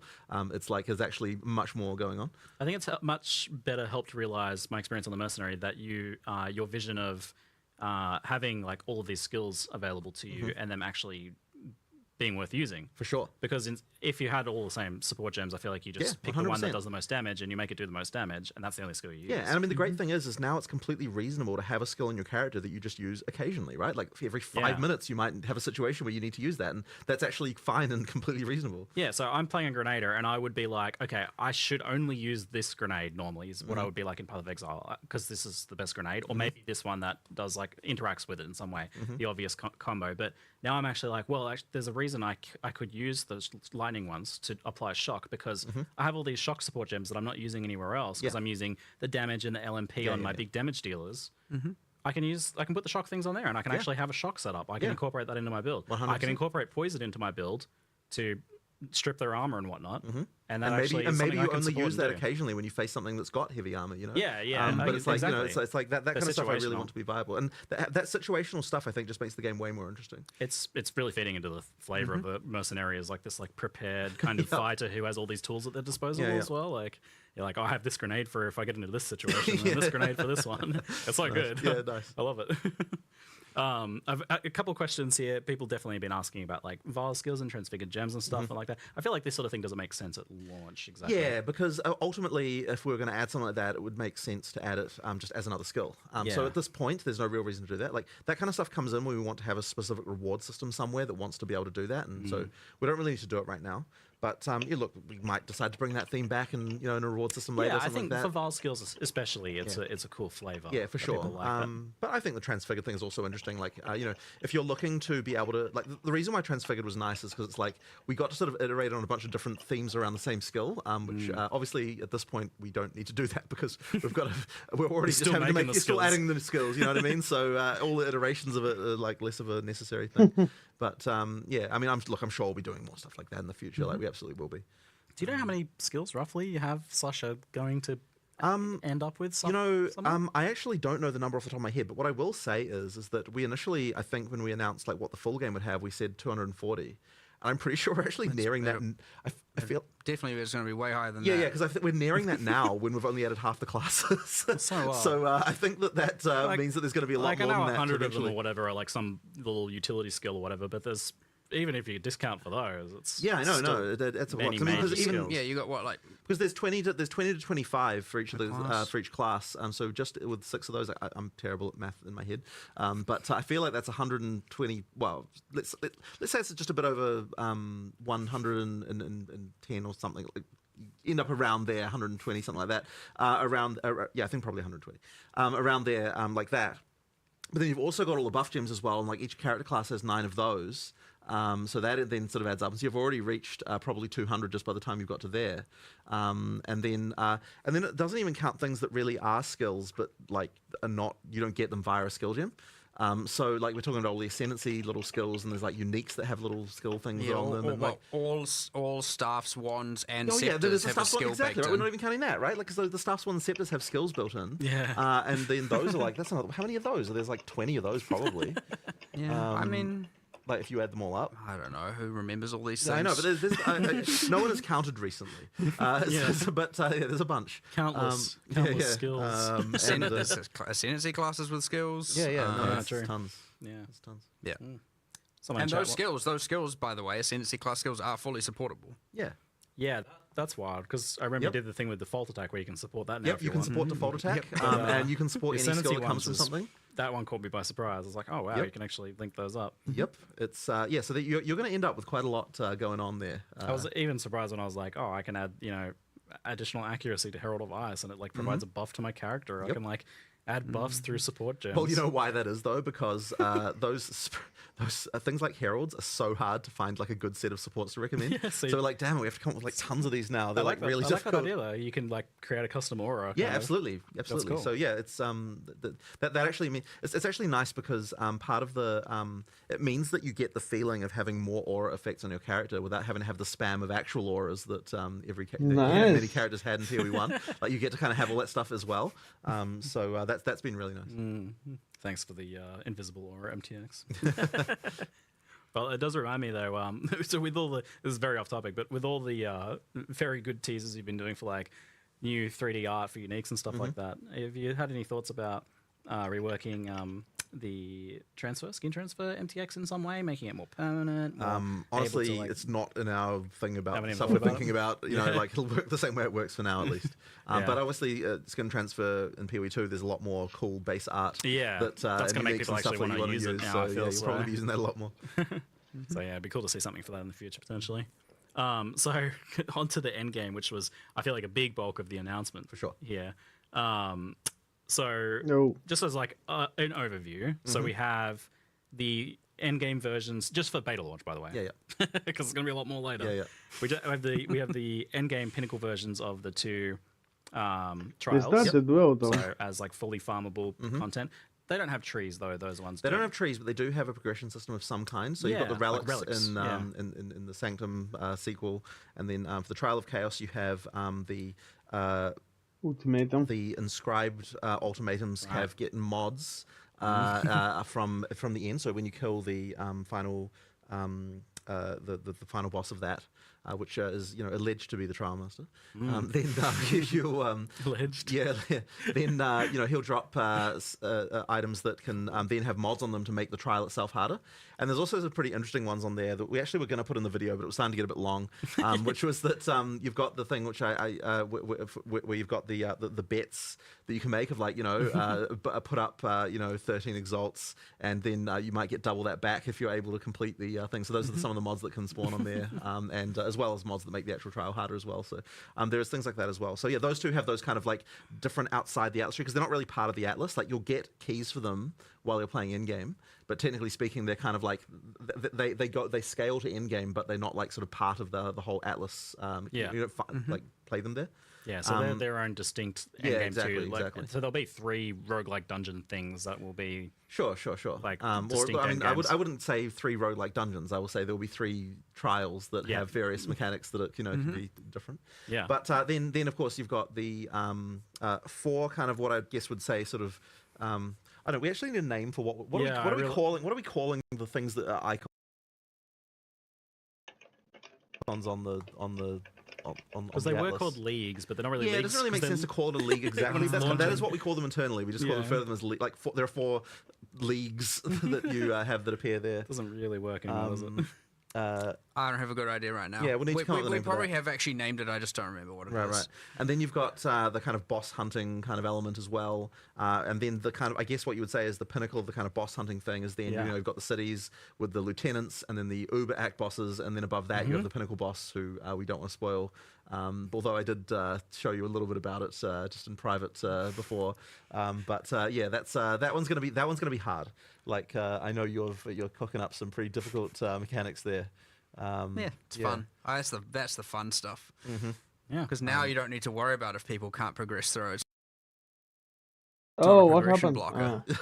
You can just kill them. It's a progression blocker to difficulty to the higher difficulties though, because once you kill that, of course, then you get the increase of the difficulties, and then it's like, okay, now try it again, but way harder, and then and then there's four levels of difficulty for each of those for each endgame system like that. So like apart from the trials, the endgame trials, everything has like its own distinct passive tree, and progression through them is also by doing them. Yes, exactly. Yeah. So we really wanted to prevent the situation where you feel like you allocate points for a certain piece of content, and then you feel like you can't do the other content because you're kind of wasting the points that you've got. Yeah, the lock-in. And we kind of band-aided that in PoE 1 by adding multiple Atlas trees as a way. But I think the solution is much better, where effectively you can progress all of them, and you can either do just all in one for a while, or you can just do each of them as you come to them, and just add them kind of piecemeal. But either way, however you want to do it, you can make progress on your character. I should say in your league for all of those, because the progress and all that stuff is, of course, for the whole league, not just for a single character. Yeah, and previously we used the Atlas tree, I would say very much so, to make sure that we were doing the type of content that we wanted to do. Yeah, so now it's not so much about finding the content, because that's what the tablets are for. Yeah. Now it's more about improving your ability to sustain effectively. Like you're going to want to have those points to sort of get sustainability for the next level up. And we want to make sure that there is sustain if you're doing, engaging with those mechanics well. Yeah. But effectively, you do have to actually to get sustain at higher difficulties. You will need to be able to, be making smart choices in terms of allocating and using the tablets correctly and that kind of stuff. It is part of that sort of story of all of that. So that's kind of the main thing with that. Yeah, this idea of sustaining the content you want to do by doing it is a little different to how it's been in PoE 1 a lot of the time, where it's you had to fuel it by going back to maps to, right. Get your delve juice. I mean, you're still doing maps ultimately, in terms of but effectively, so long as you're doing the content that you that you want to do, you should, and as well, and making it harder. So your build has to be good enough to be able to sustain it. Then you will be able to sustain that stuff. And if you want every single map to have a breach in it, that's absolutely doable by using the tablets correctly. Yeah, so the Atlas passive trees and the trees for each of the distinct types of content is about scaling the reward and difficulty primarily. Yeah, absolutely. And what does I saw on the breach node it said like increased difficulty. What does that mean? It's somewhat arbitrary and asymmetric, but it will feel like, for example, some of the difficulties will actually change the boss's skills and how they work. Wow. Generally, that will increase like the level of the area, right? So you get the general monster and life scaling, but arguably to a player that's arbitrary as well because they don't know how that scales. And in other contexts, it might be more of certain monster types, less of others, and stuff like that. It is generally so the small nodes will increase difficulty of the meta content, whereas the notables will increase the reward of the in-map content. But when I say difficulty, that is reward as well. So an example of how this works is like, let's say the boss has 6 uniques it could drop, or 5 or 6 uniques. It can drop 3 at difficulty 0, then at, say, difficulty 1, it can drop, maybe has increased level or higher item level, some rarity. Now also that when I say rarity, also do note rarity does increase the grade of items, not just making them yellow or orange. It does make them better yellows or better not better oranges. Right? But it does affect. Yeah, it affects other things about items than just the rarity. Yes. And so, when I talk about just getting rarity here, I don't want people to, and PoE1 players in particular, to think, they're just going to go from yellow to more yellow. So anyway, and, maybe the next tier will add a unique to the pool, like a more, what we hope will be more valuable unique. And then the next one can do a bit more rarity, something else maybe, introduce a different unique perhaps. And then the last difficulty introduces something ideally, without giving away exact specifics of them, more in the line of a modular unique item, say like Megalomaniac or like Forbidden Flesh and Flame from PoE 1. So a unique item that is like ideally very powerful, very chase, but has a lot of different combinations. Watcher's Eye is another good example, right? So a new series of jewels is a good example. There are other uniques that are modular and stuff, and that comes in at the last tier. And so you want to really be getting to that hardest difficulty so you can be getting these like farming for these extremely good, powerful, unique items. But of course, you have the thing, if you're never ready for it, if you try it and you're like, oh, this is too hard, you can always just respec the nodes. Yeah, you can unspec them away and then not, just effectively decide, like, I've got these points, but I'm not, I want to go back and do this later. And so that ability to effectively configure the difficulty like that, I think is... So if you're maybe target farming one of the uniques, the difficulty 0 drops, you might want to just be like, I'll do that. I'll do the difficulty stuff later and I'll just farm it at this difficulty. So, and I think that's a much better way than than some of the systems we've used to scale down in the past. And the nice thing is, of course, with difficulty is that we can effectively use whatever scaling levers we want to make that more difficult without necessarily having to, because we could have been like, oh, you increase difficulty, it's like 200% life or something like that. But by effectively being a bit more vague about it, we can actually like specifically tailor the difficulties of the different tiers, with more specific changes. Yeah, this like multiple projectile thing you shoot has more projectiles. Sure, and that kind of thing. So just whatever we feel works best for making this particular fight more difficult. It seems like there's a lot more for players to kind of discover experimentally as they progress. For sure. In what ways they're getting harder, and that is going to be different for different players too, where like a different build is affected by a difficulty change more so than others. Potentially. And that's an interesting question as well, I think, where how much are you guys pitching these sorts of distinct endgame pieces of content at being like completable by the same build or by encouraging players to make a different build that's better at certain So this is a very difficult one, and it's something that we've discussed a bit recently, is like the harder you make, the harder why does this happen? the less builds will be considered viable by the players, because effectively, like, a build's only viable if it can defeat, the pinnacle boss at difficulty 4. Like, that will be kind of the general perception. So we have to be really, I actually don't know necessarily what the right answer here is. Yeah. We have the ability. I mean, maybe you feel like you do, but I don't think you do. I wouldn't say I'm 100% confident on it, but I'll have a go at it. Look, there's going to be iteration here, because what we'll see is, if we find that, there's only, some particularly abusive, only the most abusive stuff is possibly able to defeat the hardest content, that we might have to dial it back a bit. Yeah. But it's going to be a bit of experimentation, and it's very hard at this point to be able to pitch that, because we don't have the crazy history. PoE does not have the history of PoE 1 to be able to, to know kind of what is the right life value to have on a difficulty 4 pinnacle boss. Like, how do we even know that at this point, really, without, you know... That being said, though, like, the bosses are a lot more skill-based and tactical, right? Like, at the end of the day, the gear is, to some degree, necessary because no one can really make no mistake for some amount of time. You know, so you do have that thing, and you do need to mitigate certain things. But like a lot of these are like very dodge roll tactical, or using certain skills or mitigation tactics or whatever. There's heaps of different things to bypass the things that make them hard, for sure.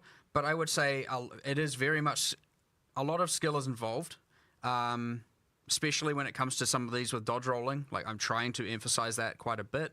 Or blocking, you know, if you want to do a different way about it. Not to say you must block, but yes, dodge roll is a pretty key mechanic here, and I'd say we're certainly upping the emphasis on using it and using it well as you get into these higher tiers. But gear is always a way, and combinations of uniques and passive tree and builds is always a way to go, I'm not good at dodge rolling, I'm going to gear around that skill check and become strong enough to defeat the boss. You know, or another skill, like some sort of skill that helps you block, or shield block, using skills in the mix is fine, But I would say pretty generally you can take, I'd say any decent character, you get you gear up all the way, and as long as you're good enough, that is a way to defeat them. I would say there's no real hard requirement on doing something crazy niche or out there or complicated. You're certainly not going the route of like, oh, this boss is fire immune or something. Oh, no. Thanks. No. We've been through that already. Yeah. Nah. Excellent. I hope they don't do that kind of stuff. Cute atlas, this infinitely expanding civilization map-esque atlas, which I know you're particularly fond of, Jonathan. Yep. What's kind of the idea here? Like, is the layout the same for everyone? Is it the same across the league? So it's the same for all your characters in the league, but the layout is different for everyone. It is random. Okay. So you're gonna have to find stuff. Like it works like Delve in this respect, which is obviously a league that I was particularly a fan of. I'm just what I really wanted is I wanted a feeling of exploration in the Atlas.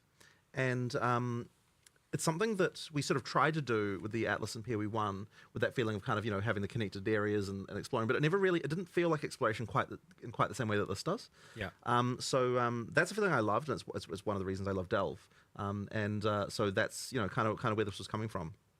And at the same time, it's sort of solving various other problems that we've always had where, one of the things that's really cool to do is to be able to have things like, okay, like in this area, you've got like this item drops and like that kind of thing. You know, like I guess in PoE 1 you had div cards, but yet there was always a problem where if you have differences between in-game areas in a system that works like PoE 1 does, then effectively that's the only map people, like whatever the best map is, that's the one everyone will run like continuously forever.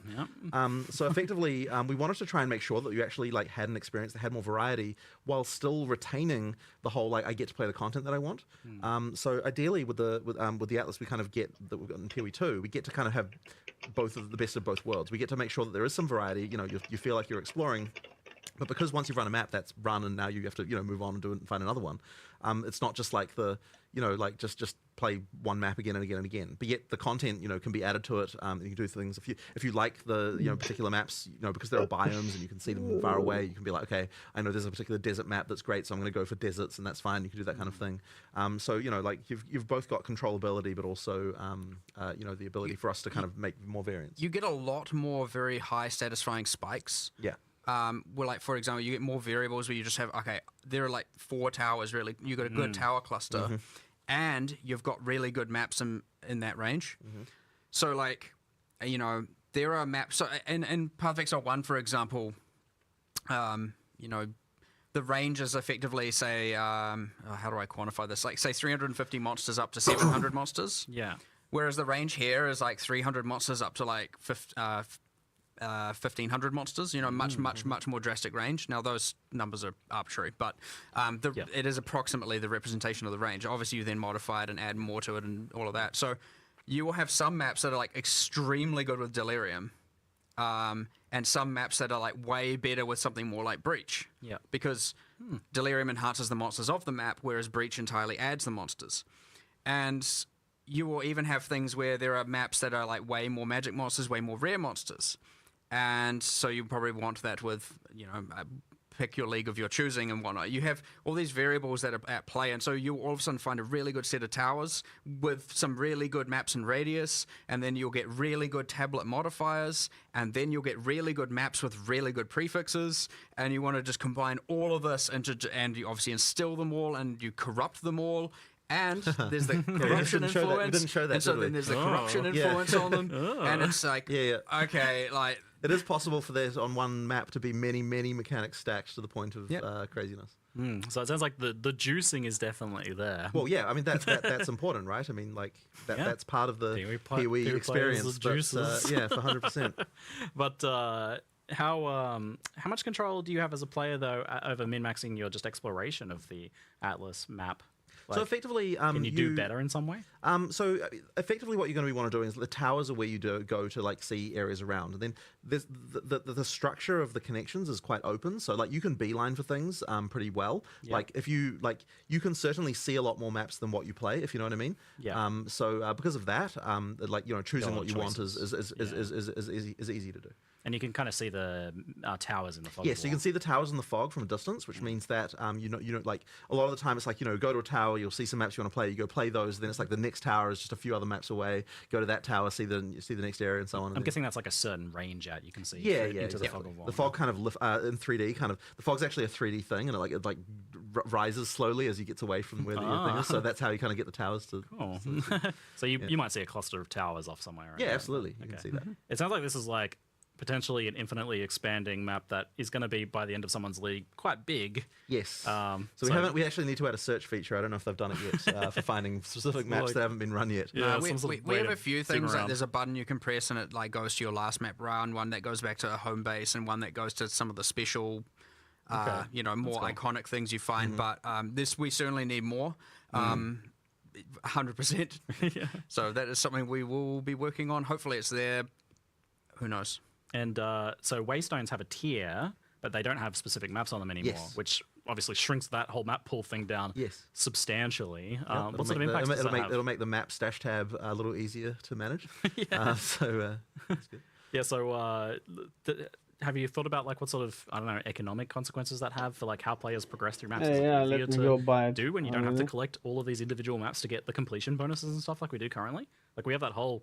hunting down over 100 maps to get completion for. That's now you're hunting, you're hunting certain valuable maps, you're hunting towers, you're hunting content, you're hunting, the warlord, the faction leaders to get the pinnacle. Yeah. You're hunting unique maps, a very different thing for sure. As opposed to, and then the item is all about, I've just got a key, I just want good modifiers. There's not really all that whole other variable to it. So there's still a lot of interesting choice and access, but we've taken it from the item and put it on the actual world map. But it's cool. It also makes you just feel like you're traversing a world. You're not instantly like finishing the campaign, very grounded, and now I'm in space. Like Path of Exile does have that. I only literally just thought about that. I was going to ask about that. So, see it. The mapping system was always this like extra dimensional kind of unknown thing. It's pretty interesting, but it is a little So weird. we wanted to start with to actually like at least, I mean, look, I'm sure we'll get to the extra dimensional beings eventually, but at least to start with, we wanted to have a bit more grounded initially. Yes, you're on the planet. Yeah. Right, you're on the planet. That's like a good thing. We have become a sci-fi crazy, but you haven't gone to the moon yet. Yes. Well, even then, we were saying like, can we at least before we go to outer space, go to the moon first? Like, how many moons are we? Don't. There's a whole complicated thing we need to figure out there. Wow. I feel like there's a delve but up league coming. All right.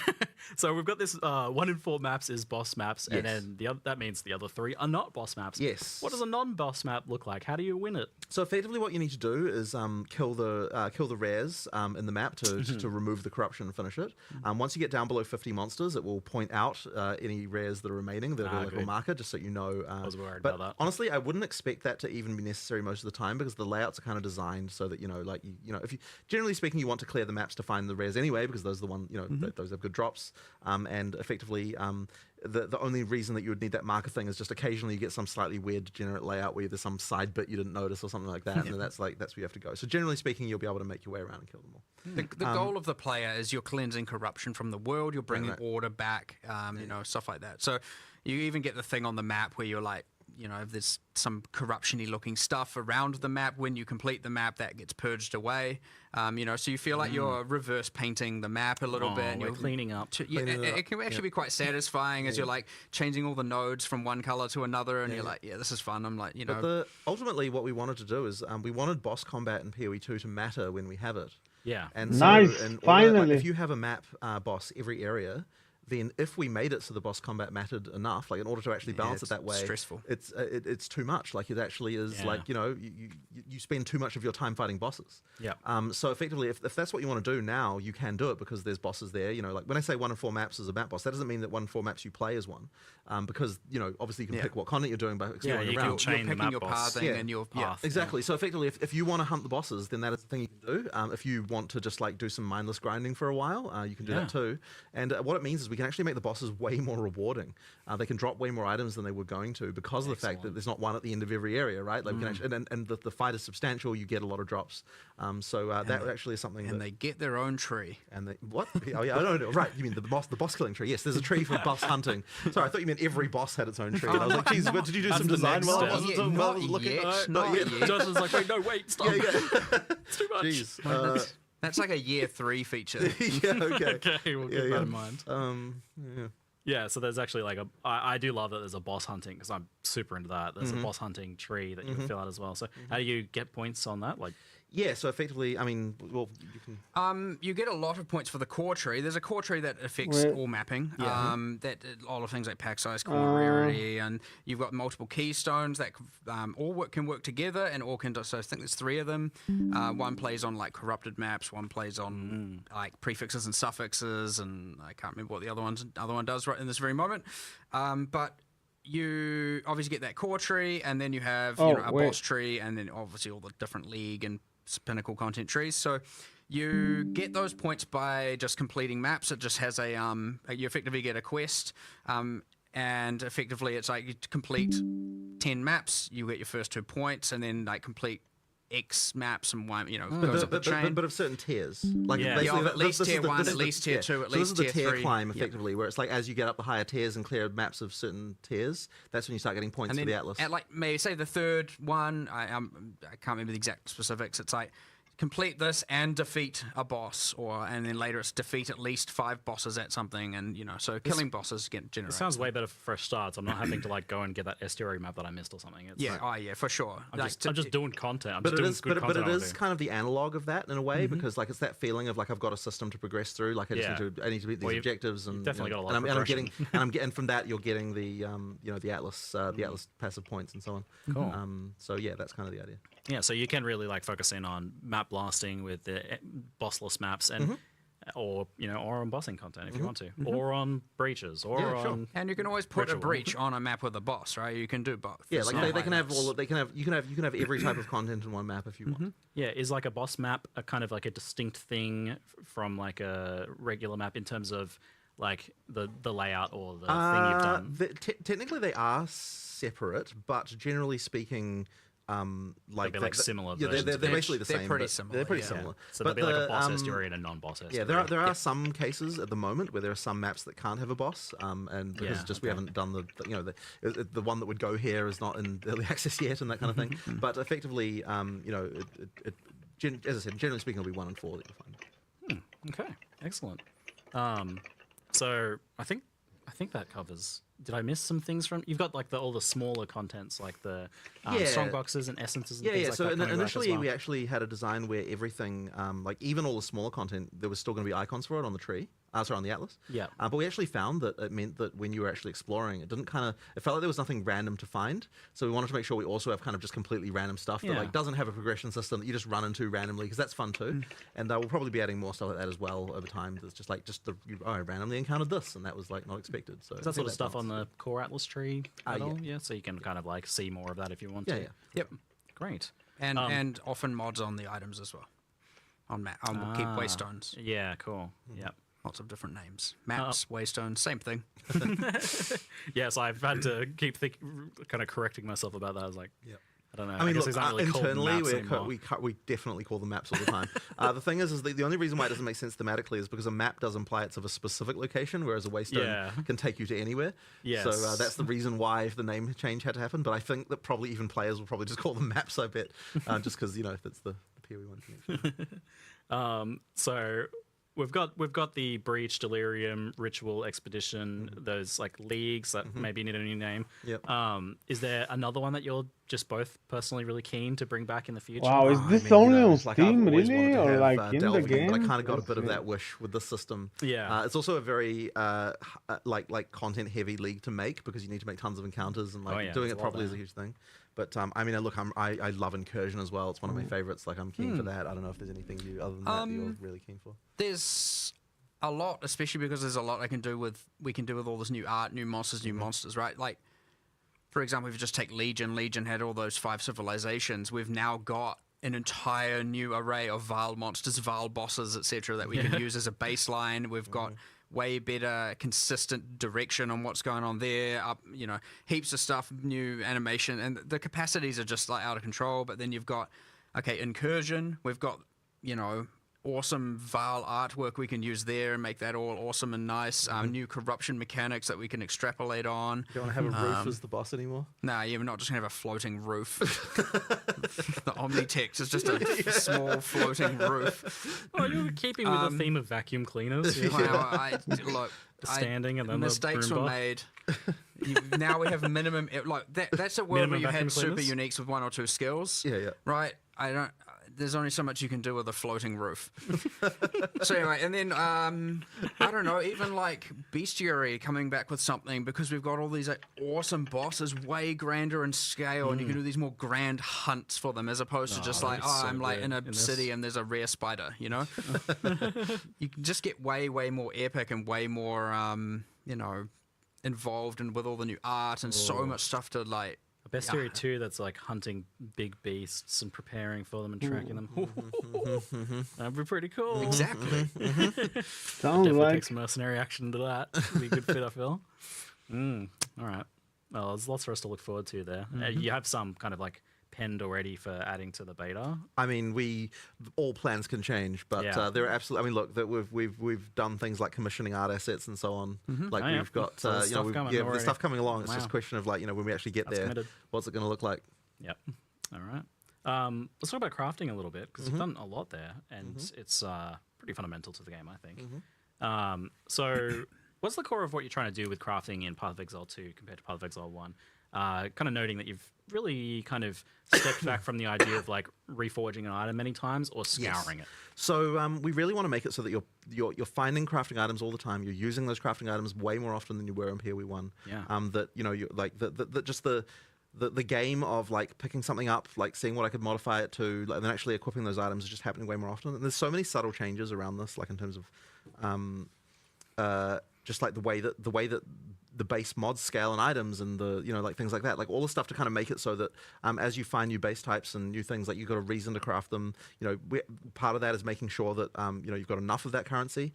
It actually took us a long time to even get comfortable with the idea of making something like an Exalt drop that often, because there's just this thing cemented in your mind of like this is rare, right? Like it's an Exalt, how can it possibly drop like multiple times in Act 1? Like it just seems crazy. But with the way like removing scouring affected so much of the way that we can craft. Like I know that you noted earlier that you can. There's so many more things you're allowed to craft now that you weren't allowed to before. Craft relics, which yes, and the reason why that's allowed is because without scouring, like those crafts become one-time things, which means that it's actually okay to allow for that stuff. And I think that's opened up a huge amount of stuff. There's so many more types that can be crafted. It adds so much more value to the dropped item Exactly, as well. exactly. So that stuff has just, I think, opened up a huge amount there. And it also has, and this wasn't necessarily an explicit goal right at the beginning, but it's also meant that the game of like I'm just going to click again and again as my crafting session is no longer really the meta. Just spam re-rolling. Yeah, exactly. Yeah, that was everything terrible. Kind of is something that you want to be able to use. You are still times. reforging and metacrafting things. Oh yeah, You've yeah. got We've still got stuff like that, right? We've got nulls and you've got that but that stuff is higher up. Like that's kind of more of a later game thing. It's not yeah, exactly. Because you have to think about it after each time. Like, will I improve this? Will I make it worse? Yeah. Yeah, there's stuff to do there, and like the metacrafting that omens can do is also very interesting. Like, there's some pretty powerful stuff there. But once again, we introduce that stuff later on. So effectively, we want to, I guess for lack of a better word, democratize crafting at early levels. Like, make sure that everyone's able to do that stuff, while having the more advanced stuff be kind of a little bit later. We certainly had a goal at one point where I was like, we're talking with Rishi, and I'm like, if every single time we're doing alpha wipes or getting the staff to play, I'm like, if I am not seeing and hearing about people using exalts during Act 1, then we have failed, and we need to drop more of them. And so we ended up, like, I would say honestly, in the last month, we have like over like 8 to 10 times the amount of currency dropping, and there's the cool things about it as well, which are the subtle things, like a boss is way more likely to drop the higher tier currencies and stuff, because again, rarity affects that as well now. So you're like way more incentivized to go and kill bosses to get them, and there's heaps of awesome stuff around there. But we're actually now finding people are exalting gear during the campaign, throwing it on weapons and building weapons from scratch that you find very good. Transmute or regal, exalt. That process is like transmute from the campaign, exalting from the campaign often, and like enjoy, and and you find good bases and you do stuff with that. I can speak to that experience. So I've played probably 6-ish hours. I'm most of the way through Act 2 on my mercenary, and I've found maybe 6 or 7 exalts. I took a ring from like a 1 blue stat ring that had a nice roll, maybe a nice life roll or something, and crafted it up to 6 property rare. And I crafted a crossbow that I found with good sockets that had a good damage roll in it, and I took that to 6 properties with multiple damage mods. And I'm like, each time that power was going up, and so I was doing that. It feels good. I felt like the bottleneck was regals, which was actually kind of interesting, because I don't know if that's intentional or just luck, because I did really have to think about which blue items were good enough to take to a rare,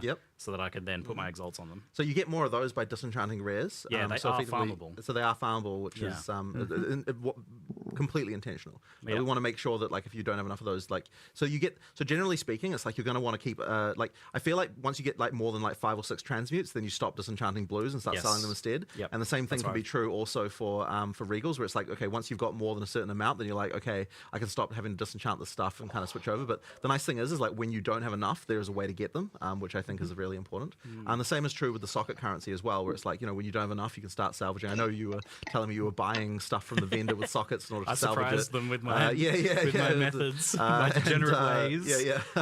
So that stuff, it's just really nice to have for people to have the ability to to get that stuff when they need it.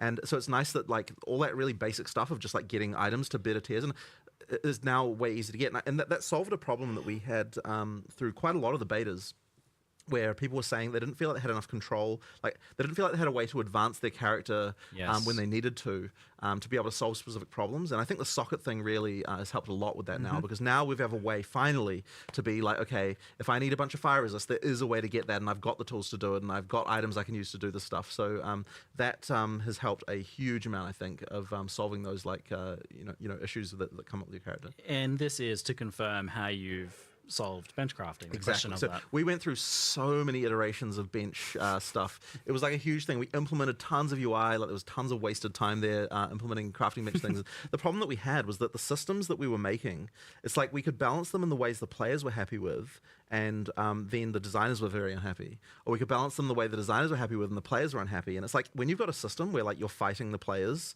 for how the balance should be, like you can tell that means you have a system that is bad. But I think we were very I myself honestly was too slow to recognize the fact that a complete overhaul was needed. And then at some point the socket stuff originally came from the Varlorb. Like it was designed there. And then at some point, I don't know who came up with it. I think it might have just been you, who said like, why don't we just Rishi thought of that. Okay, yeah. So Rishi thought of the idea of like, hey, what if we just put sockets, in early game? What if you got them in Act 1? What if you had runes that would let you get the you know the basic boss as the way of solving the remedial crafting problem. And so then suddenly, as soon as we do that, it's like, oh, like I'm happy, you know, players are happy, everyone's happy. So that means we have a good system that is working and you know and gets those good feelings. So that I think was a real win.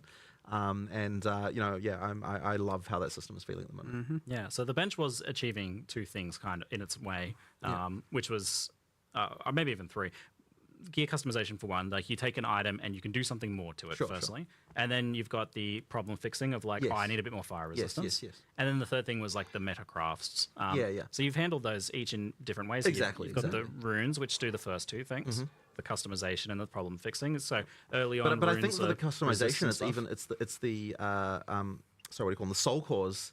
Like the runes are more about the kind of like I need to fix resistances, whereas the soul cores are more about like I want to customize my items in different ways than what I would otherwise normally be able to do.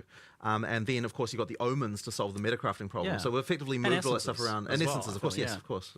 So essences, what they allow you to do is get 2 deterministic mods. So because you can upgrade to blue, but you can also upgrade from blue to rare with an essence as well. So that lets you kind of get some of that stuff, and then plus some of the omen things you can. Yeah, there's stuff you can do there. That is, I think, going to be pretty interesting. And that's just at the start of release. Yeah, because obviously there's going to be more, of course, as we add more things, you know. So So I was worried that you know some of the changes you're making might move us away from some of the like deep, impactful crafting that we have. But it sounds like you are still allowing like powerful meta crafting and the ability to make like a really good item. For sure. But you're also making sure that like the physical item itself that you find matters more. Absolutely. And I mean, like the more subtle, that's what it's all about, right? There's so much more going on. I think just like clever things we've done with the item system as well. Like one of the things I love that we did is we've made it so that so we've got blue and yellow And chests you can find now, and we've changed the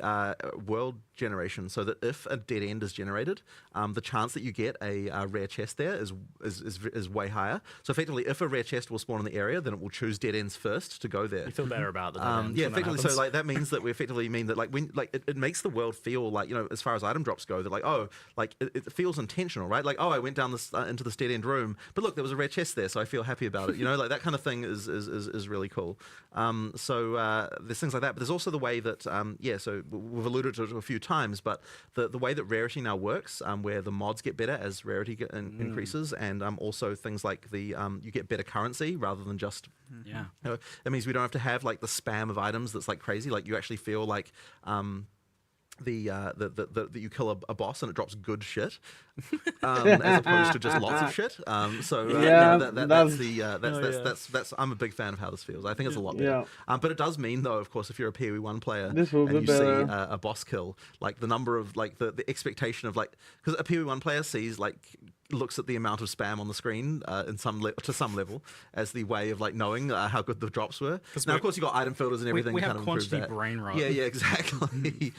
So exactly, that is a good way of putting it. It really is more about like, are the items actually good? Like, ideally, you kill a boss and you pick every item it drops up. You know, like that is to me is a win, and I think we're basically getting at that point. I quite like how the exploration systems and that as well, with the chests down dead ends and things like that, acts as a player leveler in some ways. Where like a player who's struggling, the more you explore, the more stuff you'll find, and that's true as well for the optional encounters around the place as well. If you're struggling, go fight some optional content. There'll be stuff there that can drop, and you know and you will definitely find more things. And lots of guaranteed rare items here and there, exactly. and like that. This little boss here will drop a rare caster item, and like heaps of stuff. And the funny thing about that is that stuff came about a little bit from the fact that we actually had a problem where people were just face tanking bosses and dying over and over again. And they keep on respawning, and they would never be like, oh, I'm going to go away and actually find some other stuff. And so I was thinking for a long time about like, well, why is it that in other games that people don't do that. Like if I'm playing Elden Ring and I die to a boss like 10 times, I'm not just gonna like just continue doing that. I'm gonna be like, oh, maybe I'll go do something else for a while. So we realized that the map, like the idea of just there's lots of stuff to find, like is actually a really important part of that. So in PoE 2 now, one of the recent things, and it's taken a lot of work from people to get this working, but now all of that you can see all this sort of weird side encounters that have specific drops on the map. Yeah. And that means that if you're having trouble with the boss, you're like, oh, you know what, I'm just gonna go do some other stuff. And then you'll come back and you will be powerful enough to kill the boss much more easily because you do absolutely find the rewarding things. Yeah, there's a little chest on there or a little campsite. Yeah, or there's lots of little hard-coded drops from specific bosses. The hard-coded drops, they only drop one time, so you can't just farm them endlessly. Yeah. But effectively, if you go do all that side content and you check it all off, you'll get some very rewarding stuff. Yeah, you got some pretty clever systems there, and I definitely noted I was using the map thing a lot to be like, oh, well, to be completionist about it a bit, but also, just being aware of like, oh, cool, there's some good stuff in this zone that I can come and find, and I think we figured out that some of that stuff reveals after you find the waypoint in a zone. I think that's how it works. Is that? Yeah, it's either there's a few. So it's like either because an NPC told you about an area, in which case it just happens to be revealed, or at the very least, yes, when you get there. Generally, it's just when you get there you see everything. But yeah, there's a few different conditions that will reveal everything. It kind of depends. Like a lot of people just click through the dialogue, so they'll never know the NPC told them, but they maybe did. I was checking my map kind of like when I went into a zone, and then maybe afterwards to see if there was anything. But like you never get to an area and don't see some unless they are like very obviously hidden intentional secrets. Yeah, that there's nearly something everywhere. They might be there, they might not. Yes, be. I found half of your key for your secret quest. Oh yeah, don't worry about that.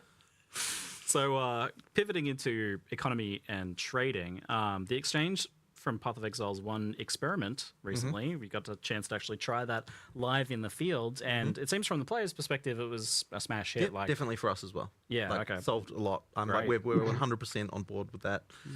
It's very good. It was the least stressful league I ever played. I mean, what normally caused almost all Literally the anger and favorite. friction for me was yes, especially bulk trading. It Incredible. was horrible, and I was just like, oh, this is like a dream come true. Myself and so many other players, I feel like, were more engaged in endgame. We were able to do the thing we wanted to do more, and we're just less aggravated on a moment-to-moment basis.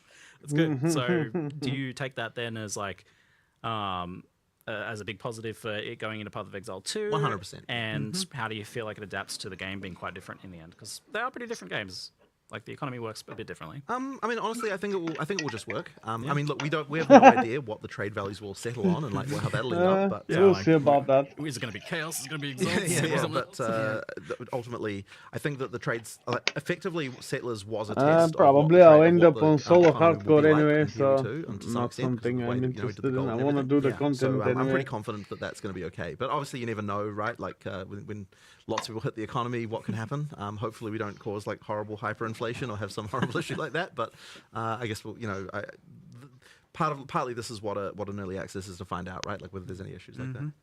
Was there any economy testing? Was there any surprises with that or with gold in terms of how things panned out? Thankfully not, honestly. Like we were worried, but thankfully none of the like horrible situations came to pass with that, and it ended up working just fine. So it went great. Who'd have thought 10 years later we'd be back here saying, you know what? Gold was a good idea. Yeah, you just had to do it right. Exactly. Because I remember 10 years ago, this game's brilliant. It has no gold. Stupid gold. But the funny thing is I don't think we would have arrived at the way gold is now if we had it in the first place. Yeah. Like the non-tradability of it, like using it as a sort of marker for how much play you've done. Yeah.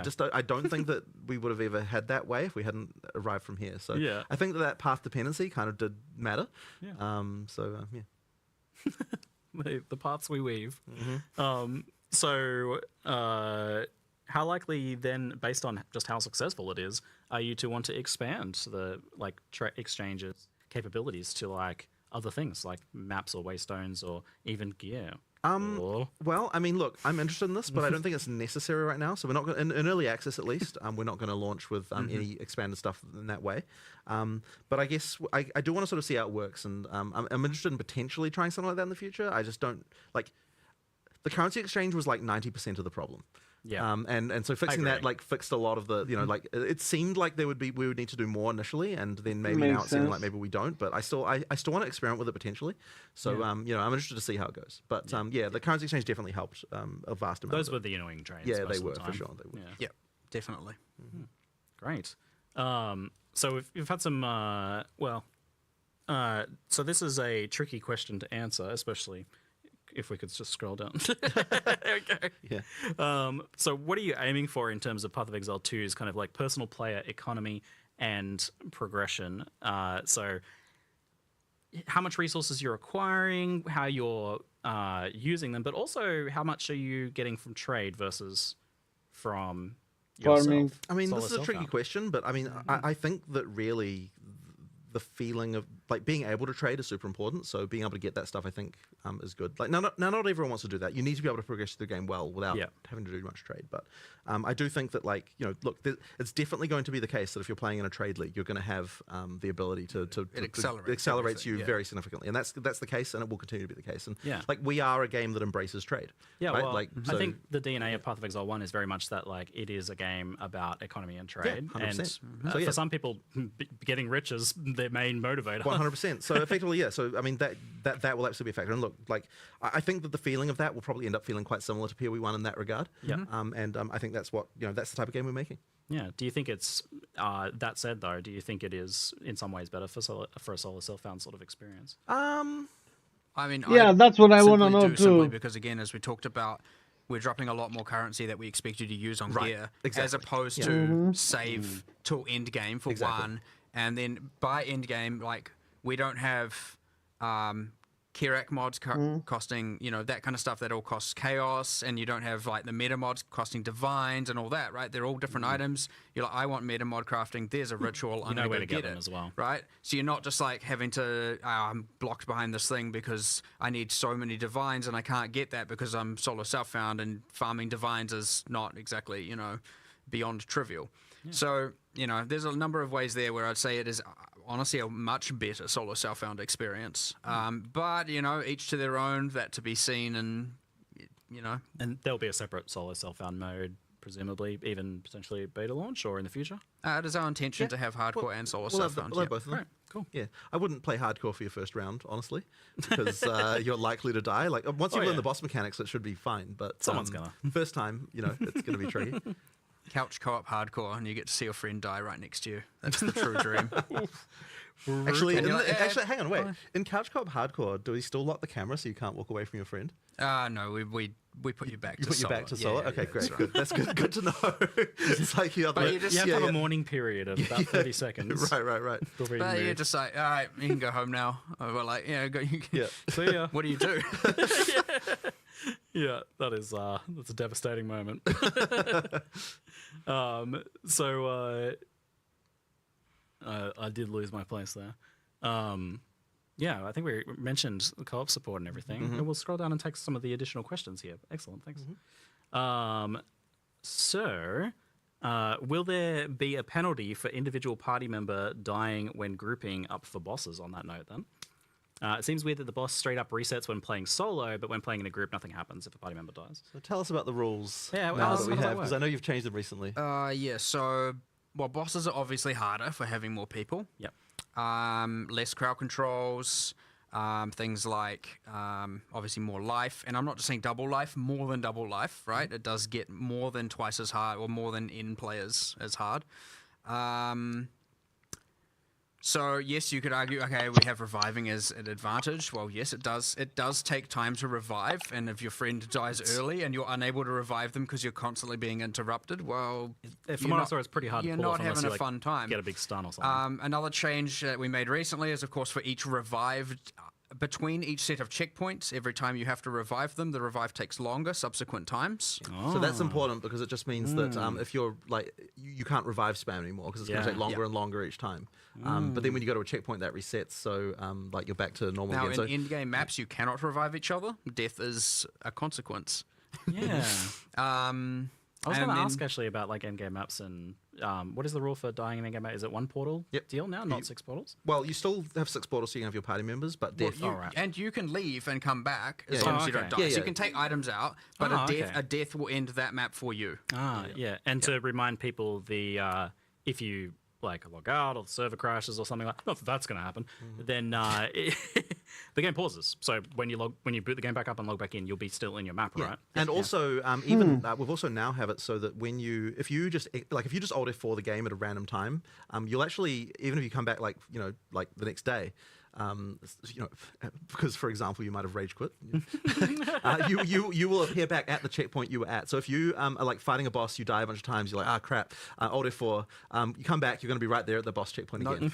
That part is campaign specific because there are no checkpoints in maps. Yeah, non-maps. But in for the campaign though, and that honestly has helped a lot. Like there were so many. I think it really did cause new players to have problems in PoE 1 where they felt like they just lost track of where the hell they even were when they came back after a session. If like they might have not got waypoints for certain times or things like that. Like you now kind of the situation where you log back in and you're like, oh, I forgot like 3 waypoints in a row and now I'm like freaking miles away from where I was, which I think happened to new players fairly frequently. I'm glad in a world where everyone's becoming a Souls-like that you guys didn't do the running back to the boss. Segment of gameplay, and you just kind of jump back in, and have another crack. So effectively, like that's nice to just have the save checkpoints to your character, which I think is a nice one. Were there any other mechanics around there? Reviving? Well, obviously in hardcore, you're dead. That's the drill. It's irrelevant at that point. So your maps almost embraces a kind of semi-hardcore mentality there, where there is actual cost. Like we went through so many iterations here, where it's like, okay, like.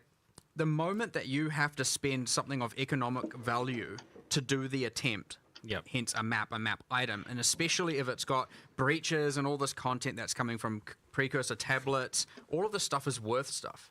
So you all of a sudden have heaps of stuff on the line, and then you don't want to be in a position where you're like, I need to bring in some people to do this because I'm not going to risk that value. So that's why we just were like in maps, no reviving. It's just like, yeah, sure. You still can always bring in any context someone way more powerful than you to carry things, right? That's the benefit of multiplayer. But feeling like you have to do this thing because then they can just keep reviving you so you can get all the rewards. Like we're trying to get away from all of that. Otherwise you get this weird thing where like you're often always too scared to do the thing. Yeah. Now you're scared, but everyone's scared and it's fine, and you don't feel like you're like, okay, you have to go in with a sense of confidence to like, I can definitely do this thing, and so it's just a little bit less fear when it comes to all of a sudden doing that. That's much better in the context of the fact that you can pause the game if your cat's on fire or if the server crashes or something, that you just paused and you can jump back in as well. You're failing because of your own faults. Yep. Now it is worth noting in multiplayer we do have a thing, of course, with respawn at checkpoints as an option. So if a player dies and you don't want to die, don't want to finish the fight out, you can both choose to respawn at checkpoint, and then it will just create a new instance. Cool. You don't have to die to do it, and you don't have to log out and do any shenanigans like that. You can just press escape, hit respawn at checkpoint. It'll ask other players to confirm, and then it moves you all to the new area. Cool. Excellent. I didn't want to go super on it because we've definitely talked about it before, but click to move versus WSD, it's definitely been asked about a bit. So there's been plenty of reports about WSD being amazing. Personally, I've been using it a ton and really enjoying it. I know you've said a lot of people around the office have given it a try and adapted to that, but it has raised the point for people that feel like they're still very much against that for whatever reason, or maybe that they literally only have one hand and and want to use click to move still. How does it stack up? How does click to move still stack up now? I think honestly it's fine. Like it's not been a problem. There was a time where every time I'd go to sit down at a developer's computer, there'd be in WSD, and just because it's a little bit easier to move around again or whatever. But lately, I'd say now it's back to almost every designer's computer I sit back down at to go play. They're back in click to move. Interesting. Yep. It's gone full tilt the other way. Interesting. And I'm always like, change it back. Why that is. But even watching Octavian play on click to move, he's a click to move player. He's 100% click to move. He is very proficient with that. Yeah. With it, that'll be reassuring for I think some of the people that are worried about being forced into WASD, even though it is obviously playing so well by all accounts. That's very good then. Yeah, and Octavian's often doing the demonstrations for your live things too, so you'll be able to see that even. I have to force him to play WSD sometimes because I'm like, I think the Mercenary looks so much better with WSD just visually. I'll tell him to... It does feel very good on the Mercenary. That kind of like stalking through, especially with that kind of like preparational tactical play style. It's good. I'm loving it so far. We did already talk about the skin transfers. Could we scroll down to any additional questions that we have? I feel like I don't even know how long we've been going for, but I mean, I'm feeling it's the a physical while. We're getting creep in at this yeah, point. Yeah, exactly. we've been rolling. Yeah, yeah. People asking if there's going to be anything like challenges or challenge rewards in the early access. Not at first, no. We will do it later, though. Did I ask about races, events, and private leagues? I think not initially, but we will do it later for sure. Cool. I think Nice. I'm not sure what happened because I think the those issue was are that the private always league interface was good. like on the PoE1 site, and we had to do some work. Some harder, but it wouldn't be far away though. Like it won't take us that long it- before we get to it. Like you know. I can't exactly remember either, but yeah, it wouldn't be private leagues in particular wouldn't be far away. Yeah. Yeah. So I mean, we'll have them, just not like right initially potentially. And I think I did miss this actually. So cluster jewels are a thing or not a thing? Are they've been kind of replaced by those? Yeah, radius? we replaced them with that almost like rollable timeless jewel kind of thing. Yeah, that's cool. At least for now, there's like so much passive tree there, and the jewels accomplish the kind of off-build thing anyway. You Like, hardly need to add the extra passive trees on your passive trees. yes, yet. yes, we do. Yeah, That's after launch. We made the passive tree implicitly bigger, so you know. The cluster jewels are in the tree already. That's again, I talk about like year 3 features. That's around a like year 3 to year 5 feature as well. So Yeah. We've got another decade of what we had with Path of Exile 1 to look forward to for Path of Exile 2, hopefully, before we start worrying about Path of Exile 3, maybe. Jeez. You go, just to start thinking, That's weird. for a little while. I didn't find it on the PlayStation Store, so though. I Maybe guess it's only to just available finish on this their off for site today now. then, do you guys have a recommendation of what is the best class to play? I guess in I'll Player? support and then buy I it. mean, that's a very We'll hard see. one. Honestly, like so. There's so many choices now. There are. So let me. Well, okay. If we're going by the Okay. numbers, if we go by player satisfaction reports on per class, we break it down from the betas. I mean, this is good technical information here. Then that means the monk is very interesting because the monk is the class that dies the most often. But it's Yeah. also the Probably. class that when people play it, they It have the has lots highest of melee. satisfaction That's level by a very, fascinating. very tiny margin that compares to the others. That's fascinating. Yeah, I mean, it is like glass cannon, you know, like it's very fast, but you have to, Yeah. you I have mean, to retreat and move in and out. So, I fell in love with the monk that's, playing it. It looks like it's gotten a little better. Yeah, in yeah, this that's way. interesting. But I think if you're a new player, then the mercenary, if you're like used to shooters and stuff, I think playing the mercenary could be a good win. Like I really love that class. It's I don't really know. cool. I've been loving the mercenary, Yeah. but to me it feels like you need to really be considering each engagement a lot more. It's a bit more Maybe. tactical. Maybe, and I don't know. Like considered. I like it. You don't have that I really ability like to that one. correct if you But make a mistake. honestly, like I mean, I go through favorite classes all the time. Whenever I change to play a different class, it becomes my favorite. That's my current favorite. So play. you know, yeah, it's just whatever Nice. whatever I'm playing tends to be the thing. So yeah, right now I'm doing a mercenary playthrough, so that's probably why I'm into that. But yeah. It's, I'm not sure if you've got a similar No, you were talking about the numbers as well. It was interesting that monk and then warrior had the highest Yes, satisfaction levels. Warrior's and I was next, like, by the way, technically, if you're looking for... Yeah, that's warrior pretty good. probably. That's two melee Look, classes. this is right strong. there. That's a win. If you Yeah, get the that's something accuracy going right. on. I mean, they were dying a lot more at the time, but It's such a change from like, especially early Path of Exile 1. Like, it's gotten a little better in modern days, but still. I mean, melee. I just have a like real desire to freeze time, so I just want to go sorceress and then just go.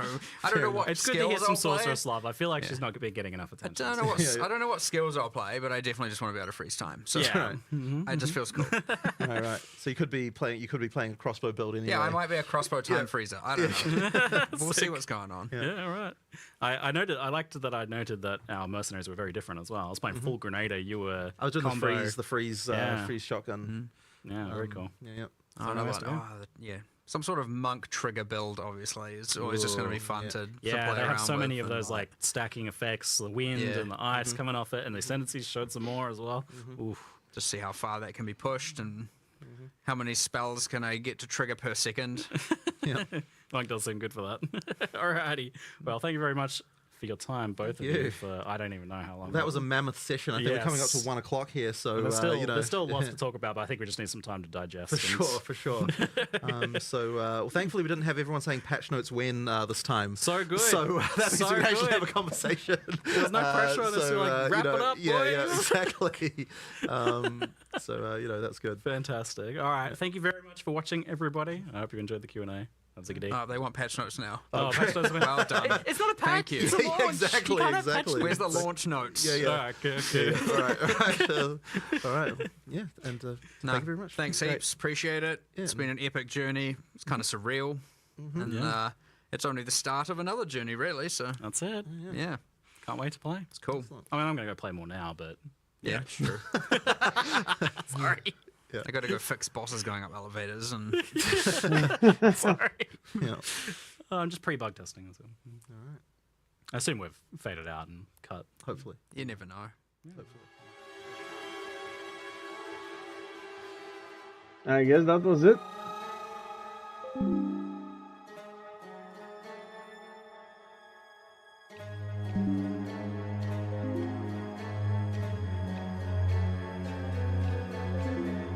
That was huge, I think. No words. I'm not gonna do like TLDR video or anything. Probably not. I guess let's see what D4 had to open after a short break. Alright.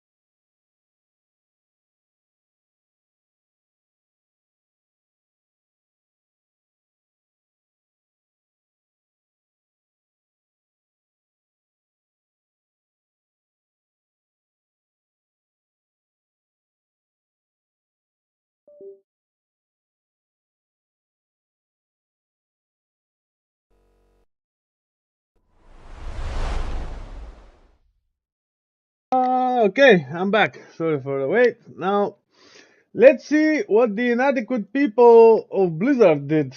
Let me just see. What is it? 1K likes.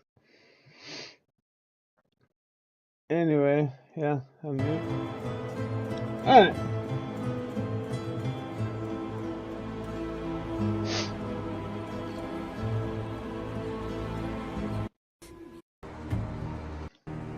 And these hollows were a reaction of Mephisto being in Nahantu at the time.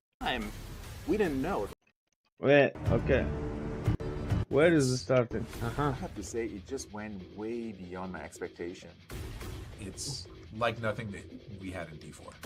Pure hatred, they're Mephisto's army. They wanted them to feel a little bit more different from your typical demon family. Everyone's quality was top notch. But at the time, we didn't know if it was going to work. I think where we landed is going to turn some heads. This is not your normal thing. It's the living form of hatred. Yeah, really.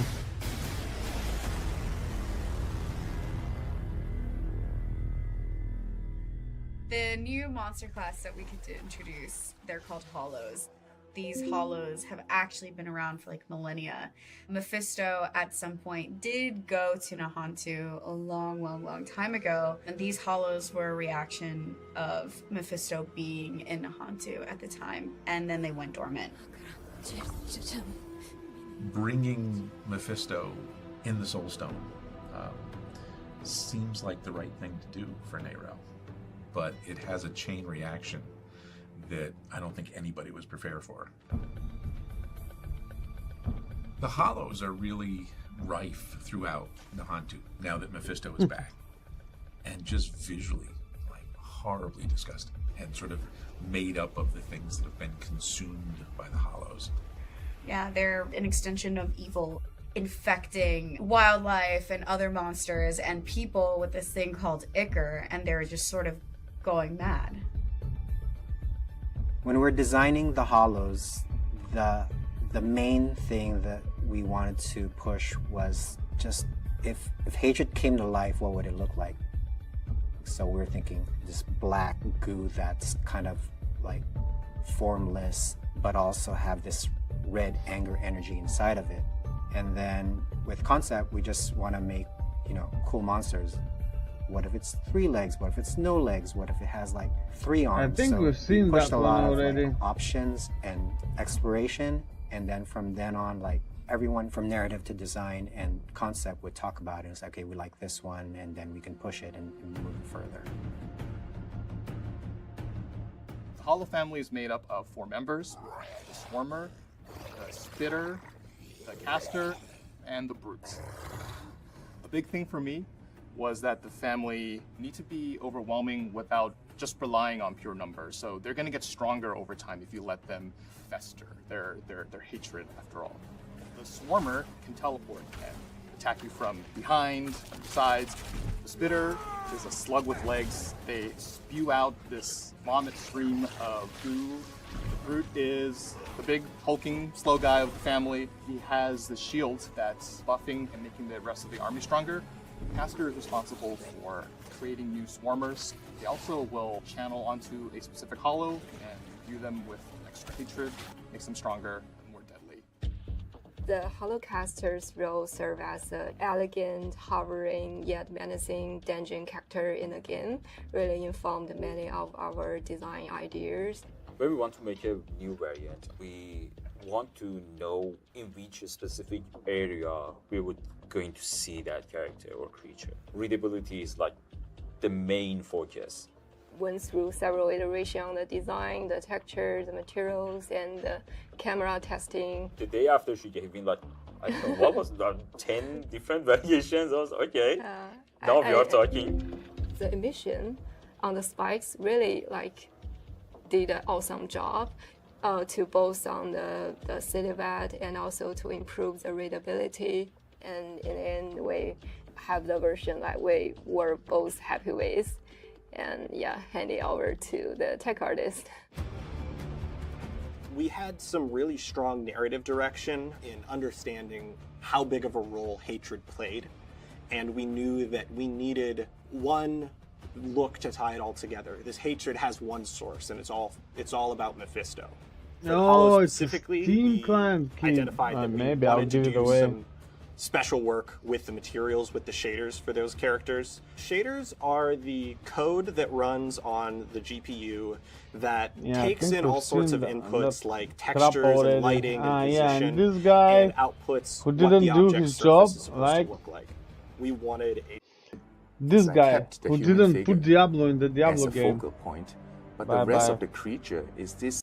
Okay. Hello, Diablo community. Welcome to another Diablo 4 campfire chat. We end with a creepy eyeball we were just talking about. This one is our patch 2.1 PTR campfire chat. I know we were just here last week when we were talking about the mid-season update, but this one is kind of like the big one because we're going to be talking about everything coming with patch 2.1 and Season 7. I am joined here by Mr. Colin Feiner, Mr. Charles Dunn, who have appeared on prior campfire chats. We were going to have Adam Jackson. He is unfortunately not feeling very well, so we hope he gets better soon. And we do also have another guest here who is live from Albany, Blizzard Albany, and that is Mr. Dan Tangway, who's going to be talking a little bit as well about what's coming up for patch 2.1. And he's showing off his red Diablo 4 jacket. We have our new black Diablo 4 jackets as well. Look at this. Models. How are you, Dan? Hopefully you're good. And he's not sure if he can hear me. Oh, no. But either way, a few things that we do want to talk about before we actually do jump into everything. Obviously, PTR is coming up soon. We are doing this stream a little early this time, mainly because the Thanksgiving holiday is coming up here in the US. And so we are going to be talking about some of the contents before even the patch notes are ready. We do plan on having a blog immediately after this stream, so players can actually check out the blog and read a little bit more about what we talked about today. But the patch notes will be available next Wednesday for players to actually check out. So it'll be before the US holiday here, so everyone can kind of dive deep into the patch notes for PTR. PTR is currently planned to start on December 3rd, so that will be after the US holidays here for Thanksgiving. So there's a ton of stuff that is coming up for players to kind of jump into. But I know what we want to do is really just dive straight deep into all the new stuff that we do want to talk about. So for the first thing we do want to chat about is just Season 7 and what that's going to be. So we're actually going to jump over to Mr. Dan Tangway in Albany to kind of walk us through. So Dan, do you want to take over? Oh no. Dan can't currently hear. All right, what happened? So I don't know what happened. Maybe PoE we 2 don't happened. have satellites working or something like that. So instead, I guess we'll just start with classes first. Sure. Mr. Charles Dunn, do you want to talk about class changes that are coming with Season 7? I know we talked a little bit about this last week with Adam Jackson.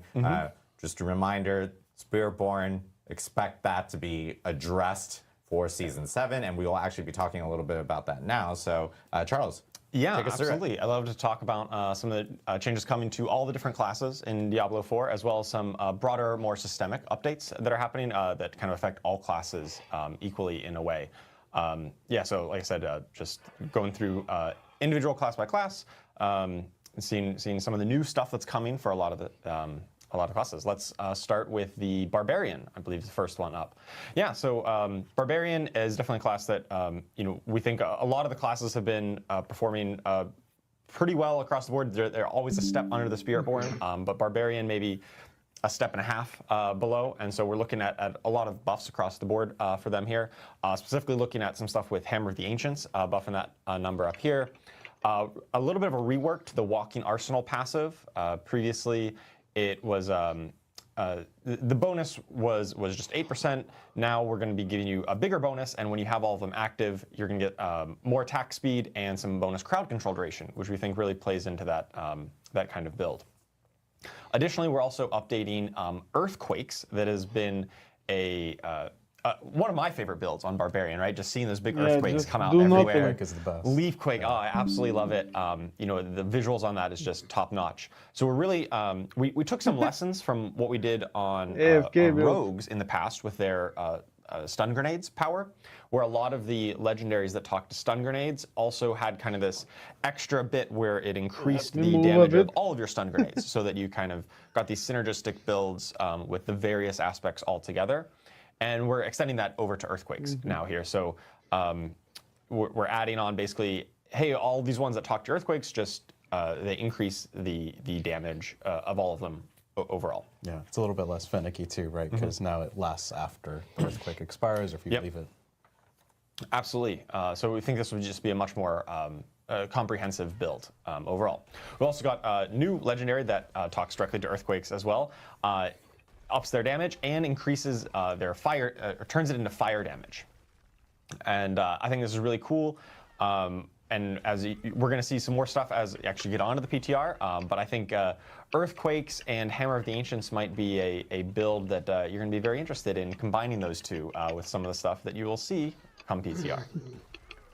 All right, let's move on to the Sorceress. Sorceress, one of the key notes that we've noticed with Sorceress over the whole lifespan of Diablo as Diablo 4 is that players often felt like they were pigeonholed into burning builds in particular. Firebolt enchantment is probably the most used enchantment by far because it was just kind of a free way to apply a very small amount of burning to enemies, but that was what you needed to turn on a lot of the passives in their skill tree. And you know that was a powerful build, powerful interactions, but we felt like that was making everything a little too homogenous. You felt like you had to do this in order to access a lot of these passives. Entire game is And like so this we decided basically. that You we do really this want or these burning your character synergies sucks. to really be benefiting builds that are dedicated to burning type builds, and not just ones who are splashing it in with Firebolt enchantment. And so with that in mind, we did a rework on the enchantment to increase the, or remove the burning damage from the enchantment and change it over to this, which has a healing component to it. And then we also updated a lot of those burning passives to really play better in the dedicated fire-based builds, rather than being something that you just want to splash into everything. Yeah, hopefully there's a lot more build variety. Absolutely. Yeah, that is one of the main driving goals of a lot of our updates is increasing that build variety, so you don't feel like you have to take this checklist of mandatory things before moving on to what you actually want for your build. So an example here on Devouring Blaze, you've got bonus. Previously, it was bonus critical strike damage against burning enemies, no matter how much they're burning for. So you just apply that little bit of burning, and you would get this. Now instead, you get a bigger bonus, but it's just for your Pyromancy critical strike skill. So it really encourages, hey, you're a Fireball build, you're a Meteor build, something that wants to do those big fire crits. Devouring Blaze is now even more valuable for those builds, and it's not something that you necessarily need to or feel compelled to splash in other builds. All right, on to the next one. We also did some updates for Ball Lightning. So Ball Lightning, the previous upgrades, like kind of these Mage's Ball Lightning and Wizard's Ball Lightning, were about stunning enemies or spawning some cracked energy with admittedly some kind of complex conditions. You had to jump through a lot of hoops to get these. One of the things we really like to do with a lot of these updates is simplify them down and streamline and really focus in on what the interesting factor is. Yeah, it makes it a little bit more modular too, right? So there's more builds, the less sort of focused that initial step is on that skill. Absolutely. So we've got the Mage's Ball Lightning here that now is just increasing its damage against stun enemies. It's really that payoff for a lot of the lightning stun effects. And then Wizard's Ball Lightning is just always going to be generating more cracked energy, just more consistent generation there. All right, on to the next one. We've got some of the new uniques that we want to show off here on the Sorc, talking about Ball Lightning. So this is actually something interesting we're doing this season where we're making two uniques that are in the same slot.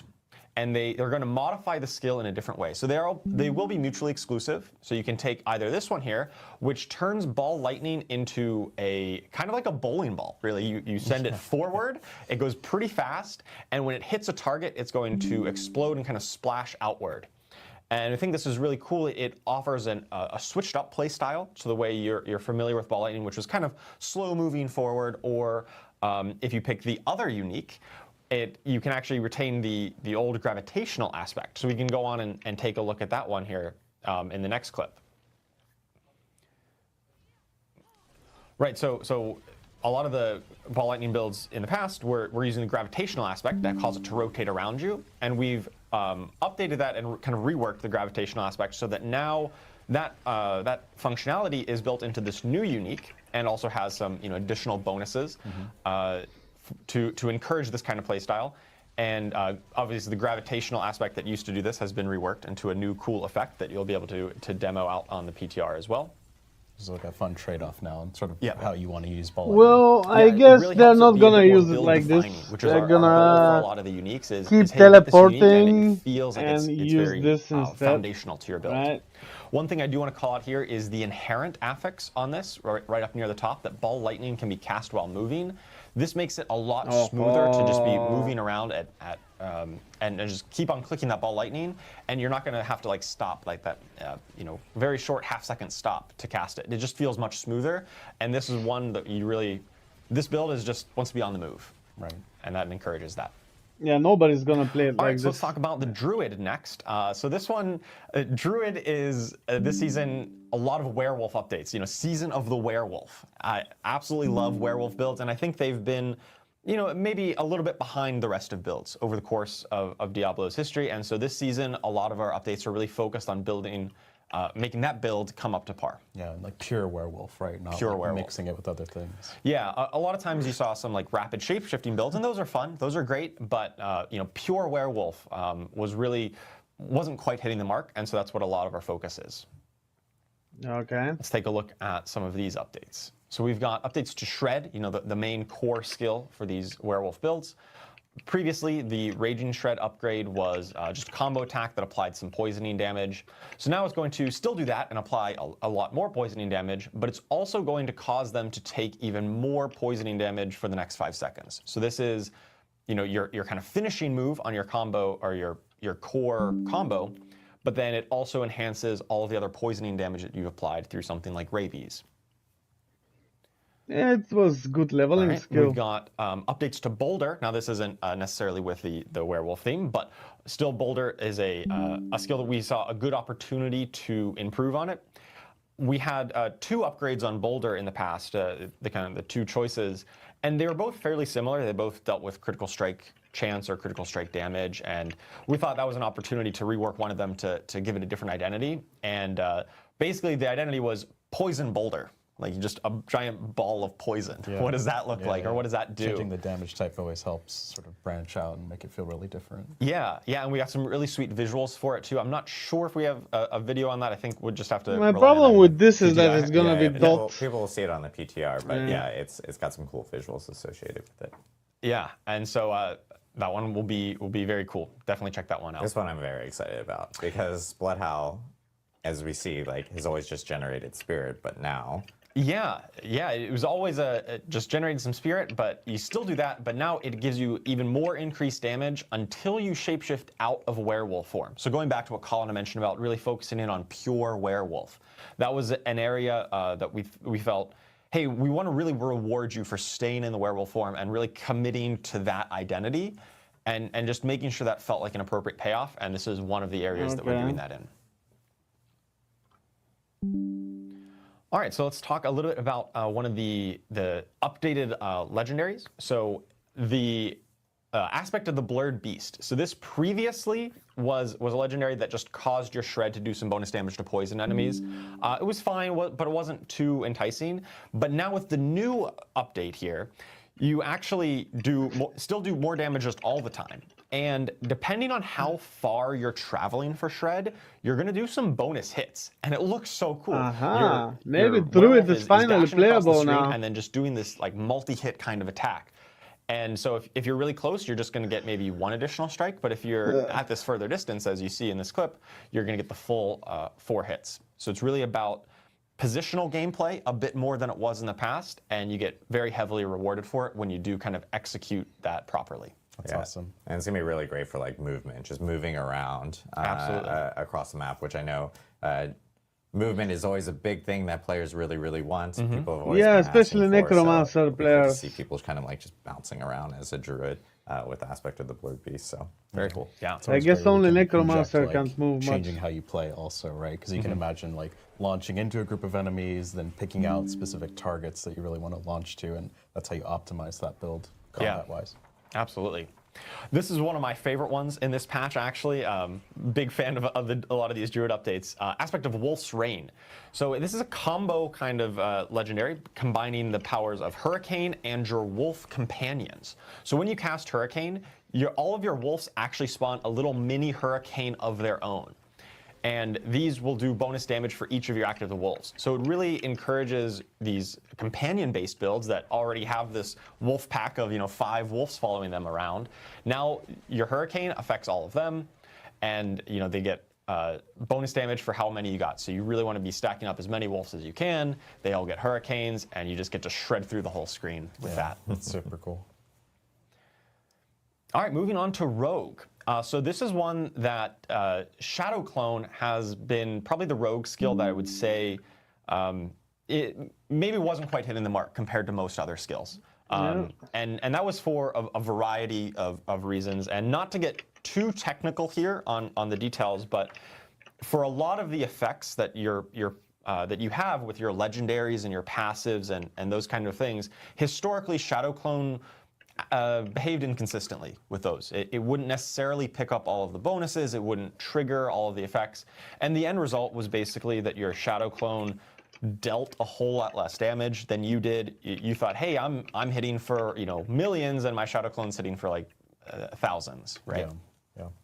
And so we really looked at that comprehensively and thought, okay, we need to kind of rethink how Shadow Clone works across the board to really bring it up to par, to make it behave the way you expect, and then also extend that to a lot of the other summons in the game. The summons like your Necromancer skeletons, your Druid companions, and so on. So we did basically a rework of that entire system. And the long and short of it is that they should just work a whole lot better going forward in this season, where they're going to trigger all of your lucky hit effects. They're going to interact with all of your damage modifiers and multipliers that they previously were inconsistently working with. So just one example here, a very simple example. You've got Wind Striker's aspect. This is a very simple legendary that just says, hey, when you critically strike, gain some movement speed. Now in the past, that was only when your player character, critically strike with one of your skills. And it would not happen whenever one of your Druid companions or your Shadow Clone critically strikes. But now all of that will work. So your companions or your summons or your Shadow Clone critically strikes and you have Wind Strikers, now your character gets that bonus. It's huge. Yeah, I really can't overstate this, like how many new interactions and synergies this unlocks with not just Shadow Clone, but all of the summons in general across the game. But with Shadow Clone in particular, we've got a new unique item. And this one is Assassin's Stride, and the effect here works with mobility skills and your shadow imbuement. Once again, kind of playing up that combo aspect. So all of your mobility skills are going to always be shadow imbued with some bonus potency, so they're going to do some more damage. And whenever you damage an elite or boss with a mobility skill, there's a chance to trigger an instant free shadow imbuement explosion. So those of you who like playing Shadow Step builds, but I mean, those bosses, they're not so powerful to actually feel the effect jumping of around the it, screen no? with werewolves, you can do that with Shadow They Step die now as soon too. as they And appear. you're just going to be getting a lot of those. Who cares? Those resets. And, I guess and might kills be much good quicker for farming. as you leap out of the this shadows, thing. trigger a Shadow Imbuement explosion, and then move on to the next pack of enemies. Really cool, unique for that kind of build. Additionally, Caltrops, maybe the skill that was the most kind of clunky and control-wise to use. Thank you. Yeah, it wasn't very used. If you've ever tried to use Caltrops, nobody likes it. It can be a struggle sometimes where your character would leap backwards and you wouldn't go in the right direction, wouldn't hit the enemies. We've updated the animation here to just basically be very similar to the smoke grenade skill, where you just pick a point on the screen, your character throws it, and it just goes where you point it. I am the king of like caltropping one minion out of like 100 and then also falling, like jumping back into like a giant mob and going like, well, I didn't calculate that correctly. So that update, we were talking about this beforehand, like before we even went live, and I was like, thank effing God. I was like, oh my God, please. So I'm excited for that. Caltrop should be so much more usable now, and we think that this is a really good change going forward. Yeah. All right, on to the Necromancer. So Necromancer, we've done some improved itemization and updates to the overpower synergies, specifically the Rathma's Vigor key passive. So previously, it would just give you some an overpower once every 12 seconds, and but it can be overhealed reduced for some bonus life. And now we're just tacking on a big chunk of overpower damage to it. We definitely felt like these pure blood-based overpower builds were just not quite hitting that mark, and just pumping the power into these pure builds through the Rathma's Vigor key passive, we think is going to be very well. It's helpful always these with builds really critical shine. strikes. On to the next. We've got one of the new uniques. So similar to what we did with the Sorcerer, where we had kind of these paired uniques, that we're going to have two uniques in the same slot for Necromancer as well. This time in the pants slot, and they're both going to be working with Blood Wave. So this one, Kasemi's Legacy, will cause, instead of shooting one Blood Wave out forward, you're going to get two that kind of converge on you. And this definitely changes up the targeting of it, the positioning requirements, and really the use case, because it's pulling towards you instead of pushing away. So instead of being a defensive skill, it's much more about the damage and pulling them together. With this, and then when they hit, they do a big chunk of damage as well. So definitely turns Blood Wave into a much more damage so wrong skill about their own game? I don't get it. The CC or the knockback crowd control of it. Yeah, and it plays super well with that key passive. Absolutely, absolutely, especially if you want to be using this for that big damage moment. Now, the alternative is Indria's Memory, where it still shoots the Blood Wave forward, and then at the end of its path, it will trap the targets in a bone prison. So this is a unique that is very much about combining blood and bone. So a little bit less of the pure blood and much more about combining the two. Now, additionally, you see we're using some bone spears here, or should I say blood spears, because that is what they now become. Blood spears, and instead of costing a bunch of essence, they're going to cost bone spear made of blood. They drain maximum life, still cost essence there, but they drain maximum life to cast bone additionally from a nearby corpse to fire an extra bone spear / blood spear.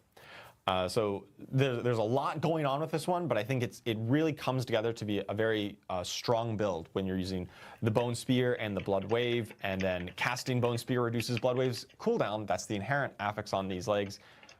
Really makes a really cool build that I think synergizes very nicely. Yeah, it's awesome. All right, and so on to the Spiritborn. So we kind of warned at the start. Spiritborn we recognize has been one or multiple steps above most other classes. Like 3,000 times. People love playing the Spiritborn. Stronger. Very powerful, and we really like that. But we do have to recognize, for the long-term health of the game, it's important that we have a bit better class parity across the board, so you don't feel like you're doing it wrong if you're not playing a Spiritborn. Yeah, really, have, 3 months later, actually in a really good spot. They're pushing pit tier 100 plus, which is great. And again, we're not looking to really buff every class up to clearing pit 150 easily, right? We don't want to create that arms race where we just have to continuously sort of ask you, the player, to chew through 20 different torment tiers because we're just arms racing that power so much. Yeah, we do think that kind of our target there is closer to where the other 5 classes are, and Spiritborn was just too high up. Of that, and it's rather than try to power creep the whole game, we'd like to make sure we make some small improvements everywhere else to the underperforming builds and those ones that don't have enough everything else was underperforming. Get Spiritborn back down to a more healthy spot. And so with that in mind, one of the biggest offenders, or biggest power points rather, on the Spiritborn was the Rod of Kapaleki here. This one is the one that converts your core skills into basics. I mean, they broke their only fun build, right? And a few months later, they decide to fix the things which were too OP, I don't get it. I mean, skills. This usually should take like hours to solve. Otherwise, people just get used to that and they want that. And it used to the D4 folks seem to like broken a lot. do reduce damage based on vigor cost, and admittedly, the calculations there were kind of complex, and so we've simplified it down a little bit, where they will just gain the bonus critical strike damage. It will be substantially less. Previously, it was 1 to 3%. Now it'll be down to 0.1 to 0.5 per point of vigor there. We think this will bring it to a much healthier spot, but still kind of retain the core fantasy and the core build implications of this item. It just won't be pushing quite the same trillions of damage that we were seeing before. We also fixed some of the issues called out here at the above, like viscous shield and things like that, scaling in unintended ways that were just way outside of our expectations. Yeah, definitely some unintended kind of bugged interactions that were maybe double dipping or scaling too high. Double dipping, it was thousand dipping. All right. Additionally, we've got new aspects. Of course, being a class in Diablo 4, you're going to be getting new content every season. So we've got a new legendary aspect here, the aspect of Endless Talons, that causes you a Razor Wings to increase all of your Eagle skill damage, and Razor Wing critical strikes will grant even more stacks. So you can really stack that up. It stacks up to 50%. That's a whole lot. So you really want to be spamming out these Razor Wings and getting those crits to stack this up as fast as possible. Yeah, and this goes back to like just the prior slide where we talked about how Razor Wings and Centipede builds are getting some extra love in this specific season, which were more so underutilized in Season 6. So with Season 7, players will be able to see these new legendary aspects, of course, and then and how they actually tie back in with some of the changes that we're doing for those builds. Absolutely. All right, we've got some updates to some of the underused uniques as well. What do you mean underused? That was really good. This one would trigger Pestilent Swarm every 10 seconds. We felt like that was a little too long given the pace of combat in our game, and especially compared to some of the other options at the unique slot, the ring slot. So we've reduced that down to every 4 seconds. You'll spawn a Pestilent Swarm, and the vigor generated goes up from 1 up to 3. So a lot more resource generation, because your rings are often resource generated ones, so we want to make sure this is a compelling option compared to your other choices. Yeah, that's one of the slots. Usually. All right. So let's talk a little bit about some of the broader updates that affects all classes. So the one I'm excited about here is the ultimate updates. So in the previous season, we introduced skill ranks on ultimates, right? So you can now rank up your ultimate up to rank 5, and that was good. Gave you some cooldown reduction, some damage. But now, when you actually fully invest in it up to that rank 5, every ultimate in the game is going to get a new rank 5 bonus. So for example, here on Lacerate, we've got at rank 5, Lacerate's damage is going to be increased by 40% of your critical strike damage bonus. It gives it this scaling factor. So you can see on the left, Lacerate at rank 1 is doing about 38,000 damage, but you rank it up to 5, and it goes crazy high up to 119,000 damage, because it's now getting that critical strike damage scalar. And so if you really want to build a dedicated Lacerate build as kind of your core damaging effect, this is going to be a great way to build around it. How with this insane cooldown? Once half a minute. To see us what the fuck, bro? Incentivize you to actually put some points into skills. Yeah. So often, sometimes you'd see. If you just wanted the access to the utility of the ultimate, hey, it's fine to put in 1 point, right? You get 1 point, you get the utility, maybe you get some buff from it. But if you really want to invest in it, we want to make sure that investment in those skill ranks feels meaningful. And we think these rank 5 bonuses on ultimates in particular is going to be a really good way to pay off those ultimate builds. Definitely. All right, we've also got some new generic legendary aspects to really support this style that talk directly to ultimate skills. So we've got the Vehement Brawlers aspect that causes casting an ultimate skill increases all of your damage output by 10 to 30% for 8 seconds. And you also gain additional skill ranks in your ultimate. So, hey, we just talked about skill rank bonuses. Now we've got a legendary that will give you some bonus skill ranks. Nice. We've also got the Ring of Apigic Fervor, which says casting your ultimate skill will increase your damage by 8 to 18%, so a little bit less than the Vehement Brawlers, but it stacks up to 10 times, so you can get way more if you can cast your ultimate fast enough and kind of chain it together. So this will be really good for like rogues that use preparation to really get that ultimate cooldown reduction. And so now, wait. So casting your ult. Because of this thing, now we can actually play with Bone Spear. We know it doesn't do damage, but it can keep the Bone Storm up. So Bone Storm might be back up even with Golem. Many times in a row. This one is going to be a great legendary for those style of builds. I mean, it's so easy to fix it. Like, just... Alright, we've also done some updates nerf to the rune spirit. words. So rune words, Vessel of Hatred feature has been really well received. We think that they've really spiced up some build variety, and we're going to add some new runes here and update some of the old ones. All of the invocation runes have overflow. So the cost of many of them have also been adjusted to allow you to proc this overflow effect when you generate more offering than needed much more often. And then also the ritual runes, the ones that generate the offering, some of them have been redesigned to have some larger potential moments of this overflow. So an example here on the Seer rune, this generates a ton of offering, 300 offering at once. And you get that by casting 5 skills. But then, instead of just casting 5 skills and then generate all of it and then casting 5 again instantly, we've added in this exhausted period for 3 seconds. So you can get that 300 offering at once, but then you got to wait 3 seconds before you start building up those stacks again. Yeah, that's kind of dumb. Maybe this thing with the delay. They should remove it. This is a good tuning knob to kind of make sure that, hey, we can give you the strong moment of power, but then it is followed by a little bit of a weaker moment where you can't generate that. Rather than every rune always just being a steady amount, we would like to have those peaks and valleys. I really think that leads to more interesting moments of gameplay. Yeah, it's about potency versus frequency. Right. So you get really strong effects, but you can't do it as often. Right. And that'll play right into the updates with a lot of the overflow to make sure that when you do overflow, it feels really good and feels really rewarding to get that. They should list the overflow effects on the runes themselves. Some new runes at least on the rune word. Yeah, so we've got 3 new rune words here. The Nagu rune, a legendary rune that will gain 100 offering. Runes? As long as you're maintaining a summon.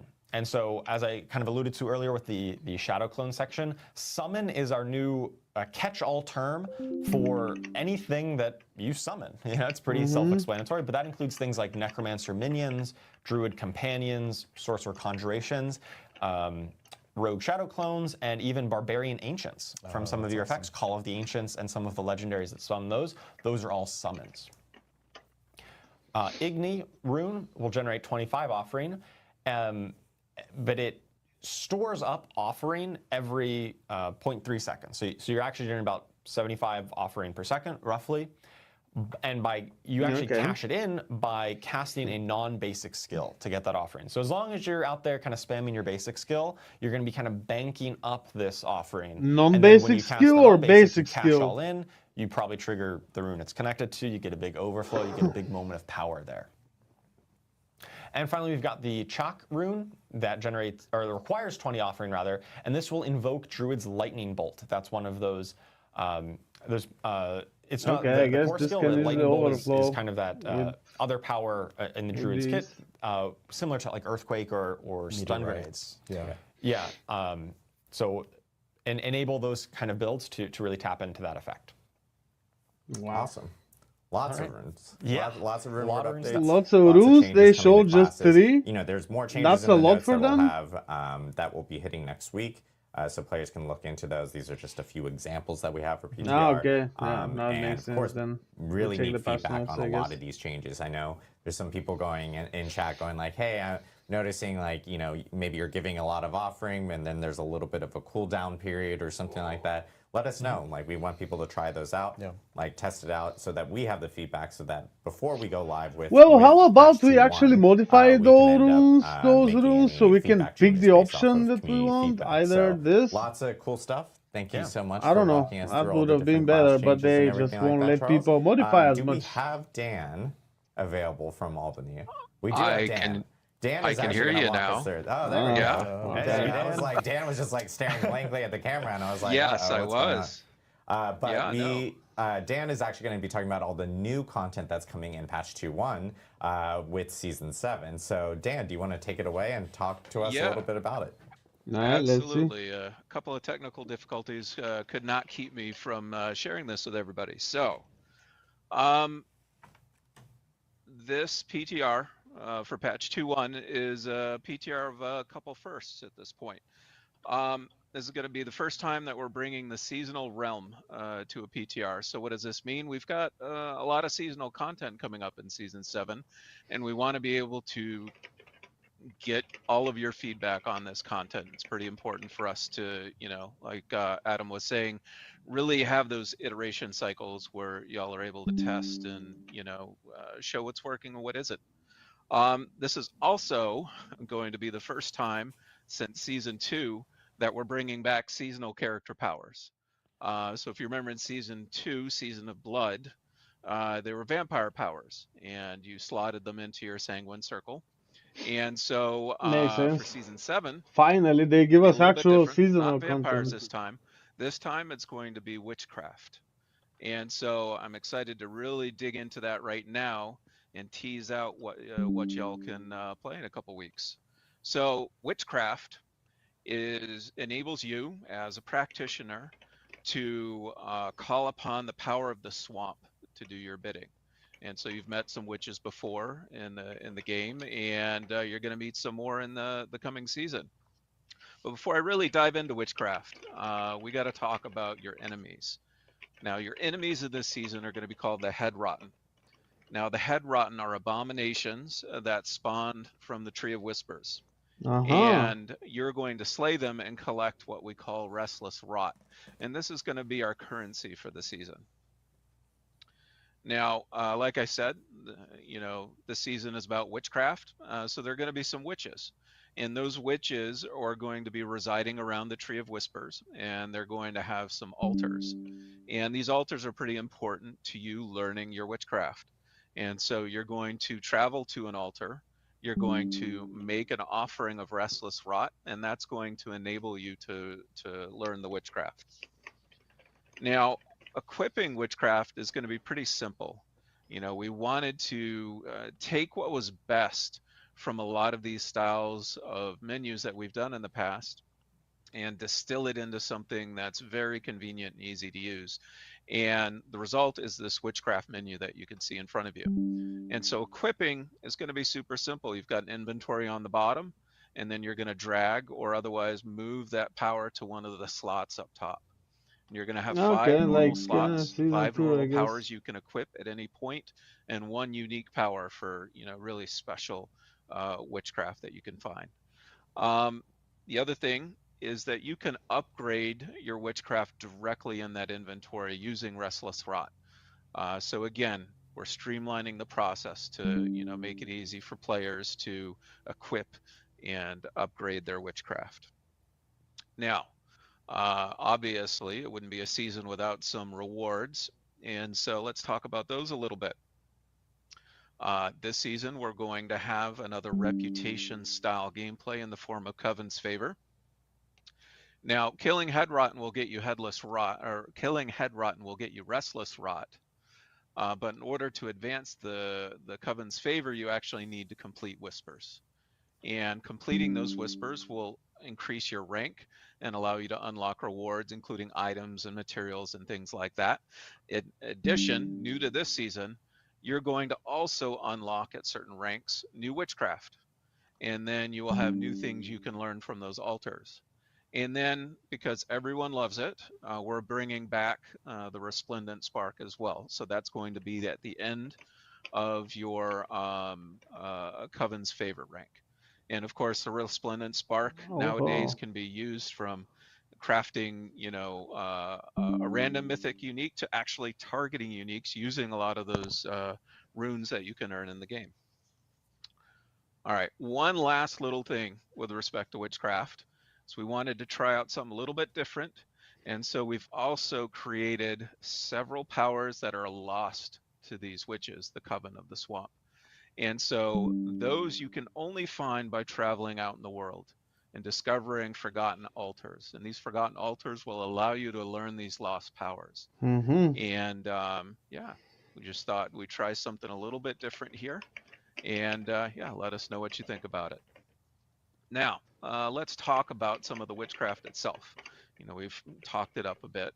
More We're altars going to to find. release Like Lilith's over ones 20 were not powers enough. for the season, and we're going to show you 4 of those right now. So let's talk about the first one. This one's really popular. This is the Poison Frog.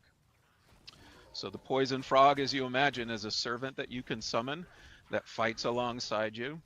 As its name implies, it will poison your enemies, and you know, if it runs out of health, it's going to explode viciously with a lot of poison damage. Folks are having a lot of fun with this one. Next up is Doom Orb. So Doom Orb is a pure orb of eldritch energy that circles around you and damages any enemy it touches. And it can also launch itself at distant enemies before returning. Also another favorite at this point. Vengeful Servant. So Vengeful Servant, as the name implies, is another servant like the frog. And this one will absorb damage and then rush enemies. And then last but not least, we've got one of those lost witchcraft powers I was telling you about. And this is Piranado. So this one procs when you cast other powers. And so if you cast a hex and an aura at the same time, They're trying to make melee good, it's obvious. An enemy, there's a chance that you will then proc the Piranado, and the Piranado, as you can see, sucks everything into it in a swirling dervish of fish and destruction. So yeah, that's a peek at some of the witchcraft powers you're going to be able to play with soon. But what good are powers if we aren't offering you some new activities within the season to participate in? And so these come in the form of headhunts. Now, headhunts are a whisper-driven activity. And so the tree is searching for these head rotten. The tree wants you to eliminate these head rotten.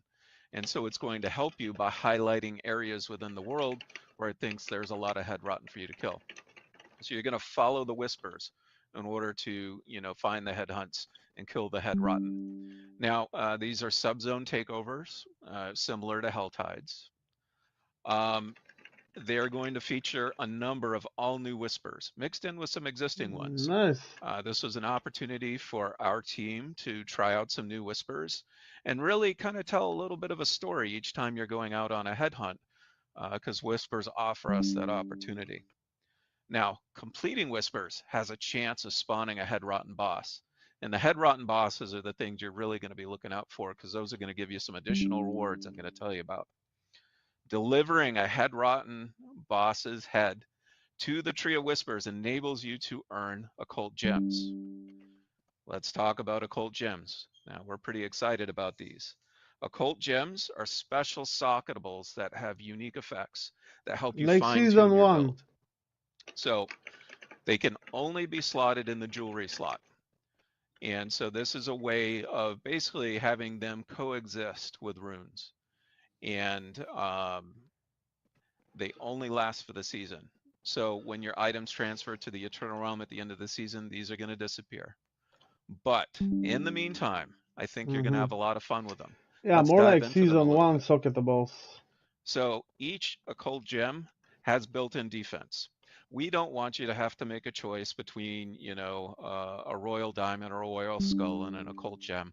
So all Which of these is bad, I guess. occult gems have defense built into them, so that, you know, really you're getting a bonus above and beyond, you know, those gems that I just described. And so here are some examples of them. First up, we've got the Elder Sigil. This is going to boost your damage whenever you hex enemies. So if you're leaning into certain types of hexes you like using, Elder Sigil may be a good fit for you. Killing Wind. This is going to boost your crit and move for folks who really dig, you know, specking out with Eldritch powers. So if you equip 3 or more Eldritch powers, then slotting a Killing Wind into, say, one of your rings might benefit you quite a bit. And then finally, we've got Duststone. This is a legendary one, so it's going to be even more powerful than the other two I talked about.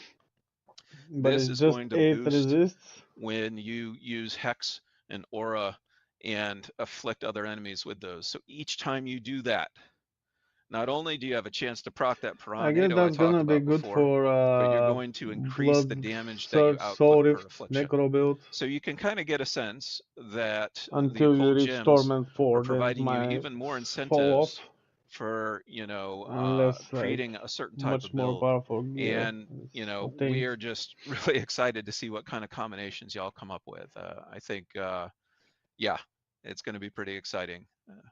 So final thing is, we were doing a lot with the Tree of Whispers. We've got the witches around them, so we thought, well, we should, take some of the quality of life feedback we've heard from players and try and address it. So the first thing we've done is we've updated the town around the Tree of Whispers. We added some more services to it because we expect you to be returning to it a lot more this season. Finally! Like Jor, for And example. we've changed the layout a little bit to make it a little more convenient to navigate and move the waypoint so that it's just quicker to get to the Tree of Whispers to turn in things. But sometimes, you're in the middle of a headhunt we found, and you're getting a lot of grim favor, but you don't want to leave. You want to try and go fight the boss that you just summoned, right? Yep, So definitely. we've also implemented what we call the Raven of the Tree. And the Raven of the Tree appears in every headhunt zone, and that allows you to turn in your grim favor on the spot so that you don't have to go back to the tree town. Now, you're not going to have access to all those other services, so you hit your inventory limit, you'll probably want to go back to town. But in the moment, when you're in a flow, you can go to the Raven of the Tree, get your cash, and then keep fighting. And then finally, we felt like we wanted to expand the rewards a little bit more for the Tree of Whispers. So we've added ancestral caches.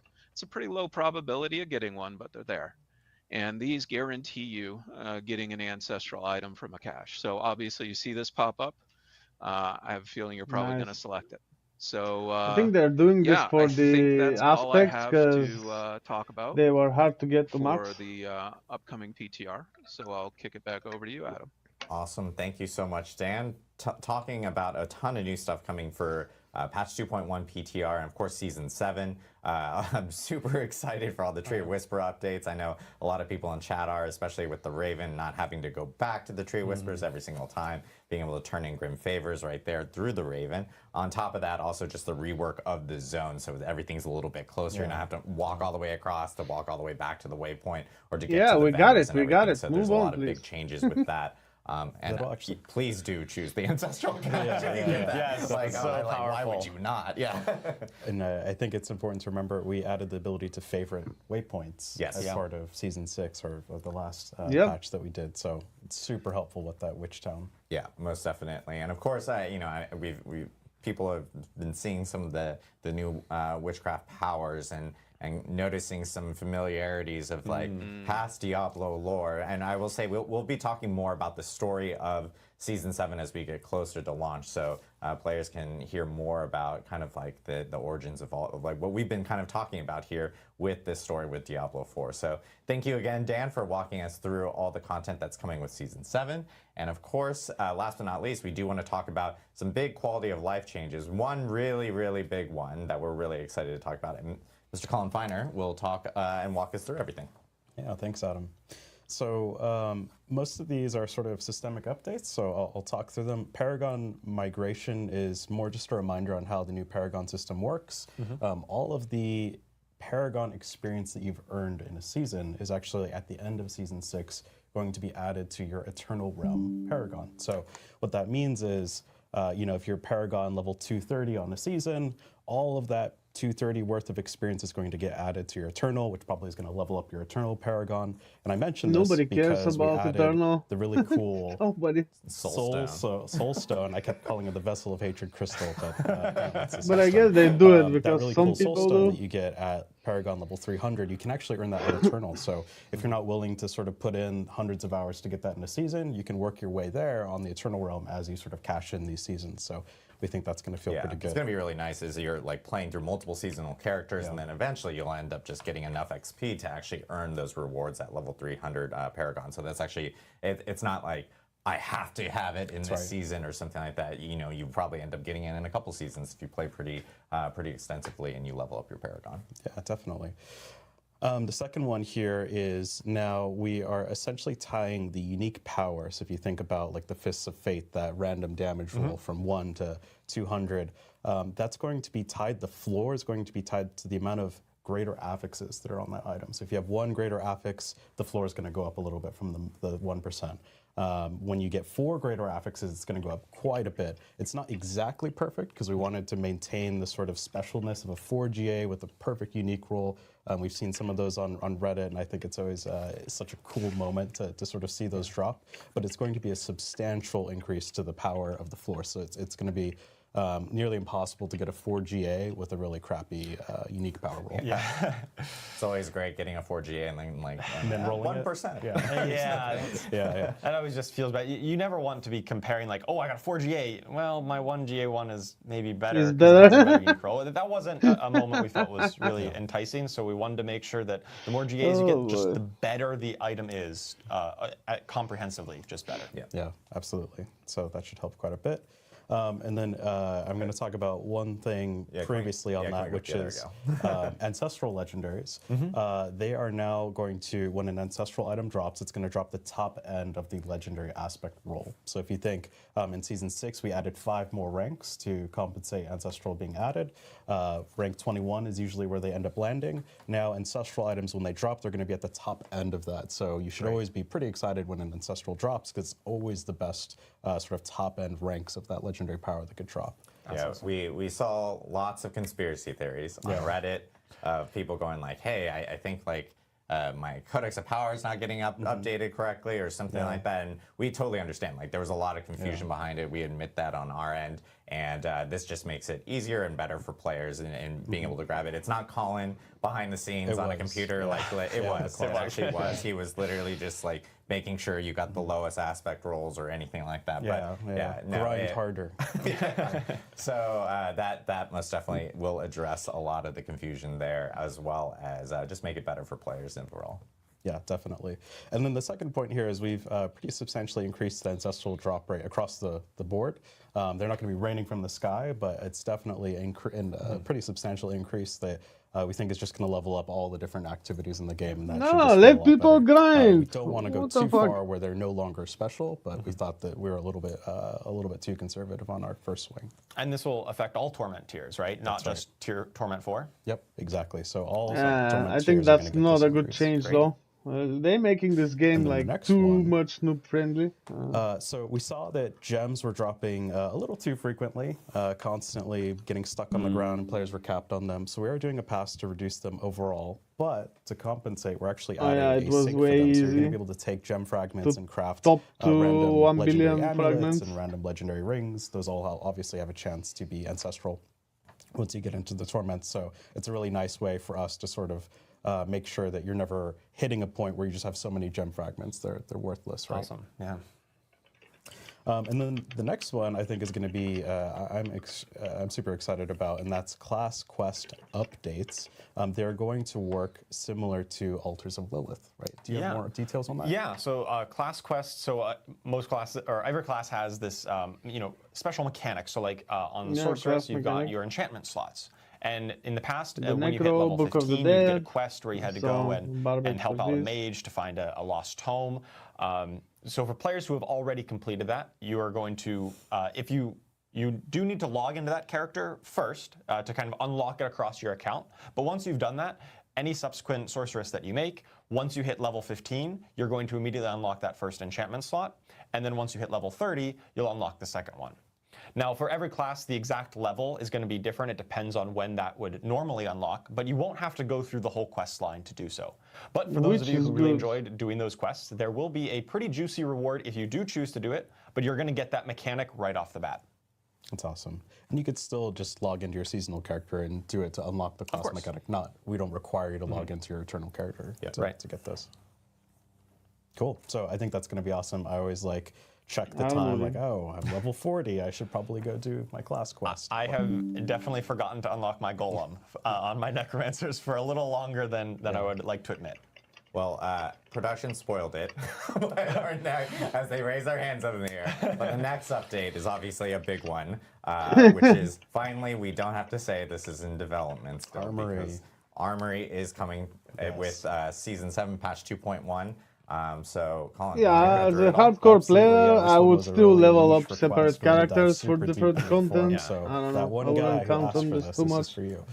They could have I'm just added kidding. This has like been a weapon super swap or requested something. feature. That's We're excited to bring it to I don't know. everybody. So everybody's going to get this update. Armory is going to allow you to save builds. It's going to save all your equipment, all of your skills, all of your Paragon, all your Paragon glyphs. You can even name it.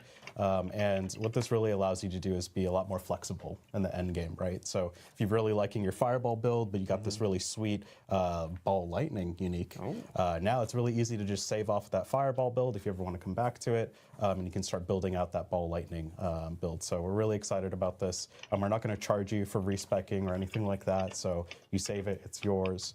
It's even come with some cool quality of life things where we actually mark all of the equipment that's actually part of an armory slot. And that's really important to know because we're just saving the equipment, right? Yeah. So you'll want to know if you're going to modify this item that it would affect any of the loadouts that are currently using this item. Yeah, if you take a legendary and say change the imprinted aspect on it, you know, it's still part of that build, so it might not be the right one. Yep. So you do probably want to get multiple sets of gear if you want to be building this up, but it's so much easier to swap between them, so much easier to explore all of the new build possibilities that we introduce every season with the new items and updates. Absolutely. And it's in all the main towns, it's even in the training rooms, which is very nice. And it's important to note that we will swap it from anywhere. So if the equipment is in your stash, or if it's in your inventory, you don't have to worry about it. We'll just swap it out for you. Yeah, it'll just it's auto-magically does it, which is really nice. Auto-magically does it. Makes it as easy as possible for players to be able to really utilize the feature, which I think is I guess this will have lots of bugs. Cool. So yeah, we're super excited. Knowing them. We're really leaning into the flexibility. That's why we've just removed a lot of the cost to switch around. And we think this should open up, if you're playing a druid, you don't have to go make another druid or go through 300 clicks to change out your Paragon. So yeah, and I think one thing I do want to note is because this will be in PTR, we really need people to actually test it. It's a brand new feature. There's a lot of complexities behind it. Obviously, it's pulling things from your stash, pulling things from other inventories, etc. So want to make sure that players actually do get an opportunity to actually test it during PTR. Give us feedback. It's something that we're going to continuously iterate. One thing I do want to call out is in PTR, it won't have controller support. It will have controller support when we do launch it with patch 2.1, the final patch itself. But for the PTR, it won't actually be, there won't be controller support on it. So I just want to caveat that now for players that are actually going to, that do play on controller to note that it won't be there for that specifically. So tons of changes coming for Season 7. Obviously, all the class changes, the ultimate changes that Charles talked about, the balance and items are related to that. New rune words, reworked rune words as well. We have, of course, all the Season 7 stuff that Dan talked about with the witchcraft powers, and of course our new gems, the occult gems. So we want players to actually jump in and try those out, and with all the quality of life fixes that we do have. So I know we do want to jump into Q&A before PTR updates. I forgot. Sorry, I forgot about PTR updates. I can't even follow my own agenda that's like sitting here on a piece of paper, Adam. But we do actually have some PTR updates really quickly that I do want to talk about because as you guys remember, with 2.1, the prior PTRs, we did character copies before or account copies from your main accounts.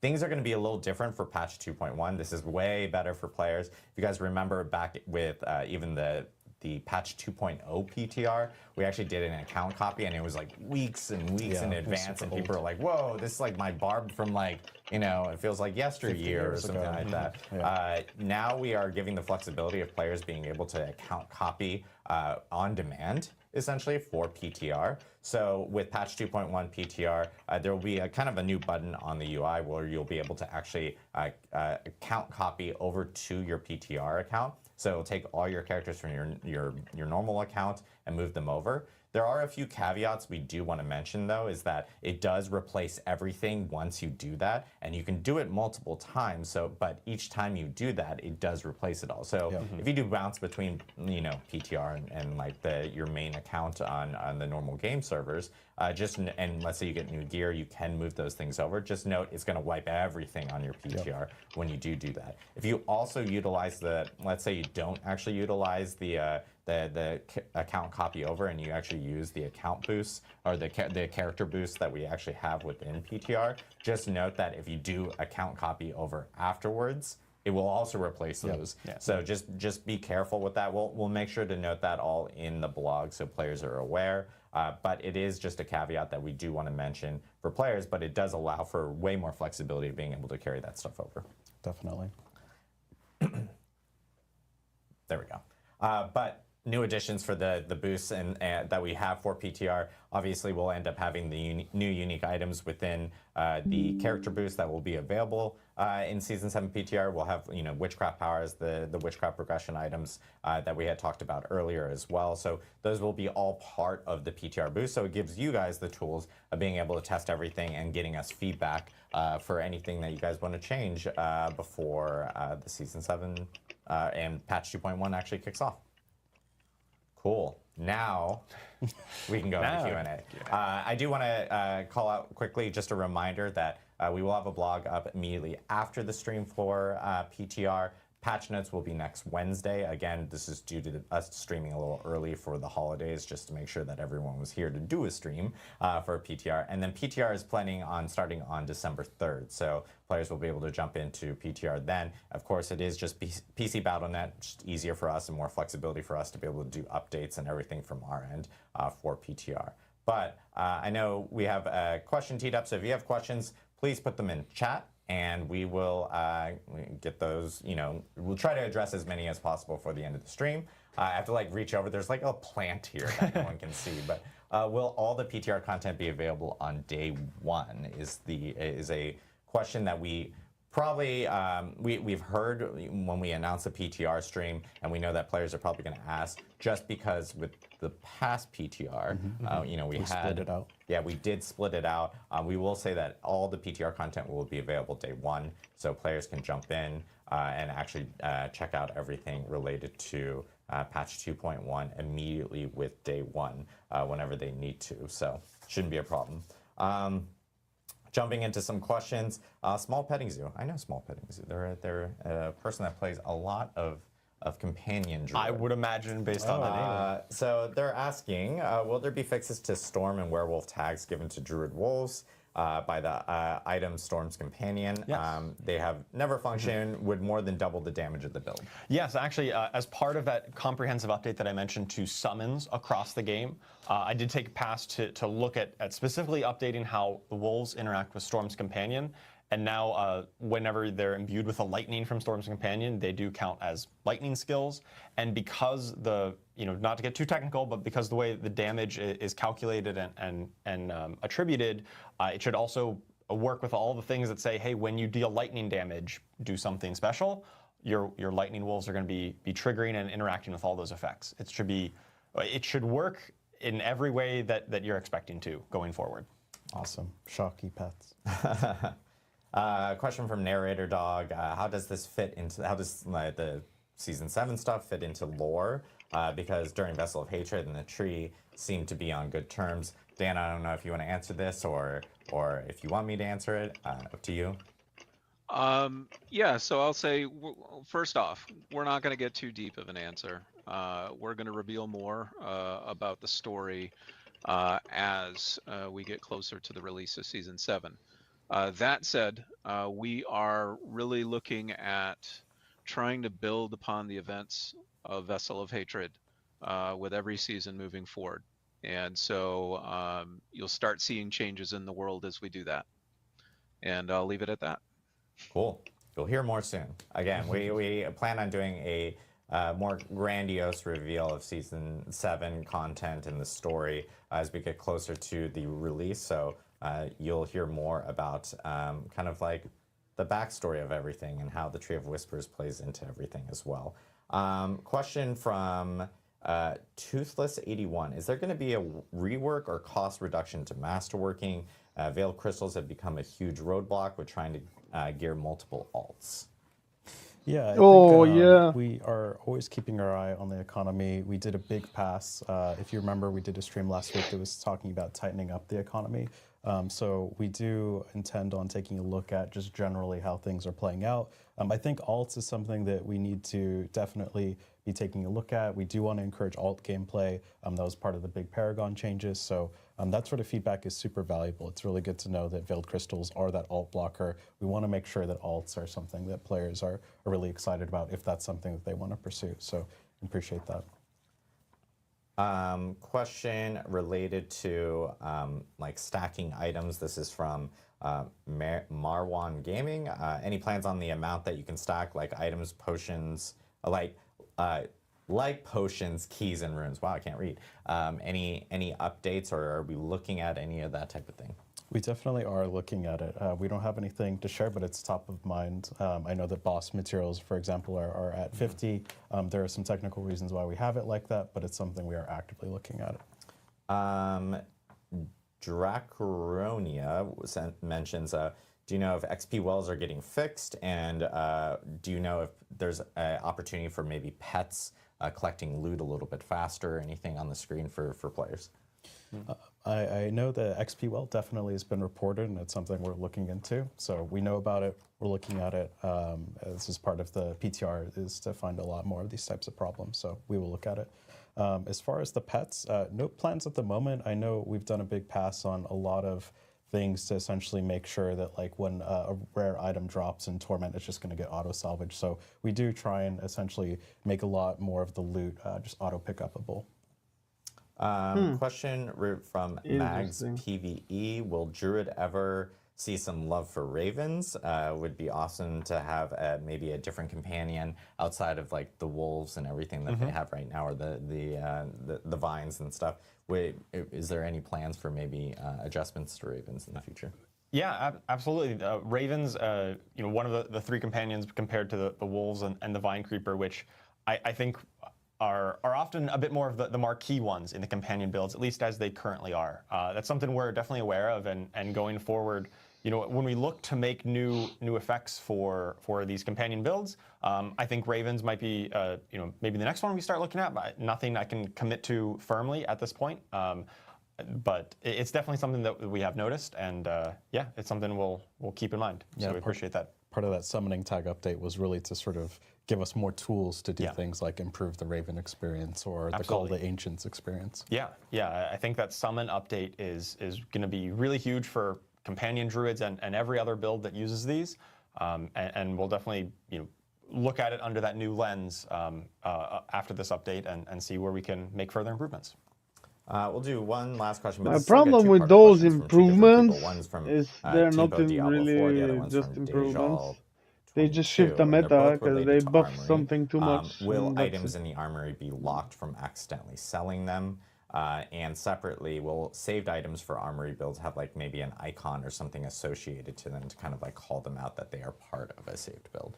Yeah, so when you do save a loadout, we favorite all of those items. So just automatically that happens. No mistaken, like, oh, crap. Yeah, you'd have to unfavorite it, then sell it, and then at that point it's like, well, it's sort of on you. And then the second part is, yes, there is a little icon that does indicate that, hey, this is part of an armory. Cool. So yeah, you know that, like, hey, this is part of a build. Don't mess with it. Don't accidentally unfavorite it or anything like that, which is good to know. So cool. Well, we again thank you guys for tuning in for our patch 2.1 PTR stream. I know there's a lot of news coming down the line for Diablo 4 as we get closer to 2.1, but we do have a blog that will be going live this afternoon, probably right after this stream. And again, our patch notes, the full patch notes for this PTR will be next Wednesday. So it's a little bit of a delay, mainly due to the holidays and us doing the stream a little bit early. Normally we have the patch notes immediately after the stream. So there's gonna be way more content beyond what we just talked about here in those patch notes for people to actually check out. And of course, patch 2.1 PTR is launching on December 3rd for PC Battle.net users. So really looking forward to people jumping in, trying everything that we talked about today, including the new features, including the armory, including all the Season 7 stuff with witchcraft powers and occult gems that we actually heard from Dan as well. So huge thanks to Dan out in Albany. And of course, thank you, Colin. Thank you, Charles, for talking us through all the content that's going to be coming with patch 2.1 PTR. And yeah, we'll see you guys probably after the holidays, but we'll see you in the PTR for sure. And we'll check you guys out in Hantu. See you guys. Thanks. Thanks. all. Oh, I guess that was it.